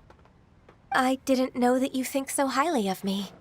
However, in reality, working at the Yuhai Pavilion turned out to be an arduous task. I can't compare myself to such an outstanding secretary like you. I often doubt myself as a result. I disagree. You're a great secretary in your own right. Thank you. Over the years, I became a mother, too. Huh? So Uncle Tian is a grandpa! Influenced by my youthful ideals, she followed my footsteps and came to be a secretary at the Yuhai Pavilion, too. At first, I was worried about her. It's not an easy job, after all. To tell the truth, I'm still unsure if she's capable enough. But after all that happened this time, I've made up my mind to support her choice. So, what made you change your mind? The fact that she'll have you, Ms. Ganyu, as her senior colleague. You'll help her, gentle as always, and tell her your mom used to do it like that. It'd be such a beautiful moment. If it's not too much to ask for, she might still need your guidance in 20+ years, too. Huishin, I never thought that I meant so much to you. Just like when you showed me my father's trick. Having you as their witness makes people feel at ease. Witness? It's true that I've witnessed thousands of years of Liyue Harbor's history. All the changes it's gone through, the stories of its people. But I've always regarded it as nothing more than the source of my loneliness. Huishin, you don't know how important those words are to me. You've made me realize that I share another connection with the people of Liyue Harbor, apart from my contract with Rex Lapis. They rely on me, accept me, and long for me to bear witness to their stories. Oh, of course. You're irreplaceable to us.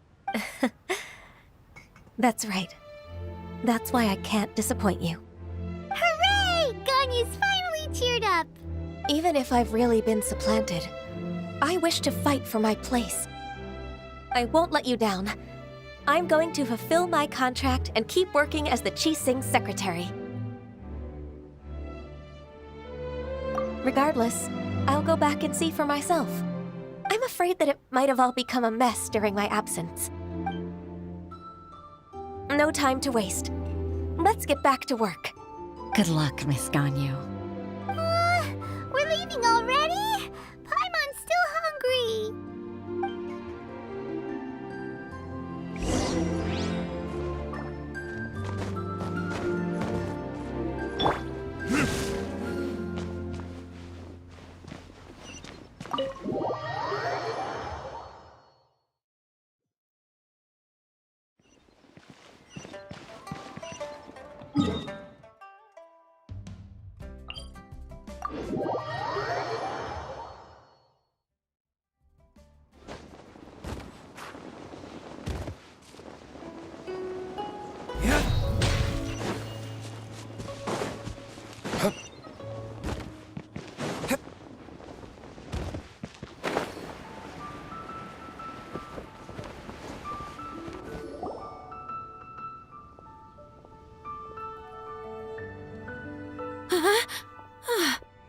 Baisha, are you okay?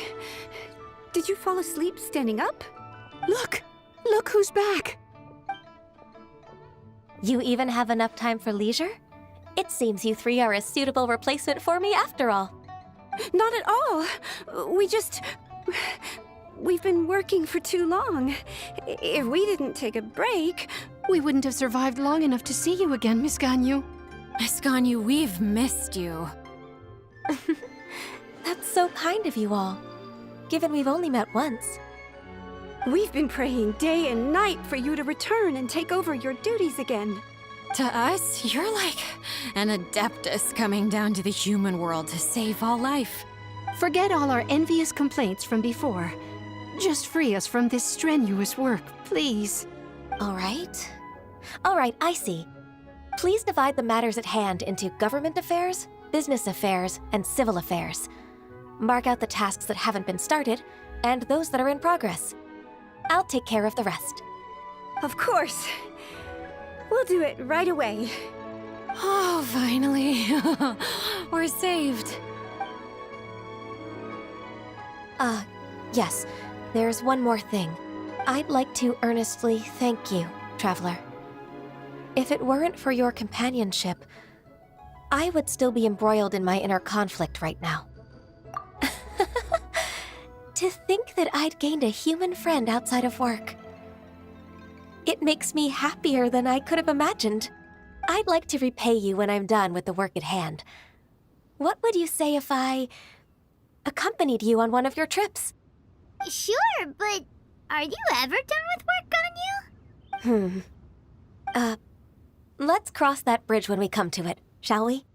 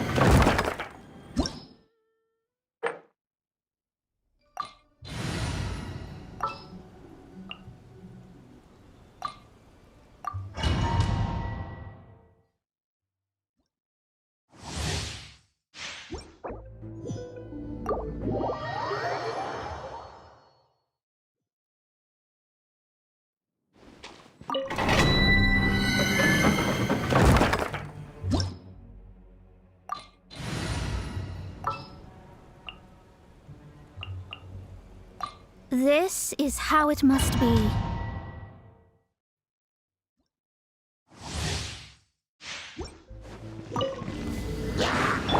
Incoming! Hey!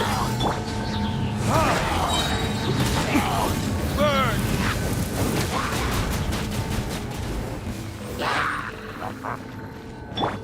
Everybody stand back! Fate is upon you! Delve into destiny! Don't blink!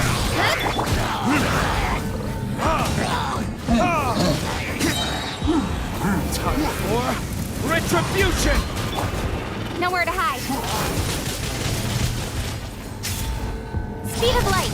Hey!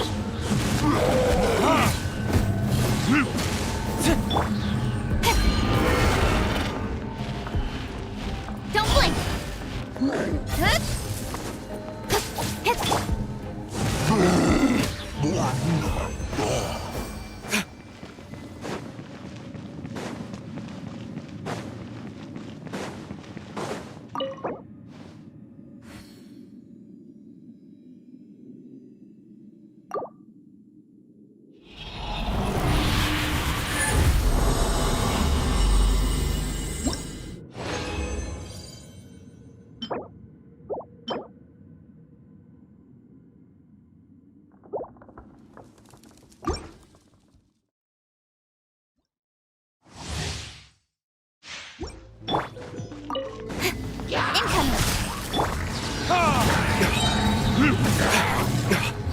Verdict is...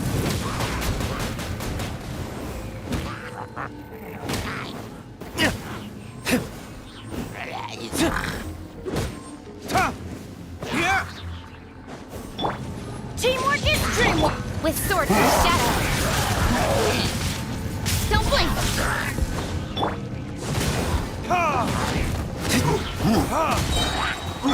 Shadows of fate! Written in the stars! Burn!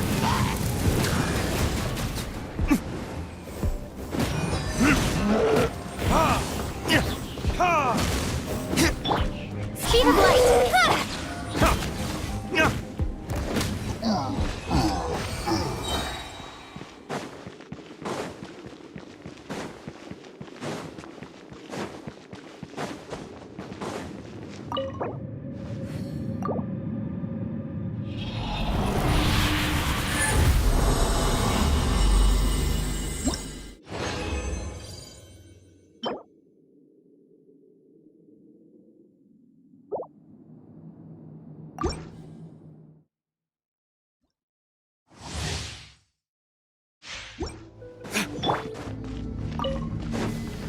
Don't blink! Hey! Time for retribution!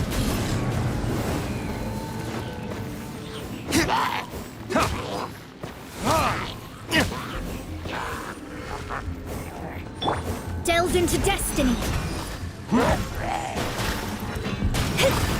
Nowhere to hide.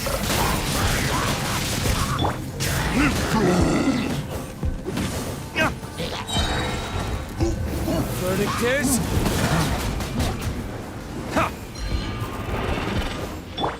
Speed of light!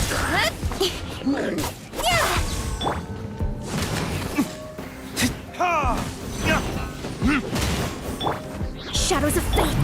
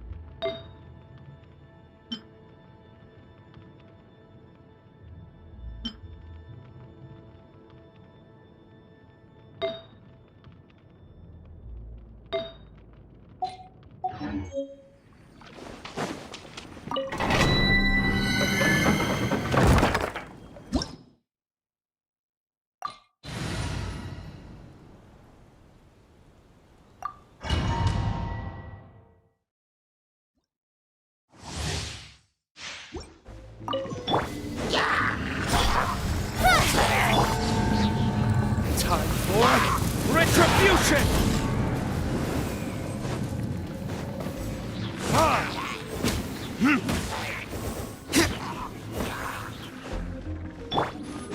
I'm going in! Fate is upon you. Delve into destiny. With sword comes shadow.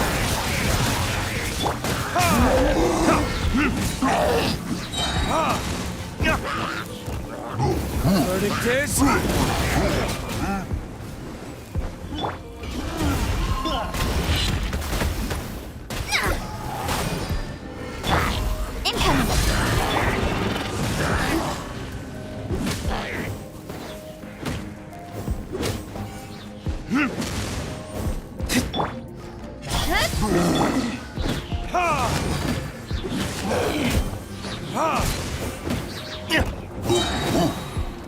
Time for retribution!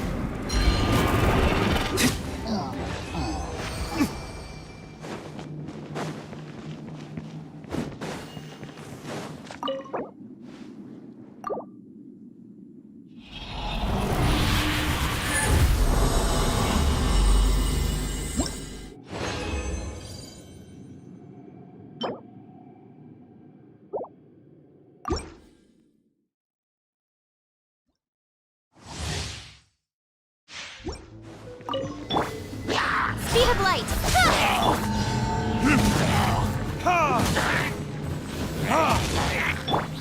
Nowhere to hide. Don't blink! Shadows of fate! Incoming! Hey!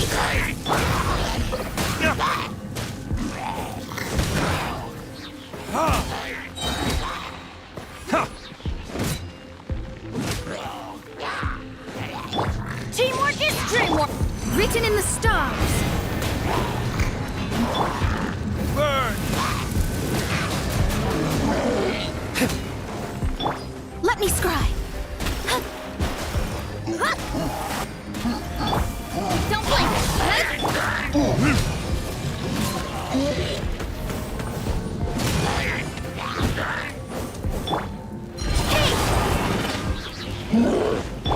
Shadows of fate! Cut to the chase!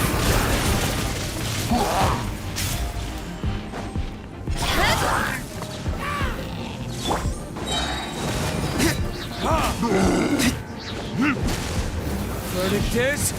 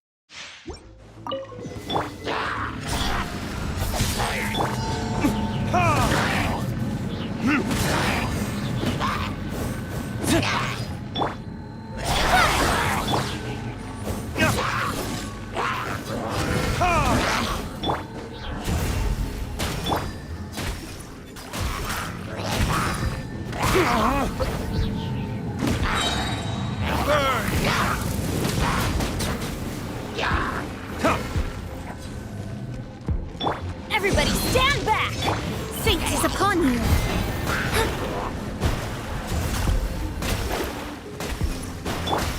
Nowhere to hide! Hey!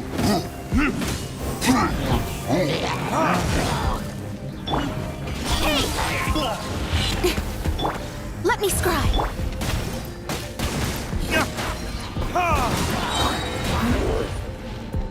Time for retribution!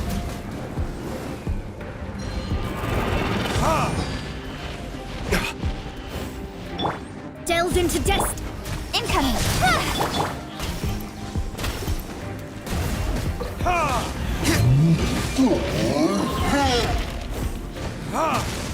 Cut to the chase!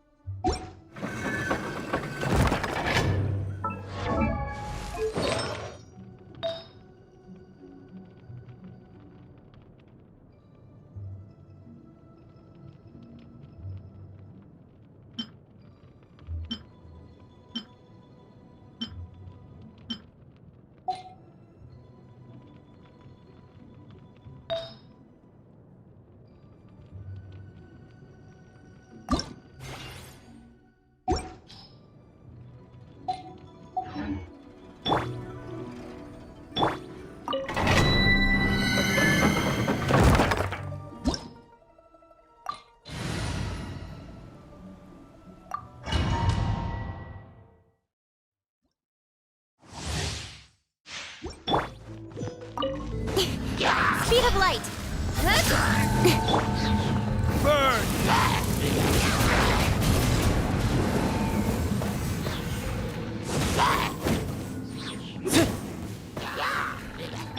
Off we go! I'm going in!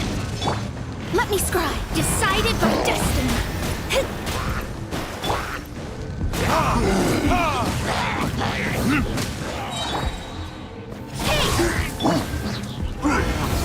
Verdict is... Incoming! Nowhere to hide!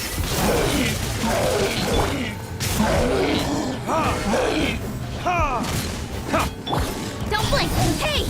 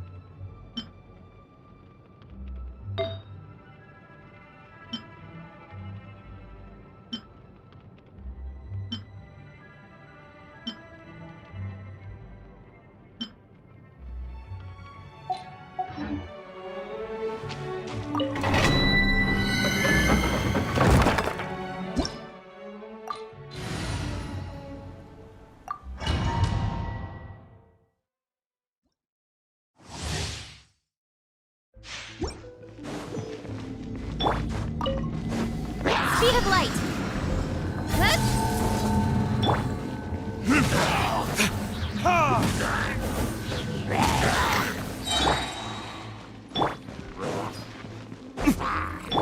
Shadows of fate! Time for retribution!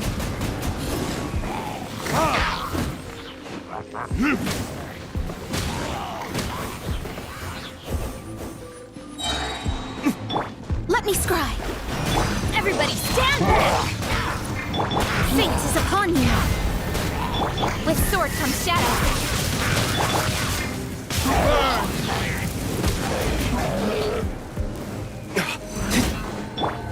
Incoming!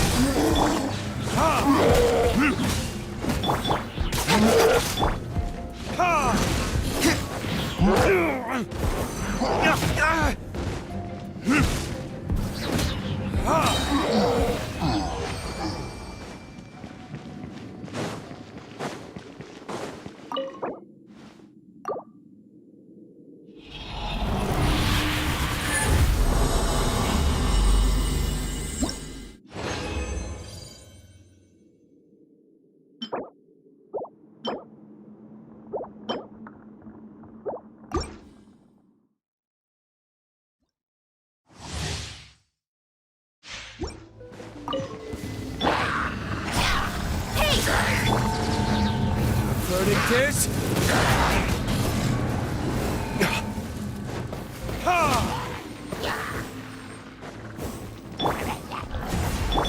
Cut to the chase! Don't blink!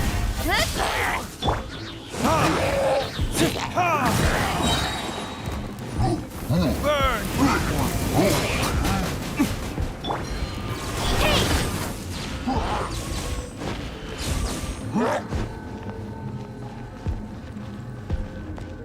Incoming! Delve Delved into destiny.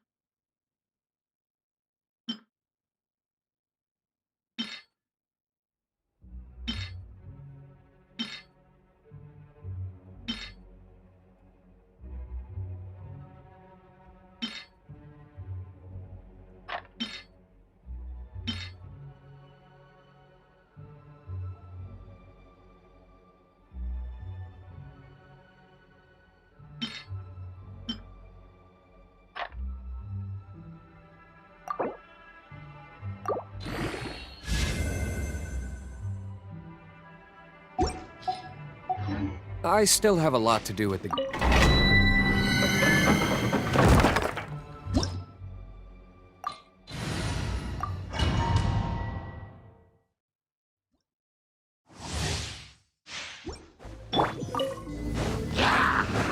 Speed of light!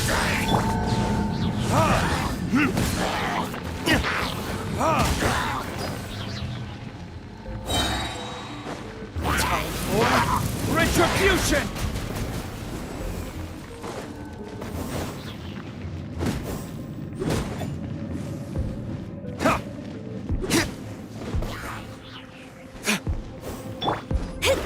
Let me scribe. Teamwork is dreamwork! Written in the stars! Nowhere to hide.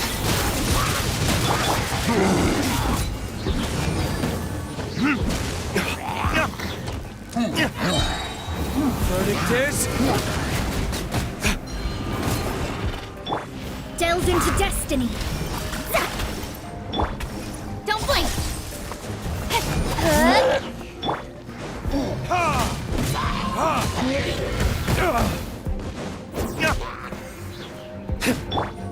Speed of light!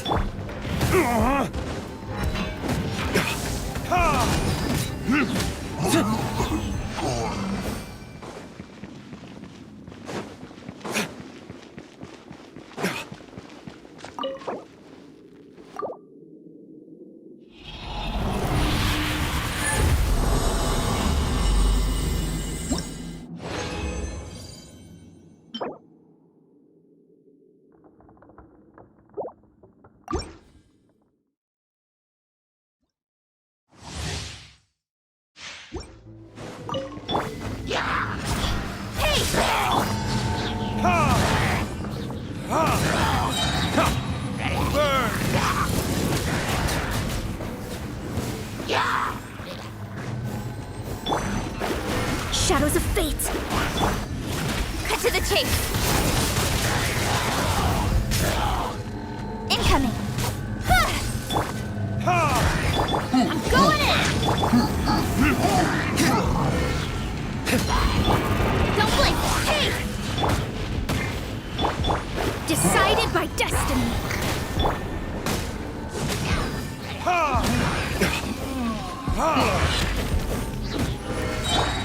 Speed of light! Time for retribution!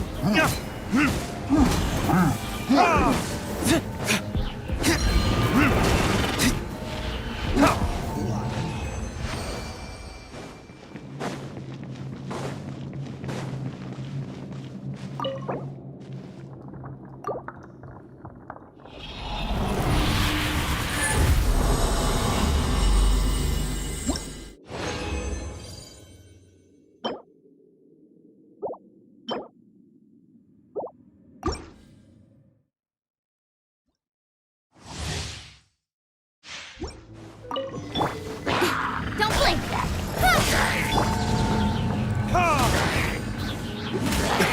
With sword comes shadow.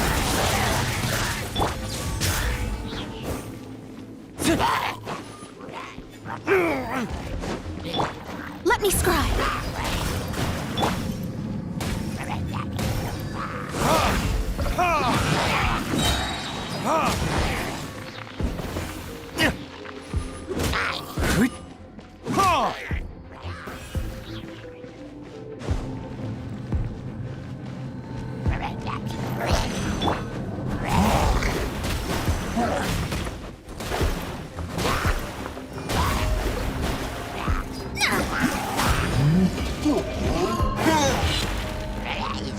Shadows of fate! Everybody stand back! Incoming!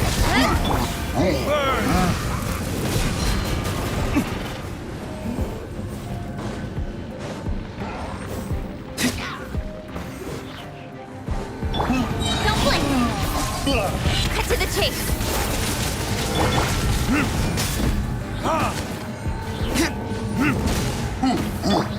Incoming!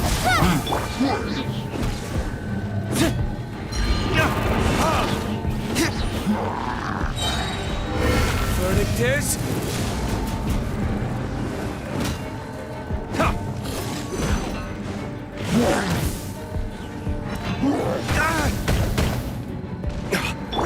Delve into destiny! Speed of light! Hey!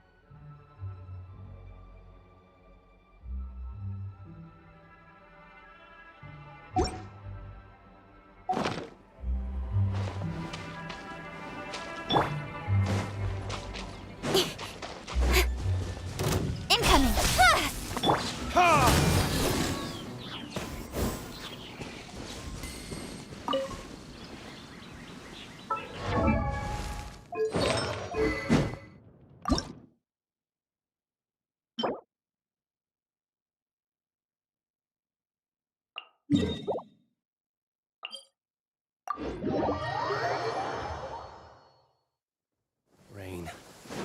If only you could cleanse the corrupt...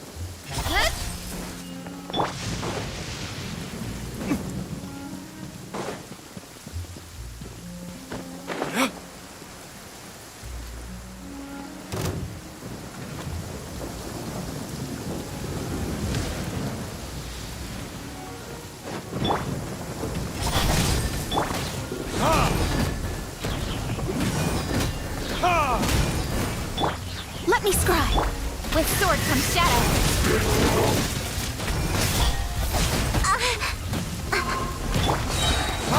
Time for retribution!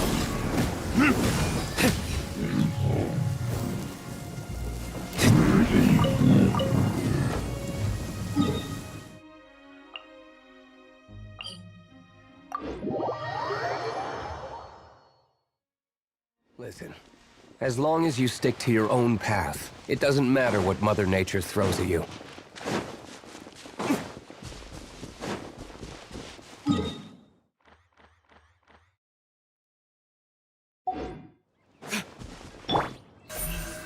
Don't blink! Hey!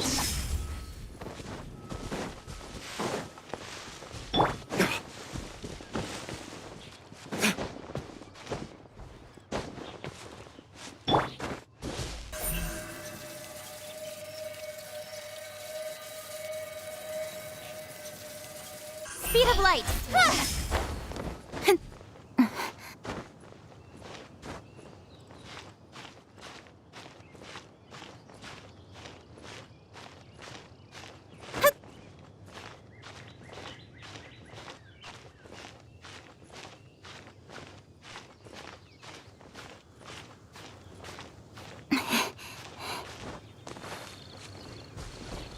Don't blink!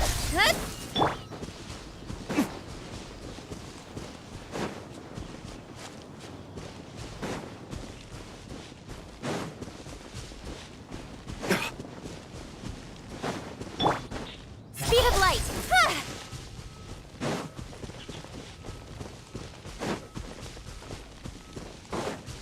Incoming! Hey!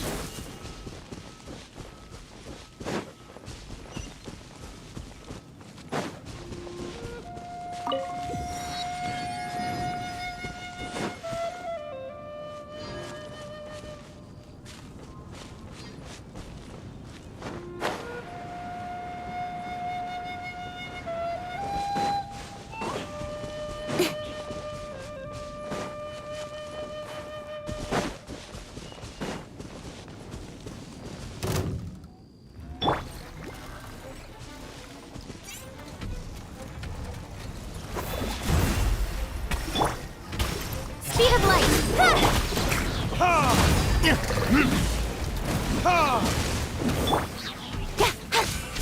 Incoming! Hey! Cut to the chase! Burn! Don't blink!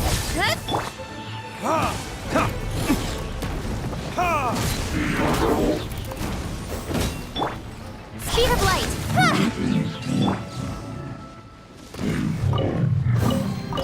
We'll need more where that came from.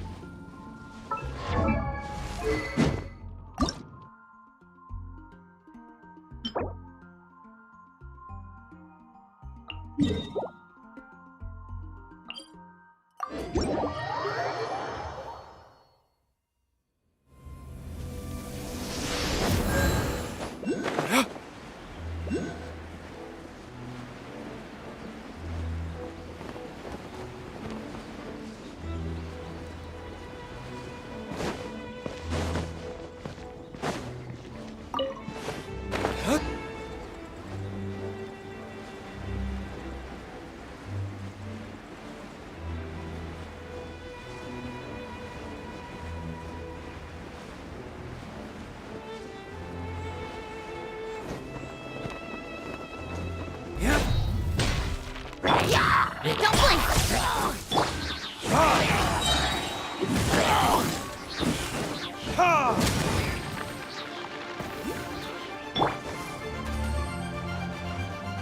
Speed of light!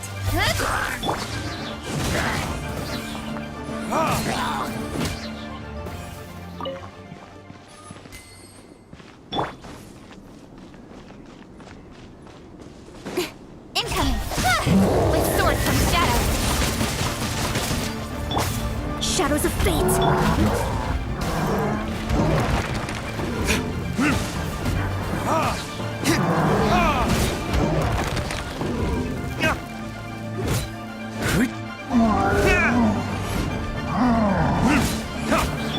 Don't blink! Hey!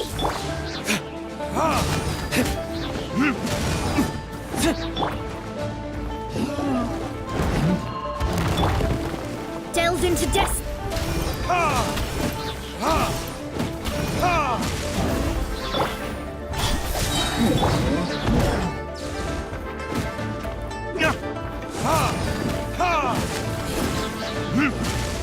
Cut to the chase!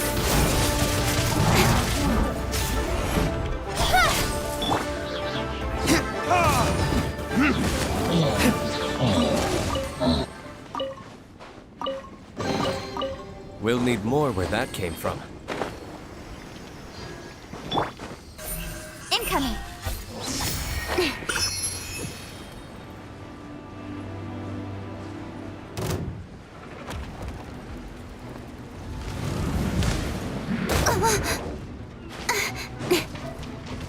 Don't blink! Hey! Everybody stand back! Decided by destiny! Verdict is... Ha! Ha! Ha! Speed of light!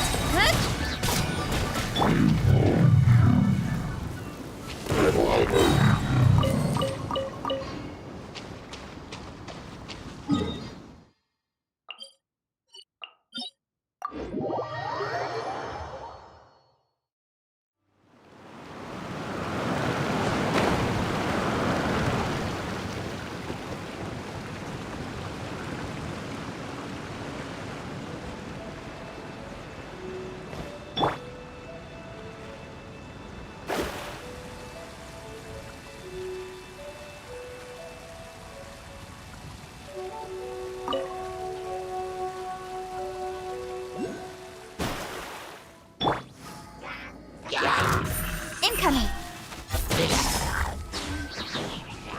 Nowhere to hide! Speed of light!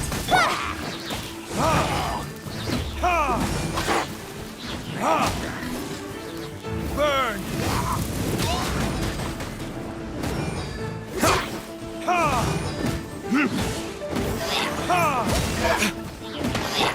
Don't blink!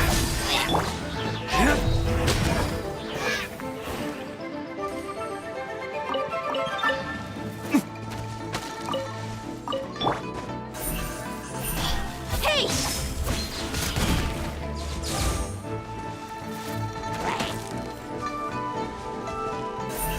Incoming!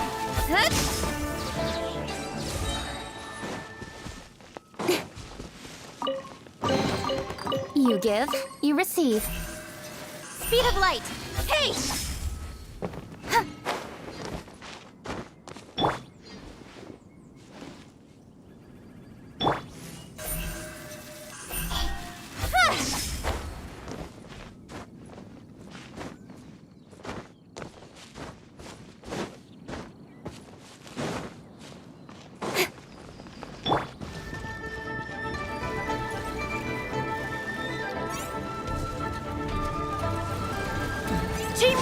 dream work! Cut to the chase!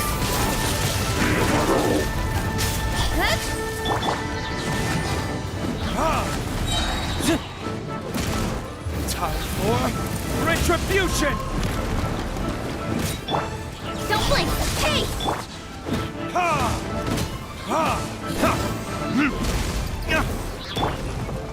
Speed of light!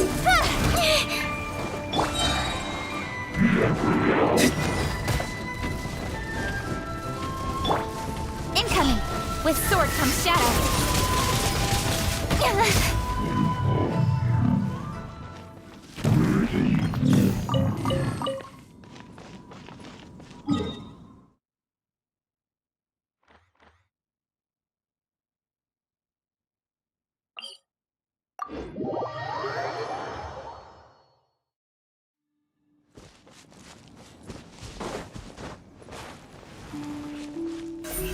Don't blink! Hey!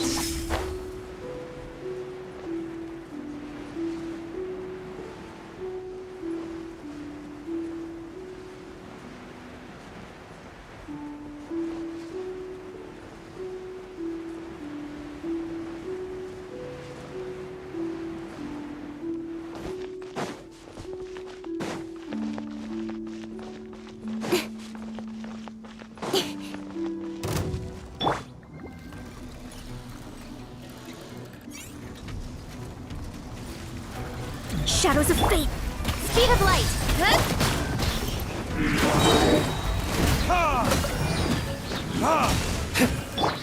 Incoming!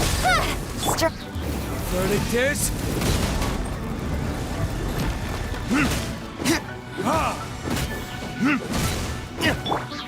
Hey! Everybody stand back! Cut to the chase!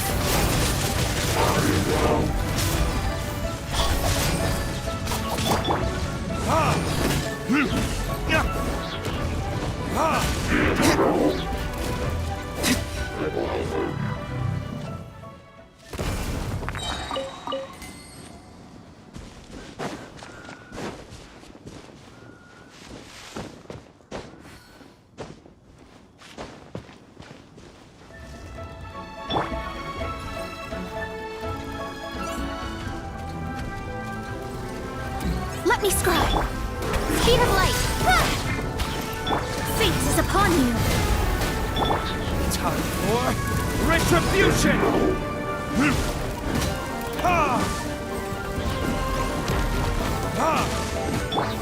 Incoming! Nowhere to hide!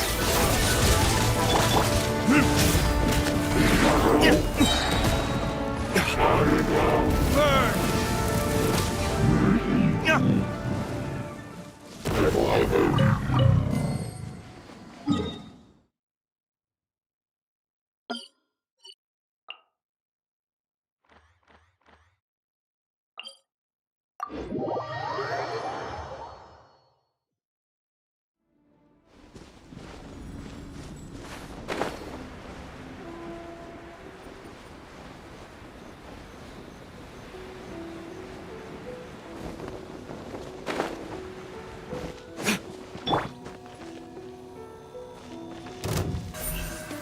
Speed of light!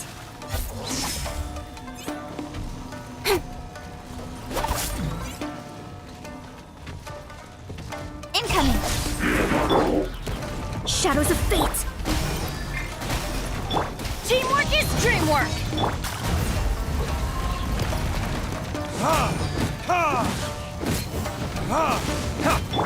Don't blink! With sword comes shadow!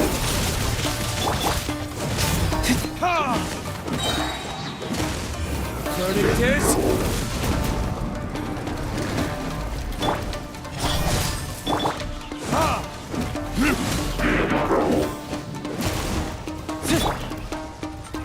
Speed of light!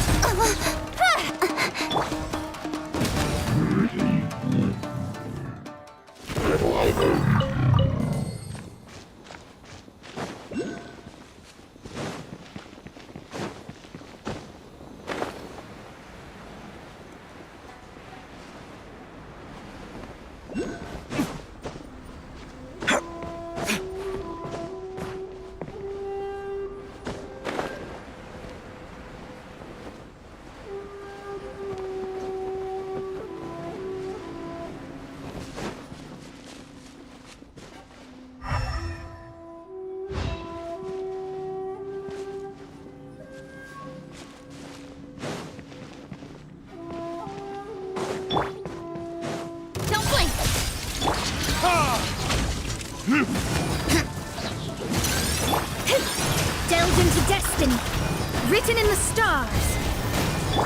Nowhere to hide. Time for retribution! Ha! Ha! Speed of light. Huh? Everybody stand back. Let me scry.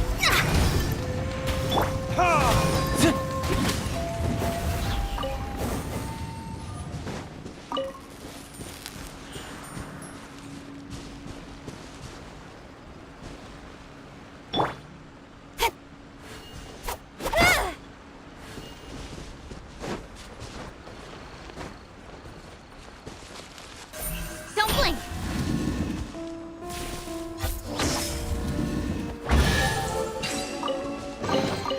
You give, you receive.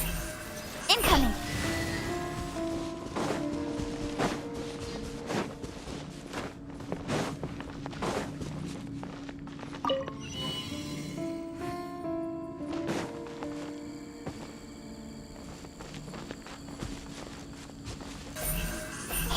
Hey!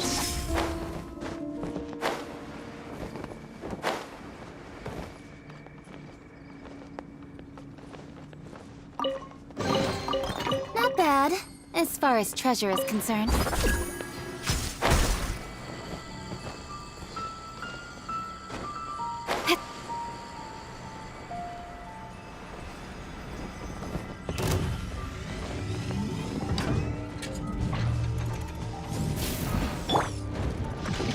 Shadows of fate! Speed of light!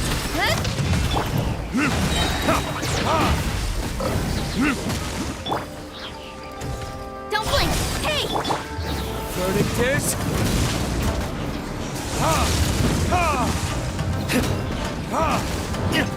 With sword comes shadow. Change of plan.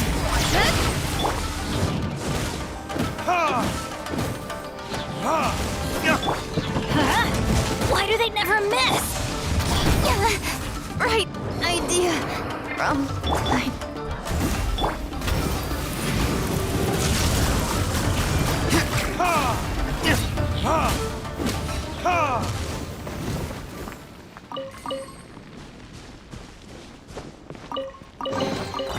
I suppose this will do.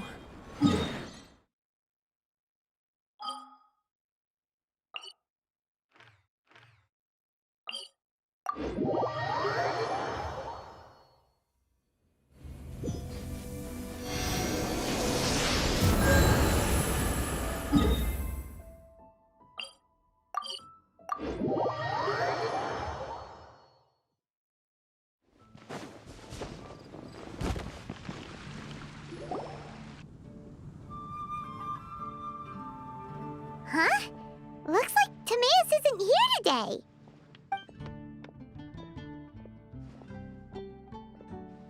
Hmm? Wait, are these two... Oh, hello, Traveler in Paimon. Pardon me, are you looking for Timaeus? No, just strange for him to not be around. Paimon always sees him standing here. I see. He was called away by Albedo a little while ago. I was called over to attend to the store. If you need any help, just call my name. If not, I'll be reading a book over there. Thanks. No worries, we're all clued up on the basics of alchemy, aren't we?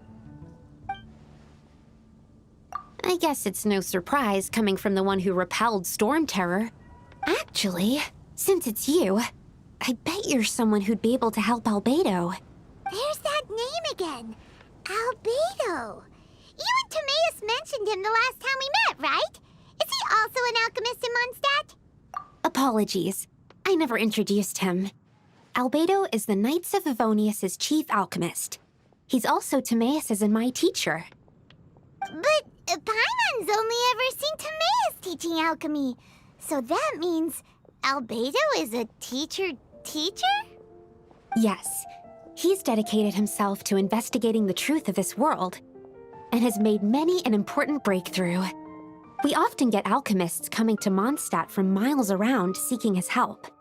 They say that the subtlest of guidance from Mr. Albedo helps them to solve the most unfathomable of problems. Paimon didn't know he was such a big deal. Mm-hmm.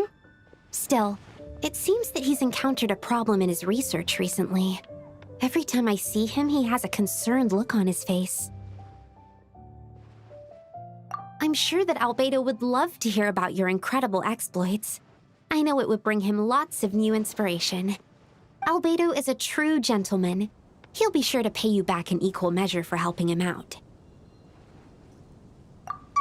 Paimon doesn't need any help in that department. But if Albedo wants to pay Paimon back for helping him, a few more might settle the score. Albedo and Timaeus will be conducting research in the mountains right now. I'd love to take you both to see him, but somebody has to attend to the store. And I'm afraid you'll have to go to the entrance to the pass and look for him by yourselves. Look out for a refined gentleman with the presence of a true scholar. And, sorry, that's the best I can do. You'll have to do your best. Hey, stop worrying. We got this.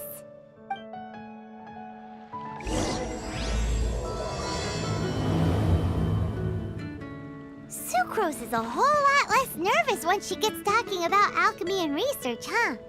Is that what all researchers are like?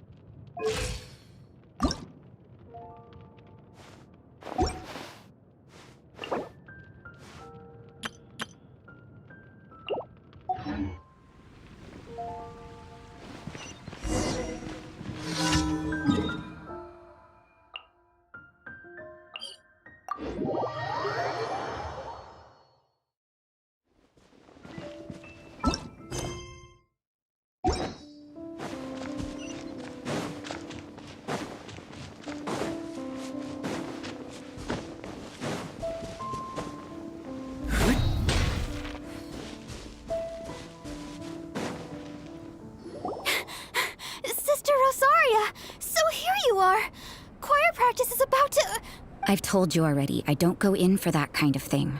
I've got more important matters to attend to. Oh, but this event has commemorative significance. The church hopes that all sisters will be present. Hopes?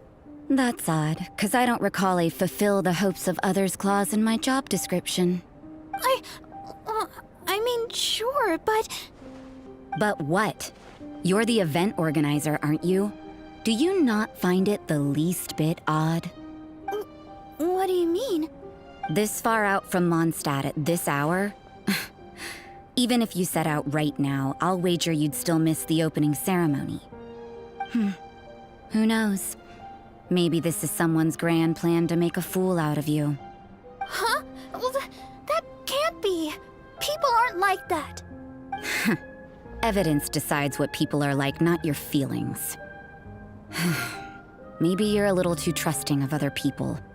Don't fret, nobody's gonna blame you if you go back empty-handed. I can't imagine anyone else was delusional enough to think I was gonna show up.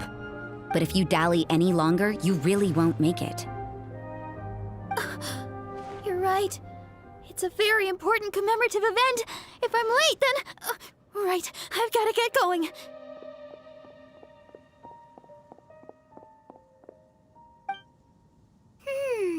Seems like that sister's an expert in making people believe anything she wants. I thought I heard something.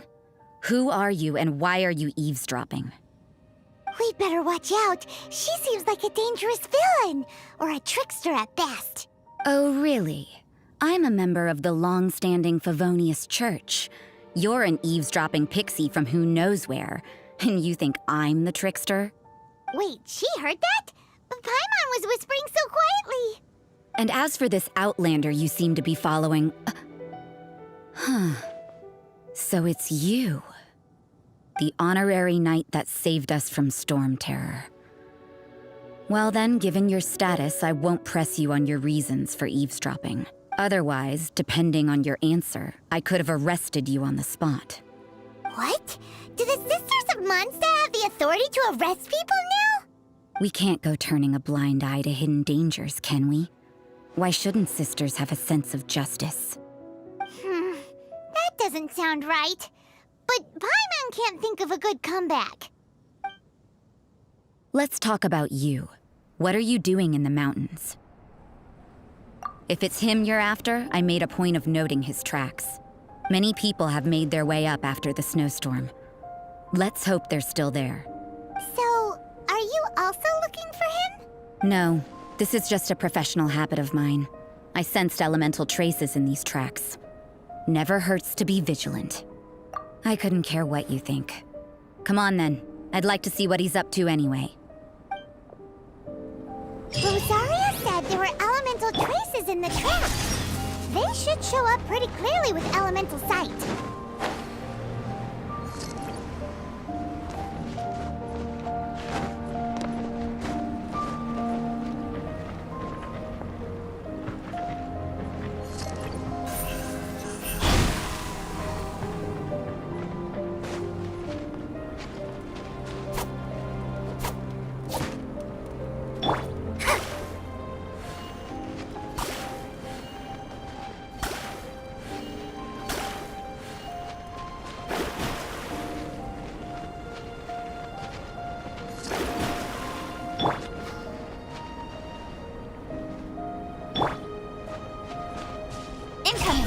To my dark careless.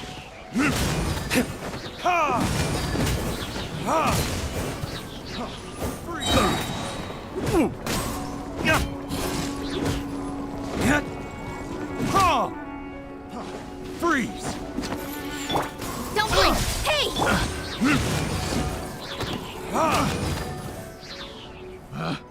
Picked the wrong test subject.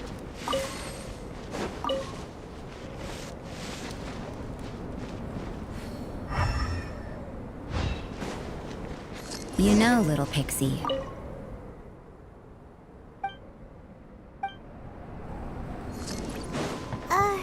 Yeah?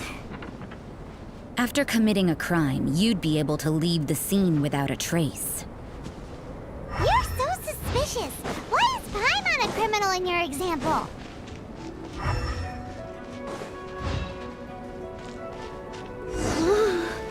It's getting colder and colder. Rosaria, aren't you freezing? Me? I'm all right.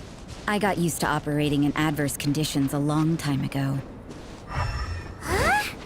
Seems like there's more to being a sister in the Favonius Church than Paimon realized.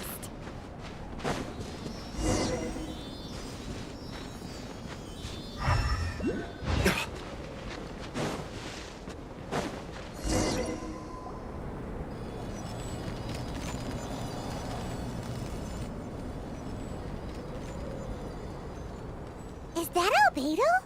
Why would he hang around a place like this? The word on the street is he loves painting. He'll hang around anywhere for a good landscape. The views and scenery here are pretty good. Potential paintings everywhere you look. But can't he see those hilly churls? Isn't he in danger?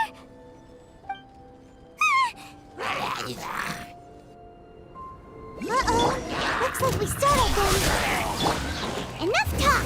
Let's take them out of the picture first. Who are you? Why did you alarm them? Thank the gods I'd already completed my painting. Would have been a shame to leave these particular hilly churls unfinished. What's up with painting hilly churls? What makes them so interesting? I'm afraid the answer isn't easy to explain. If you'd like to have a look at my painting, it may give you a clue. Wow! Look at the detail! But some of it seems to have been done in a hurry. You can find these hilly churls anywhere. Quite boring, in fact, not worth closer inspection. But take a look at this specimen. The build, the coat, and there's a distinct force at work here. In the cyclical lives of such primitive communities, such unique attributes are an indication of evolution at work. Evolution, the transition from nothing into existence, from the known to the Hold your horses. Ugh, something tells me we're in for a thesis and I haven't got the stamina. We found your man. I'm headed back. What? Don't you have any questions for him? Hey! What a weirdo. So Sister Rosaria brought you. Surprising. And I didn't have time to thank her. But back to the point. From her words, it seems that you were looking for me? Mm-hmm. We met a girl in Mondstadt, Sucrose. She said you were stuck with your research. I see. So Sucrose sent you here. Then, if I'm not mistaken, you must be the honorary knight. You've got the whole of Mondstadt talking. I've heard a bit of everything. Your actions during Storm Terror's attack, your elemental control, and quite a few other mysterious things. I'll skip to the conclusion. There's only one possibility after all. You came from afar. From another world, correct? Excellent. If I could procure your assistance, I think my research would benefit enormously. Forgive me. This must be confusing. Where should I begin? The essence of life? Whoa. You want to start with that? You're right. Giving a demonstration would be better than trying to explain. For example, awakening life. Breathing new life into fallen leaves. You can do that? However, I have a particular seed in my possession. The method I'm talking about has produced no results. It's like you, in that it hails from another world. Helping it to grow, to bloom. That's the problem my research is up against. That's where I need your assistance. Well, if you're struggling to figure it out, Paimon's not sure we're gonna be much assistance. I beg to differ. I'm unable to comprehend the intricacies of life outside of the known world. But you're not from the known world. By observing and researching you, I may just be able to find a way to get the seed to sprout. Shall we just get out of here? This sounds a little freaky. Mora, knowledge, and the answer to the question you are seeking. It happens to be an answer that I can provide. How does that sound? Time for a change of surroundings. We should be going. There's research to do.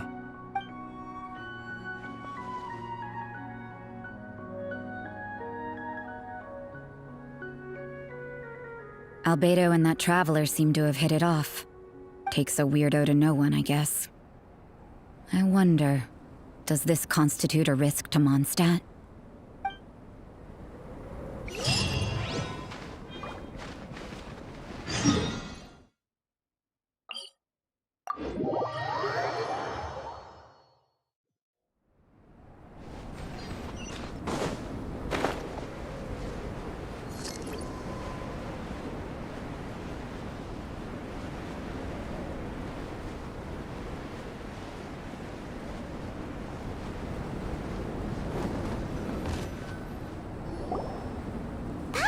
A question. After the seed sprouts, will it grow into anything? I don't know. But I feel the importance will lie in the method, not the endpoint. Using alchemy to awaken otherworldly life into that would constitute a big leap in my understanding of the essence of life. After awakening, even creation may be possible. Still a little difficult to understand? No! Paimon's got a brain! But what's the seed gonna become? Isn't that more interesting than whatever it was you were saying? Well, if it turns out to be a delicious fruit, dinner's on me. Yay! Paimon's holding you to it. Well, let's just say I, occasionally have to look after a child. Another lengthy explanation, I'm afraid. I suppose it's one of the few non-alchemy related disciplines I'm any good at. The subject of my first research was the elements. In this world, manipulating the elements requires a vision. Though I can't see anything resembling one on your person, how you're able to freely manipulate elemental power is something I'd like to ascertain. I've got a few questions in that regard. Firstly, do you have any extra organs? A second heart? A fourth stomach? Things of that nature. Fascinating. And this floating child is connected to your body in some way? What a stupid question! Can't you see the gap between us? And another thing, it's Paimon, not floating child. I was merely considering the possibility that you were an external organ. Perhaps there is some invisible force connecting you. Oh, that rules out that possibility. I wonder, did Paimon guide the elemental power to you? But that would mean that Paimon's elemental power would be enough to break through a mountain rock at least 10 meters thick, or cause the waterfall south of Springfield to flow backwards. No, that definitely can't be it. Hey! How would you know anyway? In that case, it would appear that there's no obvious difference between the composition of your body and that of the humans in this world. Given that there's clearly a discrepancy in our research, it seems that only experimentation will yield the answers. Firstly, this mysterious elemental power. I'd like to examine exactly how it manifests externally. Let me lure a few slimes to the area. Perhaps you'd be able to defeat them, using whatever method comes most naturally to you. Huh? Doesn't seem very sciencey. Direct and clear observation are imperative to a good experiment. This is just a simple exercise. Naturally, if you require a greater challenge, we could bring in 6 Oceanids. Slimes! Slimes are fine!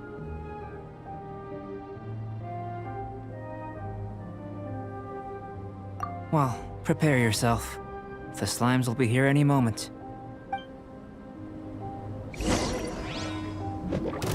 Nowhere to hide. Teamwork is dreamwork!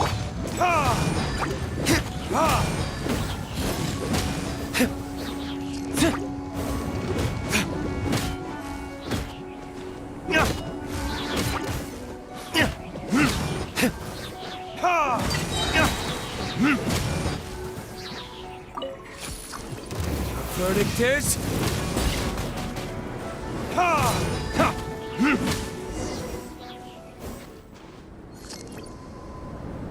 Great work. Did you feel anything out of the ordinary? If you're injured, I have a few emergency potions ready. Excellent.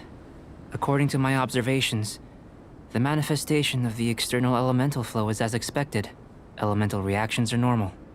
There's nothing out of the ordinary. Now that we know that the external flow is manifesting normally, let's test the internal flow. Internal flow? How do you test that? It's very simple. I can use alchemy to create a potion that will extract elemental power. If the elemental power is stored or accumulated physically within your body, this potion may elicit an elemental reaction. Sounds kinda terrifying. Don't worry. In the normal course of events, you'd feel some temporary queasiness. No bodily injury. And in the abnormal course of events? If anything unexpected occurs...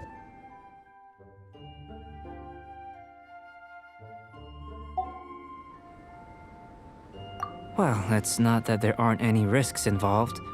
But if there is anything blocking your elemental flow, we'll be able to locate it with this test. Just a warning.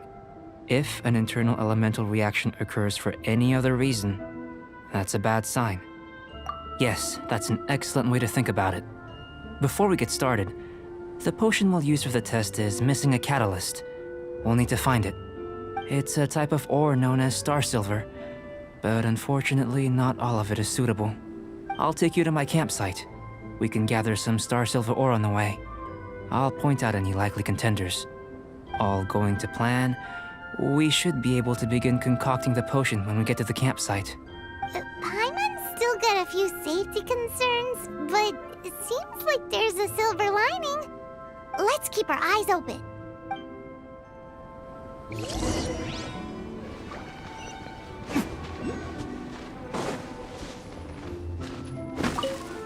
Here, should do for catalyst purposes.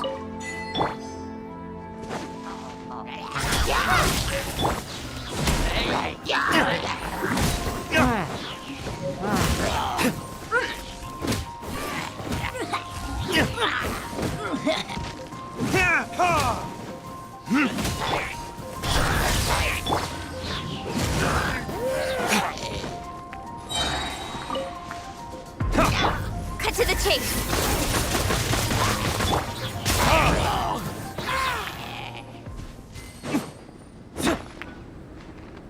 This one. Usable with a bit of polish. What luck. This should be enough. My campsite is just up ahead. I'll lead the way.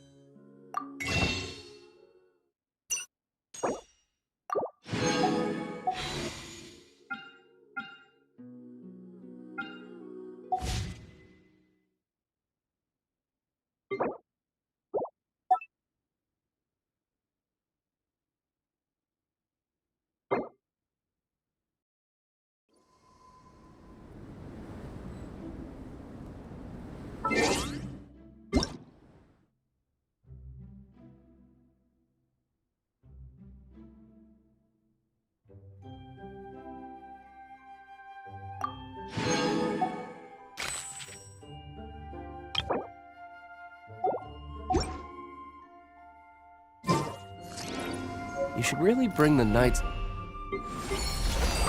Favonius with you next time.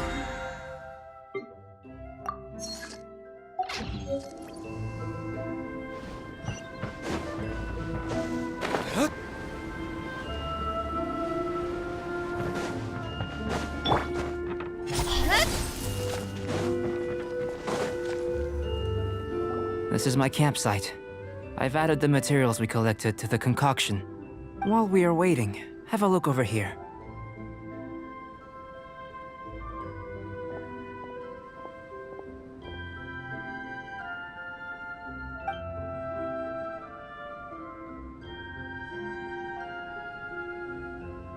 My assistant Timaeus here is helping me with my research.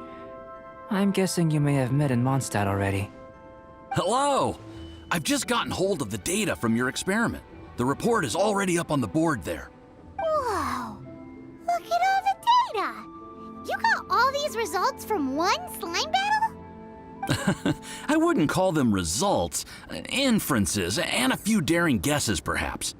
I think the most rational direction would be to expound on the phylogenetic relationship between this traveler and the slimes. Consider. You don't have a vision, but you can manipulate elemental energy. The slimes don't have visions either, yet they too are able to manipulate the elements. Following this line of thought, I'm sure we'll be able to establish a basis in fact. Not bad for a point of entry. But strictly speaking, slimes are elemental life forms. In other words, beings consisting entirely of the elements. A cryoregis vine, or even a whopperflower might be a better analogy. But tracing back the phylogenetic relationships between plants and animals, you might have to trace back to the world's origins. In that sense, things might get difficult, don't you think? Yes, sir. That sounds correct. After all, we've got our primary data already. This traveler is a visitor from another world. If it turned out that she did have a phylogenetic relationship with this world. Now that really would be something, wouldn't it? Ah, it would. Apologies. I was so excited to get the data. I'll slow down a bit next time. Speaking of data, to complete our research, we'll need some more. I'll be conducting analysis here for the time being. If you're keen for an update, just come and find me. Great, I'll leave you to it.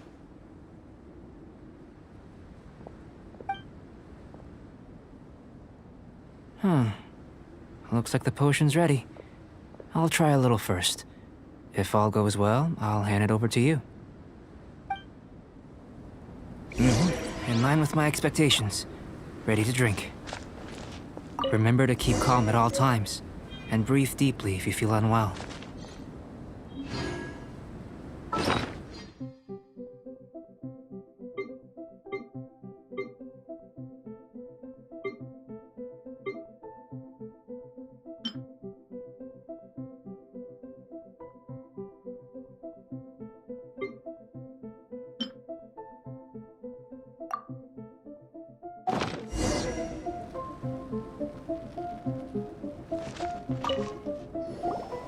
Tasty?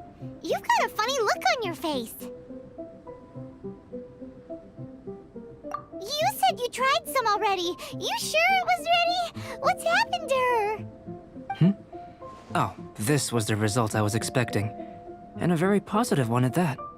This potion channels elemental power into the body. Under normal circumstances, a repelling reaction is to be expected. But if the internal elemental flow is unimpeded, you'll only experience momentary discomfort. Once the flow is complete, there won't be any other effects. So you knew you'd be sick and still drink some? It was my own concoction, of course. Only natural for me to be the guinea pig. But of course, you're my assistant. By all sense and reason, it would be wrong of me to place that risk onto you. In conclusion, I'd say we have our conclusion. As far as elemental energy is concerned, you're no different from anyone else in this world. Nothing peculiar. Aw, Paimon wanted something cooler to happen. Then again, better an ordinary result than a peculiar result. Peculiar results have a tendency to be of the undesirable variety. The good thing about ordinary is that everything is an object of reference, and everyone understands you. People are the same.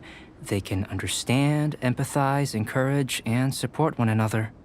When you're sick, a doctor can diagnose you because they are you. When something goes wrong, you can ask people who've made the same mistake for their experience because you are them. But a peculiar person, they don't have much recourse for the things we take for granted. The essence of their life is fundamentally different. For example, a human can't understand the life of a pyroregisvine or an eye of the storm. Have I explained it clearly enough? To sum up, this has been a positive outcome. Going forward, you can use your elemental power without fear. Timaeus, the results of the new experiment are out. If you could see to collating them. Just a moment, sir. I'll handle it. Oh, you gave me a lot to consider. Really stretched my limits. I'm thinking a lot clearer now. Having you down as an animal wasn't very precise of me, but starting with the premise of an elemental life form? Now that was... Not bad. I think it's an interesting line of inquiry. Whatever the truth of the matter, I'd like your research at the fore as opposed to my judgment. You can count on me, sir. I'll extract a result satisfactory to all. Is he trying to join the Knights? He's starting to sound like a suck-up. What Paimon meant to say was, that's the spirit. Mr. Albedo, say something. Before we can proceed with our research, I need to prepare something. Wait one moment. If you're interested, why not have a look around? It may help to pass the time.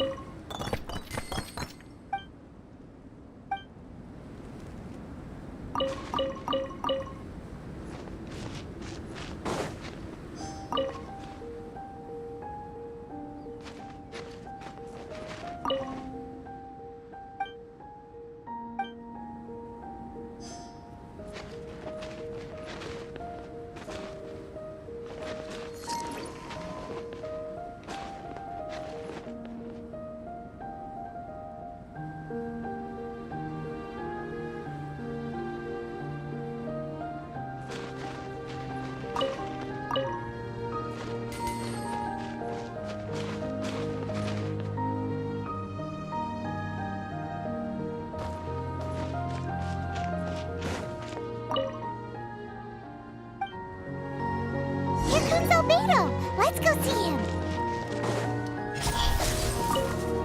I'm back. Did you see anything interesting?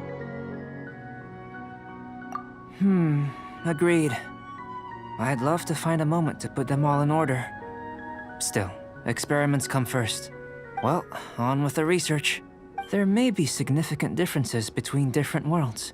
Take Tevat, for example. Here, those with visions can manipulate the elements.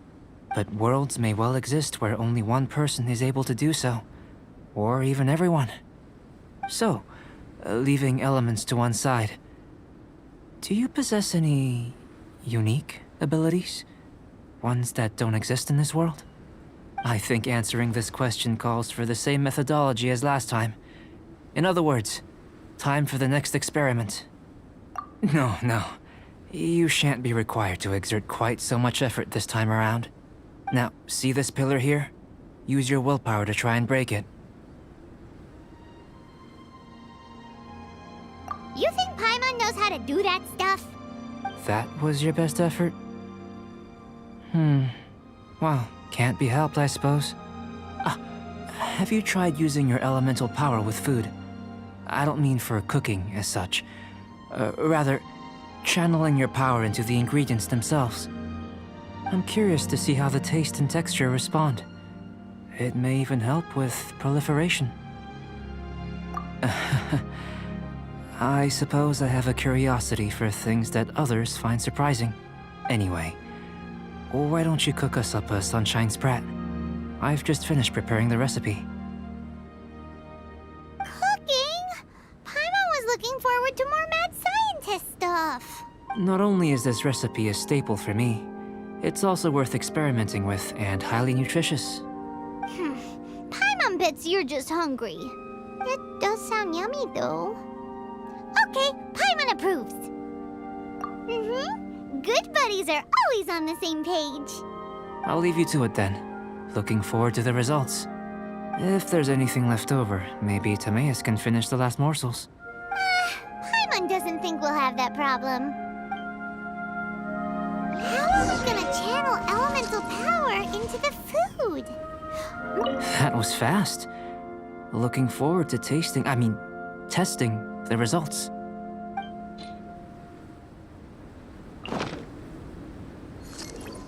Where does he get...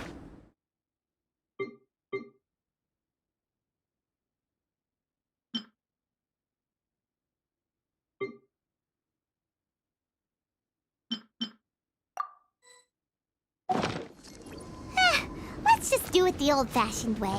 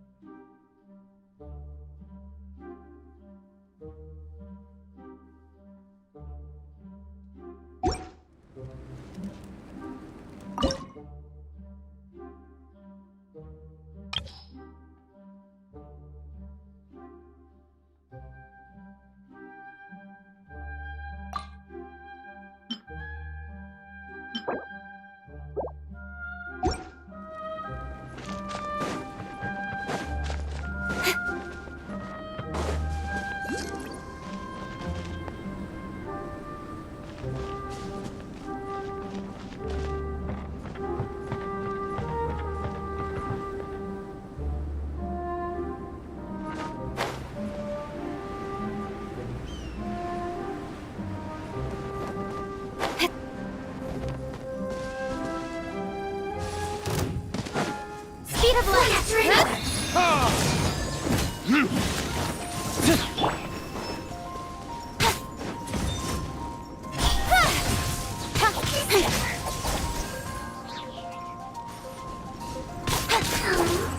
Not this time. Hey!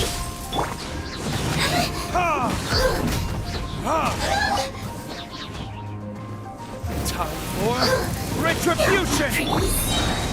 Don't blink! Cut to the chase!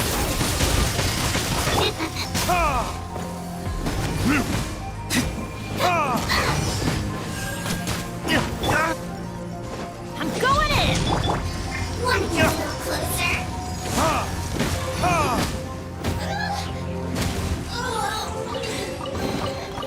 I suppose this will do.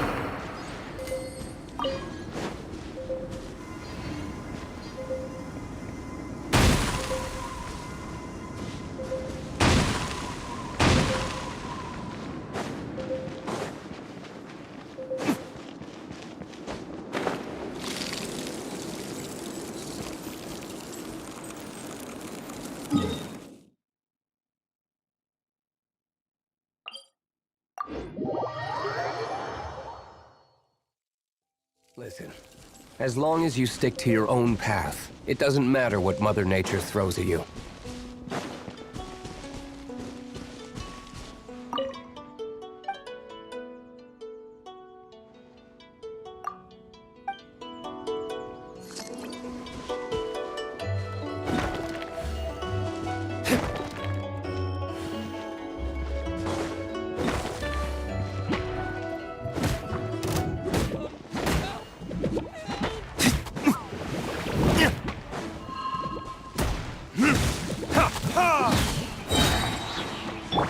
Speed of light! Hey! Verdict is...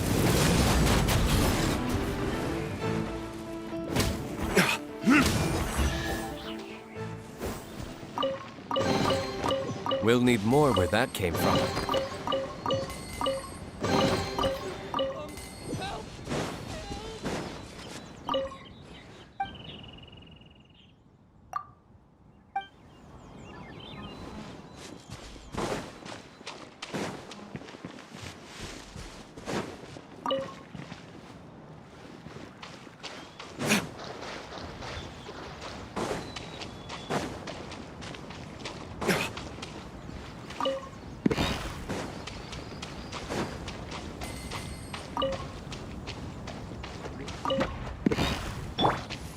With sword comes shadow.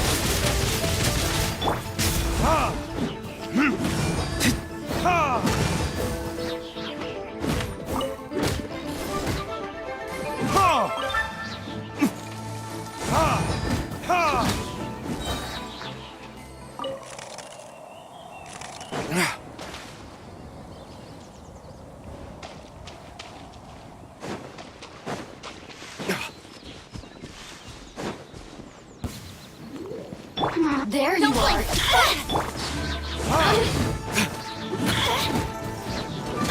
Burn! Speed of light. The more, the merrier. Over here. Everybody stand back. Don't blink. Hey.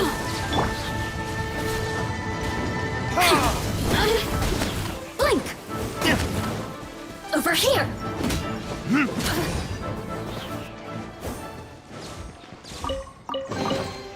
We'll need more where that came from.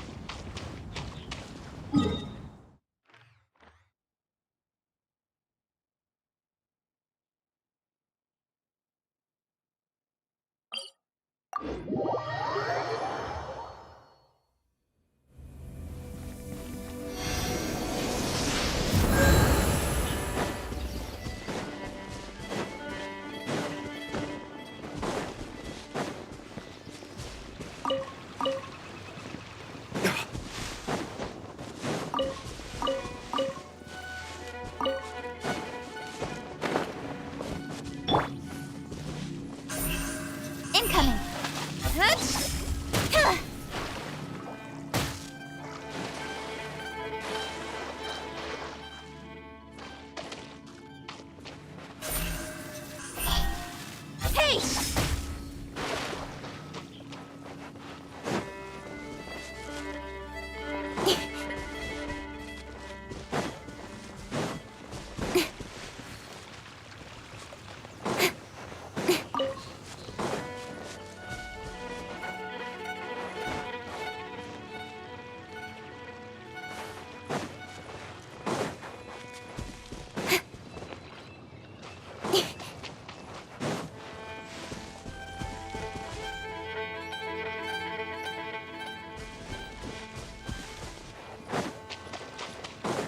Speed of light!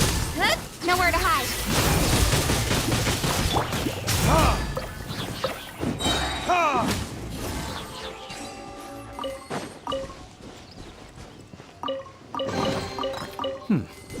Better than nothing.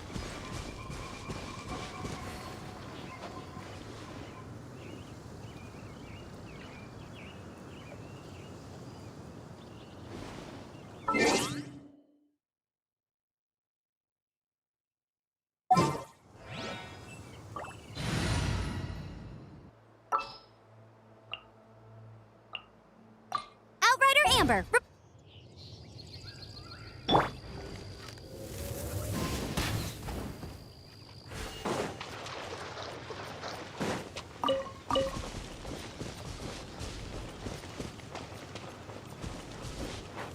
Bet you can't keep up with me!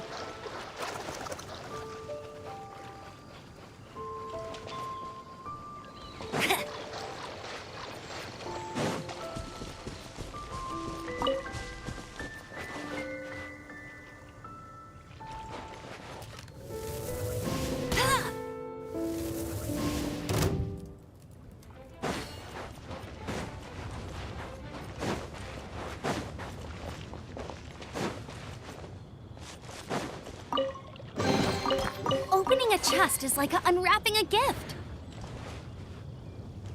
Bet you can't keep up with me.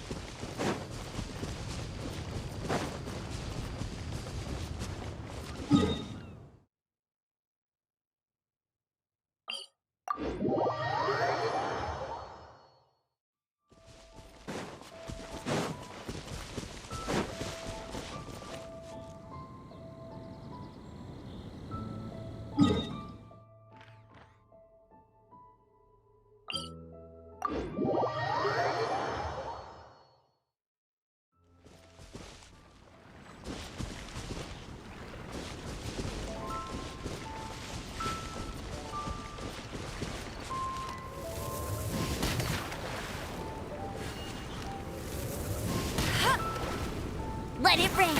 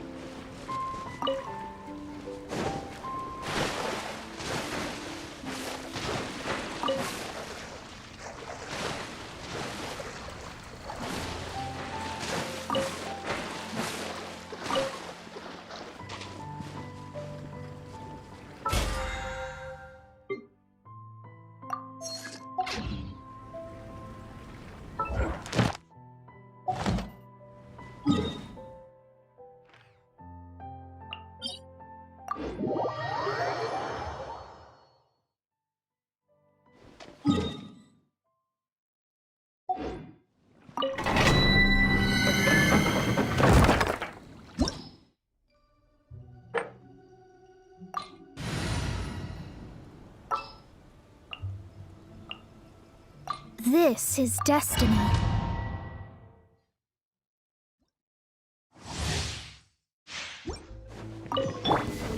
Incoming! Hey! Time for retribution!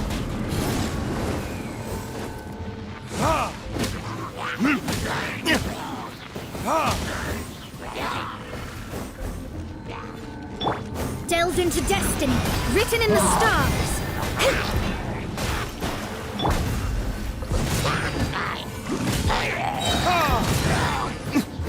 Verdict is... With sword comes shadow.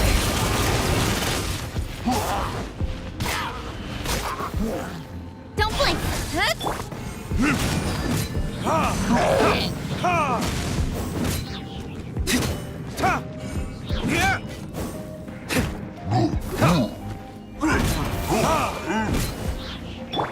Speed of light! Hey! Shadows of fate!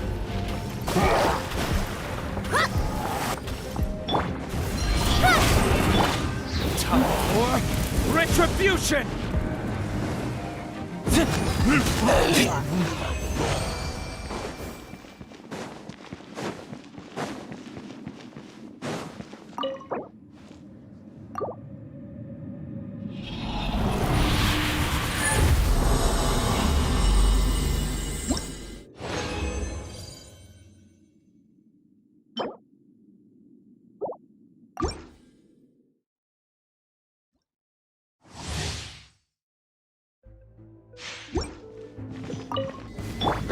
Incoming!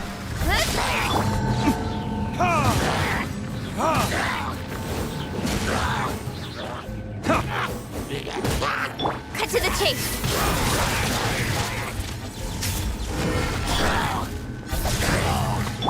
Let me scry!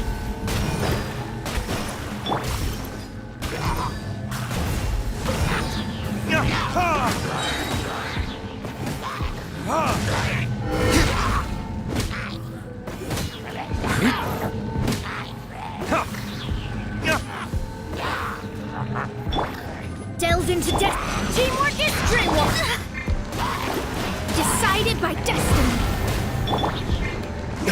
Burn!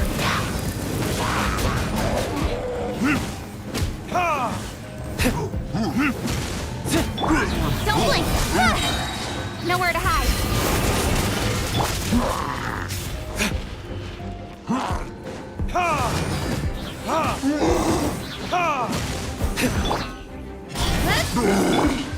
Verdict is...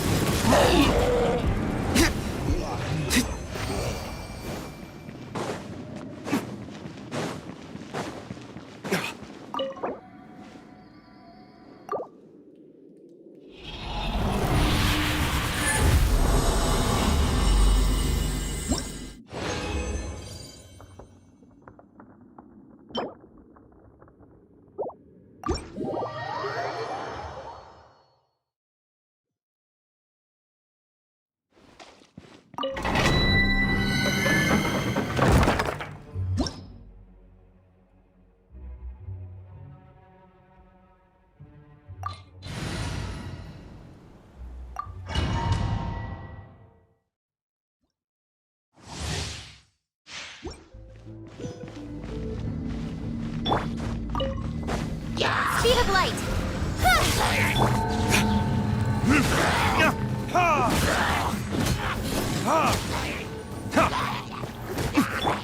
Don't blink! Shadows of fate.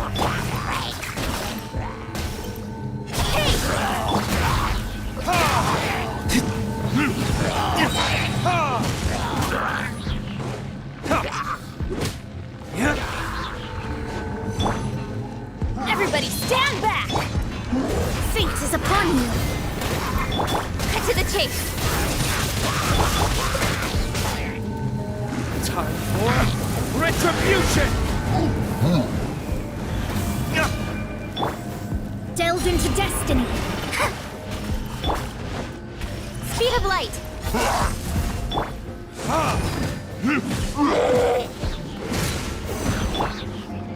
Don't blink!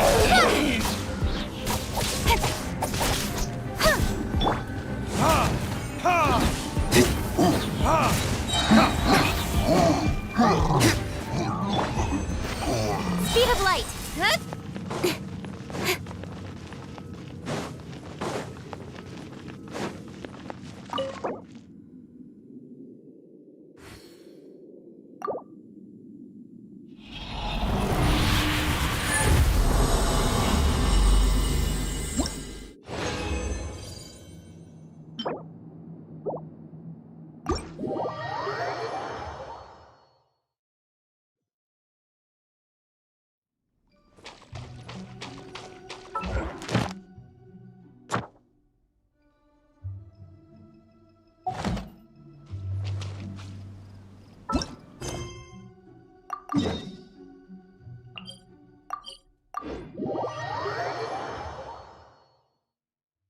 Don't worry. Snowfall on this scale is no impediment. We can keep moving. Don't blink!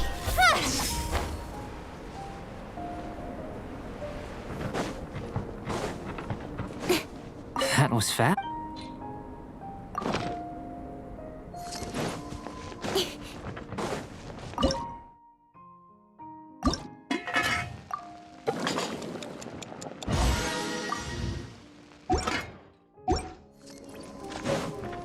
Incoming! That was fat.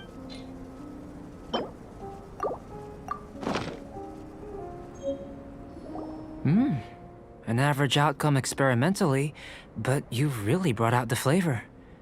You seem well versed in the science of gastronomy. As far as the proliferation hypothesis is concerned, we've come up short. Seems like food presents the same headaches in your world as it does ours. Unless... could it be that the natural laws of this world are limiting your unique abilities? We just didn't know how to channel elemental power into the food. It's a little more complicated than adding herbs and spices, you know. Not to worry. At least we put some food to good use. No need to feel disheartened. And here's your portion. Enjoy. I can box it up if you like. Woohoo! Thanks! Glad you were paying attention. I can tell that you're good friends. Paimon was keeping an eye on you and your safety during the whole experiment. Not that Paimon would have been able to do much if things had gone wrong. But anyway. Hey! You were being nice a second ago! But you do have tasty recipes, so Paimon forgives you. And you're right, we are good friends. You have good friends too, right? Good students? Yes. I'm fortunate too, I suppose. Anyway, moving on to the next experiment. There are all manner of alchemical items here. Keeping them in their proper place is a challenge at the best of times. A while ago, I had the misfortune of misplacing a batch. I managed to retrieve the majority, but 2 vials have been evading me. Animal crystal fly elemental extract and electrohypostasis powder. Paimon's barely finished eating and you want us to go gathering again? Don't worry if you can't locate them. I was planning to replace them anyway. Though finding them would save me the hassle. If you had, say, a superpower, like night vision or vibratory sensing, lost property would be a thing of the past. I must have dropped them somewhere in the area where you were looking just now. So, guess we'd better take a look. Oh yeah! You could use elemental sight!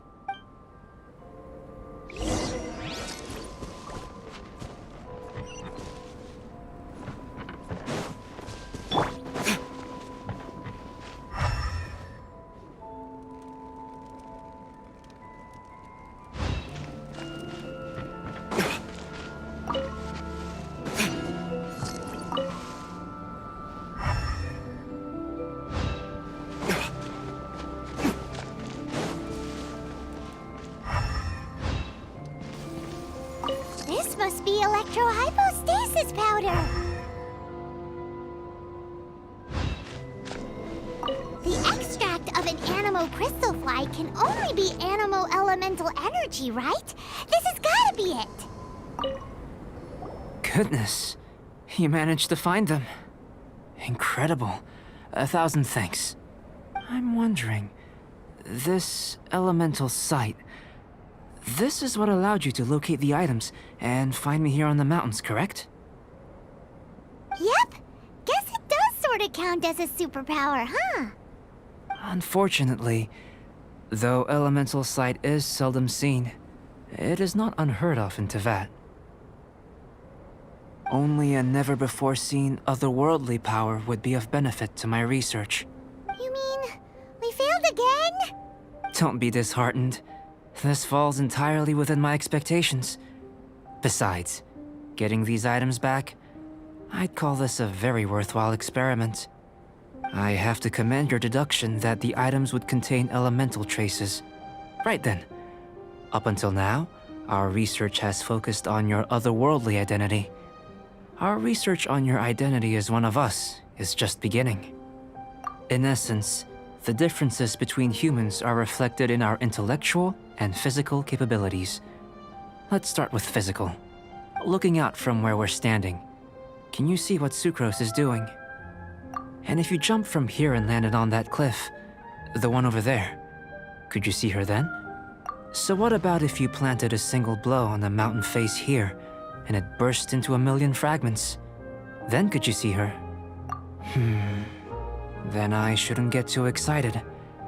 Still, we'll gain a more thorough understanding with an experiment. I know of a location that will be perfect for a physical test. Please, follow me. Still in one piece! Good thing the vial's so strong.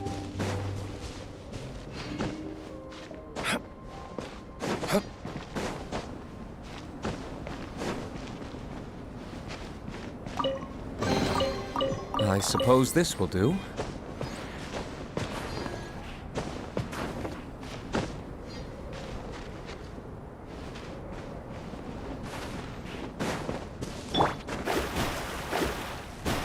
Shadows of fate!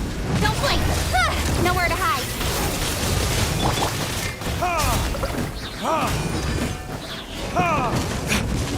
Verdict is... Incoming! Delve into destiny!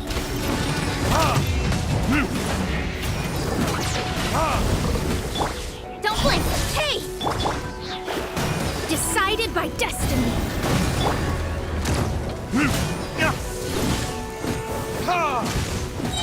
Cut to the chase!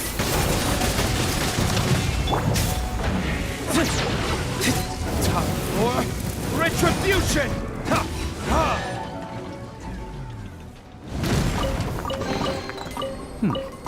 Better than nothing.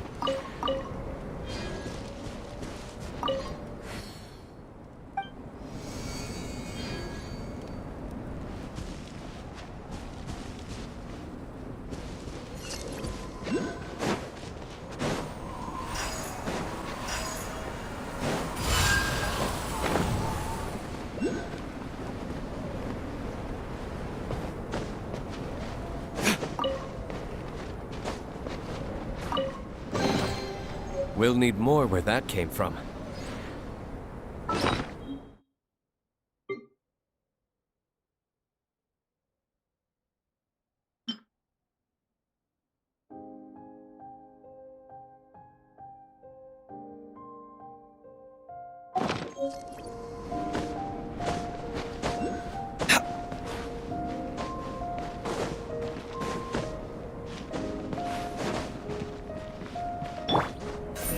Incoming!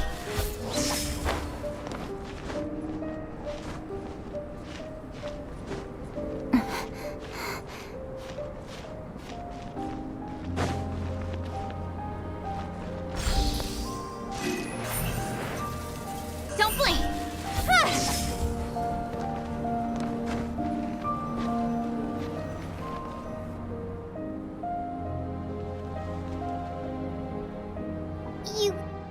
You want us to jump? From up here? Not necessarily. Not if you know of a better method, that is. Whichever method you choose, the experiment will end when you reach the opposite shore of the lake. I will factor the time expended and your top speed into my comparative analysis. The opposite side of the lake. So, we're gonna be swimming? Without limitations, we complete tasks intuitively, using the method that seems most rational to us. Some of us would be unable to stand the icy waters. Others might find the whole thing rather refreshing. No matter what choice you make, it's all a part of the experiment. For me, every detail is invaluable to the research. Then if you would, please, I eagerly await the results. Wait a minute! While we're busy testing, what exactly are you gonna be doing?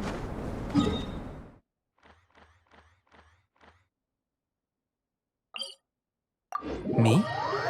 Recording data. So if we do decide to go swimming, you gonna die? Without limitation, some of us would... No matter what choice you make, it's all a part of the experiment. Then if you would,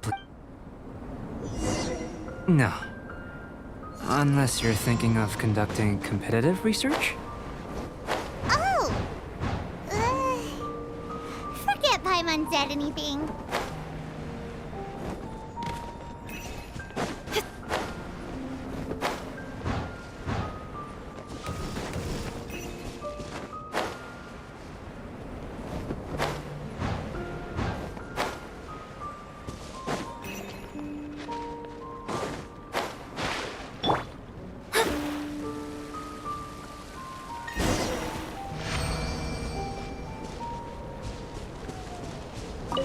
Great work. I've never seen a performance quite like it. Your reputation precedes you, Traveler. The data shows that you're easily outperforming the average citizen in Mondstadt. But you followed us the whole way without breaking a sweat! Me? Actually, I used alchemy to cheat a little. But anyway, if it turns out that the natural laws of Tavad do not affect you, I should be able to make various inferences about the otherworldly civilization you belong to. If the natural laws of Tavad do affect you, then I shall be able to make inferences into the kind of evolution that would occur under the absence of such effects. The innumerable possibilities that this could present, the captivating insights, it would be something to savor again and again. But how does this help your research? You've helped me to unravel many of the problems that were holding it back. When we return to the campsite, I should be able to show you something interesting. I may be about to make some analogies between you and a few unusual specimens.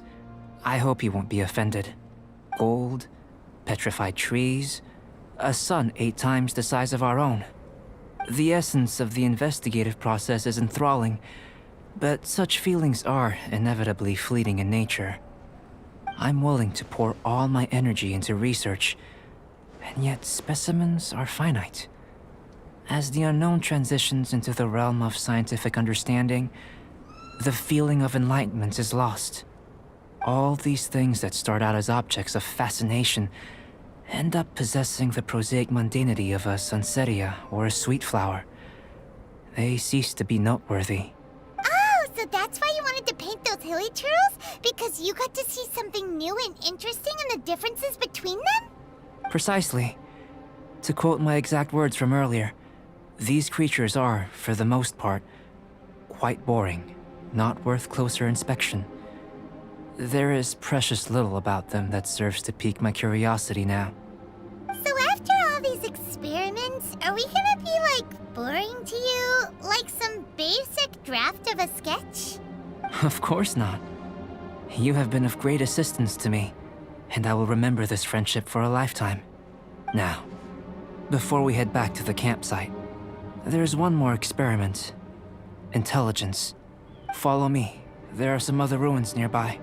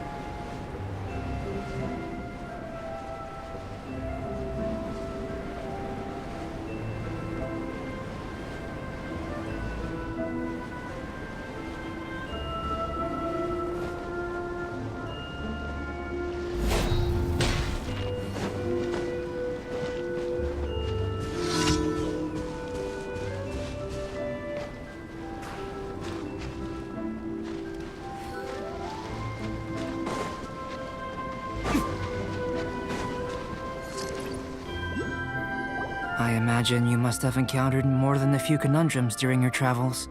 I'd like to observe your intelligence by means of a practical test of your capabilities, much as we did for the physical test. I'd like you to explore these ruins and return with your findings. There are 2 puzzles located at the far ends of the ruins. After completion, you should be able to activate the mechanism in the center. As with the physical test, there are no restrictions. Everything you do is an action I wish to observe. Remember that this is a test of intellect. So should you get lucky in any way, that won't be factored in as part of the test. So, let's see you in action. Start wherever you like.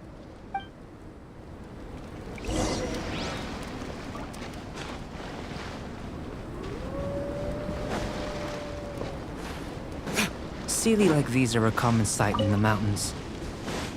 Returning them to their rightful places is up to you.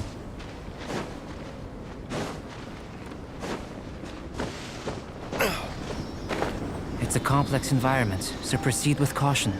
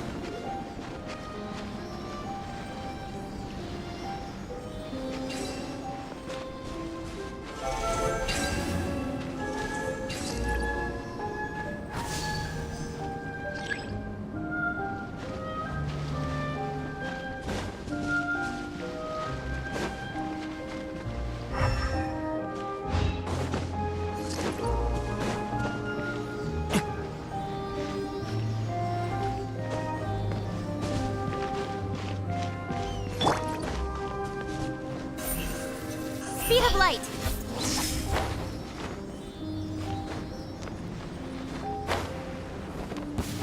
Yeah! Don't blink! Hey! I'm going in!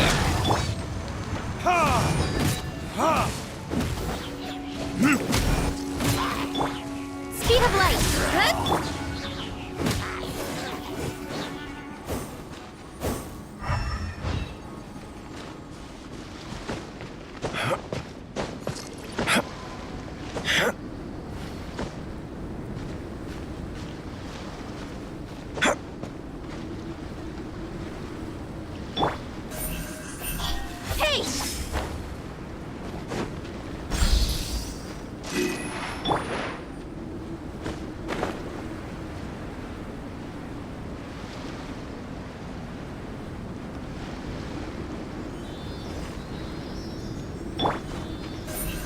Don't blink!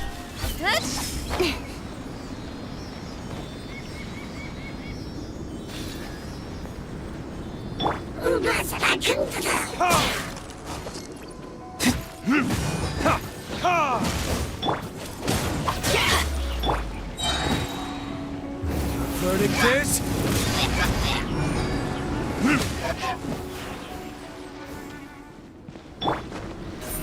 Speed of light! Hey!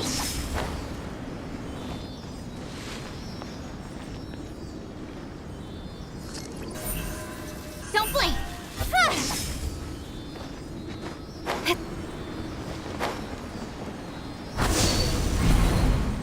It should now be possible to activate the central mechanism. Exactly what will happen when you do is something I'm looking forward to finding out. Oh, seems that the water level has suddenly decreased. We should be able to see what's in the water now. Let's have a look. What's this? To the best of my knowledge, these belong to a script of some kind. They can be found all over Teyvat, but they've never given up their secrets. There's still a lot to learn about them. And as for why they should ever have come to rest here, a true mystery. Let me make a copy first. I'll make time to go over them in greater detail after our research. Another thing for the don't understand list. Unsolvable mystery this, weird experiment that. It'd be nice to get some cool results for once. Seems like if you want the reward, you gotta pay the price. I've truly gained a lot from all this. Comparatively, The little reward I can offer is too small to mention. Let me return to the campsite first. By the time you get back, I may just have a fleeting miracle for you to witness. Paimon's kinda looking forward to seeing the results of all this brain ache. Unless you can think of anything better to do, let's head back to the campsite. Not so fast. You're not leaving until I'm convinced that nothing dangerous is going on here. You! You didn't leave the mountain? I most certainly did not. And I've witnessed everything that you and Albedo have been up to. I must say, you let your guards down. Or maybe you were drawn in by his compelling-sounding hypothesis and friendly demeanor. Taking orders from a complete stranger, drinking anonymous potions, participating in all kinds of strange experiments? I'd sooner believe you were tricked than that you would be so naive. Or perhaps, you were colluding from the beginning.